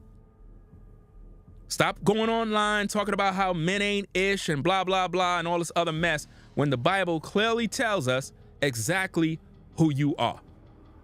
A wicked woman is given as a portion to a wicked man, but a godly, notice, a godly woman, a woman who is godly, she's given to a man that fear the Lord. And what does it mean to fear the Lord? To keep his commandments. So the man that keep the commandments, he's going to have godly women come his way. So when you see all these women on social media going in on black men, calling us demons and devils, and we're broke and we're bums and zesty and all this other mess, it's constant shaming language that women do towards us men. And it's because why? They're wicked.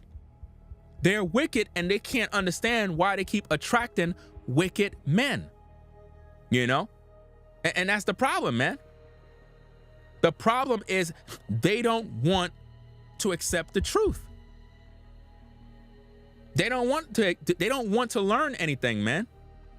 And that's why we have so many problems in today's day. This is why. This is why we have so many women who just don't want to hear anything a man has to say. It's because of that one reason. That's why when we bring out those scriptures, it shows the true nature of what we're dealing with right now. Let's get back to the tapes. Let's go. I don't know what's going on, but protect her. That was my mom's response. So she did not know. She did not pick up or overhear something that was going on while she was here. She had a candid conversation with Legion, and Legion kind of came across as, I miss my mom. He missed his own mother, and so he called my mom, and doted on her. Again, putting on a charade. And so for her, it was like, bless his heart. That's what she said. Bless his heart. But no, she did not know the specifics. Nobody knew the specifics. They didn't know the specifics until we're talking May, June of 2021. They knew that we were looking for a house. They knew that the house fell through. They did not know about the proof of funds. They did not know that he wouldn't show me the savings account, the offshore account. So I just want to say that because to me, it would be irresponsible to not clarify what family and friends knew, because these people have always been supportive of me, always had my back. I just simply did not share with them the things that I felt like were red flags, because again, my mindset at the time was, I want to be married, and what if he isn't lying? And I was making excuses for him to myself, so I definitely would have made excuses to family. Ladies, this is why a lot of guys are not trying to marry none of you. This is why. There's no incentive in marrying a woman in today's day, because this is the type of toxic madness that we got to deal with. This is what we got to deal with. Now, let me show you some more red flags on the issues with this woman here. Let me bring this out. Exhibit A from the Bible. We're going to show you what's going on. Now, ladies, respectfully speaking, can you find yourself in these scriptures? If you're honest with yourself, you'll be able to, overcome a lot of drama, a lot of issues. That's if you're able to accept what we're looking at. Now, it says in Ecclesiasticus 26:23, this is in context. So we're going to read from verse 20 all the way to verse 26, right? It says, when thou hast gotten a fruitful possession through all the field, sow it with thine own seed, trusting in the goodness of thy stock. So thy race, which thou leviest, shall be magnified, having the confidence of their good descent. Now watch verse 22. And harlot, you all know what a harlot is, right? And harlot shall be counted as spittle. But a married woman is a tower against death to her husband. This woman is supposed to be married, right? But how come she's not a tower against death to her husband?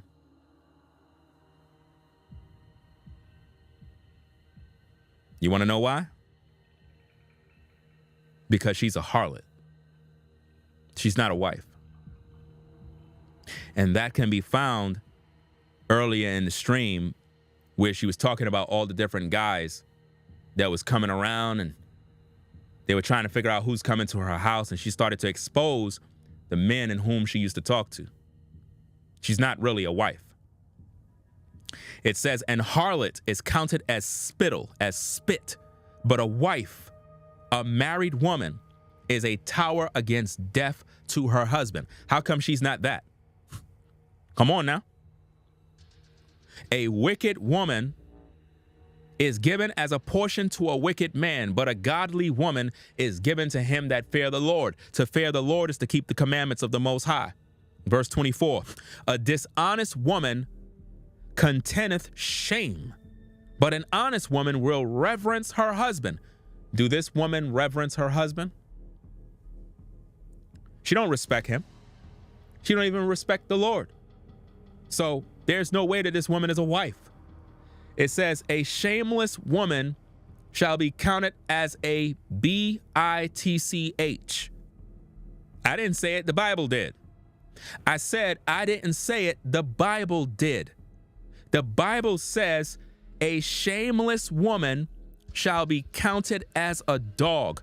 What do you call a female dog? bitch. She shall be counted as a bitch. The Bible says this.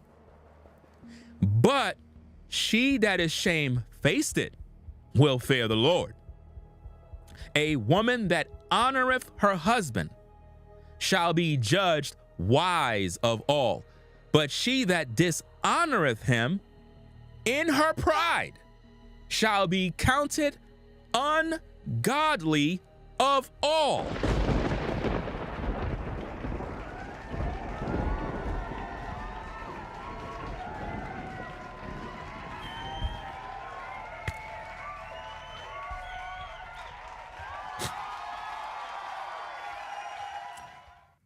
Whose report will you believe?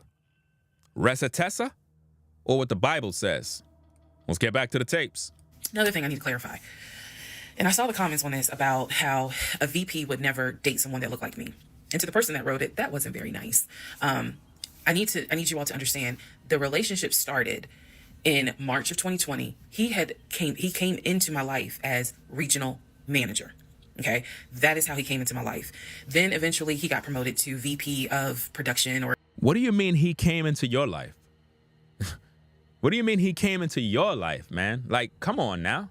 Why do women love saying stuff like that? He came into my life. No, you came into his life. He the one who was paying your bills. He's the one that was taking care of you. Come on, man. Operations, some VP of something. That was later on in the relationship. He showed me the paperwork where it was basically a memo from HR. You know, your new position title will be VP of production. We'll just say production. Your salary, I don't remember the exact amount because it was a very specific amount, but it was over $200,000. It listed some of the benefits that he would have. Fam, she's telling you that she's seen the paperwork and seen that his salary was listed at $200,000. But she's wanting to see his money. She's wanting to see his accounts. He's wanting to see offshore bank accounts and all this other stuff. But she's making a man out to be broke and a bum and narcissist. Come on, man. She just wanted control. She just wanted control of this man. That's all she wanted was control.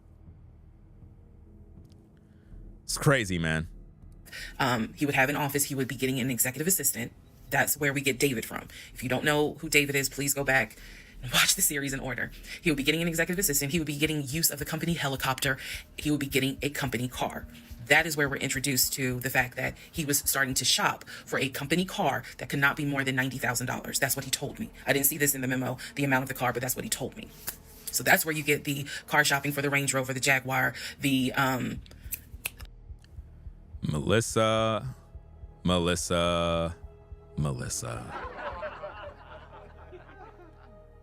What the Bible says. ILA says the Bible consists of 66 books. That's not true, not 66. You're leaving out the Apocrypha, fam. You got to get this King James 1611. 1611 King James Bible, or just buy the Apocrypha separately. See, this is the problem. A lot of people, they don't even know what the Apocrypha is because, once again, religion, these churches, they hide the information, and consequently, people just don't have the information. The reason why they took those books out and all of these churches never read it is because it has a lot of deep truth in it. There's a lot of deep truth in these books that they want to hide from us. That's why the Christian church has been a disservice to the black community. The only ones who are enriched are the pastors. All of these mega church preachers are all millionaires while the congregation is broke. Congregation have to take a skateboard to work, right? Everybody's living in the projects. You can never go to the pastor and ask for any money. He will tell you, go pray and ask Jesus and sow a seed and believe God for a blessing. This is what they'll tell you, fam. This is why I keep telling people, come out of those churches, come out of these demon houses of Lucifer and be reconciled back to the Most High and study your Bible, because those churches are not teaching you anything.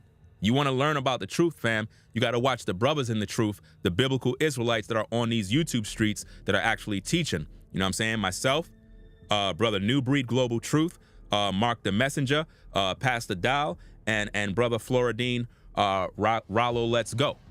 You got to listen to these particular brothers, these particular channels, because they're going to give you information. They're going to give you the truth, and it's going to hurt at times. But that's what the truth does. The truth is supposed to get under your skin so that you can find out who you really are. You know what I mean? It's just like if I tell these brothers to stop beating their meat, stop watching corn, it's supposed to make them feel some type of way because they know they doing it. They need to repent. If I tell you ladies to stop using these rose toys and all this mess, it's gonna make you feel uncomfortable, because if you know you're doing it, you're gonna feel conviction. So it's not designed to put you down, it's designed to wake you up so you can repent. You're a grown woman. It's time to stop playing with toys.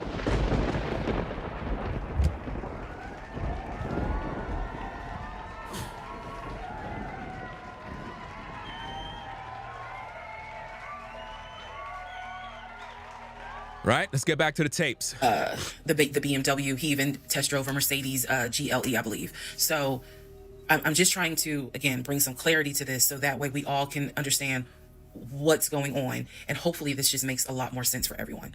All right, part 31. Part 31, who the fuck did I marry? So I found his mother's obituary online. It then told me, it listed his brother in Philly and his wife. It listed Legion, and then it said his wife.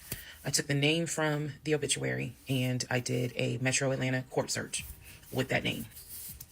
I found a divorce record. I found a divorce record with Legion and the same woman's name that was in the obituary. In that divorce record, it looks like he's the one that filed for divorce. This would have been around 2016. This was after the mother's death. He filed for divorce. She was the respondent. I think that's the correct. That's a good point you brought up. Don J. Corleone says, if you play with toys, you also endorse men playing with toys. So if a man go buy an SEX doll, right? A lot of times you women will shame him and say he bought a doll for $2,000. He's a sicko, he's a nutcase, but you're playing with toys? You have a male phallus that you have in your closet, about several of them, but you want to shame him. Come on now, you can't be a hypocrite. It's either one or the other. You know, which one it is. So yeah, you cannot use these things and then try to talk about a man and this and that. And like, I don't get it, man. Like, the world we in is sick. Everything is backwards and nobody want to repent. But we wondering why we got all these problems. These problems are the way it is because we're living in sin 24 hours a day and we don't want to repent. We want to keep it going. Terminology. Both had a temporary protection order against each other. He had one against her, she had one against him. The divorce ended up getting granted, finalized. Then it looks like he went on his way. In the course of the search for her name, I discovered that at one point in time, the two of them had lived in Rhode Island. So that's the connection with Rhode Island, because for the longest time I could not figure out who lived in Rhode Island. That's where that came from. The two of them, he and this woman, lived in Rhode Island several years prior, or a few years prior. I could not find the obituary for his dad. I searched and I searched. I could not find the obituary for his father. For whatever reason, I knew his grandmother's name. I just randomly decided to do a Google search of the grandmother's name. Initially, nothing came up because I was looking for the grandmother's name in Philly. Nothing came up. I looked for the grandmother's name down here in Georgia.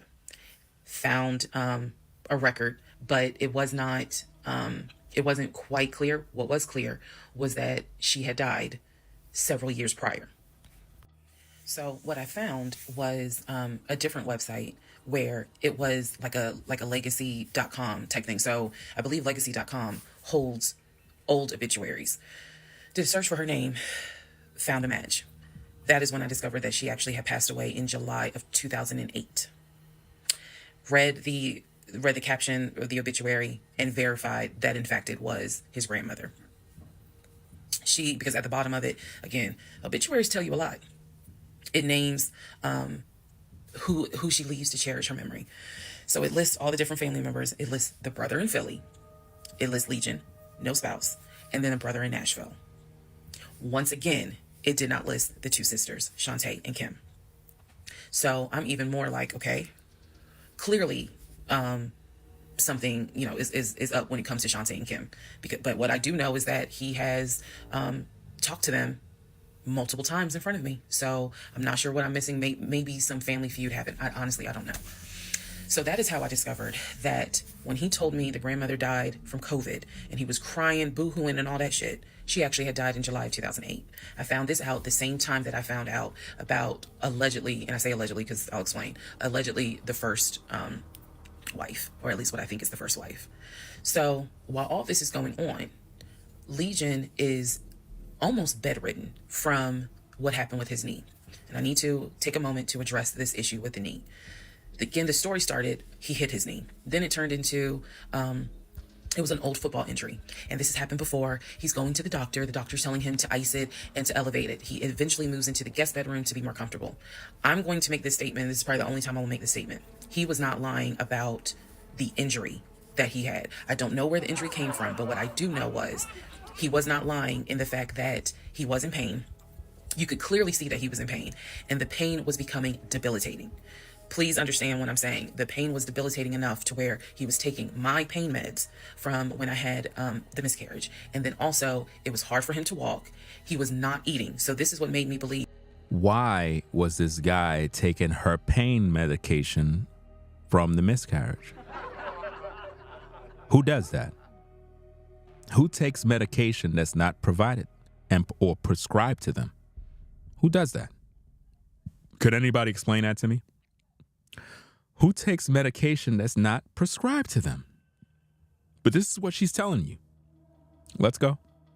This, whatever was going on with the knee, there was more to it because he was not eating. When I met this man, he was a size 3X.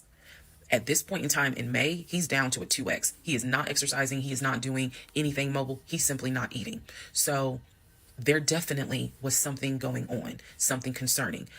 Honestly, I thought it might have been cancer. But he kept saying, no, it's not that. It's from a football injury. It's from a football injury. I said to him, the next time you have a doctor's appointment, I want to go. It was that bad. And he kept making excuses like, okay, fine, I'll make the appointment. I'll let you know what it is. Cool, I will take off work. I want to be at that doctor's appointment because whatever is going on with you is serious to the point where you are losing weight rapidly within a 2-week span. So now we can go ahead and enter into June. When we enter into June, I have read the divorce documents for not one wife, but 2 wives. I have called San Diego State, verified they have no record of him. He claims he was a private citizen. I don't believe that. They're saying there's no record of him. I have pulled his background. It is showing that you've lived in Pennsylvania, Rhode Island, and Georgia. When I look at the addresses, it is tied to at least 2 women, both of whom I'm showing divorce records on file that you had. I've also verified. Guys, this is a nightmare. This is a nightmare. This is every man's nightmare. This woman is every man's nightmare.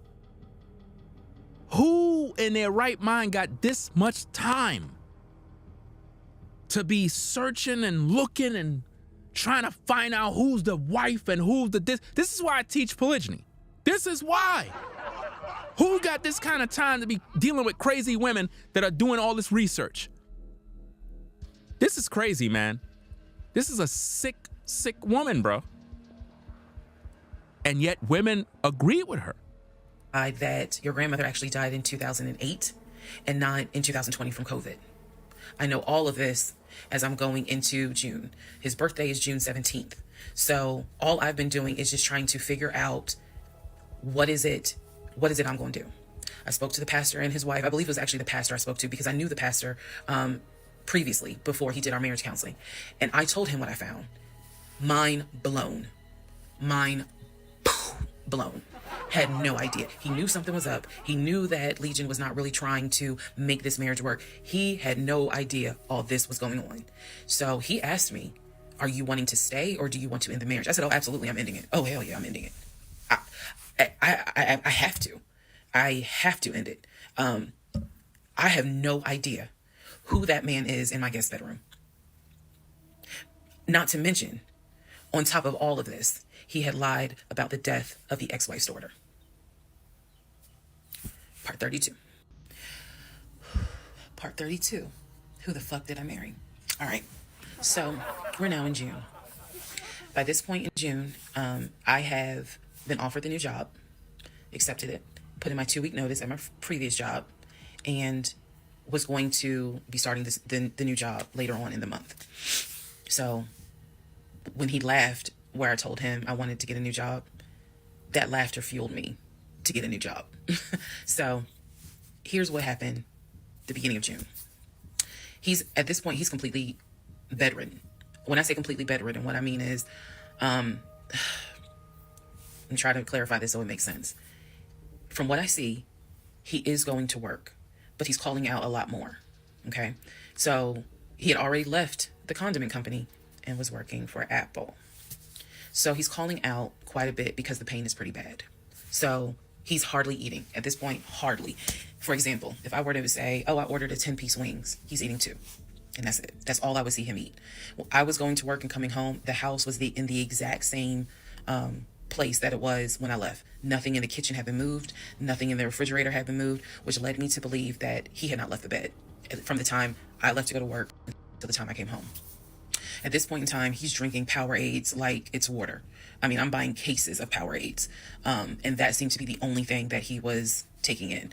So if he was a 3X when I met him, he's probably at a 1X, maybe a 2X, depending on the clothes. He's lost a lot of weight because he's not eating. So that's the reason why I say he wasn't faking whatever was going on.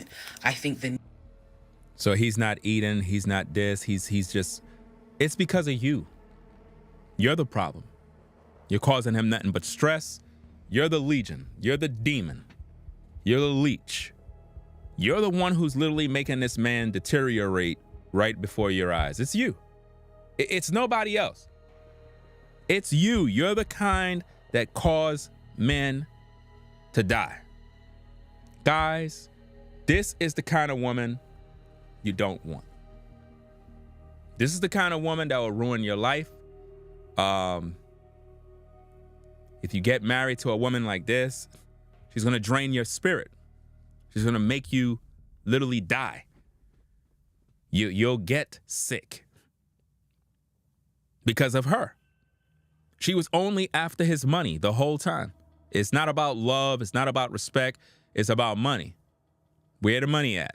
The issue with his knee was a symptom. That was not some football injury. That was not, I hit it at work. It wasn't that. Something else was going on. I had kept asking him to, let me know when you have a doctor's appointment. I'm going to go with you. I'm going to go with you. And he just kept saying the doctor, so he's calling the doctor, and the doctor told him to just keep icing the knee. But I knew better. What was happening was I didn't care because of all the stuff I was finding out. So, beginning of June. Which mean she wasn't being a wife. She wasn't taking care of him. She wasn't providing him what he needed. But she wanted to know what was going on in his bank accounts. See, the whole time she was neglecting him. She was neglecting him from the beginning because she didn't really marry him because of love. She married him so that she could get his money. That's what it was. And all the things she's finding out is because she's a lunatic. She's crazy. Only a narcissist sit there all day and night doing research, looking up your entire family history, looking up this, looking up that, looking up this. Come on, man, you gotta be crazy. Who got that kind of time? Don't you got a job? Don't you got something to do around the house? You're that invested in doing all of this research about this man? You could have did that before you had sex with him. You could have did that before you got pregnant. You could have did all of this research to avoid all of this drama and trauma. You're the problem. The problem is not that man. You're the problem. He is in a bed, sleep, and I get his phone. I ain't gonna lie. I got his phone. He had a work phone and he had a personal phone. It was the work phone that he had from the condiment company that apparently was never turned in. Follow me. It'll all come out. So he still had the work phone. It was deactivated. But he did not wipe the phone, if y'all know what I mean. Take all the data off. He did not do that. So I looked through the phone. She looked through the phone, guys. Intruding on his privacy, his property. What good woman does that? Remember what I showed you from the Bible? A good woman, a wicked woman is given as a portion to a wicked man, and a godly woman is given to a man, a good man that fear the Lord.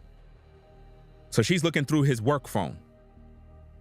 Guys, this is sick. This is a sickness. I would not want to be in a house with a woman that every time I turn my back, she's grabbing my phone. Literally, every time I turn my back, she grabs my phone to go through it to see what woman or what she can find, and just looking through files and just wanting to find, and just all over my phone. Like, who does that? That's not peace, man. That's sick. She's sick, man. She has a sickness. And I see this would have been text messages. Text messages between him and a woman named Peaches. I go back to the beginning of the text messages. This is on the work phone. This is the beginning of June of 2021. I go back to the text messages the beginning of the text messages between him and Peaches. Yes, that was her name, Peaches. I'm reading the thread because he's knocked out sleep. So I'm in the bathroom with the door locked, reading the thread. And she's in the bathroom with the door locked, guys. Legion is sleep. Brother sleep, probably resting, hurting, gotta go to work. Whatever the case is, she's in the bathroom with the door locked, with the demons in her mind looking through this man's phone. This woman is crazy, guys. What I can tell is that he met Peaches on POF. If you don't know what POF is, it is Plenty of Fish, a dating website. He met Peaches. I saw the messages in June, so he met Peaches around February. Met Peaches from POF. And apparently Peaches was, there's no nice way to say it. Apparently Peaches was a prostitute. So the reason why I say that is because it's interesting how she's calling Peaches a prostitute, but yet she been around the block herself. It's amazing how women will do stuff like that, trying to shame other women, calling them prostitutes and all this mess. But if we were to ask you what's your body count, you get upset with us. Make it make sense, right? Text messages, she's listing the prices. So he asked for a hand job. This is in the text messages. She told him it would be like $40. He asked how much would it be for oral. She said it would be $60. Because it was $60 and $80. One was the price with the condom, one was the price without one. So no messages after that. She sent a picture, he sent a picture. No messages after that. So in other words, these messages were not back to back every single day. You have to be a sick woman. You have to be a demon, a very satanic woman to be sitting there with your man's work phone, looking at dirt, looking at what woman he's chatting with. Why does that interest you so much? You're sick. You should be worrying about being a wife. You should be worrying about cooking for this man. You should be worrying about nursing this man back to health. Why are you focused on stuff he did whenever he did in the past or whatever the case? Why? That's crazy, man. That's a sickness, guys.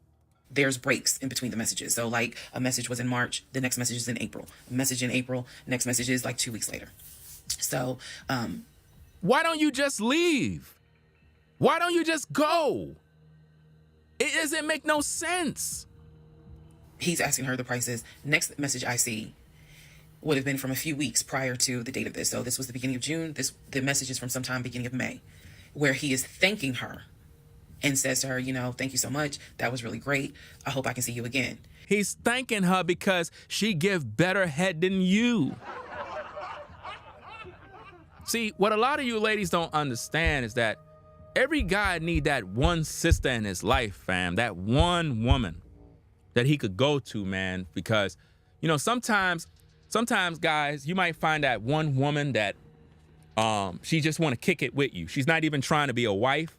She's not even trying to be none of these different categories. She just like you.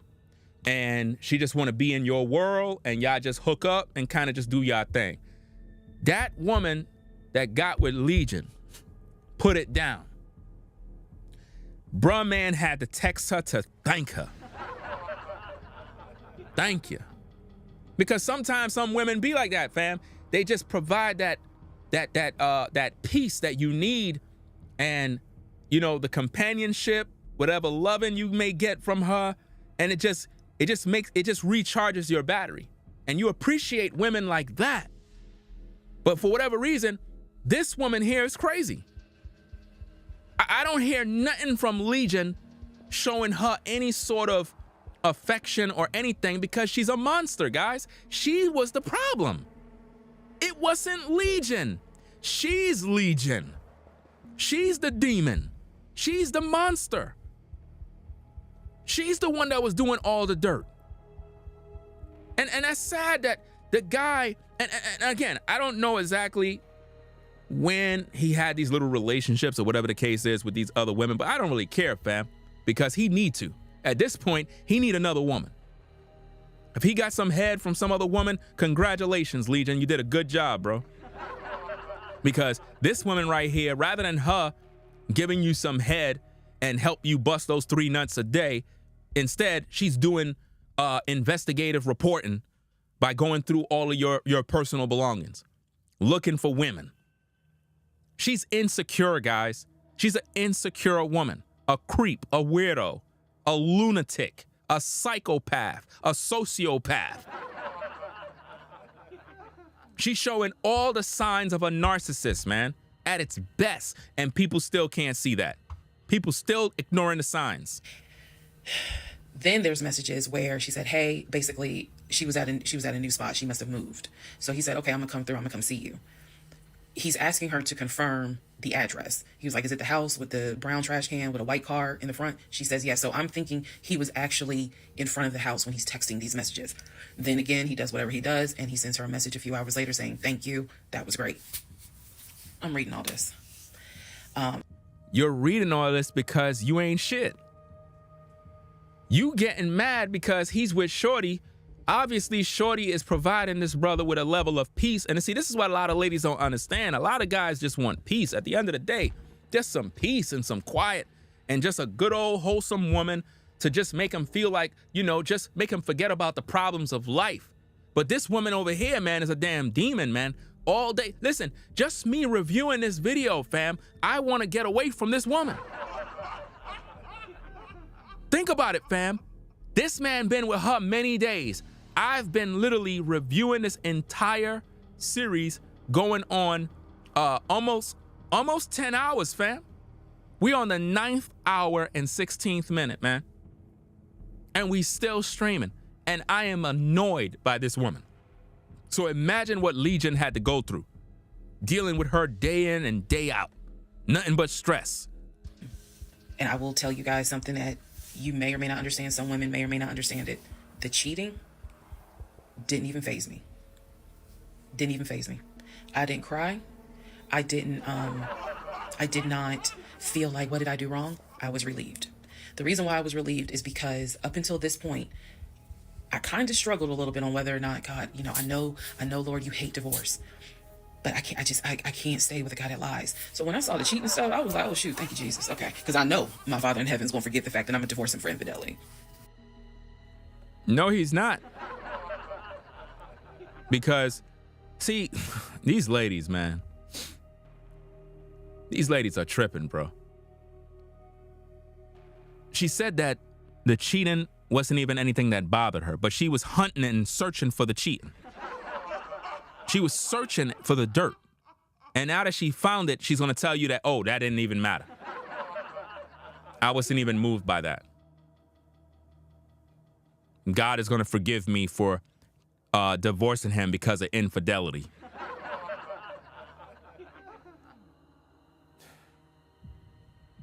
Let's go. And you know what? Here's another thing, fam. If this woman really believed in God,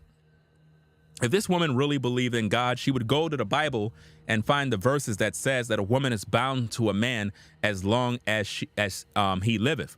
Which mean, if you as a woman feel that, oh, I'm divorcing him, I'm gonna go leave because I'm tired. The Bible says, okay, cool. You want to go do all of that? All right, you got to remain single for the rest of your natural life. Which means now that you left him, you can't go find another man, because if your husband still live and you be married to another man, you shall be called an adulteress. See, women ignore that part. And this is why in today's culture as men, you got to also be careful, because a lot of times you're getting with women that was previously married to another ninja.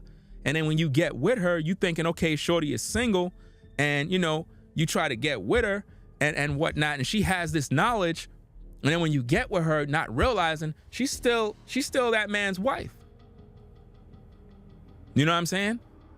And it's a real complicated situation, because it's like, how do you even know if a woman was previously married or not, man? How you even have that info? A lot of times us brothers, we get with different women thinking that she's single. And yes, she might be single, but you didn't know her past. She was previously married. So now you getting with her, you laying heavy meat, putting heavy pipe on her back, and she end up coming and saying, hey, you know, yeah, I was previously married, and you already had like 2 kids with her now. So now you locked in. So it's like, what do I do? You're locked in. And sometimes women won't say nothing to you to make you get locked in, or at least make you love them. You know what I'm saying? Give you a piece of the pie, and now you really feeling them. And then once they realize that you love them and you really wanting them, you know, then they try to tell you, well, you know, these are my cards, this is what it is. And before you know it, you're like, dag, man, but I don't want to let you go, baby, because, you know, I'm just so in love. I'm telling you, man, the power of a woman. Don't underestimate that power, fam. Go ahead. It's fine. Jesus will forgive me. So I was relieved, to be honest with you. Like, oh, okay, I got grounds now, bitch. No, you don't got grounds. No. See, what she thought is that she could go get the divorce and get a new man to lay heavy pipe. Nah, fam, it don't work like that. Because when the new man is laying heavy meat inside of you, I'm talking about deep, like real deep. When the new guy, you have to understand something, fam. When the new guy is laying pipe deep, I'm talking about balls deep. See, guys, in order for your woman to forget the other guy, right? Before your woman can forget the other guy, you gotta lay heavy meat deep.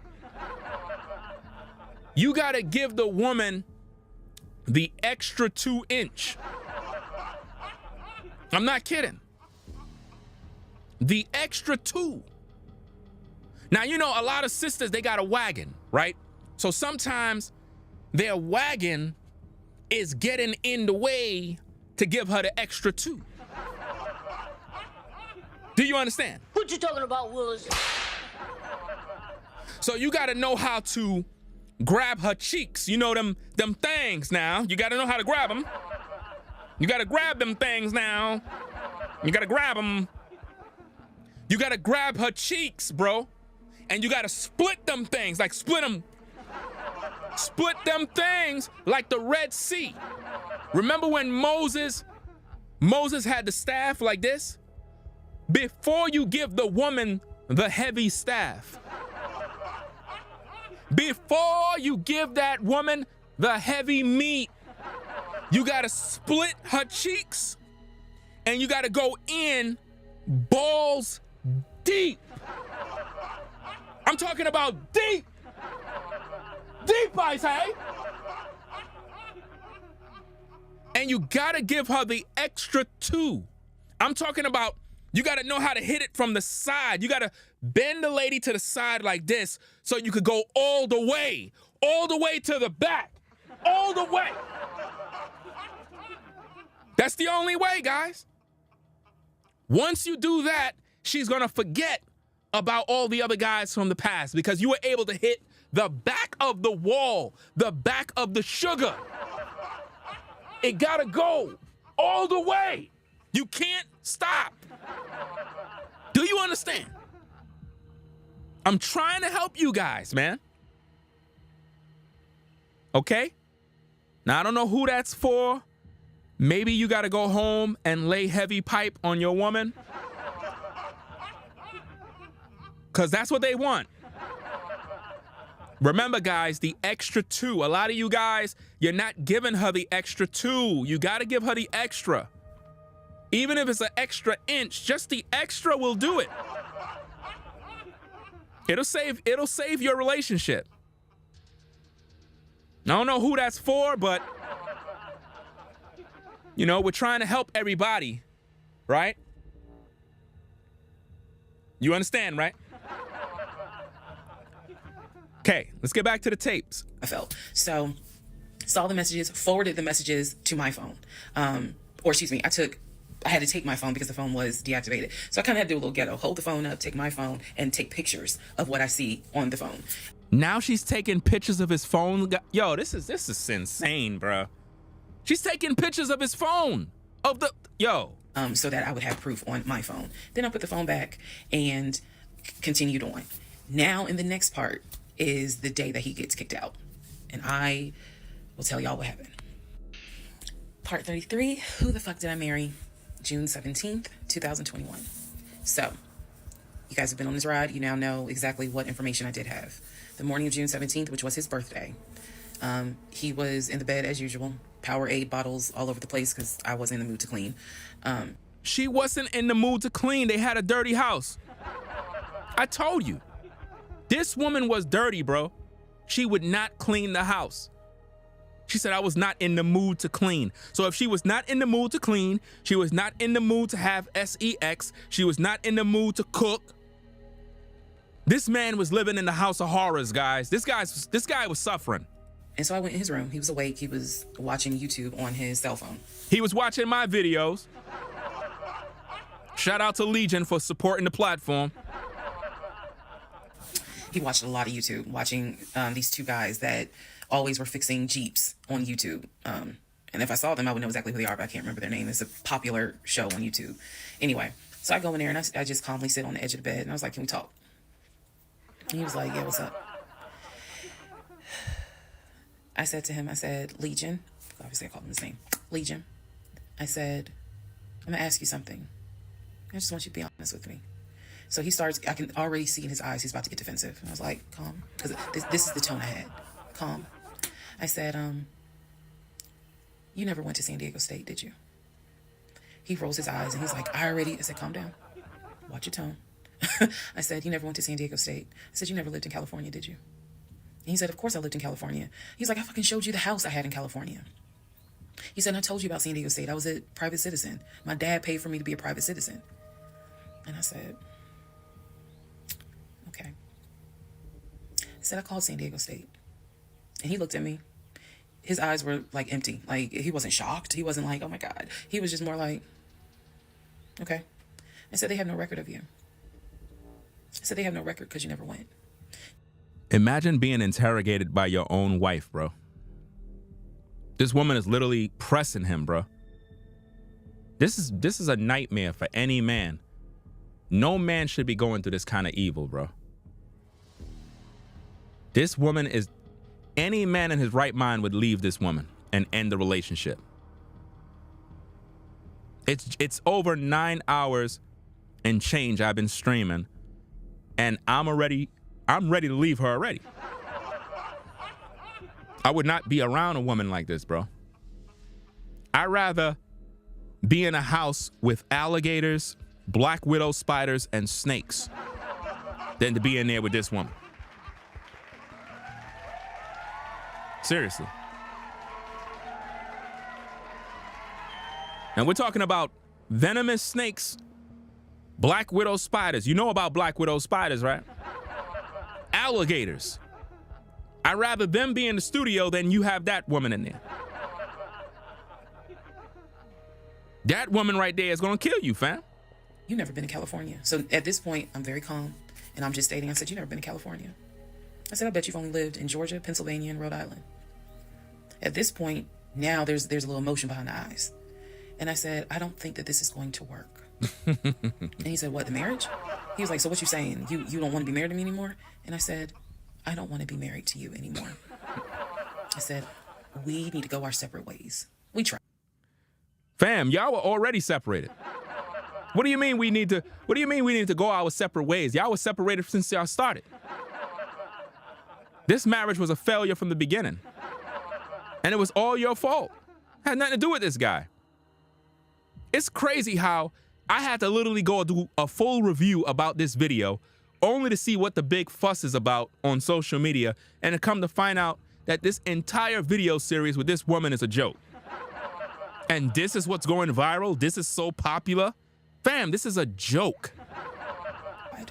But we need to go our separate ways. The way that I am talking to you all is exactly how I was talking to him. And so he was like, that's not what marriage is. Marriage is, you have to fight for what you want. I said, I don't want this. I don't want to fight for it. I said, I don't want you, and I don't want this. And so he was like, I'm not giving up on the two of us. I said, you don't have a choice. I said, I think that you should call your brother or your sister now. And I think that you need to pack a bag. And I think you need to get the fuck out of my house.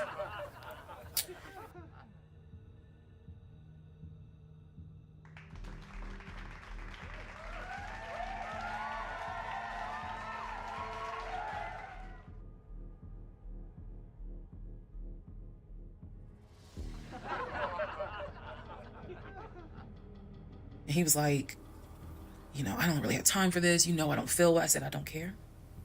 You need to get out of my house. Again, the way I know y'all are going to be like, she's so dramatic. And in real, I am actually. Wait a minute. Did I have my microphone on? Hold on. Wait a minute now. Hold on. Wait a minute. I got it. Hey, I got it under control, guys. I got it under control. I know. I didn't have my microphone on, but let me go back to what I said. She's telling him to pack his things, right? Look, I understand. Y'all can stop saying no sound. Stop saying no sound. Stop saying no sound. Right? Okay.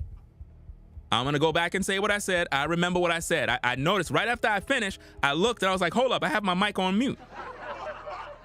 I mean, the whole time I was saying all of that good stuff, y'all were probably looking at me and I was like this. That's how I was looking. What I'm trying to say is this. Guys, never live with a woman. This is what I've been trying to tell y'all. Never stay at a woman's house, because if we do, when she's ready, she's going to kick you out the house. She's going to get rid of you. Always have your own place, because if you stay under her roof, when she gets tired of you, when things go south, it's not working out, she's going to kick you out and embarrass you in front of everybody. Don't let that happen, fam. So that's what I was saying when I was muted. Be a very dramatic person. But the way that I'm talking to you guys on this video is exactly how I was talking to him in the beginning of how this started. So I said, you need to call your brother or call your sister, because she's in Douglasville, and you need to go stay there. You need to get out this house today. Basically what happened was, at first, he refused. He wasn't moving fast enough for me. And so he called his aunt.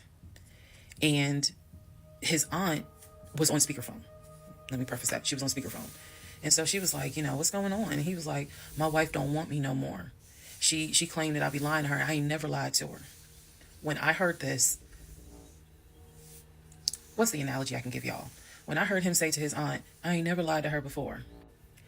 something in me snapped. The best analogy I can give you, do y'all remember that movie Carrie, when she was at the prom and everyone was laughing at her? The blood had fallen down on her, and there was a moment where her eyes just went wild, and you knew something was about to happen. You just didn't know what, but y'all had pushed her too far. When he said to his aunt, "I ain't never lied to her," I snapped. The calmness left. The amount of rage that was in me. I could have fought every member of the Kansas City Chiefs and beat every last one of their asses. I could have fought every member on the Atlanta Falcons and beat every last one of their asses. I'm not a violent person, but I was there. That statement, "I ain't never lied to her," took me there. I went off. I went off. I went off so bad that first of all, every part of me was shaking. I called my mom. My mom was on speakerphone, and she's in Arkansas. My mom's a praying woman. I was cussing like a sailor. My mom finally said, put him on the phone. So I gave him the phone, and I'm standing there, and I'm looking around the room. It's the scene that I remember is the Angela Bassett scene in Waiting to Exhale, when her eyes are darting around the room right before she grabs everything to put it in the car to set it on fire. I was more so looking at what weapons were in the room: the lamp, the TV, the dresser. I was looking. While she was talking to him, my eyes were darting around the room, because if he did not get his ass up and get his shit and get up out of my house, it was going to be bad. If I have never in my life been on TikTok and said thank you, if had it not been for the blood, y'all, I know this is going to sound dramatic. I know this is going to sound like, girl, you so funny. You don't understand.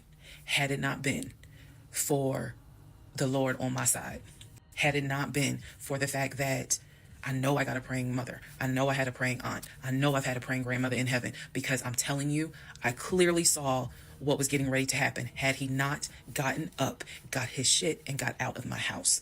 So I'm trying to calmly say this, because I'm trying to calmly tell this story, because the rage had taken over me. The pure, unadulterated rage that I felt when he said to his aunt, "I ain't never lied to her," after I had discovered only 2% of the lies at that point. Just This woman is evil, bro. Violent, aggressive, masculine, and now she's bringing Jesus into this mess. Jesus. She's saying if it wasn't for the blood.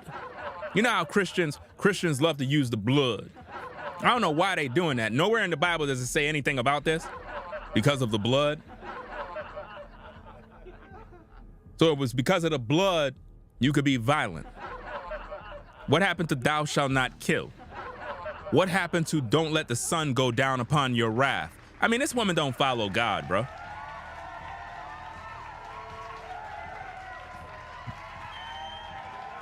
She got the Jezebel spirit, man. Literally. 2%. So it was enough for me to be like, you need to get your stuff and go. So my mother gets on the phone and she says to him, Legion, she called him by name. She said, "I am not there to control my daughter." She said, "In the name of Jesus, get your stuff and get out that house, because I think she might kill you. Get out of the house." She's on my phone. His aunt is on his phone. His aunt said, "Nephew, come home." Home for her was Philly. She said, "I'll send you money.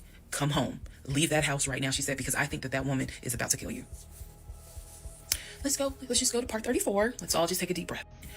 Part 34. Who the fuck did I marry? So the aunt told him, "I'll send you money. Come home." I'm yelling in the background, by the way. I'm not standing there calmly. I'm yelling. I said, "Oh, he got money." "Yeah, you got money. You got money in that offshore account, right? You got money in that Chase account. You got money to drive. So do what you got to do." I told him, and I'm not going to repeat some of the stuff I said because my mom might see this TikTok, but I did tell him, I was like, if you don't get out of this house, actually what I said was, you have two options. You either going to leave this house voluntarily, or you're going to leave this house involuntarily. And he tried to get a little nuck if you buck. He tried. And that's when because he was still on the bed, still laying in the bed. And he was just like, "You ain't going to do shit. Like, don't talk to me like you done lost your fucking mind." Da, da, da. And I calmly got close to him. I got like this close. And I literally said, "I will beat you like the bitch you are."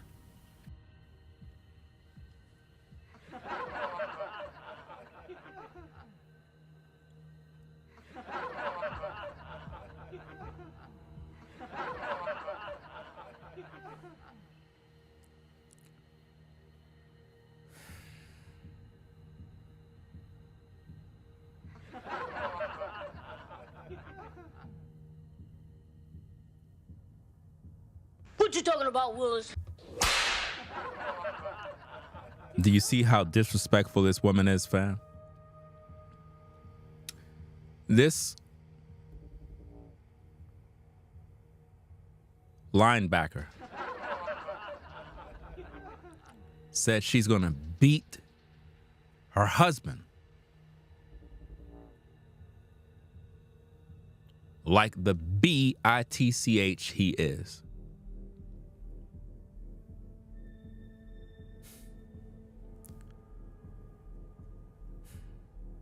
And black women are all over social media defending this woman here as if though she's a victim. I haven't heard this man say he's going to do all of this stuff to her. This is sick, man.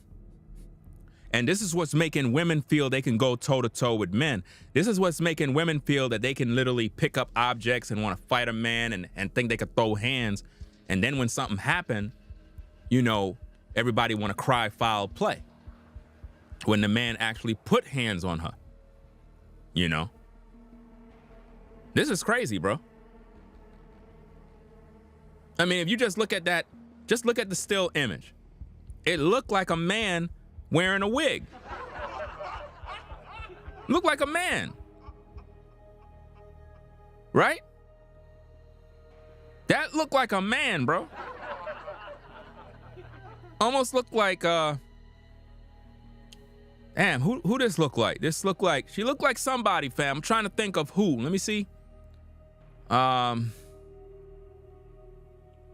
Look like somebody. Look, Matt. She looked like a man, bro. Look like a man with a wig. I don't know, man. This is sad, bro. Nah, man. Nah. How dude got this? How dude got her pregnant? I'm trying to figure this out. He must have been drunk. He had to be drunk, bro. I dare you to try me. I said, I will literally beat you like the male bitch you are. And so when I said that, his eyes were like, I said, I'm not even playing. Because at this point, I'm rocking like back and forth. Y'all, again, I'm not some hardened type chick. I'm not. I want the soft lifestyle. But she loved the soft lifestyle. She's one of them transformer women that transform masculine, feminine. You know, she's undecided on what she want to be. I have been pushed to the point. So I'm rocking, I'm walking back, I'm pacing. So finally his aunt was able to get through to him. I had called my aunt, my mother, my aunt, I had called the pastor. I had called all these people because I didn't know that I was in a very dangerous place. Not because I'm scared of him. At this point, I was scared of me. I don't know if this has ever happened to someone where you know your own, you know yourself. You're masculine, ma'am. And you're going to tell me that she's a victim? This woman is dangerous. She's threatening the man. Very, very violent woman. This is not a wife, guys. A wife is supposed to bring a man peace, love, and joy. This woman brought nothing but pain and death. You know that you got a line. I was over that line. So I had enough wherewithal to be like, okay. You know who she looked like, fam? What's this dude? Damn. What's the boxer name? George Foreman? You probably gonna go to jail. You probably ain't gonna have that job in the morning. Like I was there.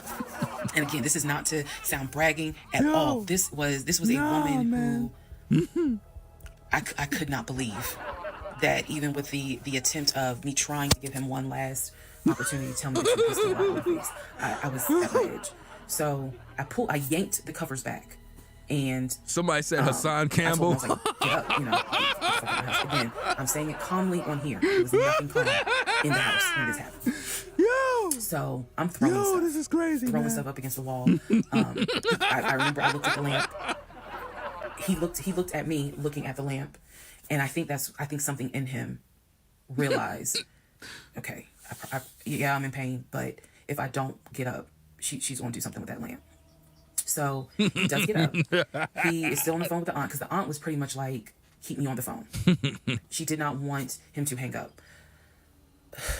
Yo, she looked like Hassan Campbell with a wig.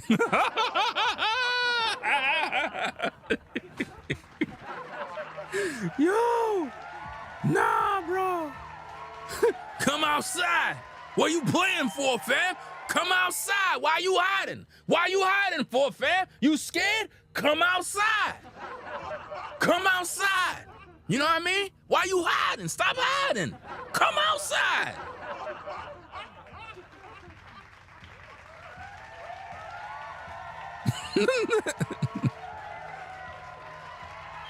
This is crazy, man. Throw some stuff together. Again, keep in mind, he has all his stuff in the house. So he basically packed like 2 bags worth of clothes. And he's limping around, and I'm standing in the hallway watching him like a probation officer. So he's limping around, and I'm looking at the condition of the bedroom. This is when I noticed Legion had been semi-bedridden. Remember I told y'all that because the knee and other stuff. I look at these bottles of Powerade because he had been drinking Powerade so much at this point. He was not getting up to go to the bathroom.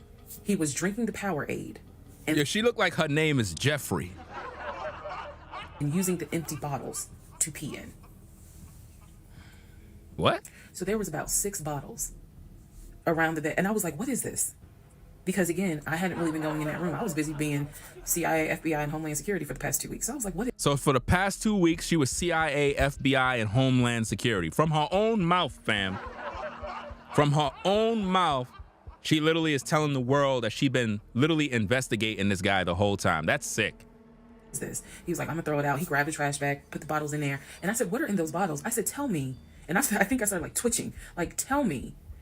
That is not piss in those bottles. He was like, I couldn't make it to the bathroom. I was in too much pain. So at this point, I'm even more like, yeah, get the fuck out. Get out. Ma'am, you already had a dirty house. Like, your house was already dirty. I mean, it can't get any bad than the piss in the bottles. Like, you literally said you don't want to clean anything. So I'm sure the bottles wasn't that bad. It's not kosher, but I'm pretty sure the rest of your house was pissy as well. At my house. So I helped him. While he was packing his bags, I went downstairs. I took the house key off of his keys. I went back upstairs. He had his 2 bags. I grabbed the 2 bags. Yes, I did. I grabbed the 2 bags. I had opened up the garage. I had already popped the trunk for his car and threw the bags in the car. I did that because I was like, you getting out of this house. You getting out of this house today. You can't come back. You can't come back ever. So it took him about 2 hours from the time of I will beat you like the bitch you are for him to actually leave the house. Again, I'm calm telling y'all this story. It was not calm in the house. So he eventually puts on some sweatpants. Now I can really see how much weight he has lost. But he puts on some sweatpants. He puts on a shirt. He's limping down. He's like, you really gonna kick me out on my birthday? I just looked at him.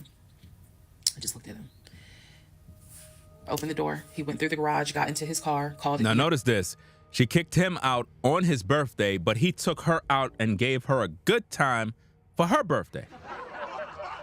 Make it make sense, y'all. Y'all remember? Y'all remember he did all the good things for her birthday and Valentine's and all this other stuff? But look at what she rewarded him with for his birthday. She did him dirty for his birthday. He got kicked out of the house on his birthday. That's crazy. His aunt was still on the phone and she was like, I'm gonna send you some money. And that's the part I was like, clearly he has the money. Like, you ain't got to send him money. He doesn't even have to go to Philly. He can just go get a hotel for now. I don't care what he does. He just got to leave his house. So he ends up getting in the car, driving off. My mom calls and she's just like, is he still there? I said, no.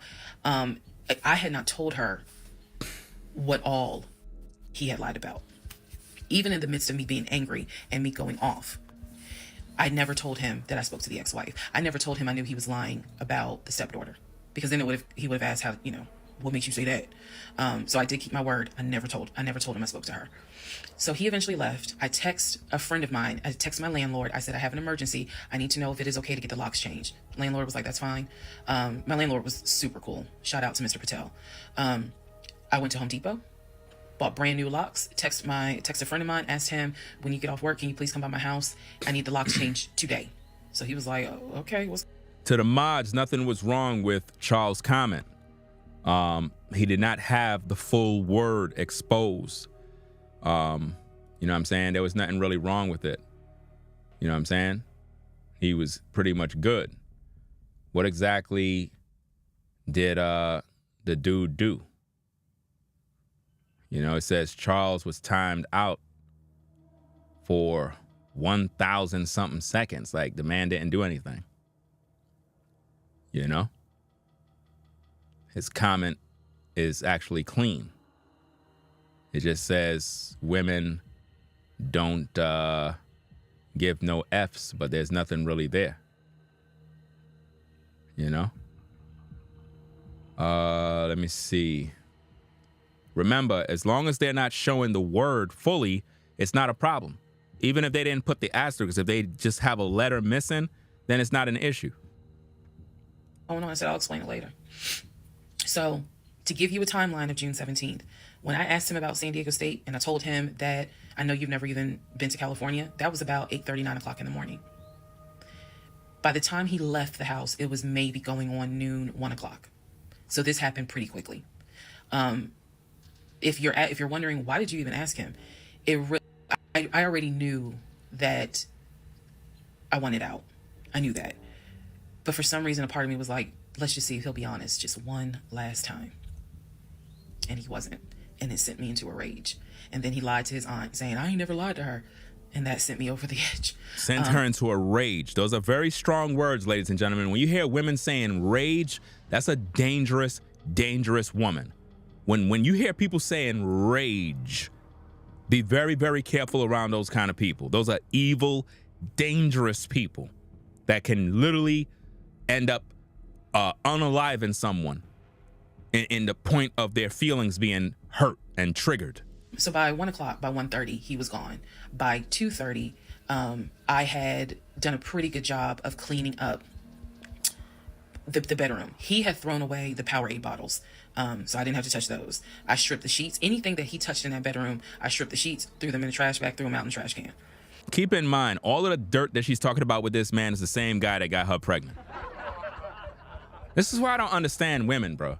Like, why do y'all do this type of stuff, embarrassing yourself on social media? This is the same guy that impregnated you, the same guy that took care of you, paid all your bills, did everything for you.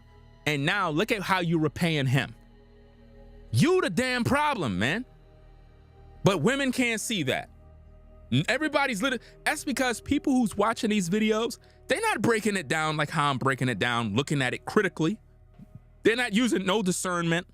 They're just using their emotions because they're bitter and hurt because their baby daddy ain't ish and they grew up with no daddy. That's why. And so most of this was adrenaline. Adrenaline was pushed because I hate packing. I hate doing all that stuff. I went on Amazon. I ordered oversized, large tote bags because I was packing up all his shit. Part 35. Who the fuck did I marry? So I packed up all his stuff. Okay. The reason why I packed up all his stuff is because, so I had a 3-bedroom, 2.5 bath townhome. One room was the guest room. Obviously, there was a master bedroom. And then we had a TV room that he had made like his Philadelphia Eagles man cave. I was going to put everything that belonged to him, pack it up, and put it in the TV room because the plan should have been that he's going to come back and get all his stuff. Okay. So that's why I did it. And honestly, it just felt good to pack up his stuff and go through it freely because when he packed in a hurry, he left obviously really important things. He left all his Invicta watches. He left all his WWE championship belts.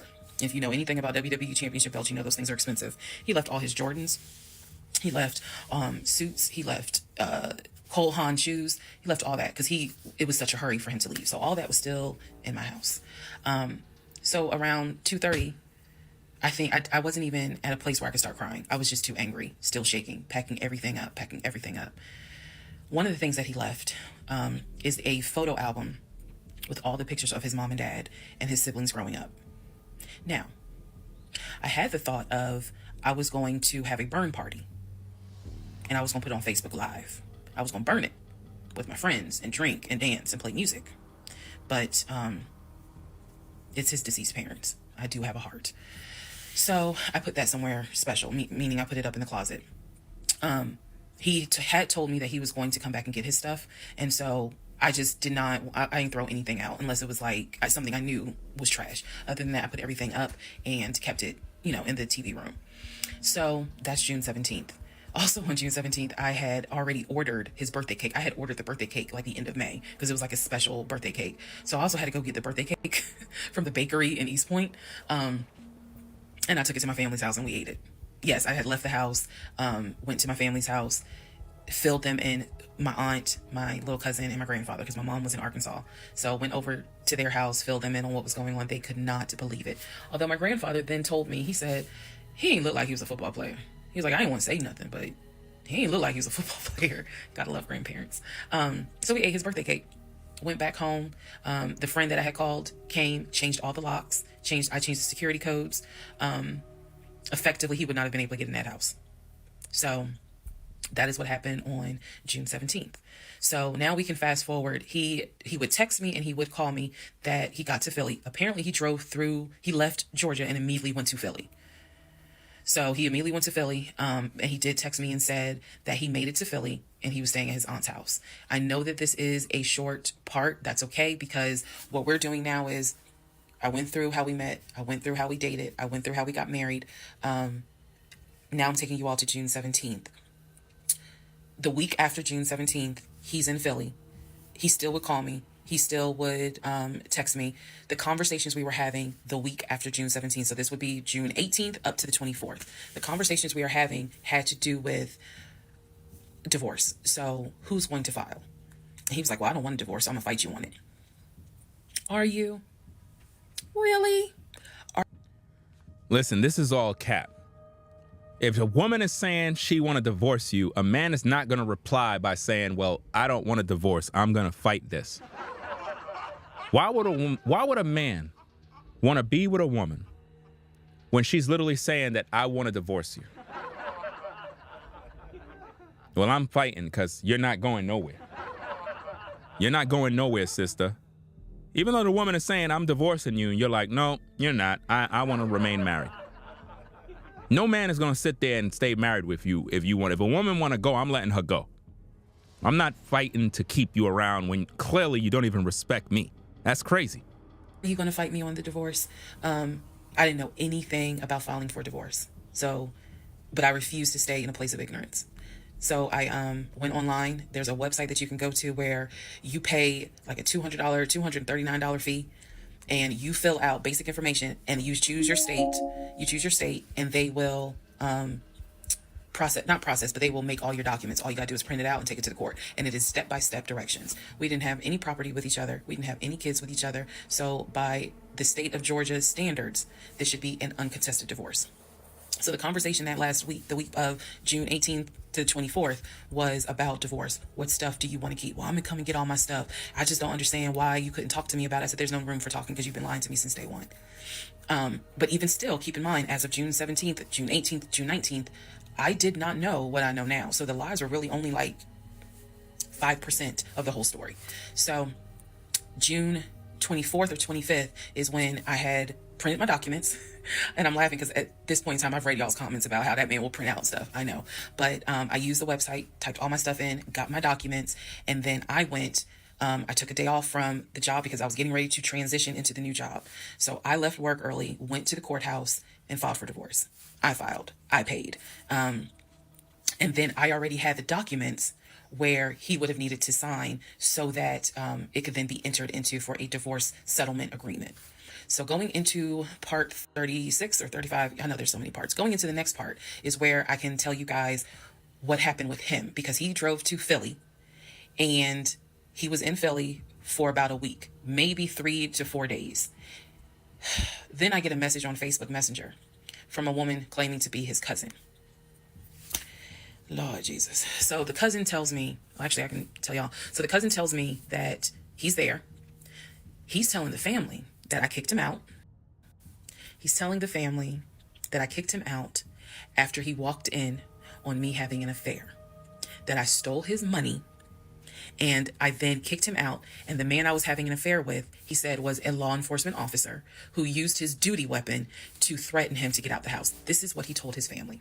And the cousin was reaching out to me. She found me through a search on Facebook and was reaching out to me because she's like, we know he lies. So I'm just trying to figure out is this true? Because he's up here asking us for money, asking to stay on our couches. Like, what's going on? Do you see how she's making the guy look like he just needs to stay on somebody's couch? Now, this is a guy that have all these accounts, guy that got money, a guy that clearly was able to do a lot, a guy that was paying all her bills, a guy that was just there for her financially.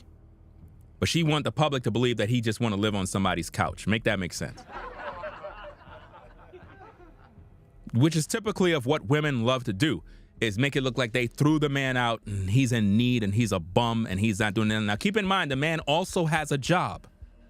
She said that he worked for Apple and he's a this and he's a that. Like, the story is a lie. Then she explained to me, we didn't even know he got married. So this is the first time we're hearing about you. What do you mean you didn't know he got married? He talks to his brother every day. She said, who told you that?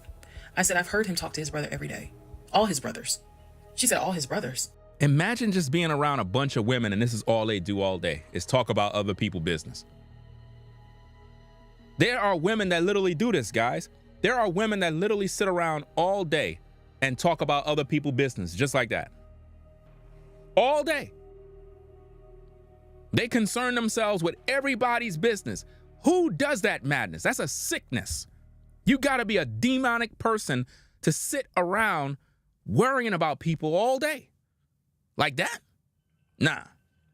That's crazy. Imagine you got your own life and you literally traveling around all up in everybody else's business. Nah, man. That's crazy, man. How many brothers do you think he has? I said he has 4 brothers. I named them. She said he has 2 brothers. She said he has the twin and he has the older brother. I said twin. Who is the twin? Welcome to the next part where we discover the real family tree. Part 36, who the fuck did I marry? The family tree. Please fasten your seatbelts and put the tray tables in the upright position. Let's go. All right. The cousin, I'm not going to name her. The cousin had reached out to me on Facebook, asked me to please give her a call. So this conversation was on the phone. Yes, I was actually speaking to her. She informs me again about the whole he's up there. He's telling everyone that he walked in on me cheating on him. It was with a law enforcement officer, and that the law enforcement officer used his duty weapon to threaten him to get him out of the house. The reason why I'm particularly mentioning the fact that he said it was law enforcement is because he was trying to get a family member, like one of his cousins, to call the agency of the law enforcement officer and file a complaint, which in hopes would then start an internal affairs investigation. Yeah. So, female cousin's on the phone with me. She's telling me everything that he is telling them. She's like, look, we know he a liar. We don't fuck with him. He's been a liar since a kid, but he's also family. She said, we didn't know at all who you are. So I thought that was interesting because I was like, you didn't know who I was, but his brother knew who I was. And so, again, that's when I said to her that, I was like, he's talked to his brother every day. So why wouldn't the brother tell y'all that he had gotten married? And so she said, what brother? And so I told her the brother's name. And she said, he told you that? I said, he was having the phone calls in front of me. So at this point, what the cousin said was, she was like, okay, I'm going to confirm that with him. She was like, he lives up the street, so I'm going to just confirm that with him. She was like, because I'm pretty sure that they have been beefing for a while. I was like, I can only tell you what I saw, what I heard. That's all I can say. So then when she asked me about, well, how many brothers do you think he has? And I said, he has 4 brothers. Again, I listed all of them. This woman was like, he has 2 brothers. She said he has the twin and he has the older brother, the one that he was on the phone with every morning, blah, blah, blah, blah, blah. I said, twin? Who's the twin? So this is where she explained to me. She said the parents, mom and dad, had the older brother. The older brother is about 5 or 6 years older than Legion. Legion and the younger brother who lives in Nashville, they are twins. So when he kept saying my younger brother by 2 years, it's his older brother by 20 minutes. They are twins. I have seen a picture of this brother. Yes, they do very much look alike, but I didn't know they were twins. It doesn't even matter. I didn't know they were twins. But definitely they had the same mom and dad. So she was like, no, that he's older than Legion by 20 minutes. They're twins. She said, so the parents had 3 boys, brother in Philly, the older brother, and the twins. She was like, who the hell are these sisters that you're talking about? So I tell her, I was like, Shantae and Kim. She said, I don't know who Shantae is. She said, Kim is my daughter. Kim is not his sister. Kim is my daughter. And she said, that's his cousin. She was like, and they haven't spoken in about 20 years. Fam, this lady is crazy. I'm telling you, she's nuts. She's nuts. So, no, that's not his sister. He does not have any sisters. And I said, well, then what about the other two brothers? She was like, what other two brothers? I said, the brothers from his dad. She was like, you mean to tell me this man is going around telling people, I know somebody's going to quote Nicki Minaj, lying on your dead mama, but try not to. She said, you mean to tell me this man is walking around lying on his dad, saying that his dad had kids outside of his mom? Somebody said she looked like And a I just kinda combination stuck of like, Biggie yeah. and Faith Evans, She's like, yo. she said, I have no idea who those two men are. She said, those are not his brothers. But if y'all remember, I've met those two. And he introduced them as, you know, man, this is my brother John, this is my brother Matt, you know, type thing. And so they both were like, oh, my sister, it's good to meet you, it's good to meet you. Remember that, because obviously I do eventually talk to those two men again. So she says to me, the family tree is mom and dad, the three sons. She was like, there are no sisters. She said, I don't have a clue who Shantae is. She said, Kim is my daughter. That's just their cousin. But again, they ain't spoken 20 years. I said, okay. And then there was the grandmother. She said, yeah. She named the grandmother. She was like, yeah, she died in like 2008. I said, yeah, he told me that she died in 2020. And that, you know, all of you. Fam, the story gotta be fake. This is why I'm trying to show people that the story got to be fake. She's making it up as she go, fam. Coming down for the memorial service. And she's just like, she died in 2008. I said, then there was the uncle who also died from COVID. She was like, which uncle is that? I told her the name. She said, he's been dead since like, shit, 2010. I said, okay, what about the cousin nicknamed Junebug? Everybody got a cousin. If you're not African American, we all know a Junebug somewhere. And she just was like, oh yeah, you know, cousin Junebug. She was like, man, that's crazy what happened to him. And I was like, what do you mean what happened to him? Because I know he has talked to his cousin Junebug on the phone like a few months prior. He was like, and so she said to me, she said, yeah, he had passed away in like 2016. So this is now 3 people that she's naming that I recall him having either a story about or a phone call with, and she's telling me that they are all passed away. So this is when the conversation kind of changes, and she's like, you know what? She said, let me speak to the older brother, because he probably wants to talk to you. She was like, you probably should talk to him, and a lot of your questions will get answered. She was like, this dude's been lying ever since he was a kid. She was like, she said, literally, we don't fuck with him. I remember her saying that verbatim. She was so adamant. She was like, and when he showed up here out the blue, talking about how his wife cheated on him with a law enforcement officer and how the guy took his gun out and threatened him to leave the house. She was like, we knew something was up. She was like, that's why I had to find out who you were and reach out to you and find out the truth. I said, there was no other guy. There was no law enforcement officer. And she was like, yeah, because he was telling us where the dude worked and how we should go ahead and help him file a complaint so that this dude could lose his job. I said, there is no other person. I said, I kicked him out. That was me, all by myself. No gun, just my fist. And so she said, you know, he telling us that he had gotten married, and then she was like, apparently y'all had a baby. So she was like, so you got a kid with him? So I had explained to her, I said, no. I said I had a miscarriage back in June of 2020, and I had to have surgery in July. So she was just like, girl. So she started like really being encouraging and was saying, you dodged a bullet, honey. She was like, I don't wish this. She's like, I know he my family, but I don't wish him on no woman. So we've had each other's number. She was like, if you need anything, please feel free to call me. She was like, I've had my own issues with him. I've had my own issues in life. But she was like, get your divorce and be done with him. Then she said, I'm going to put you in contact with the older brother. The next part is me finally talking to the older brother that he had been talking to every. Listen, notice that everybody she's talking to they all got problems with this guy. Oh yeah, file for your divorce. Do this. Like everybody, this is a sick way to be. Toxic, just toxic. Who wants to live like this? This is sad, man.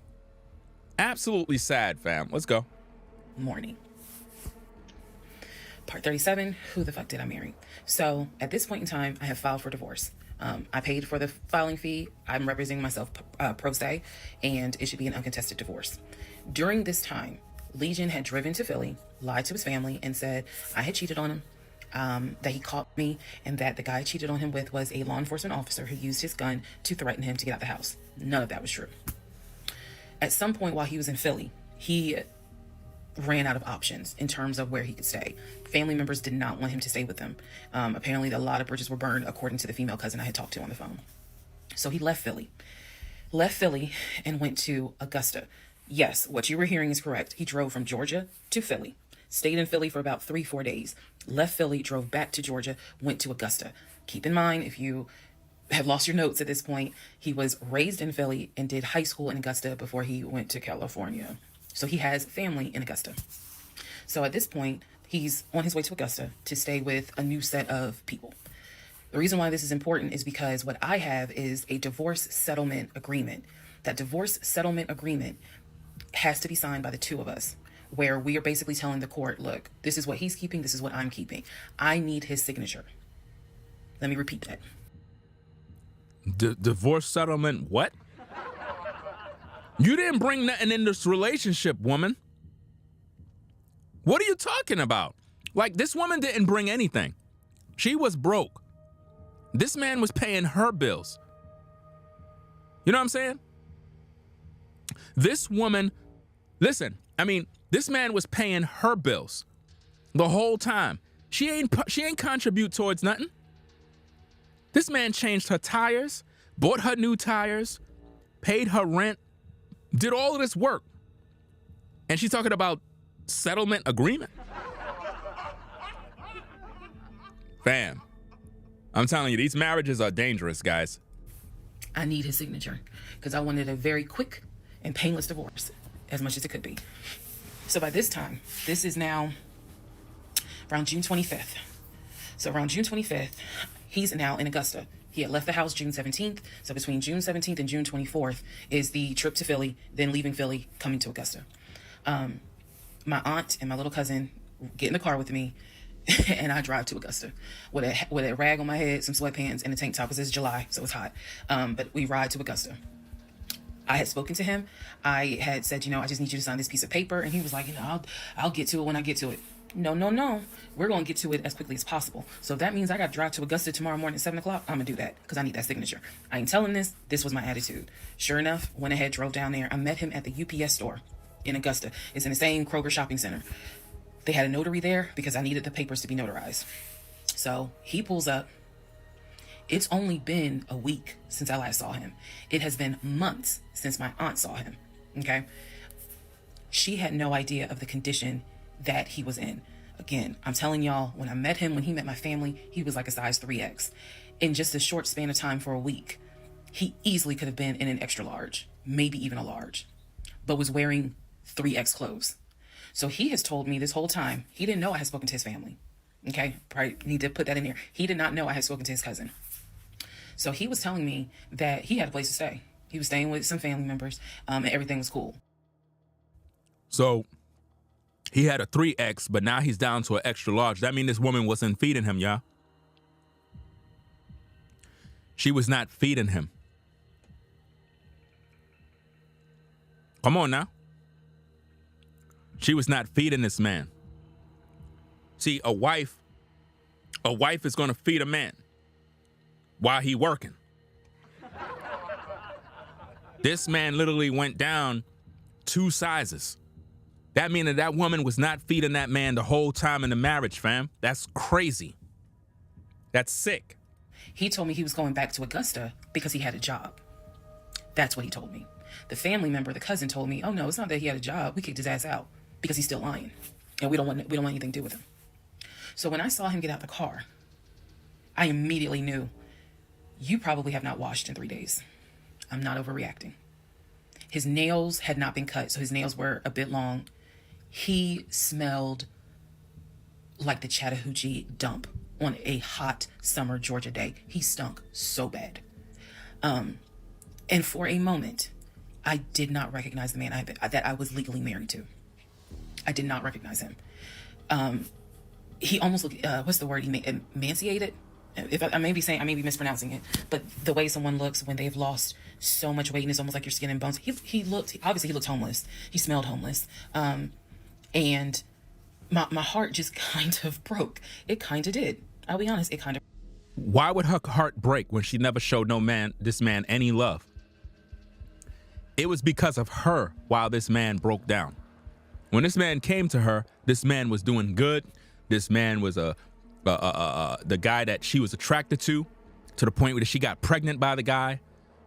She praised him as a savior that came to save her and said how he was sexy. Notice how she said in the beginning he was sexy. Now he looks homeless. Are y'all not seeing this?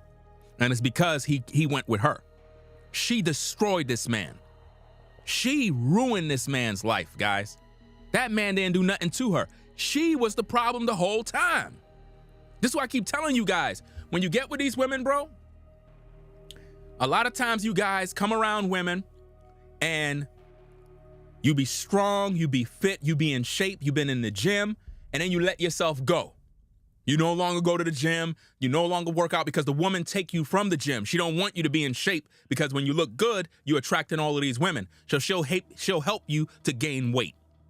Sometimes the women you're with want you to gain weight so that you can look weird and whatnot, so that women won't be attracted to you no more.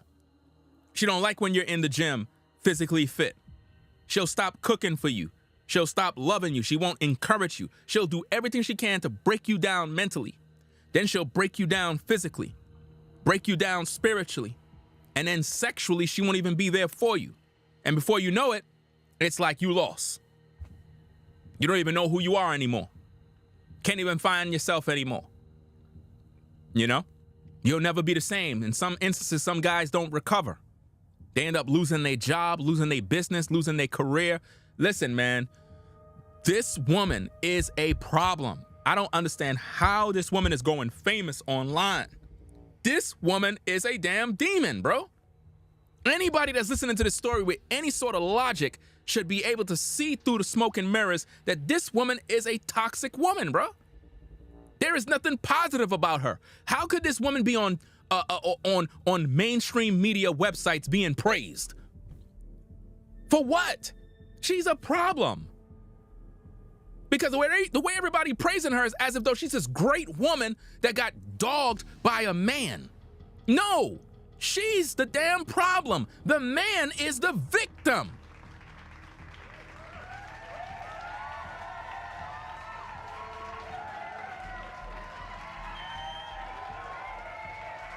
This is crazy, man. It did not break enough for me to not get that signature, though. So when he walked into the UPS store, you clearly could see that some of the people were like, you know, let me get away from him. Me, I just was like, okay, so I just need you to sign right here, and I just need you to sign right there. Okay, and then a woman named Lauren came over and notarized the papers, and then we were done because he signed the divorce agreement. He didn't even read it. The reason why I'm pointing that out is because he didn't read the part where what's left in the house now belongs to me. Where he took technically what he was going to take. Everything else in that home belongs to me. Remember, I told y'all he had left all his Invicta watches. He had left all his WWE championship belts, his Jordans, a lot of his clothes, his Cole Haans. He had left all that stuff. He never even read the divorce agreement. So he signed it. Are you seeing how she finessing the guy, y'all? Are you seeing how she finessed the man and say, oh, he didn't even read it?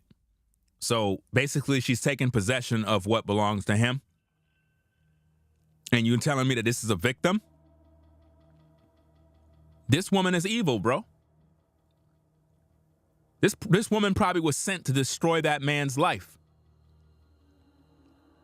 This is crazy, man.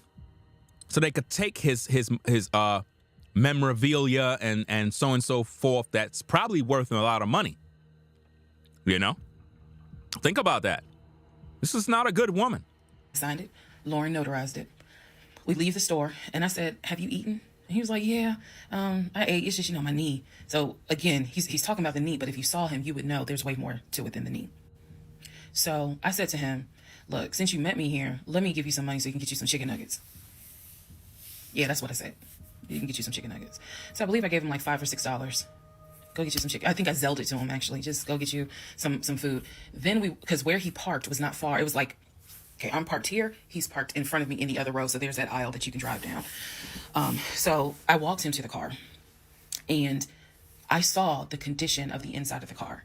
And that's when I knew he's been living in his car. He's been living in his car. So clearly, I no longer had a question of, So where's this offshore account? Where's the U.S. bank savings account? Where's the checking account? Didn't have that question anymore. Because if you had money, you wouldn't be living in your car. You would not be in the same clothes that you were in when you left my house on June 17th. And this is now June 25th. So he was like, I'm gonna be all right. I'm about to start a new job. I'm gonna be cool. I got a family member I can stay with. Everything's gonna be okay. All right. I said, I will let you know when the divorce is granted. I said, I will send you a copy of the divorce decree.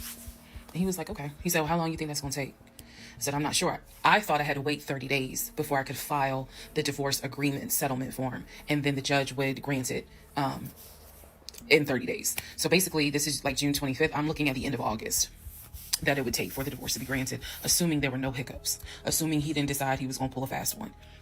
So I told him, I was like, I'm going to file this. And then once we get the divorce decree, I'll send you a copy. He said, okay. He got in his car. I got in my car. I drove all the way back home, and he went to wherever he went. You see, this woman is literally saying a lot of BS that a lot of you have to pay attention to. Number one, she talked about him wearing the same clothes, living in his car, X, Y, and Z. Didn't she just tell you that when he signed the papers and blah, blah, blah, he don't really got nothing? Everything that's in the house, she kept. His Jordans, this, that. So she pretty much kept everything. You get what I'm saying? Like, she's saying things and people are just not thinking about what she just said. The man clearly have money, clearly has a job. She's making it seem like the man is homeless and don't got nothing, so that she could laugh at another black man by saying, see, we as black women are so strong and these black men are living in their car. That's what she's doing. I got to get me another taco, man. I know my wife is listening to the live stream right now. Could you please prepare me another taco to go?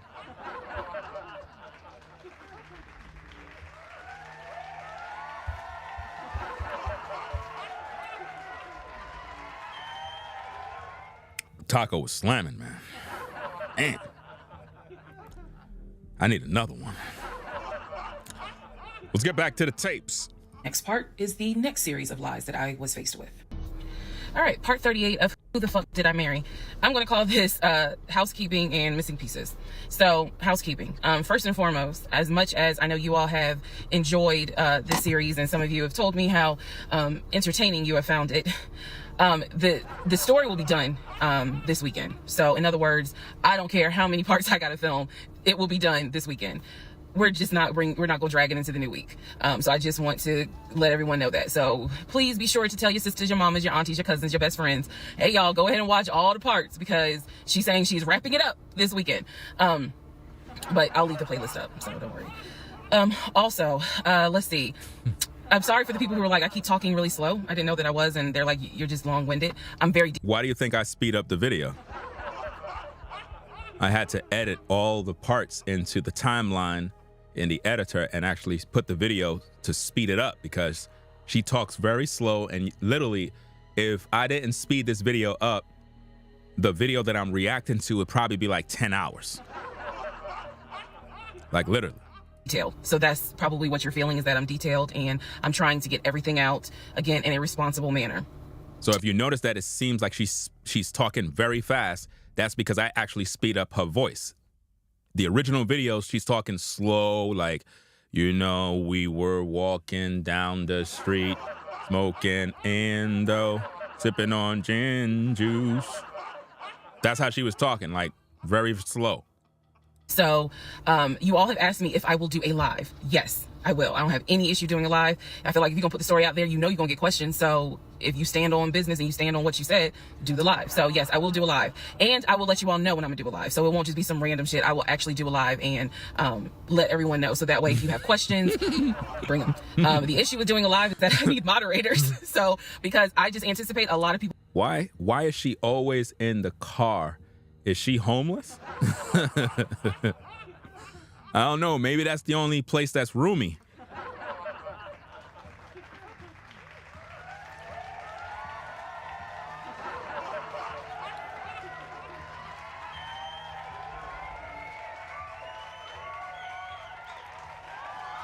Maybe that's the only roomy part that she can pretty much sit at. Probably got 2 toilet bowls. I don't know, fam. Let's get back to the tapes. I have questions, and I'm just one person, and I don't want to be accused of she's ignoring my question, which means there's holes in her story. Y'all, we all know how TikTok is, so. But I will absolutely do a live. That's the housekeeping. Missing pieces. So when I said before that it's important to me that I'm responsible in how I tell the story, meaning I'm clear and I go in detail, I realized that I left out some missing parts. And it was brought to my attention by a number of you. Thank you, because I'm all for accountability. I did not go into how my ex-husband, Legion, left the condiment company and then went to Apple. I also did not go into detail on when my mom came to visit. Both of those were in the month of April. I was going to go into detail a little bit more on the Apple situation because, as you probably have figured out, of course something came out later on. But nevertheless, in terms of April of 2021, my mom came for a visit. She lived in Arkansas. She came to visit us. She came to visit us after we had that whole sexting on Facebook incident and just after we had started marital counseling. There were no fireworks during her visit. Nothing was weird. I did talk about how my family has always been there. And if you spoke with my mom, she would tell you she didn't see anything out of the ordinary. But there was something in her spirit that just didn't sit right. She didn't talk to me about it at the time. She did not raise her concerns. She simply, when she came to visit, we welcomed her with open arms. Legion was excited to meet her. She was excited to meet him. We took my mom out to eat. It was a typical, very quiet, non-active visit. I didn't know what my mother thought until later on. So she didn't share with me during the visit, something don't seem right. She and I sat in the guest room talking. I never told her anything that was going on. Number one, because again, it goes back to that mindset of what happens in my marriage needs to stay in my marriage. And I talk about how I didn't think looking back, it was not a good idea that I told my aunt what had happened. My aunt is not the type that's going to tell my mother. In other words, if you confide in her, she keeps it between you and her. So my mom never knew that there were any issues. And so there was nothing for her to be on mama bear mode. Had she known, this would have been a very different trip, but she didn't know. So she did come to visit. Everything went fine. He and I put on a united front. Oh, we're so happy. We're so, in love. And yes, behind the scenes was a whole different story. He talked to her about how he was looking to buy a house and how he told her how work was going, how his job, how his job was going. Bragging as usual, which I did tell my mom, look, he's going to talk about himself and money a lot. So, just change the subject. If he brings up a house, change the subject. That was my instructions to her because I was like, I don't even want to get into the whole house situation. So other than that, uneventful. Now, once my mom left, this is still in April, everything was fine with him at the condiment company. As far as I knew, everything was fine. What ended up happening is he randomly came home one day and starts complaining about changes that are going on at the company. When he started complaining about those changes, it was things like, keep in mind, he is not VP of the company. He was VP of, I keep getting it wrong, but I think it was VP of production is what the memo says. So he was not the second in command for the company. He was upset that he was being blamed for production stats, that the production was down. He was upset that his plant manager apparently had resigned. He was upset that some of the policy changes that were coming into play that would affect his plant. These are the things that he was coming home and complaining about. Literally, he would complain. He started complaining Monday. By Friday, he said, you know what, if they continue doing this, then I just need to find another job. He was like, I think I'm gonna call my homeboy that I work with at Apple and I'm gonna see, what they have available. Yes, there were red flags going up. Of course there were. At this point, we're not even dealing with United Nations of red flags. We are dealing with the Olympics. We are dealing with the parade of all nations. Everybody got a red flag. So when he said that, I was kind of like, okay, because I had become numb to all the antics that he did. I was numb to it. So he literally said, I think I'm gonna call my homeboy and I'm gonna see what's at Apple. My response to him was, well, what about your salary? Would you take a pay cut? He was like, no, I'm not gonna take a pay cut. Like, I wouldn't leave unless it's gonna be the same amount or more money. Y'all, the next week, last week of April, I'm at work, minding my own business. He calls me and tells me, I've decided to resign. You what? I've decided to resign. Don't worry. Don't get all crazy. I had talked to my homeboy. There is a position at Apple and I'm on my way there now to go and meet him so that I can get some information on the position. Listen, this lady is lying. If this dude is working at Apple, he's not broke. He's not broke, guys. The title that he would have at Apple would mean that he's bringing in some bread. You know, that company pretty much take care of their employees. I don't understand how she's trying to make this guy out to be this nobody. Like he's just a loser. I never seen anybody that has a job but just stays like broke and don't have anything. Especially working for Apple. And all he has is a woman that constantly complain all day. Like this is a crazy, crazy world, fam. Her story is bogus. We're married, y'all. We're married. So what I said to him was, well, will you get all this in writing? His words to me were, of course I'm gonna get it in writing. I'm not stupid. You know what? I don't even want to talk to you no more. Click. That's the end of April. So that is how I was introduced to this Apple job.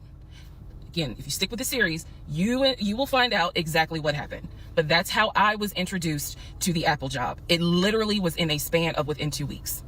And he resigned from the condiment company and immediately said, I'm going to move over to Apple. Just wanted to clarify that. So we will continue on. Part 39, who the fuck did I marry? Everything you're going to hear, probably in this part and the next part, all of this happens in the month of July, 2021. Divorce has been filed. It was filed the end of June. I got his signature on the divorce settlement agreement.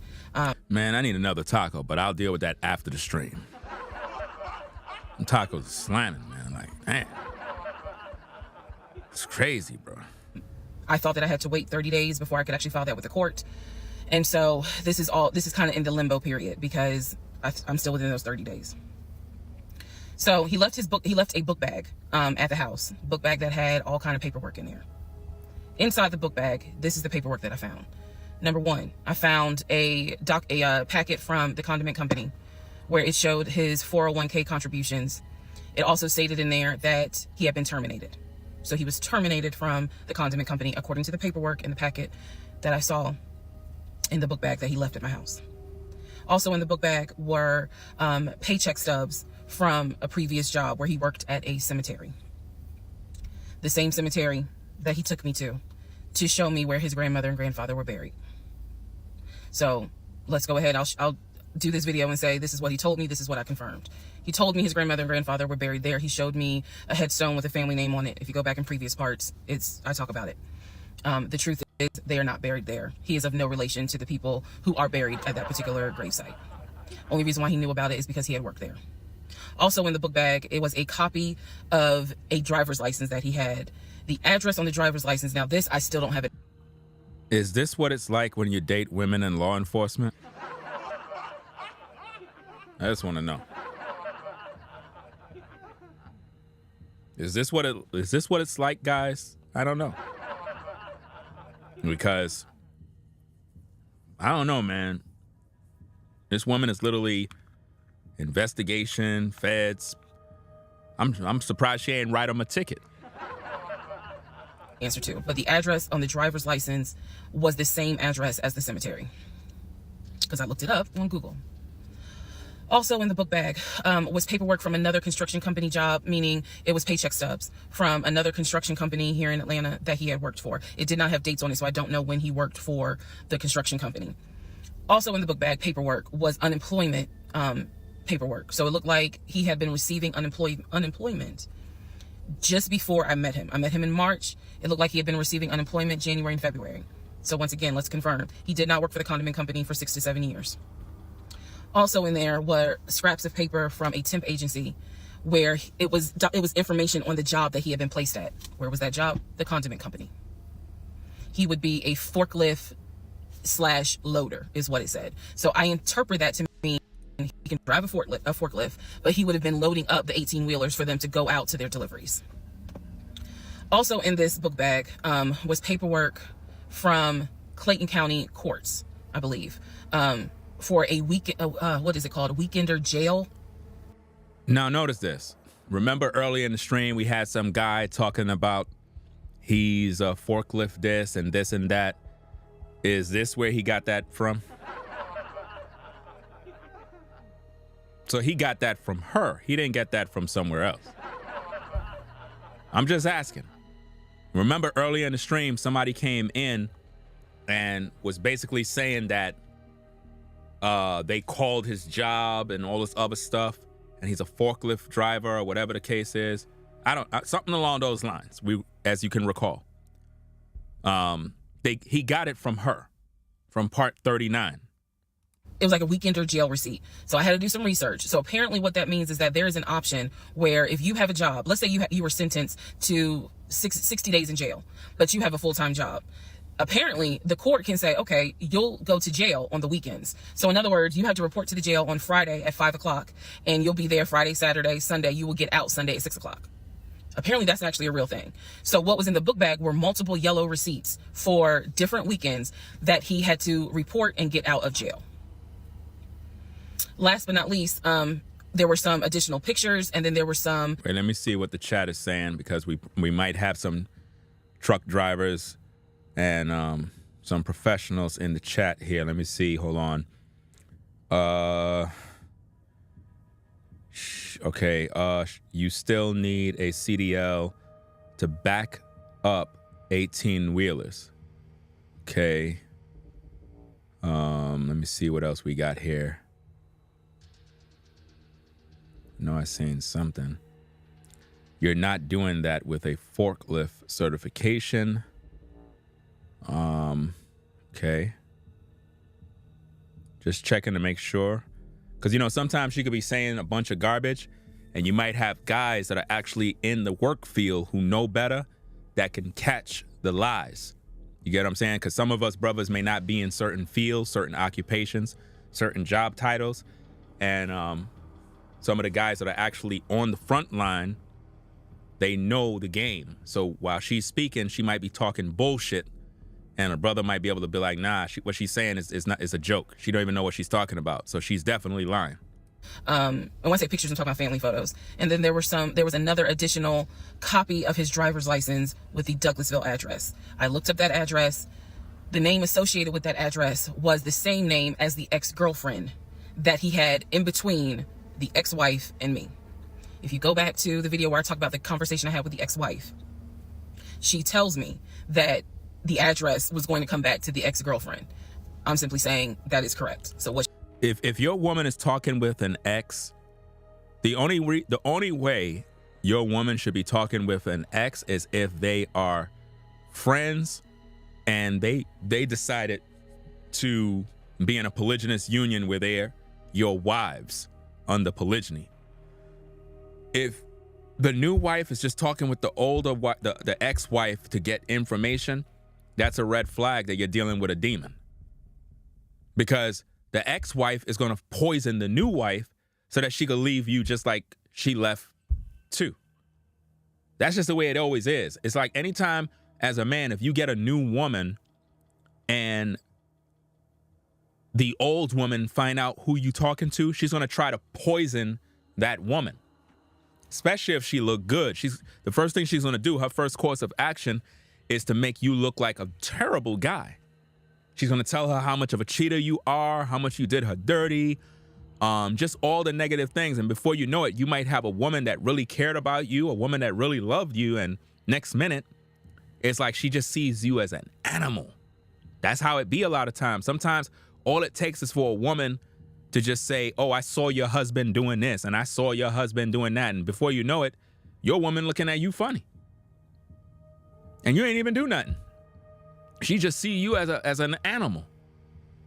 And it's difficult to even try to explain yourself, because when you try to explain yourself, they won't believe anything you say anyway, because they've been convinced because of their emotions. Because when another woman tell them dirt about you, it sort of reinforce what they already thought about you in the first place. So now anything you say, they're not going to believe it anyway. And that's toxic, you know? She told me is true. So because of everything that I found, I decided to go down a new rabbit hole. Again, just recapping what I said in previous videos. A new rabbit hole, she says, guys. She says she's going to go down a new rabbit hole. This lady is crazy, bro. Ex-husband was always a stickler about law enforcement. His dad was a retired police officer. I'm just telling y'all the story. His dad was a retired police officer. Mom was a retired teacher. After his dad retired, they moved to Augusta, started a church. He took me to that church in Augusta, the same day that he took me to meet his aunt who lived in Augusta. So these are now things that he actually took me to, just like he took me to the cemetery. So that's what I found in the book bag. The Weekender jail receipts. I went ahead and went online to find out exactly why did he have to go to jail for the weekend. And I'm going to end this part here. The next part has to do with his criminal history. His criminal history? What you talking about, Willis? Let me see what's going on in the chat. Somebody said marriage is self-imprisonment. Somebody else came in and said, but Ringo married though. Here's the thing that you have to understand. When a man marries a woman, the woman is married. The man have a wife. Are you getting it? I need for you to understand this level of education, because a lot of people don't understand order. When a man take a wife, right? The woman is married. Did you get that? The woman is married. The man is a husbandman. He have a wife. Marriage is not imprisonment. What's imprisonment is when you have a woman in whom you choose to marry that is your parole officer. Do you understand? Because in this particular case, I would blame the man for having a woman like this. He chose to take her and marry her. Remember, men hold the key to marriage, women hold the key to sex. Also, when you get married by the government, right, and you're with a woman who is a demon, you're gonna have a problem. I don't teach men to go get married by the government or to come together with a woman. Do you understand? You don't go by the government way, because now the government controls your marriage. The government controls your house. They control everything about you. And that's why women want you guys to take them down the aisle to say, I do, so that they can get you and your resources. Because the government is going to get a cut too. Everybody get paid off of these marriages. Everybody. Just like child support. Everybody get paid. Do you understand? So the problem isn't that marriage is imprisonment, because if that was the case, all of you guys would be hypocrites, because marriage is sex. When you are a man and you take your rod and you put heavy meat inside of a woman, you made that woman your wife. No matter how you see it, that's the biblical way. When you lay pipe, you made the woman your wife. Not by you saying, I do, by the simple fact that you were between her legs and you were inside of her, you became one. That's the whole term, become one flesh. When a man enter a woman, they stick together as one. So she's your wife. That's why when you give a woman pipe, it messes with their mind, and all of a sudden now they think that they own you. They really believe. You can have a woman who you didn't marry her by the state, but you just laid with her and gave her pipe. All of a sudden, she believed that you're her man. Because you are. You are her man. There's no way around it. And she's mesmerized, hypnotized. And this is why we have so many problems today, is because a lot of us don't understand the origins of marriage and what really identifies marriage. We think marriage is going down to the government and getting a so-called certificate, a license that says I'm married. No. When you pop a woman's cherry and you give her heavy meat deep, that woman become your wife. You become one. This is why it's dangerous when women try to be men in terms of sleeping around with different people, figuring they're sexually liberated, they could do what they want to do, and they just go out there and just kind of get it in. Hot girl summer.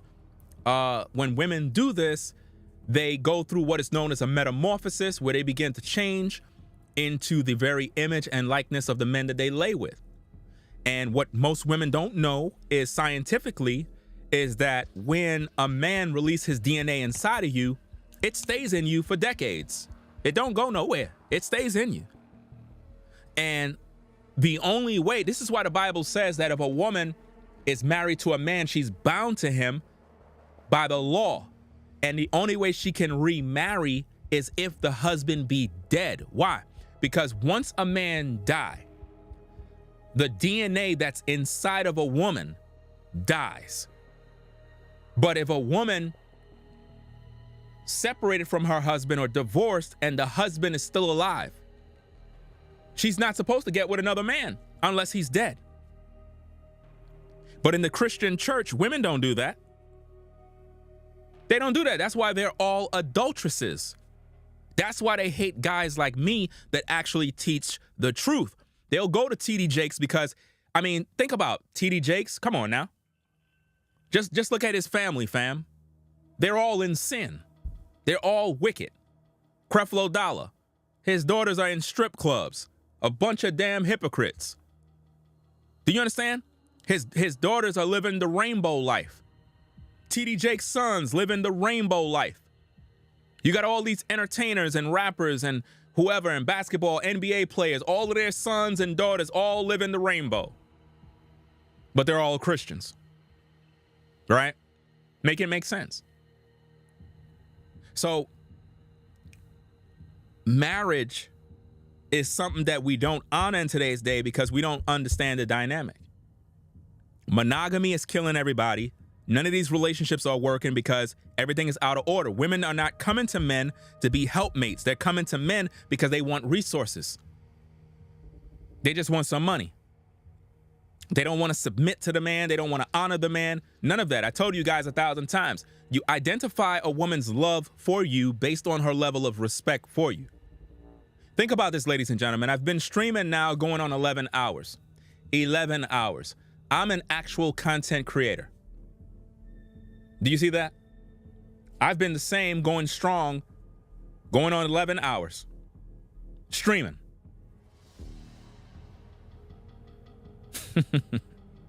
Giving you a full breakdown, not in parts, not in pieces. No, one video. One video. So that you can play it back in your own leisure time.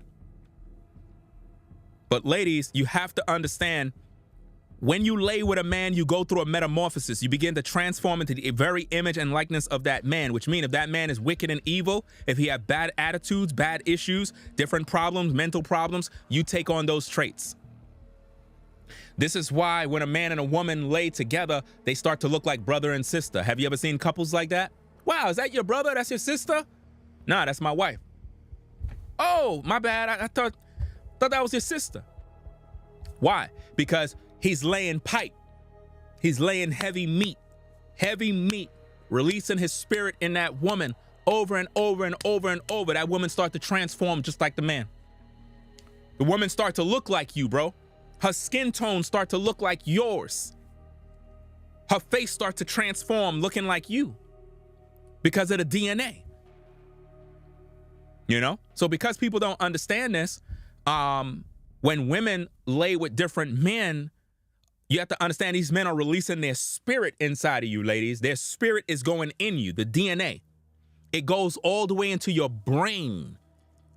Why you think when a woman get dickmatized, her brain is like, it's messed up because she took heavy meat from a guy, and it's not even so much the heavy meat, it's the DNA that went into the bloodstream. And now it went in. You ever see movies where somebody get injected with something and it goes in and it goes right to the brain, and next minute they start to transform? Same thing with the DNA of a man, ladies. So if you laid with 5, 6, 7, 8, 9, 20, 50 guys, you're done. You're finished. You won't be able to pair bond with a man. There's no way for you to fall in love. And there's a lot of women walking around unable to love because they've been with so many guys. The ability to pair bond is no longer there.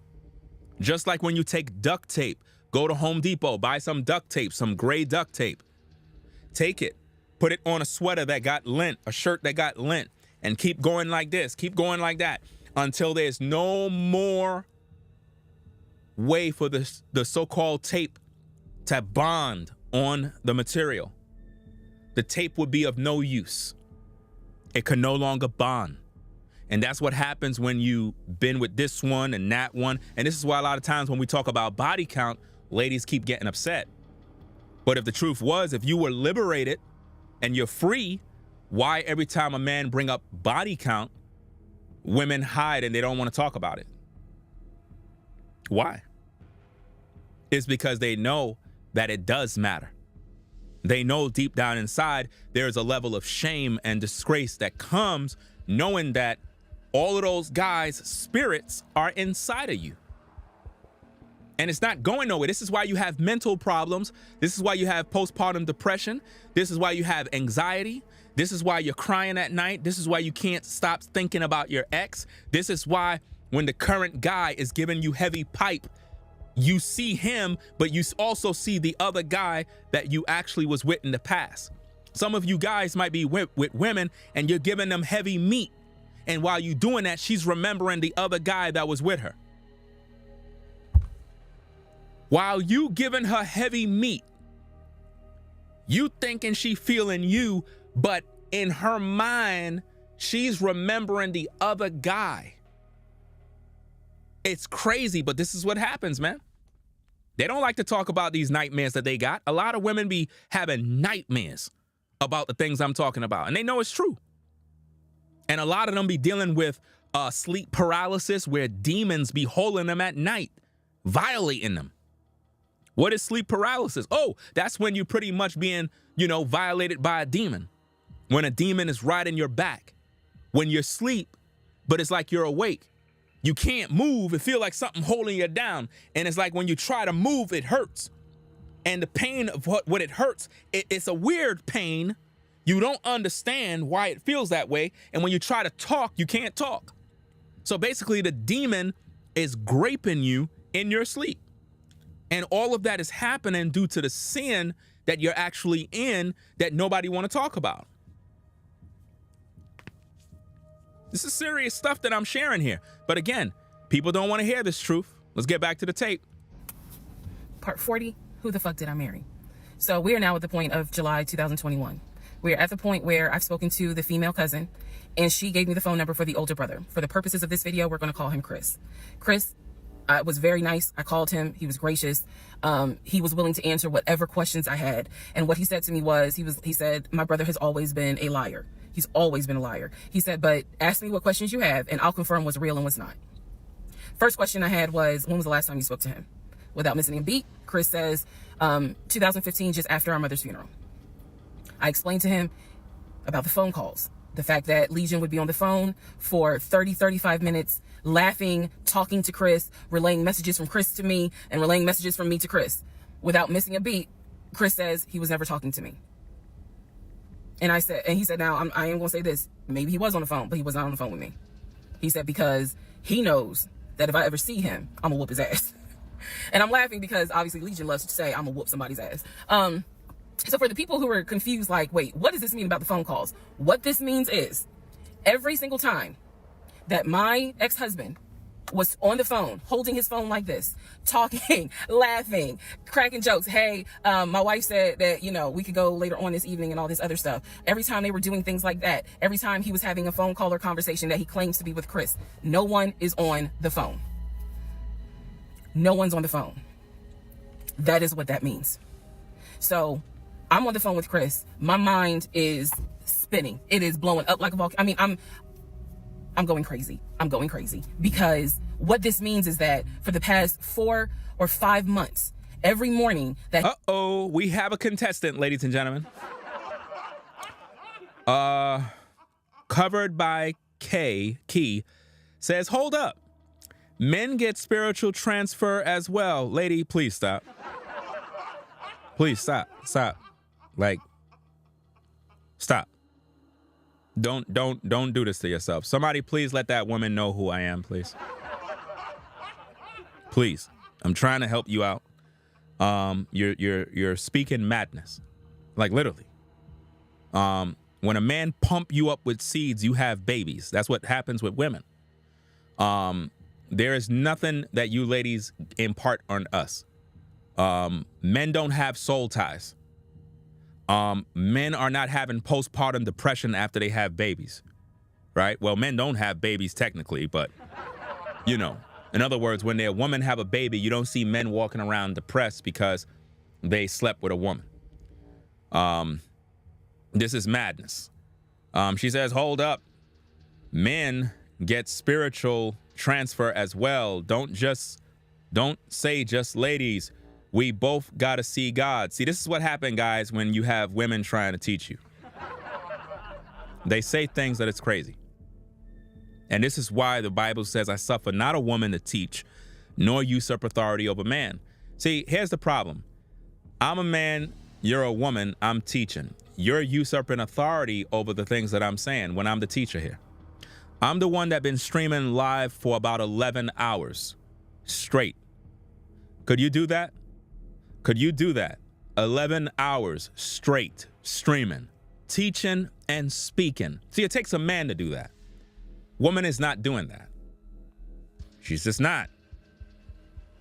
Now, biblically speaking, women take seed. They take DNA from a man. Women don't impart nothing in a man. Absolutely nothing. Women take on the seed of a man. Just like when you plant seed in the ground, you put it in the soil and it grow and you collect a harvest. It's not vice versa. There is no such thing as me putting the seed in the ground and then the ground puts something back in the air and throw back at me. It don't work that way.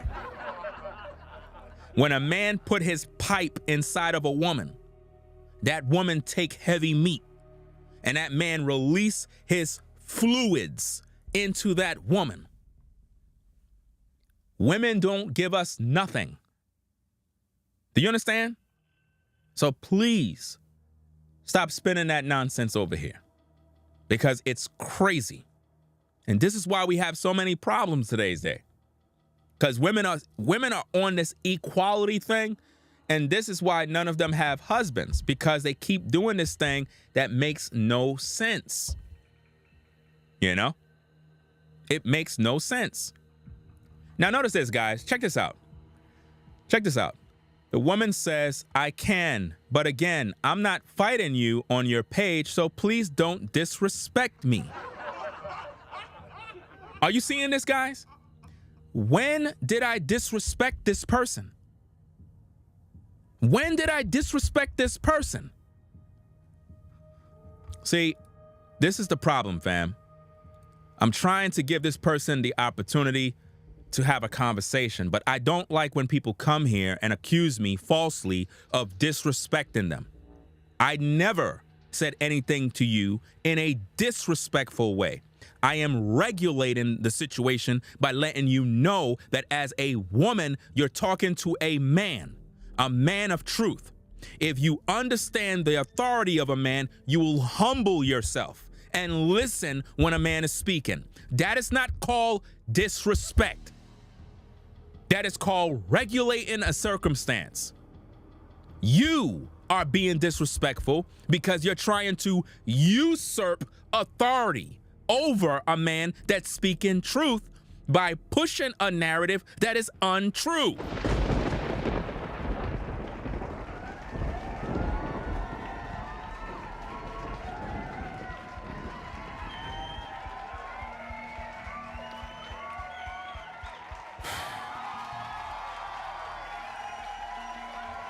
Ladies, this is why this woman on the screen did what she did to Legion. The same kind of spirit. The same kind of spirit, guys. They want to tell you what it's supposed to be. They don't even know what they're talking about. I'm dealing with science, real life. This doesn't make any sense. But this is what's going on in today's day, fam. You know? This doesn't make any sense, man. Like, why? Why come to the platform to argue? It doesn't make any sense. You know? Why was, oh, okay. Revolutionary loss, no profanity in the chat. Okay, that was a good judgment call. Got timed out for 60 seconds. No cussing in the chat, fam. Let's keep it clean. You know what I mean? It's not about going in. The woman falsely accused me and said that I disrespected her. At no point do I disrespect anybody.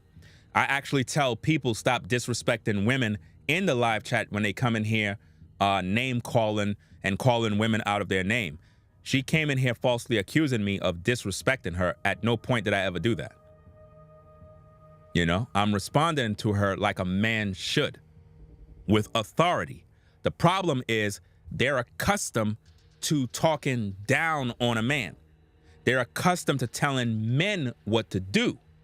So when a man speaks with his chest, they see that as, who are you to tell me that I'm wrong? Do you see what I'm saying? So they see anything you do as disrespect because they're not used to masculine energy. And this is why we have Reesa Teesa making this nonsense, because she think she can fight a man. Now, we saw Reesa Teesa say that she's going to beat her husband. Put a 1 in the chat if you heard when Reesa Teesa said she's going to beat her husband like the bee he is. That's what she said. And a lot of women feel this way. They really believe they can fight a man. They literally believe they could just come around and fight men for no reason. It's crazy. They love falsely accusing men, making up stories. All of you that are in the live chat right now clearly could see that that woman came in here speaking madness. I regulated the situation by saying you're wrong and explain why you're wrong. And then she accused me of disrespecting her. That's a false report. That's like going to the police and telling them that I stole your purse or I assaulted you when you know I didn't. And we got all these witnesses right here. This is crazy, man. Absolutely crazy. They literally will make up stuff as they go. We're trying to have the conversation. We're trying to teach and edify. I'm telling these women that when they lay with a man, they take on his DNA. You ladies are not giving us no damn DNA. Y'all gotta stop thinking like a man. Stop thinking like a man. You're not a man. Stop doing that. Stop thinking that you're giving a man something. You're not giving me nothing. A man is putting his spirit in you. You don't got no spirit to put in no man. Stop thinking like a man. This is crazy, man. Imagine that, bro. Yo, this is wild. Yo, Steve Harvey is to blame for this, you know. Steve Harvey told women, act like a lady, think like a man. Yo, I'm telling you, these agents in the industry have destroyed our people, bro. Totally destroyed our people.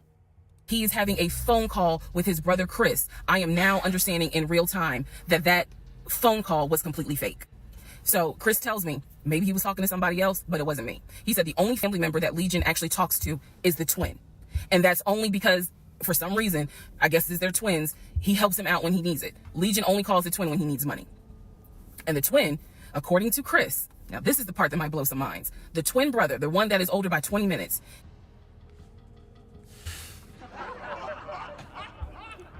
now she's saying that the dude has a twin brother now. Are you kidding me? A twin brother now? What you talking about, Willis? I'm telling you, this is getting more crazy as we go. is VP of his company, is married, drives a luxury car, and lives in like a 4 or 5 bedroom house in Nashville. So Chris is saying to me, he was like, it sounds like he took the identity of the twin and was trying to act like that's his life. And it's not. He was like, that nigga ain't never had no money, ain't never kept a job a long period of time.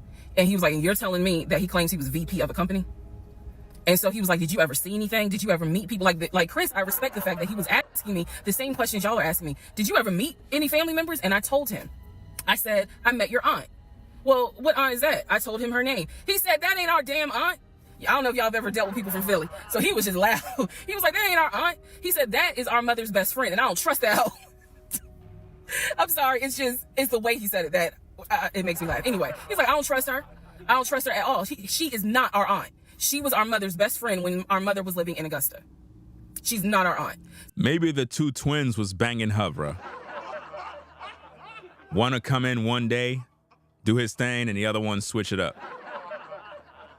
This is getting even more crazy now. So then I explained to him about the other brothers. The brothers, remember, there were 2 half brothers from his dad. One lived in Baltimore, one lived in Augusta. Chris is on the phone saying, I don't know who them niggas are. Fam, is Georgia this crazy, man? Is Georgia this crazy? I hope it's not, bro. They ain't related to us. He said, our dad never had other kids. He was like, so you mean to tell me this nigga going around telling people that our dad had kids on our mom? And I said to him, well, the way he actually put it is that the 2 brothers came before y'all. He was like, hell no. No. So and then I explained to him about the sisters. He was like, who the hell is Shantae? And I was like, Shantae, again, I'm just telling you what I was told. Shantae is a sister that lives in Douglasville, married with 2 kids. He was like, no, we don't have a sister. Told him about Kim. He was like, Kim's not our sister. She's a cousin. And he said to me, and I know she ain't talked to him in forever in 2 days. He said, so the only people who are his family members is Chris and the twin. He's like, we got some cousins up here. I told him about Junebug. I told him about the uncle. I told him about the grandmother. And he's just sitting back like, oh my God. He was like, I realize that every relationship my brother gets in, he gets worse. And it sounds like he is actually worse than what he was in the last relationship. And I thought he was talking about the ex-wife that I had spoken to. No, he had no idea there was another wife. Because again, he hasn't spoken to him since 2015. So he was like, the best thing I can say to you is this. He said, thank God you ain't have kids with him. He said, get your divorce and forget you ever met this man. And he was like, and I know how that sounds because he's my brother. He said, but if I didn't have to claim him, I wouldn't. And I said to him something that I should have probably said in this whole TikTok series. This is not someone that you forget. This is not a situation that, man, I don't even remember him. No. What I don't remember is the version of myself before I met him. Because... Are y'all listening to this mess? This is crazy, man. This is absolutely crazy what this woman is doing and saying, man. Y'all really believe her story is real, bro? The story's fake. There's no way the story is real. Nothing so far has turned out to be true. The only thing that Chris was able to tell me is true is that, number one, yes, there is a brother in Philly, him. Yes, there is a brother in Nashville, the twin. Yes, both parents are deceased. Well, why don't you marry the twin? Since he's the legit brother. Why don't you marry him?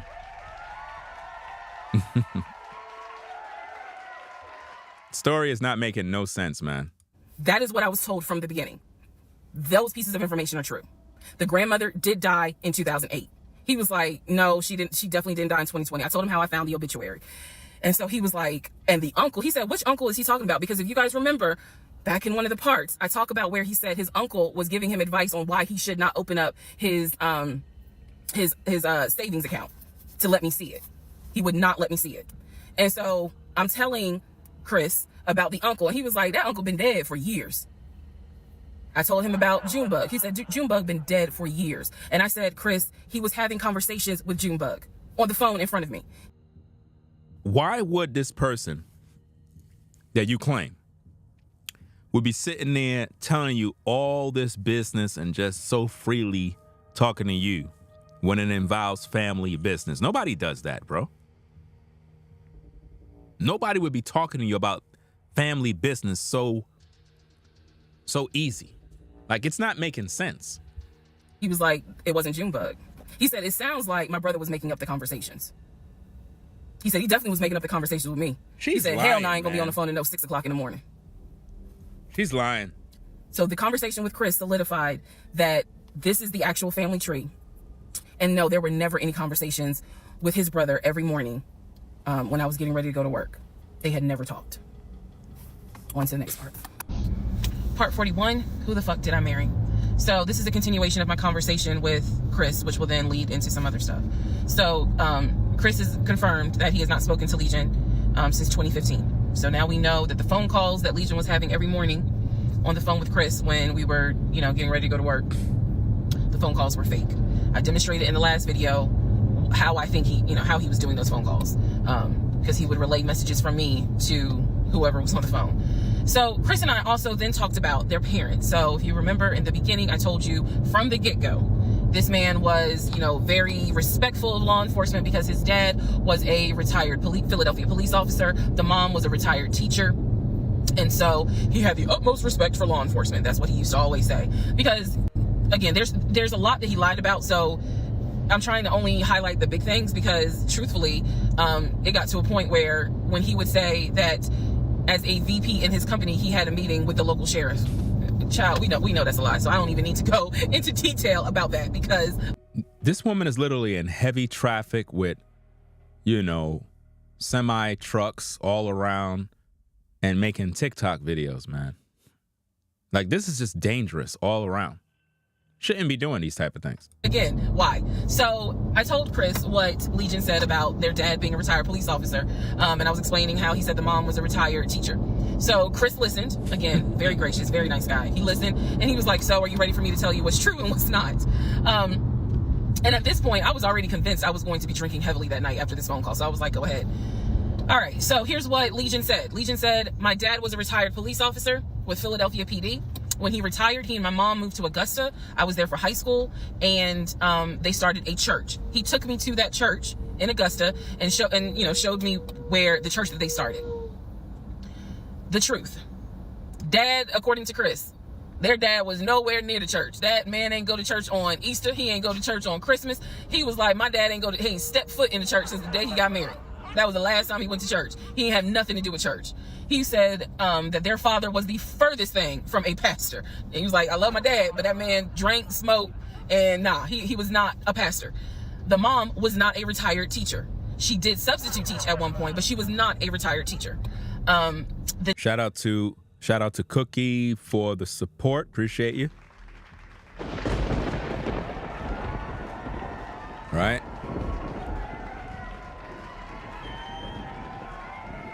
It's crazy.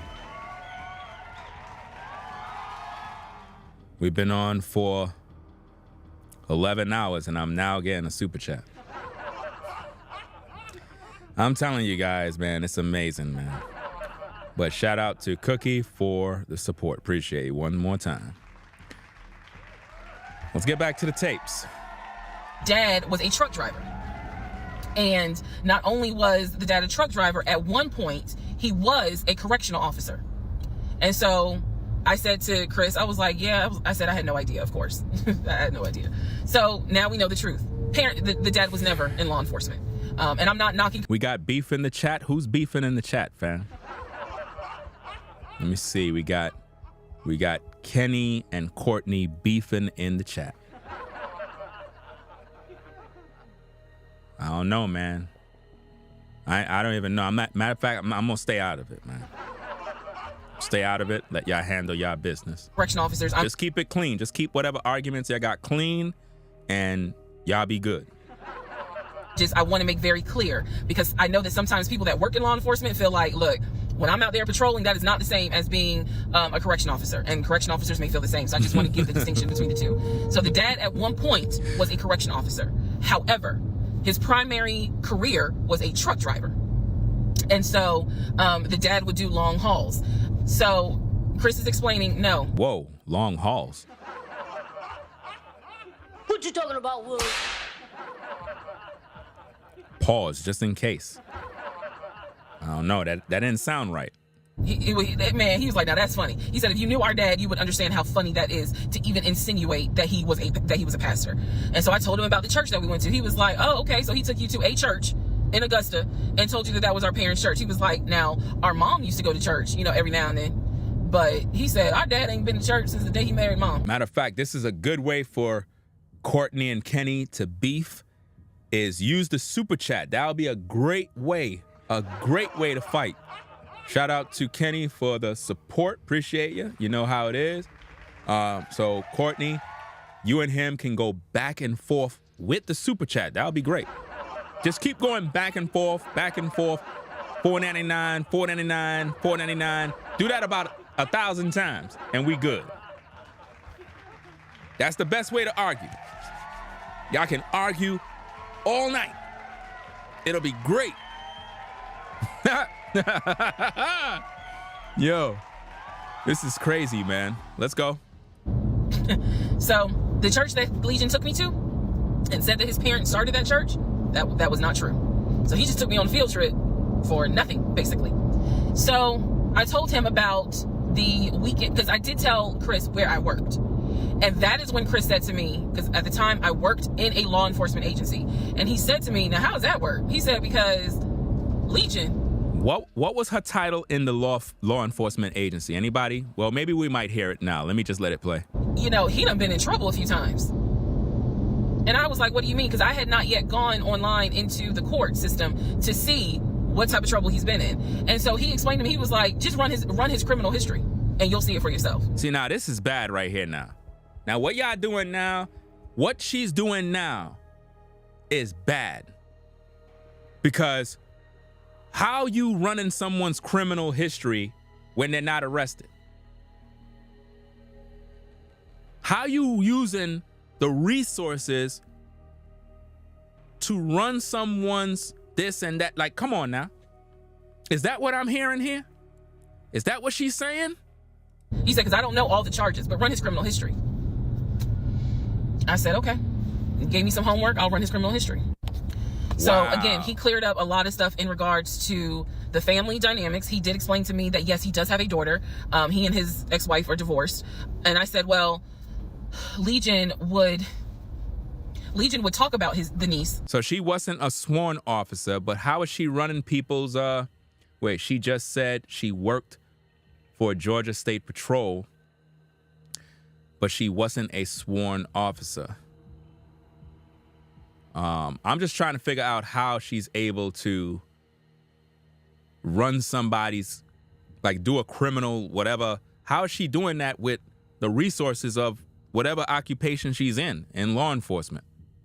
Does she have access to the computers? Is she able to look that up? Because wouldn't that be illegal? Because he's not arrested for anything, so what is she doing? This woman is dangerous, man. This woman is evil, bro. Like, what? Yo. Meaning Chris's daughter, and would send her stuff for her birthday. And he was like, he said, I'm almost positive my brother never sent anything for my daughter's birthday. And I explained to him, I said, isn't your daughter's name Egypt? He said, no. Who the hell is Egypt? And I said, I was told that was your daughter's name. That's the reason why I'm saying the name on here, because obviously we're about to confirm that's not the daughter. So I said, I was told that's your daughter's name. I said, I went with him to Rack Room Shoes and bought shoes for what I was told was your daughter. And she lived in St. Louis with your ex-wife. He said, no. He said, my daughter and my ex-wife do not live in St. Louis. He said, I don't know who Egypt is. He was like, are you sure it wasn't for a woman? And I said, well, it was kids' shoes. And he was like, no. He said, and I told him, I said, I went to the UPS store, I mailed it, and it, you know, they printed the label with the girl's name on it, and I'm thinking this whole time it's Legion's niece. Chris is like, I don't know who that is. That's not even the name of one of our cousins. So I have no idea, ladies and gentlemen, who my ex-husband was buying girl shoes for and had me sending them, telling me it's for his niece. I have no idea. So Chris is like, yeah, he finally said to me the same thing the ex-wife said, which is pretty much whatever he told you is a lie. And I'm being honest with you guys. It is very hard to comprehend that everything is a lie. Like, there has to be something that's true. I'm like, how was he paying? If he wasn't working at the condiment company, or he got fired from the condiment company, how was he still paying the bills? Okay, so y'all made up now? All right, guys, it looked like Kenny and Courtney look like they made up. So I think we have a connection. I believe we have, maybe we made some progress now. It is what it is, so congratulations. Just invite me to the barbecue and we'll be okay. Congratulations. What you talking about, Willis? This show is crazy, fam. This is a crazy live show. I don't know. Are we going to be here for 20 hours? I hope not, man. I don't know, man. Let's see. We never joined our accounts. He wanted to, but we never did because he wouldn't show me the offshore, the savings account, which of course never existed. So I'm just trying to figure out, I know that I saw his checking account. I know that I saw his savings account and he had money in there. Something had to be true. Something had to be true. And Chris was like, no. He said, it sounds like everything my brother said. Everything that he told you was made up. He said, those phone calls were definitely made up. He said, I had people that literally said they went to work, did a full day shift, came home, and they see me still alive, fam. We doing OT, man. Who Egypt is. That's not any family member of ours. I don't know who Shantae is. We don't have a sister. He said, we don't have half brothers. He was like, I'm telling you who the family members are. He said, I am so sorry that my brother put you through this. So now let's go. Why would he be saying he's sorry that his brother put you? How in the world you and the twin brother is now talking like y'all good? You trying to sleep with the twin brother now? This is crazy, man. This woman tripping, bro. Like, she really tripping, fam. Yeah, I might have to have like a love connection show or something like that. Like, we might have to do that, fam. Like, we start up a show and I don't know, man. It'd probably be a hit. I have to see how it is, man. Since everybody got dating shows, I might have to do some sort of show and we put it together and we just see what we could do. You never know, man. You never know what might happen. Put this thing together and see what's going on, man, and bring the guests on board and the audience get to see them and I let him let the dude do his thing, shoot his shot, say whatever he got to say. And it is what it is, man. And also, for those of you that hit the Cash App, we read the Cash Apps at the end of the show. That's how we do this thing when it comes to Cash Apps. We read them at the end of the show. So let's get back to the tapes. Let's go. Into the next part. Part 42. Who the fuck did I marry? So I finished going through the book bag. Still July of 2021. I finished going through the book bag. There were some other folders with papers in there. He had left the work phone. What I actually found out was that it was not a work phone. It was simply a secondary personal phone. He told me it was a work phone. Do you see how her story just switched up again? She said that was his work phone and it wasn't activated, remember? Now she's saying it was a secondary personal phone. I'm telling you, man, her story, it just keeps changing like the weather, guys. I thought that the company was paying for the work phone. That's what I thought. No, because I found receipts where basically, and I didn't know this, ladies and gentlemen, I had no idea, but I found receipts where it was a prepaid phone and he's paying to add minutes to it. So it's just receipts of, you added minutes to the phone on this date, you added minutes on that date. So the work phone whole thing, that was a bold-faced lie. Obviously it was a lie because, as we now know, he was a forklift loader. So the work phone that he's been walking around with was really just a secondary phone. He had left the phone. I thought she said he worked in the IT department. How you in the IT department and you're a forklifter? I don't get it, fam. How many I don't know, man. I don't know what's going on. This is confusing. His personal phone, meaning the main phone, I should say, but the work phone, he left. So I'm going through the work phone, just trying to find some sort of answer. Now what is really burning in my mind is how is it that he had all this money in the accounts, but again, the last time I saw him, he's living in his car. What he's talking about when he says pineapple, he's talking about like the show with that Melly Monaco does, where she bring those Instagram women on and they always pineapple in the guys. The pineapple is like when they don't want him. It's like, let's say, a guy, a woman is there and the guy have to shoot his shot. When he come on, his job is to try to shoot his shot to the woman, and if the woman don't like what he have to say, she pineapple him, and that means that Melly got to hang the phone up. You know, get those guys out of here. Then another clown calls in and get the same treatment. And typically all the guys are always getting pineappled because it's like the women, they love to I guess make the guys suffer. You know? So people were telling me, yo, you need to go on Melly's show and call in. Nah, for what? So I could be a meme? Ringo got pineappled. I don't got time for all of that, fam. I tell you the way the game goes, guys. When a woman like you, when a woman is interested in you, she present herself to you. She literally comes to you. Like literally, she comes to you and she make herself known. That's how it is. Now, you could do all the shooting your shot stuff, but guys do that every single day, and women are so accustomed to that, it's just boring. You know? So you got to understand the principles of the way the game goes. Shout out to Revolutionary. Hold on. Lost Ya Revolution for the 5. He said, who gives these women like her a mic? It's crazy. Thanks for exposing this story at Ringo. Been solid to 2006 show. This brother, love, get them likes. Get them likes up, guys. Get them likes up, man. We need them likes to get to 1,000. We've been on for 11 hours and we ain't at 1,000 likes yet. Come on, man. Y'all doing dirty, man. Like, come on now. 11 hours and I'm not at 1,000 likes. Y'all doing a brother dirty. Like she got millions of views and I can't even get to 1,000 likes. Y'all really gonna do me dirty like that, fam? Like literally, like I've been here like all day. It's 11:59 p.m. New York time. I'm still on. I mean, I had all different types of foods to eat.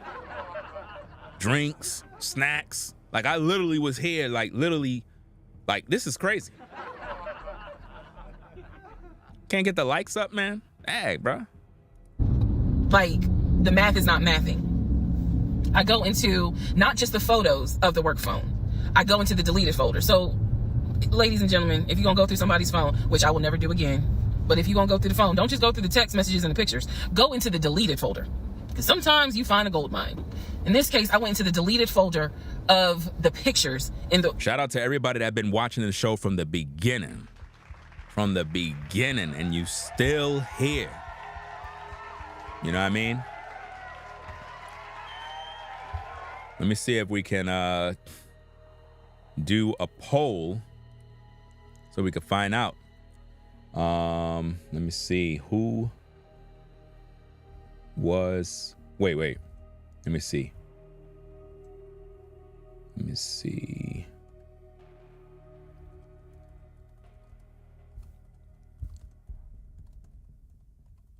Start of the show.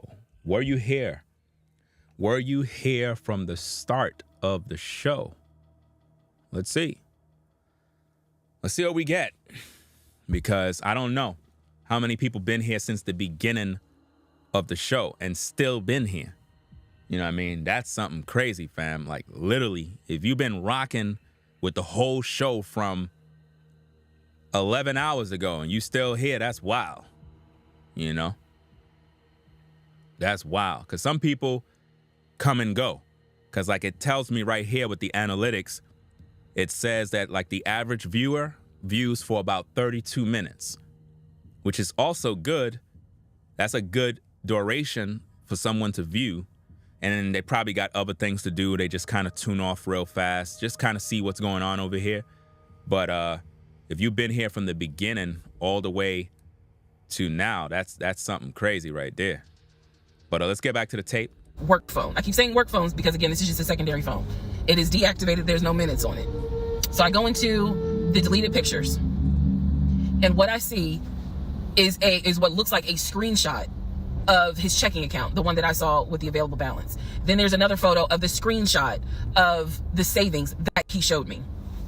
Now, one of two things it could be. Either one, it's not real and it was pulled offline, or two, he took a screenshot of his own account and saved the photos. So this is when I got introduced to reverse Google image search. I did a reverse Google image search. Sure enough, as you probably have figured out, some of you, because I read it in the comments, What he showed me when he turned his phone around, showing me his available checking account balance, was nothing more than a screenshot that he had found on Google. When he showed me his savings, turned the phone around, because remember, I demonstrated for y'all how he was, and then, you know, turned it around and showed it to me as if he was signing in.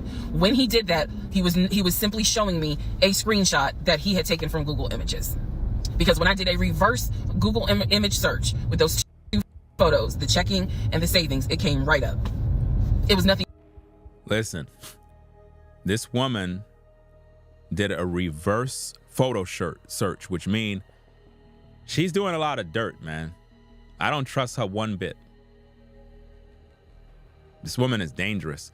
I don't know what field she is in law enforcement or whatever the case is, but she needs to be investigated to see if she's been doing this with a lot of guys. Like, cause I mean, is this what a woman in law enforcement does, bro? Like, she's looking up, trying to find background search and criminal histories and all that mess. I mean, that's sick, man. That's some crazy stuff. I could just imagine how many people abuse their power and do stuff like this. More than just Google Images. In my phone, I didn't even need this because, again, I already knew that he was not a VP regional manager, but still, for shits and giggles, I did a reverse image search of the charcoal BMW. Remember, I told y'all he had sent me pictures of the company car. Nothing more than a screenshot he had taken off of Google Images. Now she's saying that he's catfishing, y'all. I don't believe nothing she say, fam. Her story is completely fake. Everything about her story is fake. I'm convinced it's fake, y'all. There's no way this stuff could be real. There's no way. The house that he showed me that he had in San Diego, Google Images.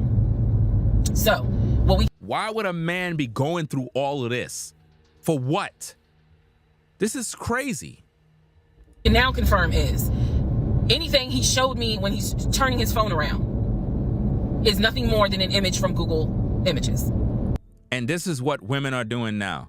And they're making women believe that all of us brothers, that we're all fake, that we're all living this fake life, and not to trust men because men are just out here just being fake, and that women need to do their research and investigation anytime they get with a man. Y'all ladies that do that crazy. Y'all tripping. At this point, the checking account, the savings account, Google Images. The house, Google Images. The company car, that charcoal gray BMW 5 Series, Google Images. So at this point, I realized, okay, nothing is real. And I wasn't so much in a rage, to be honest with you. I wasn't in a rage then and there, as much as it was, I really truly had a moment where I said to myself, oh my God, what the fuck have I let in my life? Like, this is not even human at this point. That's really how I felt. Like, she just said that man is not human. Did she go into the mirror? What you talking about, Willis? How you gonna say the man is not human? Yo. This is the man that took care of you. He paid your damn bills. He made sure you had food on the table. He fixed your tire. He bought you tires. And you gonna say that this man is not human? I'm telling you, man, this lady is gone, bro. This lady is gone. She totally disrespecting this man. Wow. Again, as someone who, I studied psychology, but I didn't graduate with a psychology degree. However, I have never dealt with a pathological liar. I have studied about them, but I have never come into contact with a pathological liar. Because to a compulsive liar, if you ask them, man, why did you lie to me? They probably are going to have a reason. Pathological liars don't have a reason. Like, there's no limit to the lie.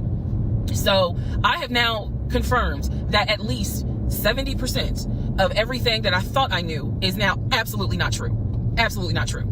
So in between all of this, I bet she, listen, man, somebody already done beat me to it, bro. This is crazy. I was about to say something, somebody beat me to it. Mel say, she wasn't saying that when he was all up in it. That's true. When when Legion was putting legions of meat inside of her, she wasn't complaining.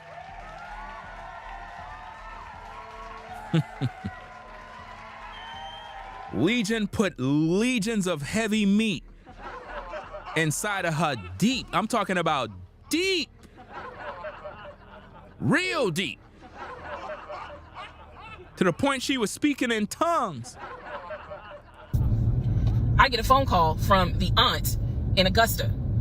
The aunt in Augusta, who Chris has confirmed is the mother's best friend. She is not their mother's sister or dad's sister. She's the best friend of the deceased mom. She calls me, and this is the one I have met. This is the one that Chris was like, I don't trust that hoe, anyway. So she called because she wanted to know what happened. She wasn't trying to be nosy or messy or anything like that. She's just trying to find out what happened because apparently Legion is trying to come stay with her. So she asked me, sweet lady, but she said, what happened with you guys? And I told her we're getting a divorce. I said, because he lied to me a lot. He lied to me a lot. And so what breaks my heart about the conversation with her is that she said, so whatever happened to the baby? Mind you, we went to Augusta, told her I was pregnant. I thought he told her that I had a miscarriage. He didn't. He never told this woman I had a miscarriage. So she informs me, this is what she tells me. So now we're confirming something else. She tells me that on at least 5 times while I'm at work, Legion was driving to Augusta and telling her that he was going to visit the church of where the parents allegedly the church that the parents started. And I was like, what do you mean he went to Augusta? She said, I've seen him like 4 or 5 times. He's come down here, and each time I've asked him to bring the baby. And I said, what baby? And she said, the baby that y'all had. He told me that y'all had a baby boy. And I said, no, ma'am. I said I had a miscarriage in June. Guys, this lady is a liar. She's a pathological liar. Her story is a lie. Everything about it is a lie. It was entertaining.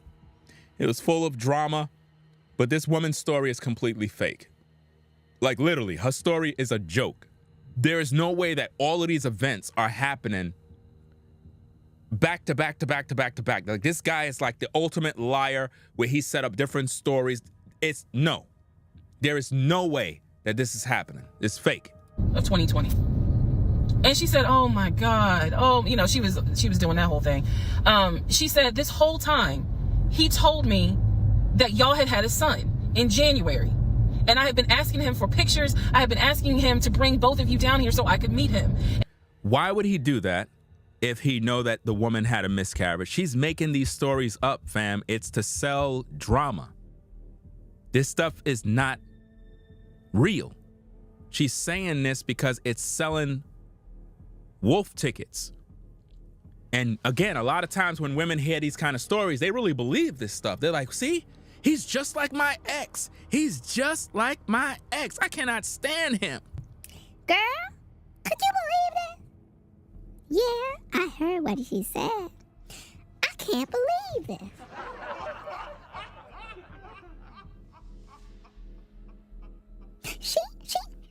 He actually said that I had the baby.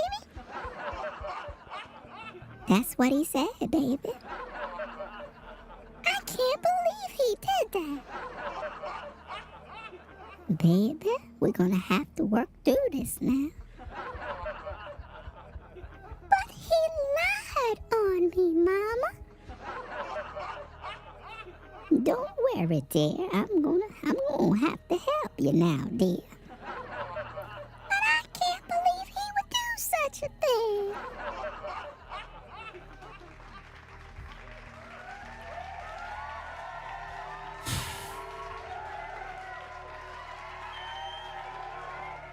This is crazy, man. Now she's saying that he went out there and made up a story about the child being alive. A relative is saying, send me pictures. And yo, this is just sad, bro. And he always had an excuse as to why he wouldn't bring the baby. And the last time he was in Augusta, he said that he was leaving you and he was taking the baby with him and that you were at work. I am not making this up. That is what that woman told me. And I just was like, no, ma'am, none of that is true. There is no baby. I said I had no idea he was going to Augusta. Next part. Part 43, who the fuck did I marry? So after the conversation with the aunt, again, she's telling me that Legion has been keeping up this lie that we had a son. I let her know, no ma'am, there was no baby. We did not have a baby. And I said, I thought that he told you. And she Salute to Mikey J. Happy birthday, bruh. Salute. Salute to Mikey J.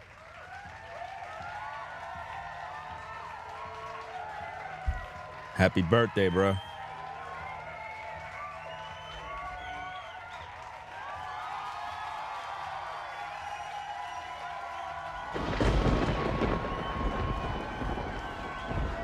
Everybody send Mikey J a salute in the chat. You know what I mean?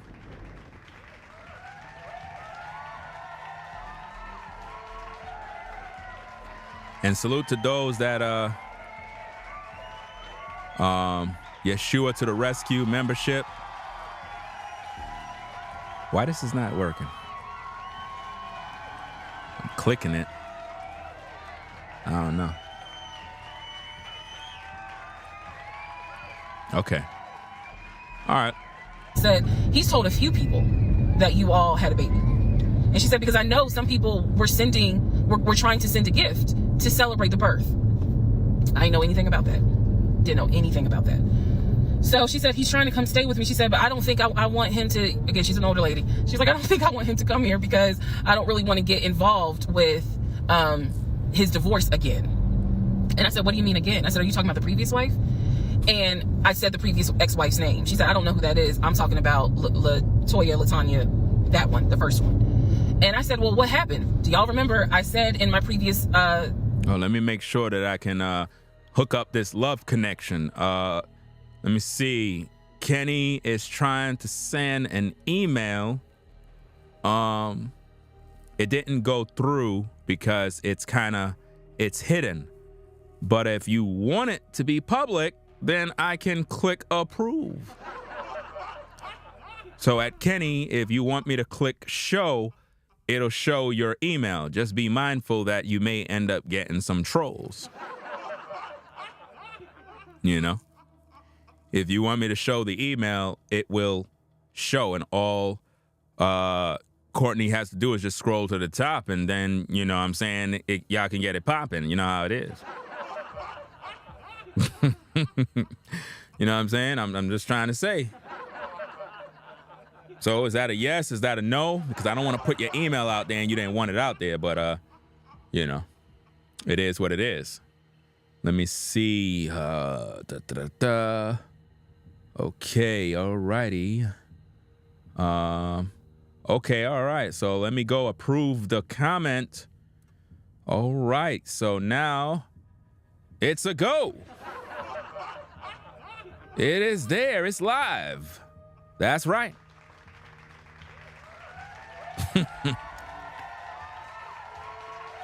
All right. All Courtney has to do is scroll to the top a little bit and she can see the email. It is live. It is live. You know what I mean? All right, so let me get back to the show while you handle your business. Okay, let's get back to the tapes. Let's go. Video that I found, I read their divorce records. He had filed for divorce and they had a temporary protection order against each other. I said that. So now the aunt is on the phone saying that she had to go to court and testify on Legion's behalf in regards to the temporary protective order. And I was like, well, what happened? She said they got into a fight with each other. And she slapped him. And I said, well, do you know why they got into a fight? And she said, yeah, apparently he had lied to the wife and it was something major and they got into a physical fight. And she said that woman almost beat his behind. And so he asked the court for a temporary protective order. So now I'm just getting the backstory on how that TPO was even came into play. So I told her, I said, you know, Miss Christy, we'll call her. I said, you don't have to worry about that. I said, we're not, he's already signed the paperwork. We're not fighting. I don't have it in me. I don't. So I said, I'm not going to tell you not to have certain people in your home, but I am going to tell you that I'm just barely kind of discovering exactly what the lies are in regards to Legion. So if you feel comfortable having him in your home, then do it. I said, but I am going forward with this divorce, and once the divorce is final, I will have nothing to do with him. And I said, and I'm so sorry, you know, that he lied to you and kind of pulled at your heartstrings in regards to a baby. I said, there is no baby. So she said, so y'all are... Yeshua to the rescue for the 5. Appreciate you. Says, I'm new here. I am so glad you are saying this is fake. I kept saying to myself, this seems like a science project on us. I'm female for the record. Yeah, it is fake. This is an experiment being done by the powers that be to make us separate. You know what I'm saying? Like, I'm trying to bring black men and women together.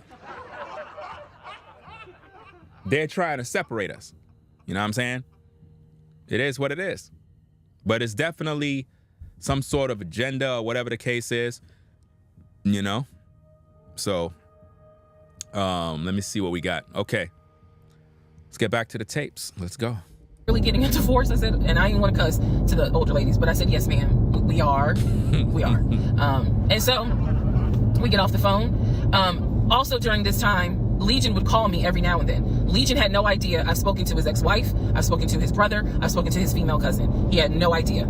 I have now, if we want to go through real quick and talk about what we can confirm. We can confirm that there is no sister. We already knew there was no baby.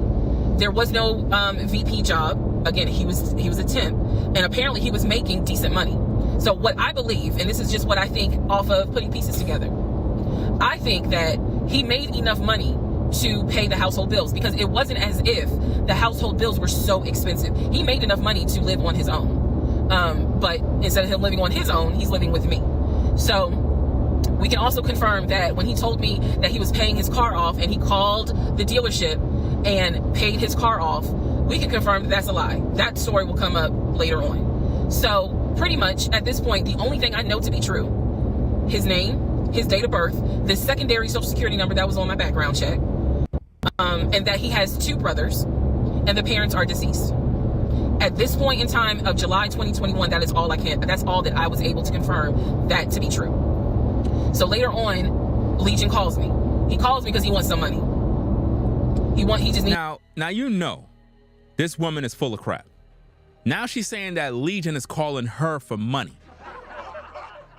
Come on, this story is just taking this turn.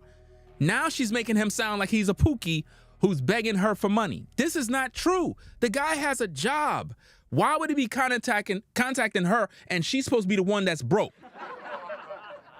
She's the one. Remember in the beginning, she said how much money she got in her checking account. Didn't she say like $1,500? Remember that?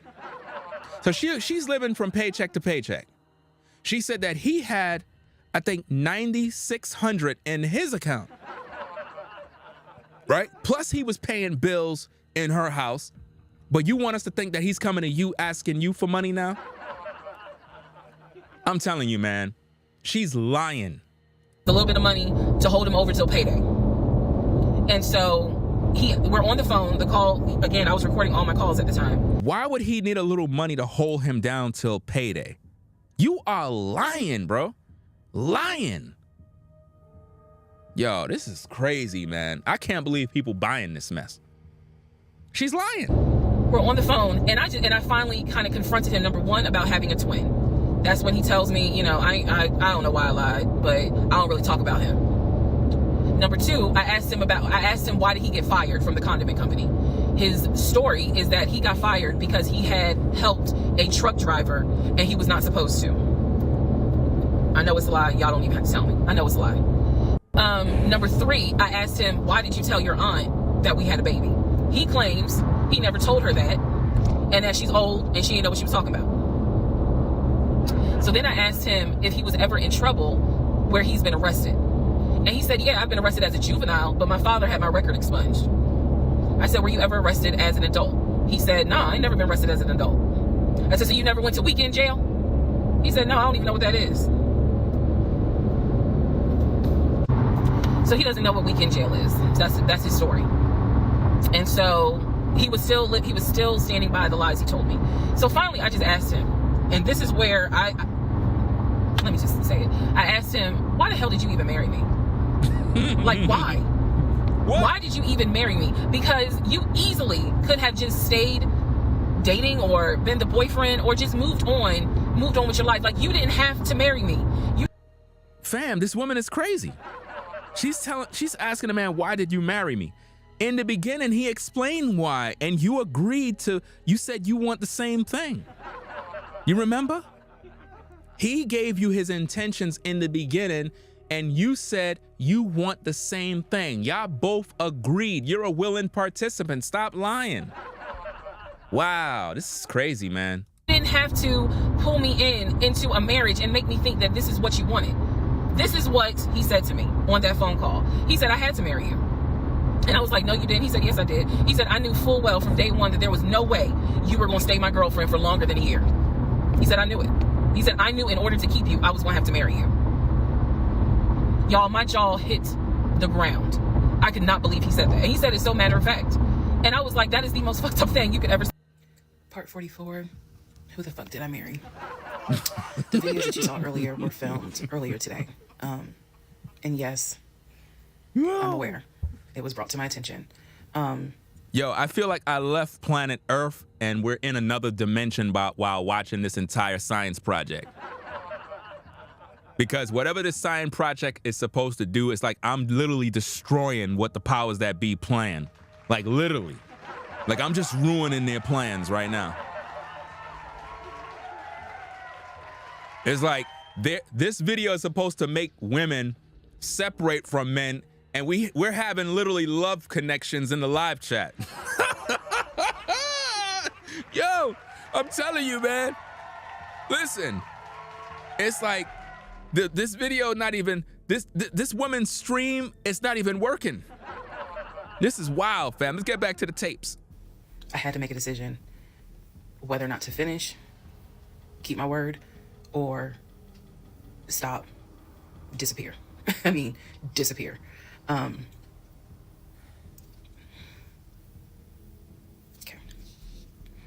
Let's finish.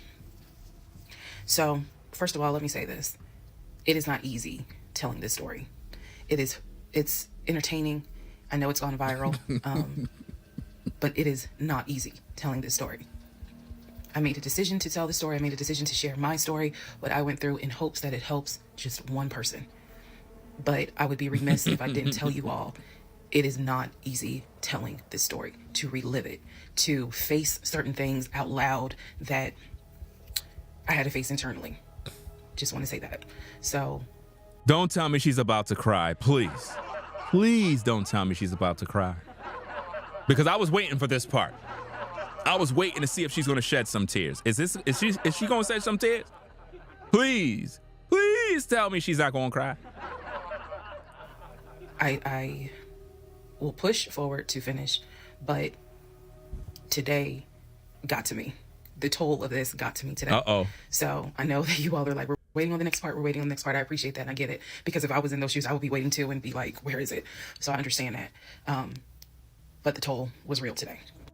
All right, so with that being said, we are still in July of 2021. I had talked to the brother, Chris. I talked to the aunt. I talked to all these people. And now was the time where I had saw the receipts for the weekend jail type thing. So I went ahead and did a search for his criminal history. I ran his criminal history. I did that on my own at home with my money. So this was not... I think someone had asked if I did anything with my job. No, I did not. I know better. You see? The same thing that I thought, now she covered her tracks. Let me tell you something, man. Even if she didn't use the facility or the resources of her job, just her talking about this online can get her in trouble. Like, literally, just her talking about this could get her in trouble. Because why would you even be doing this? Like, why are you even worried about a man's background and all this other stuff? Like, that's sick, man. Is that what we're doing now? So let me get this straight. So if I'm hollering at a sister, I got to go do a background check, right? You know, that, you know, man, I don't know, man. This is just sick, bro. If you're a sister and you got to do background checks on me, that's a red flag right there.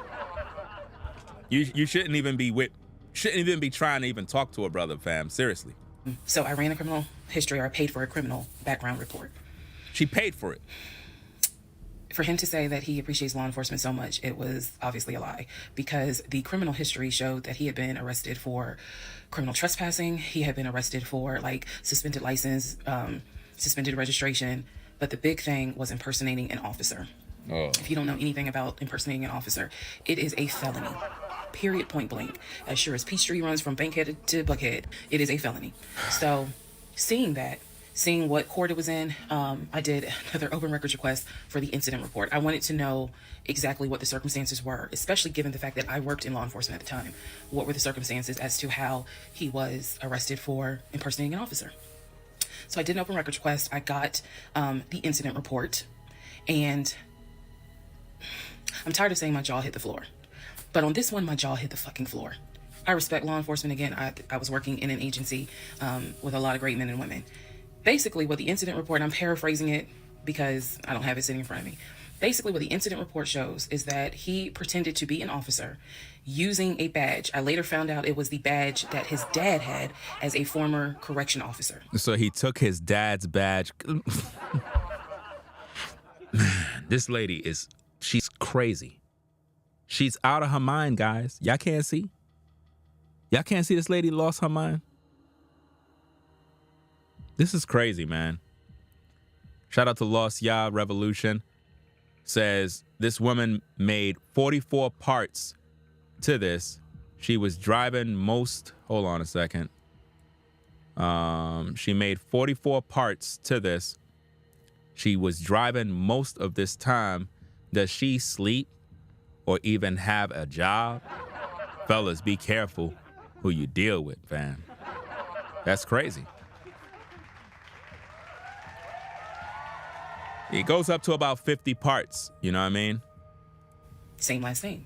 So he was pretending to be a police officer at an apartment complex on the south side of Atlanta, and proceeded to tell people that he was an investigator and he was looking for drugs. He also proceeded to try to pat down someone, and then also proceeded to try to go into a woman's apartment and do a search. This is in the incident report. What? So naturally, the woman who he was trying to get into her apartment to do a search happened to either work with or worked at a local police department. So she just simply called her coworkers or called. Fam, she's lying. She's lying. She's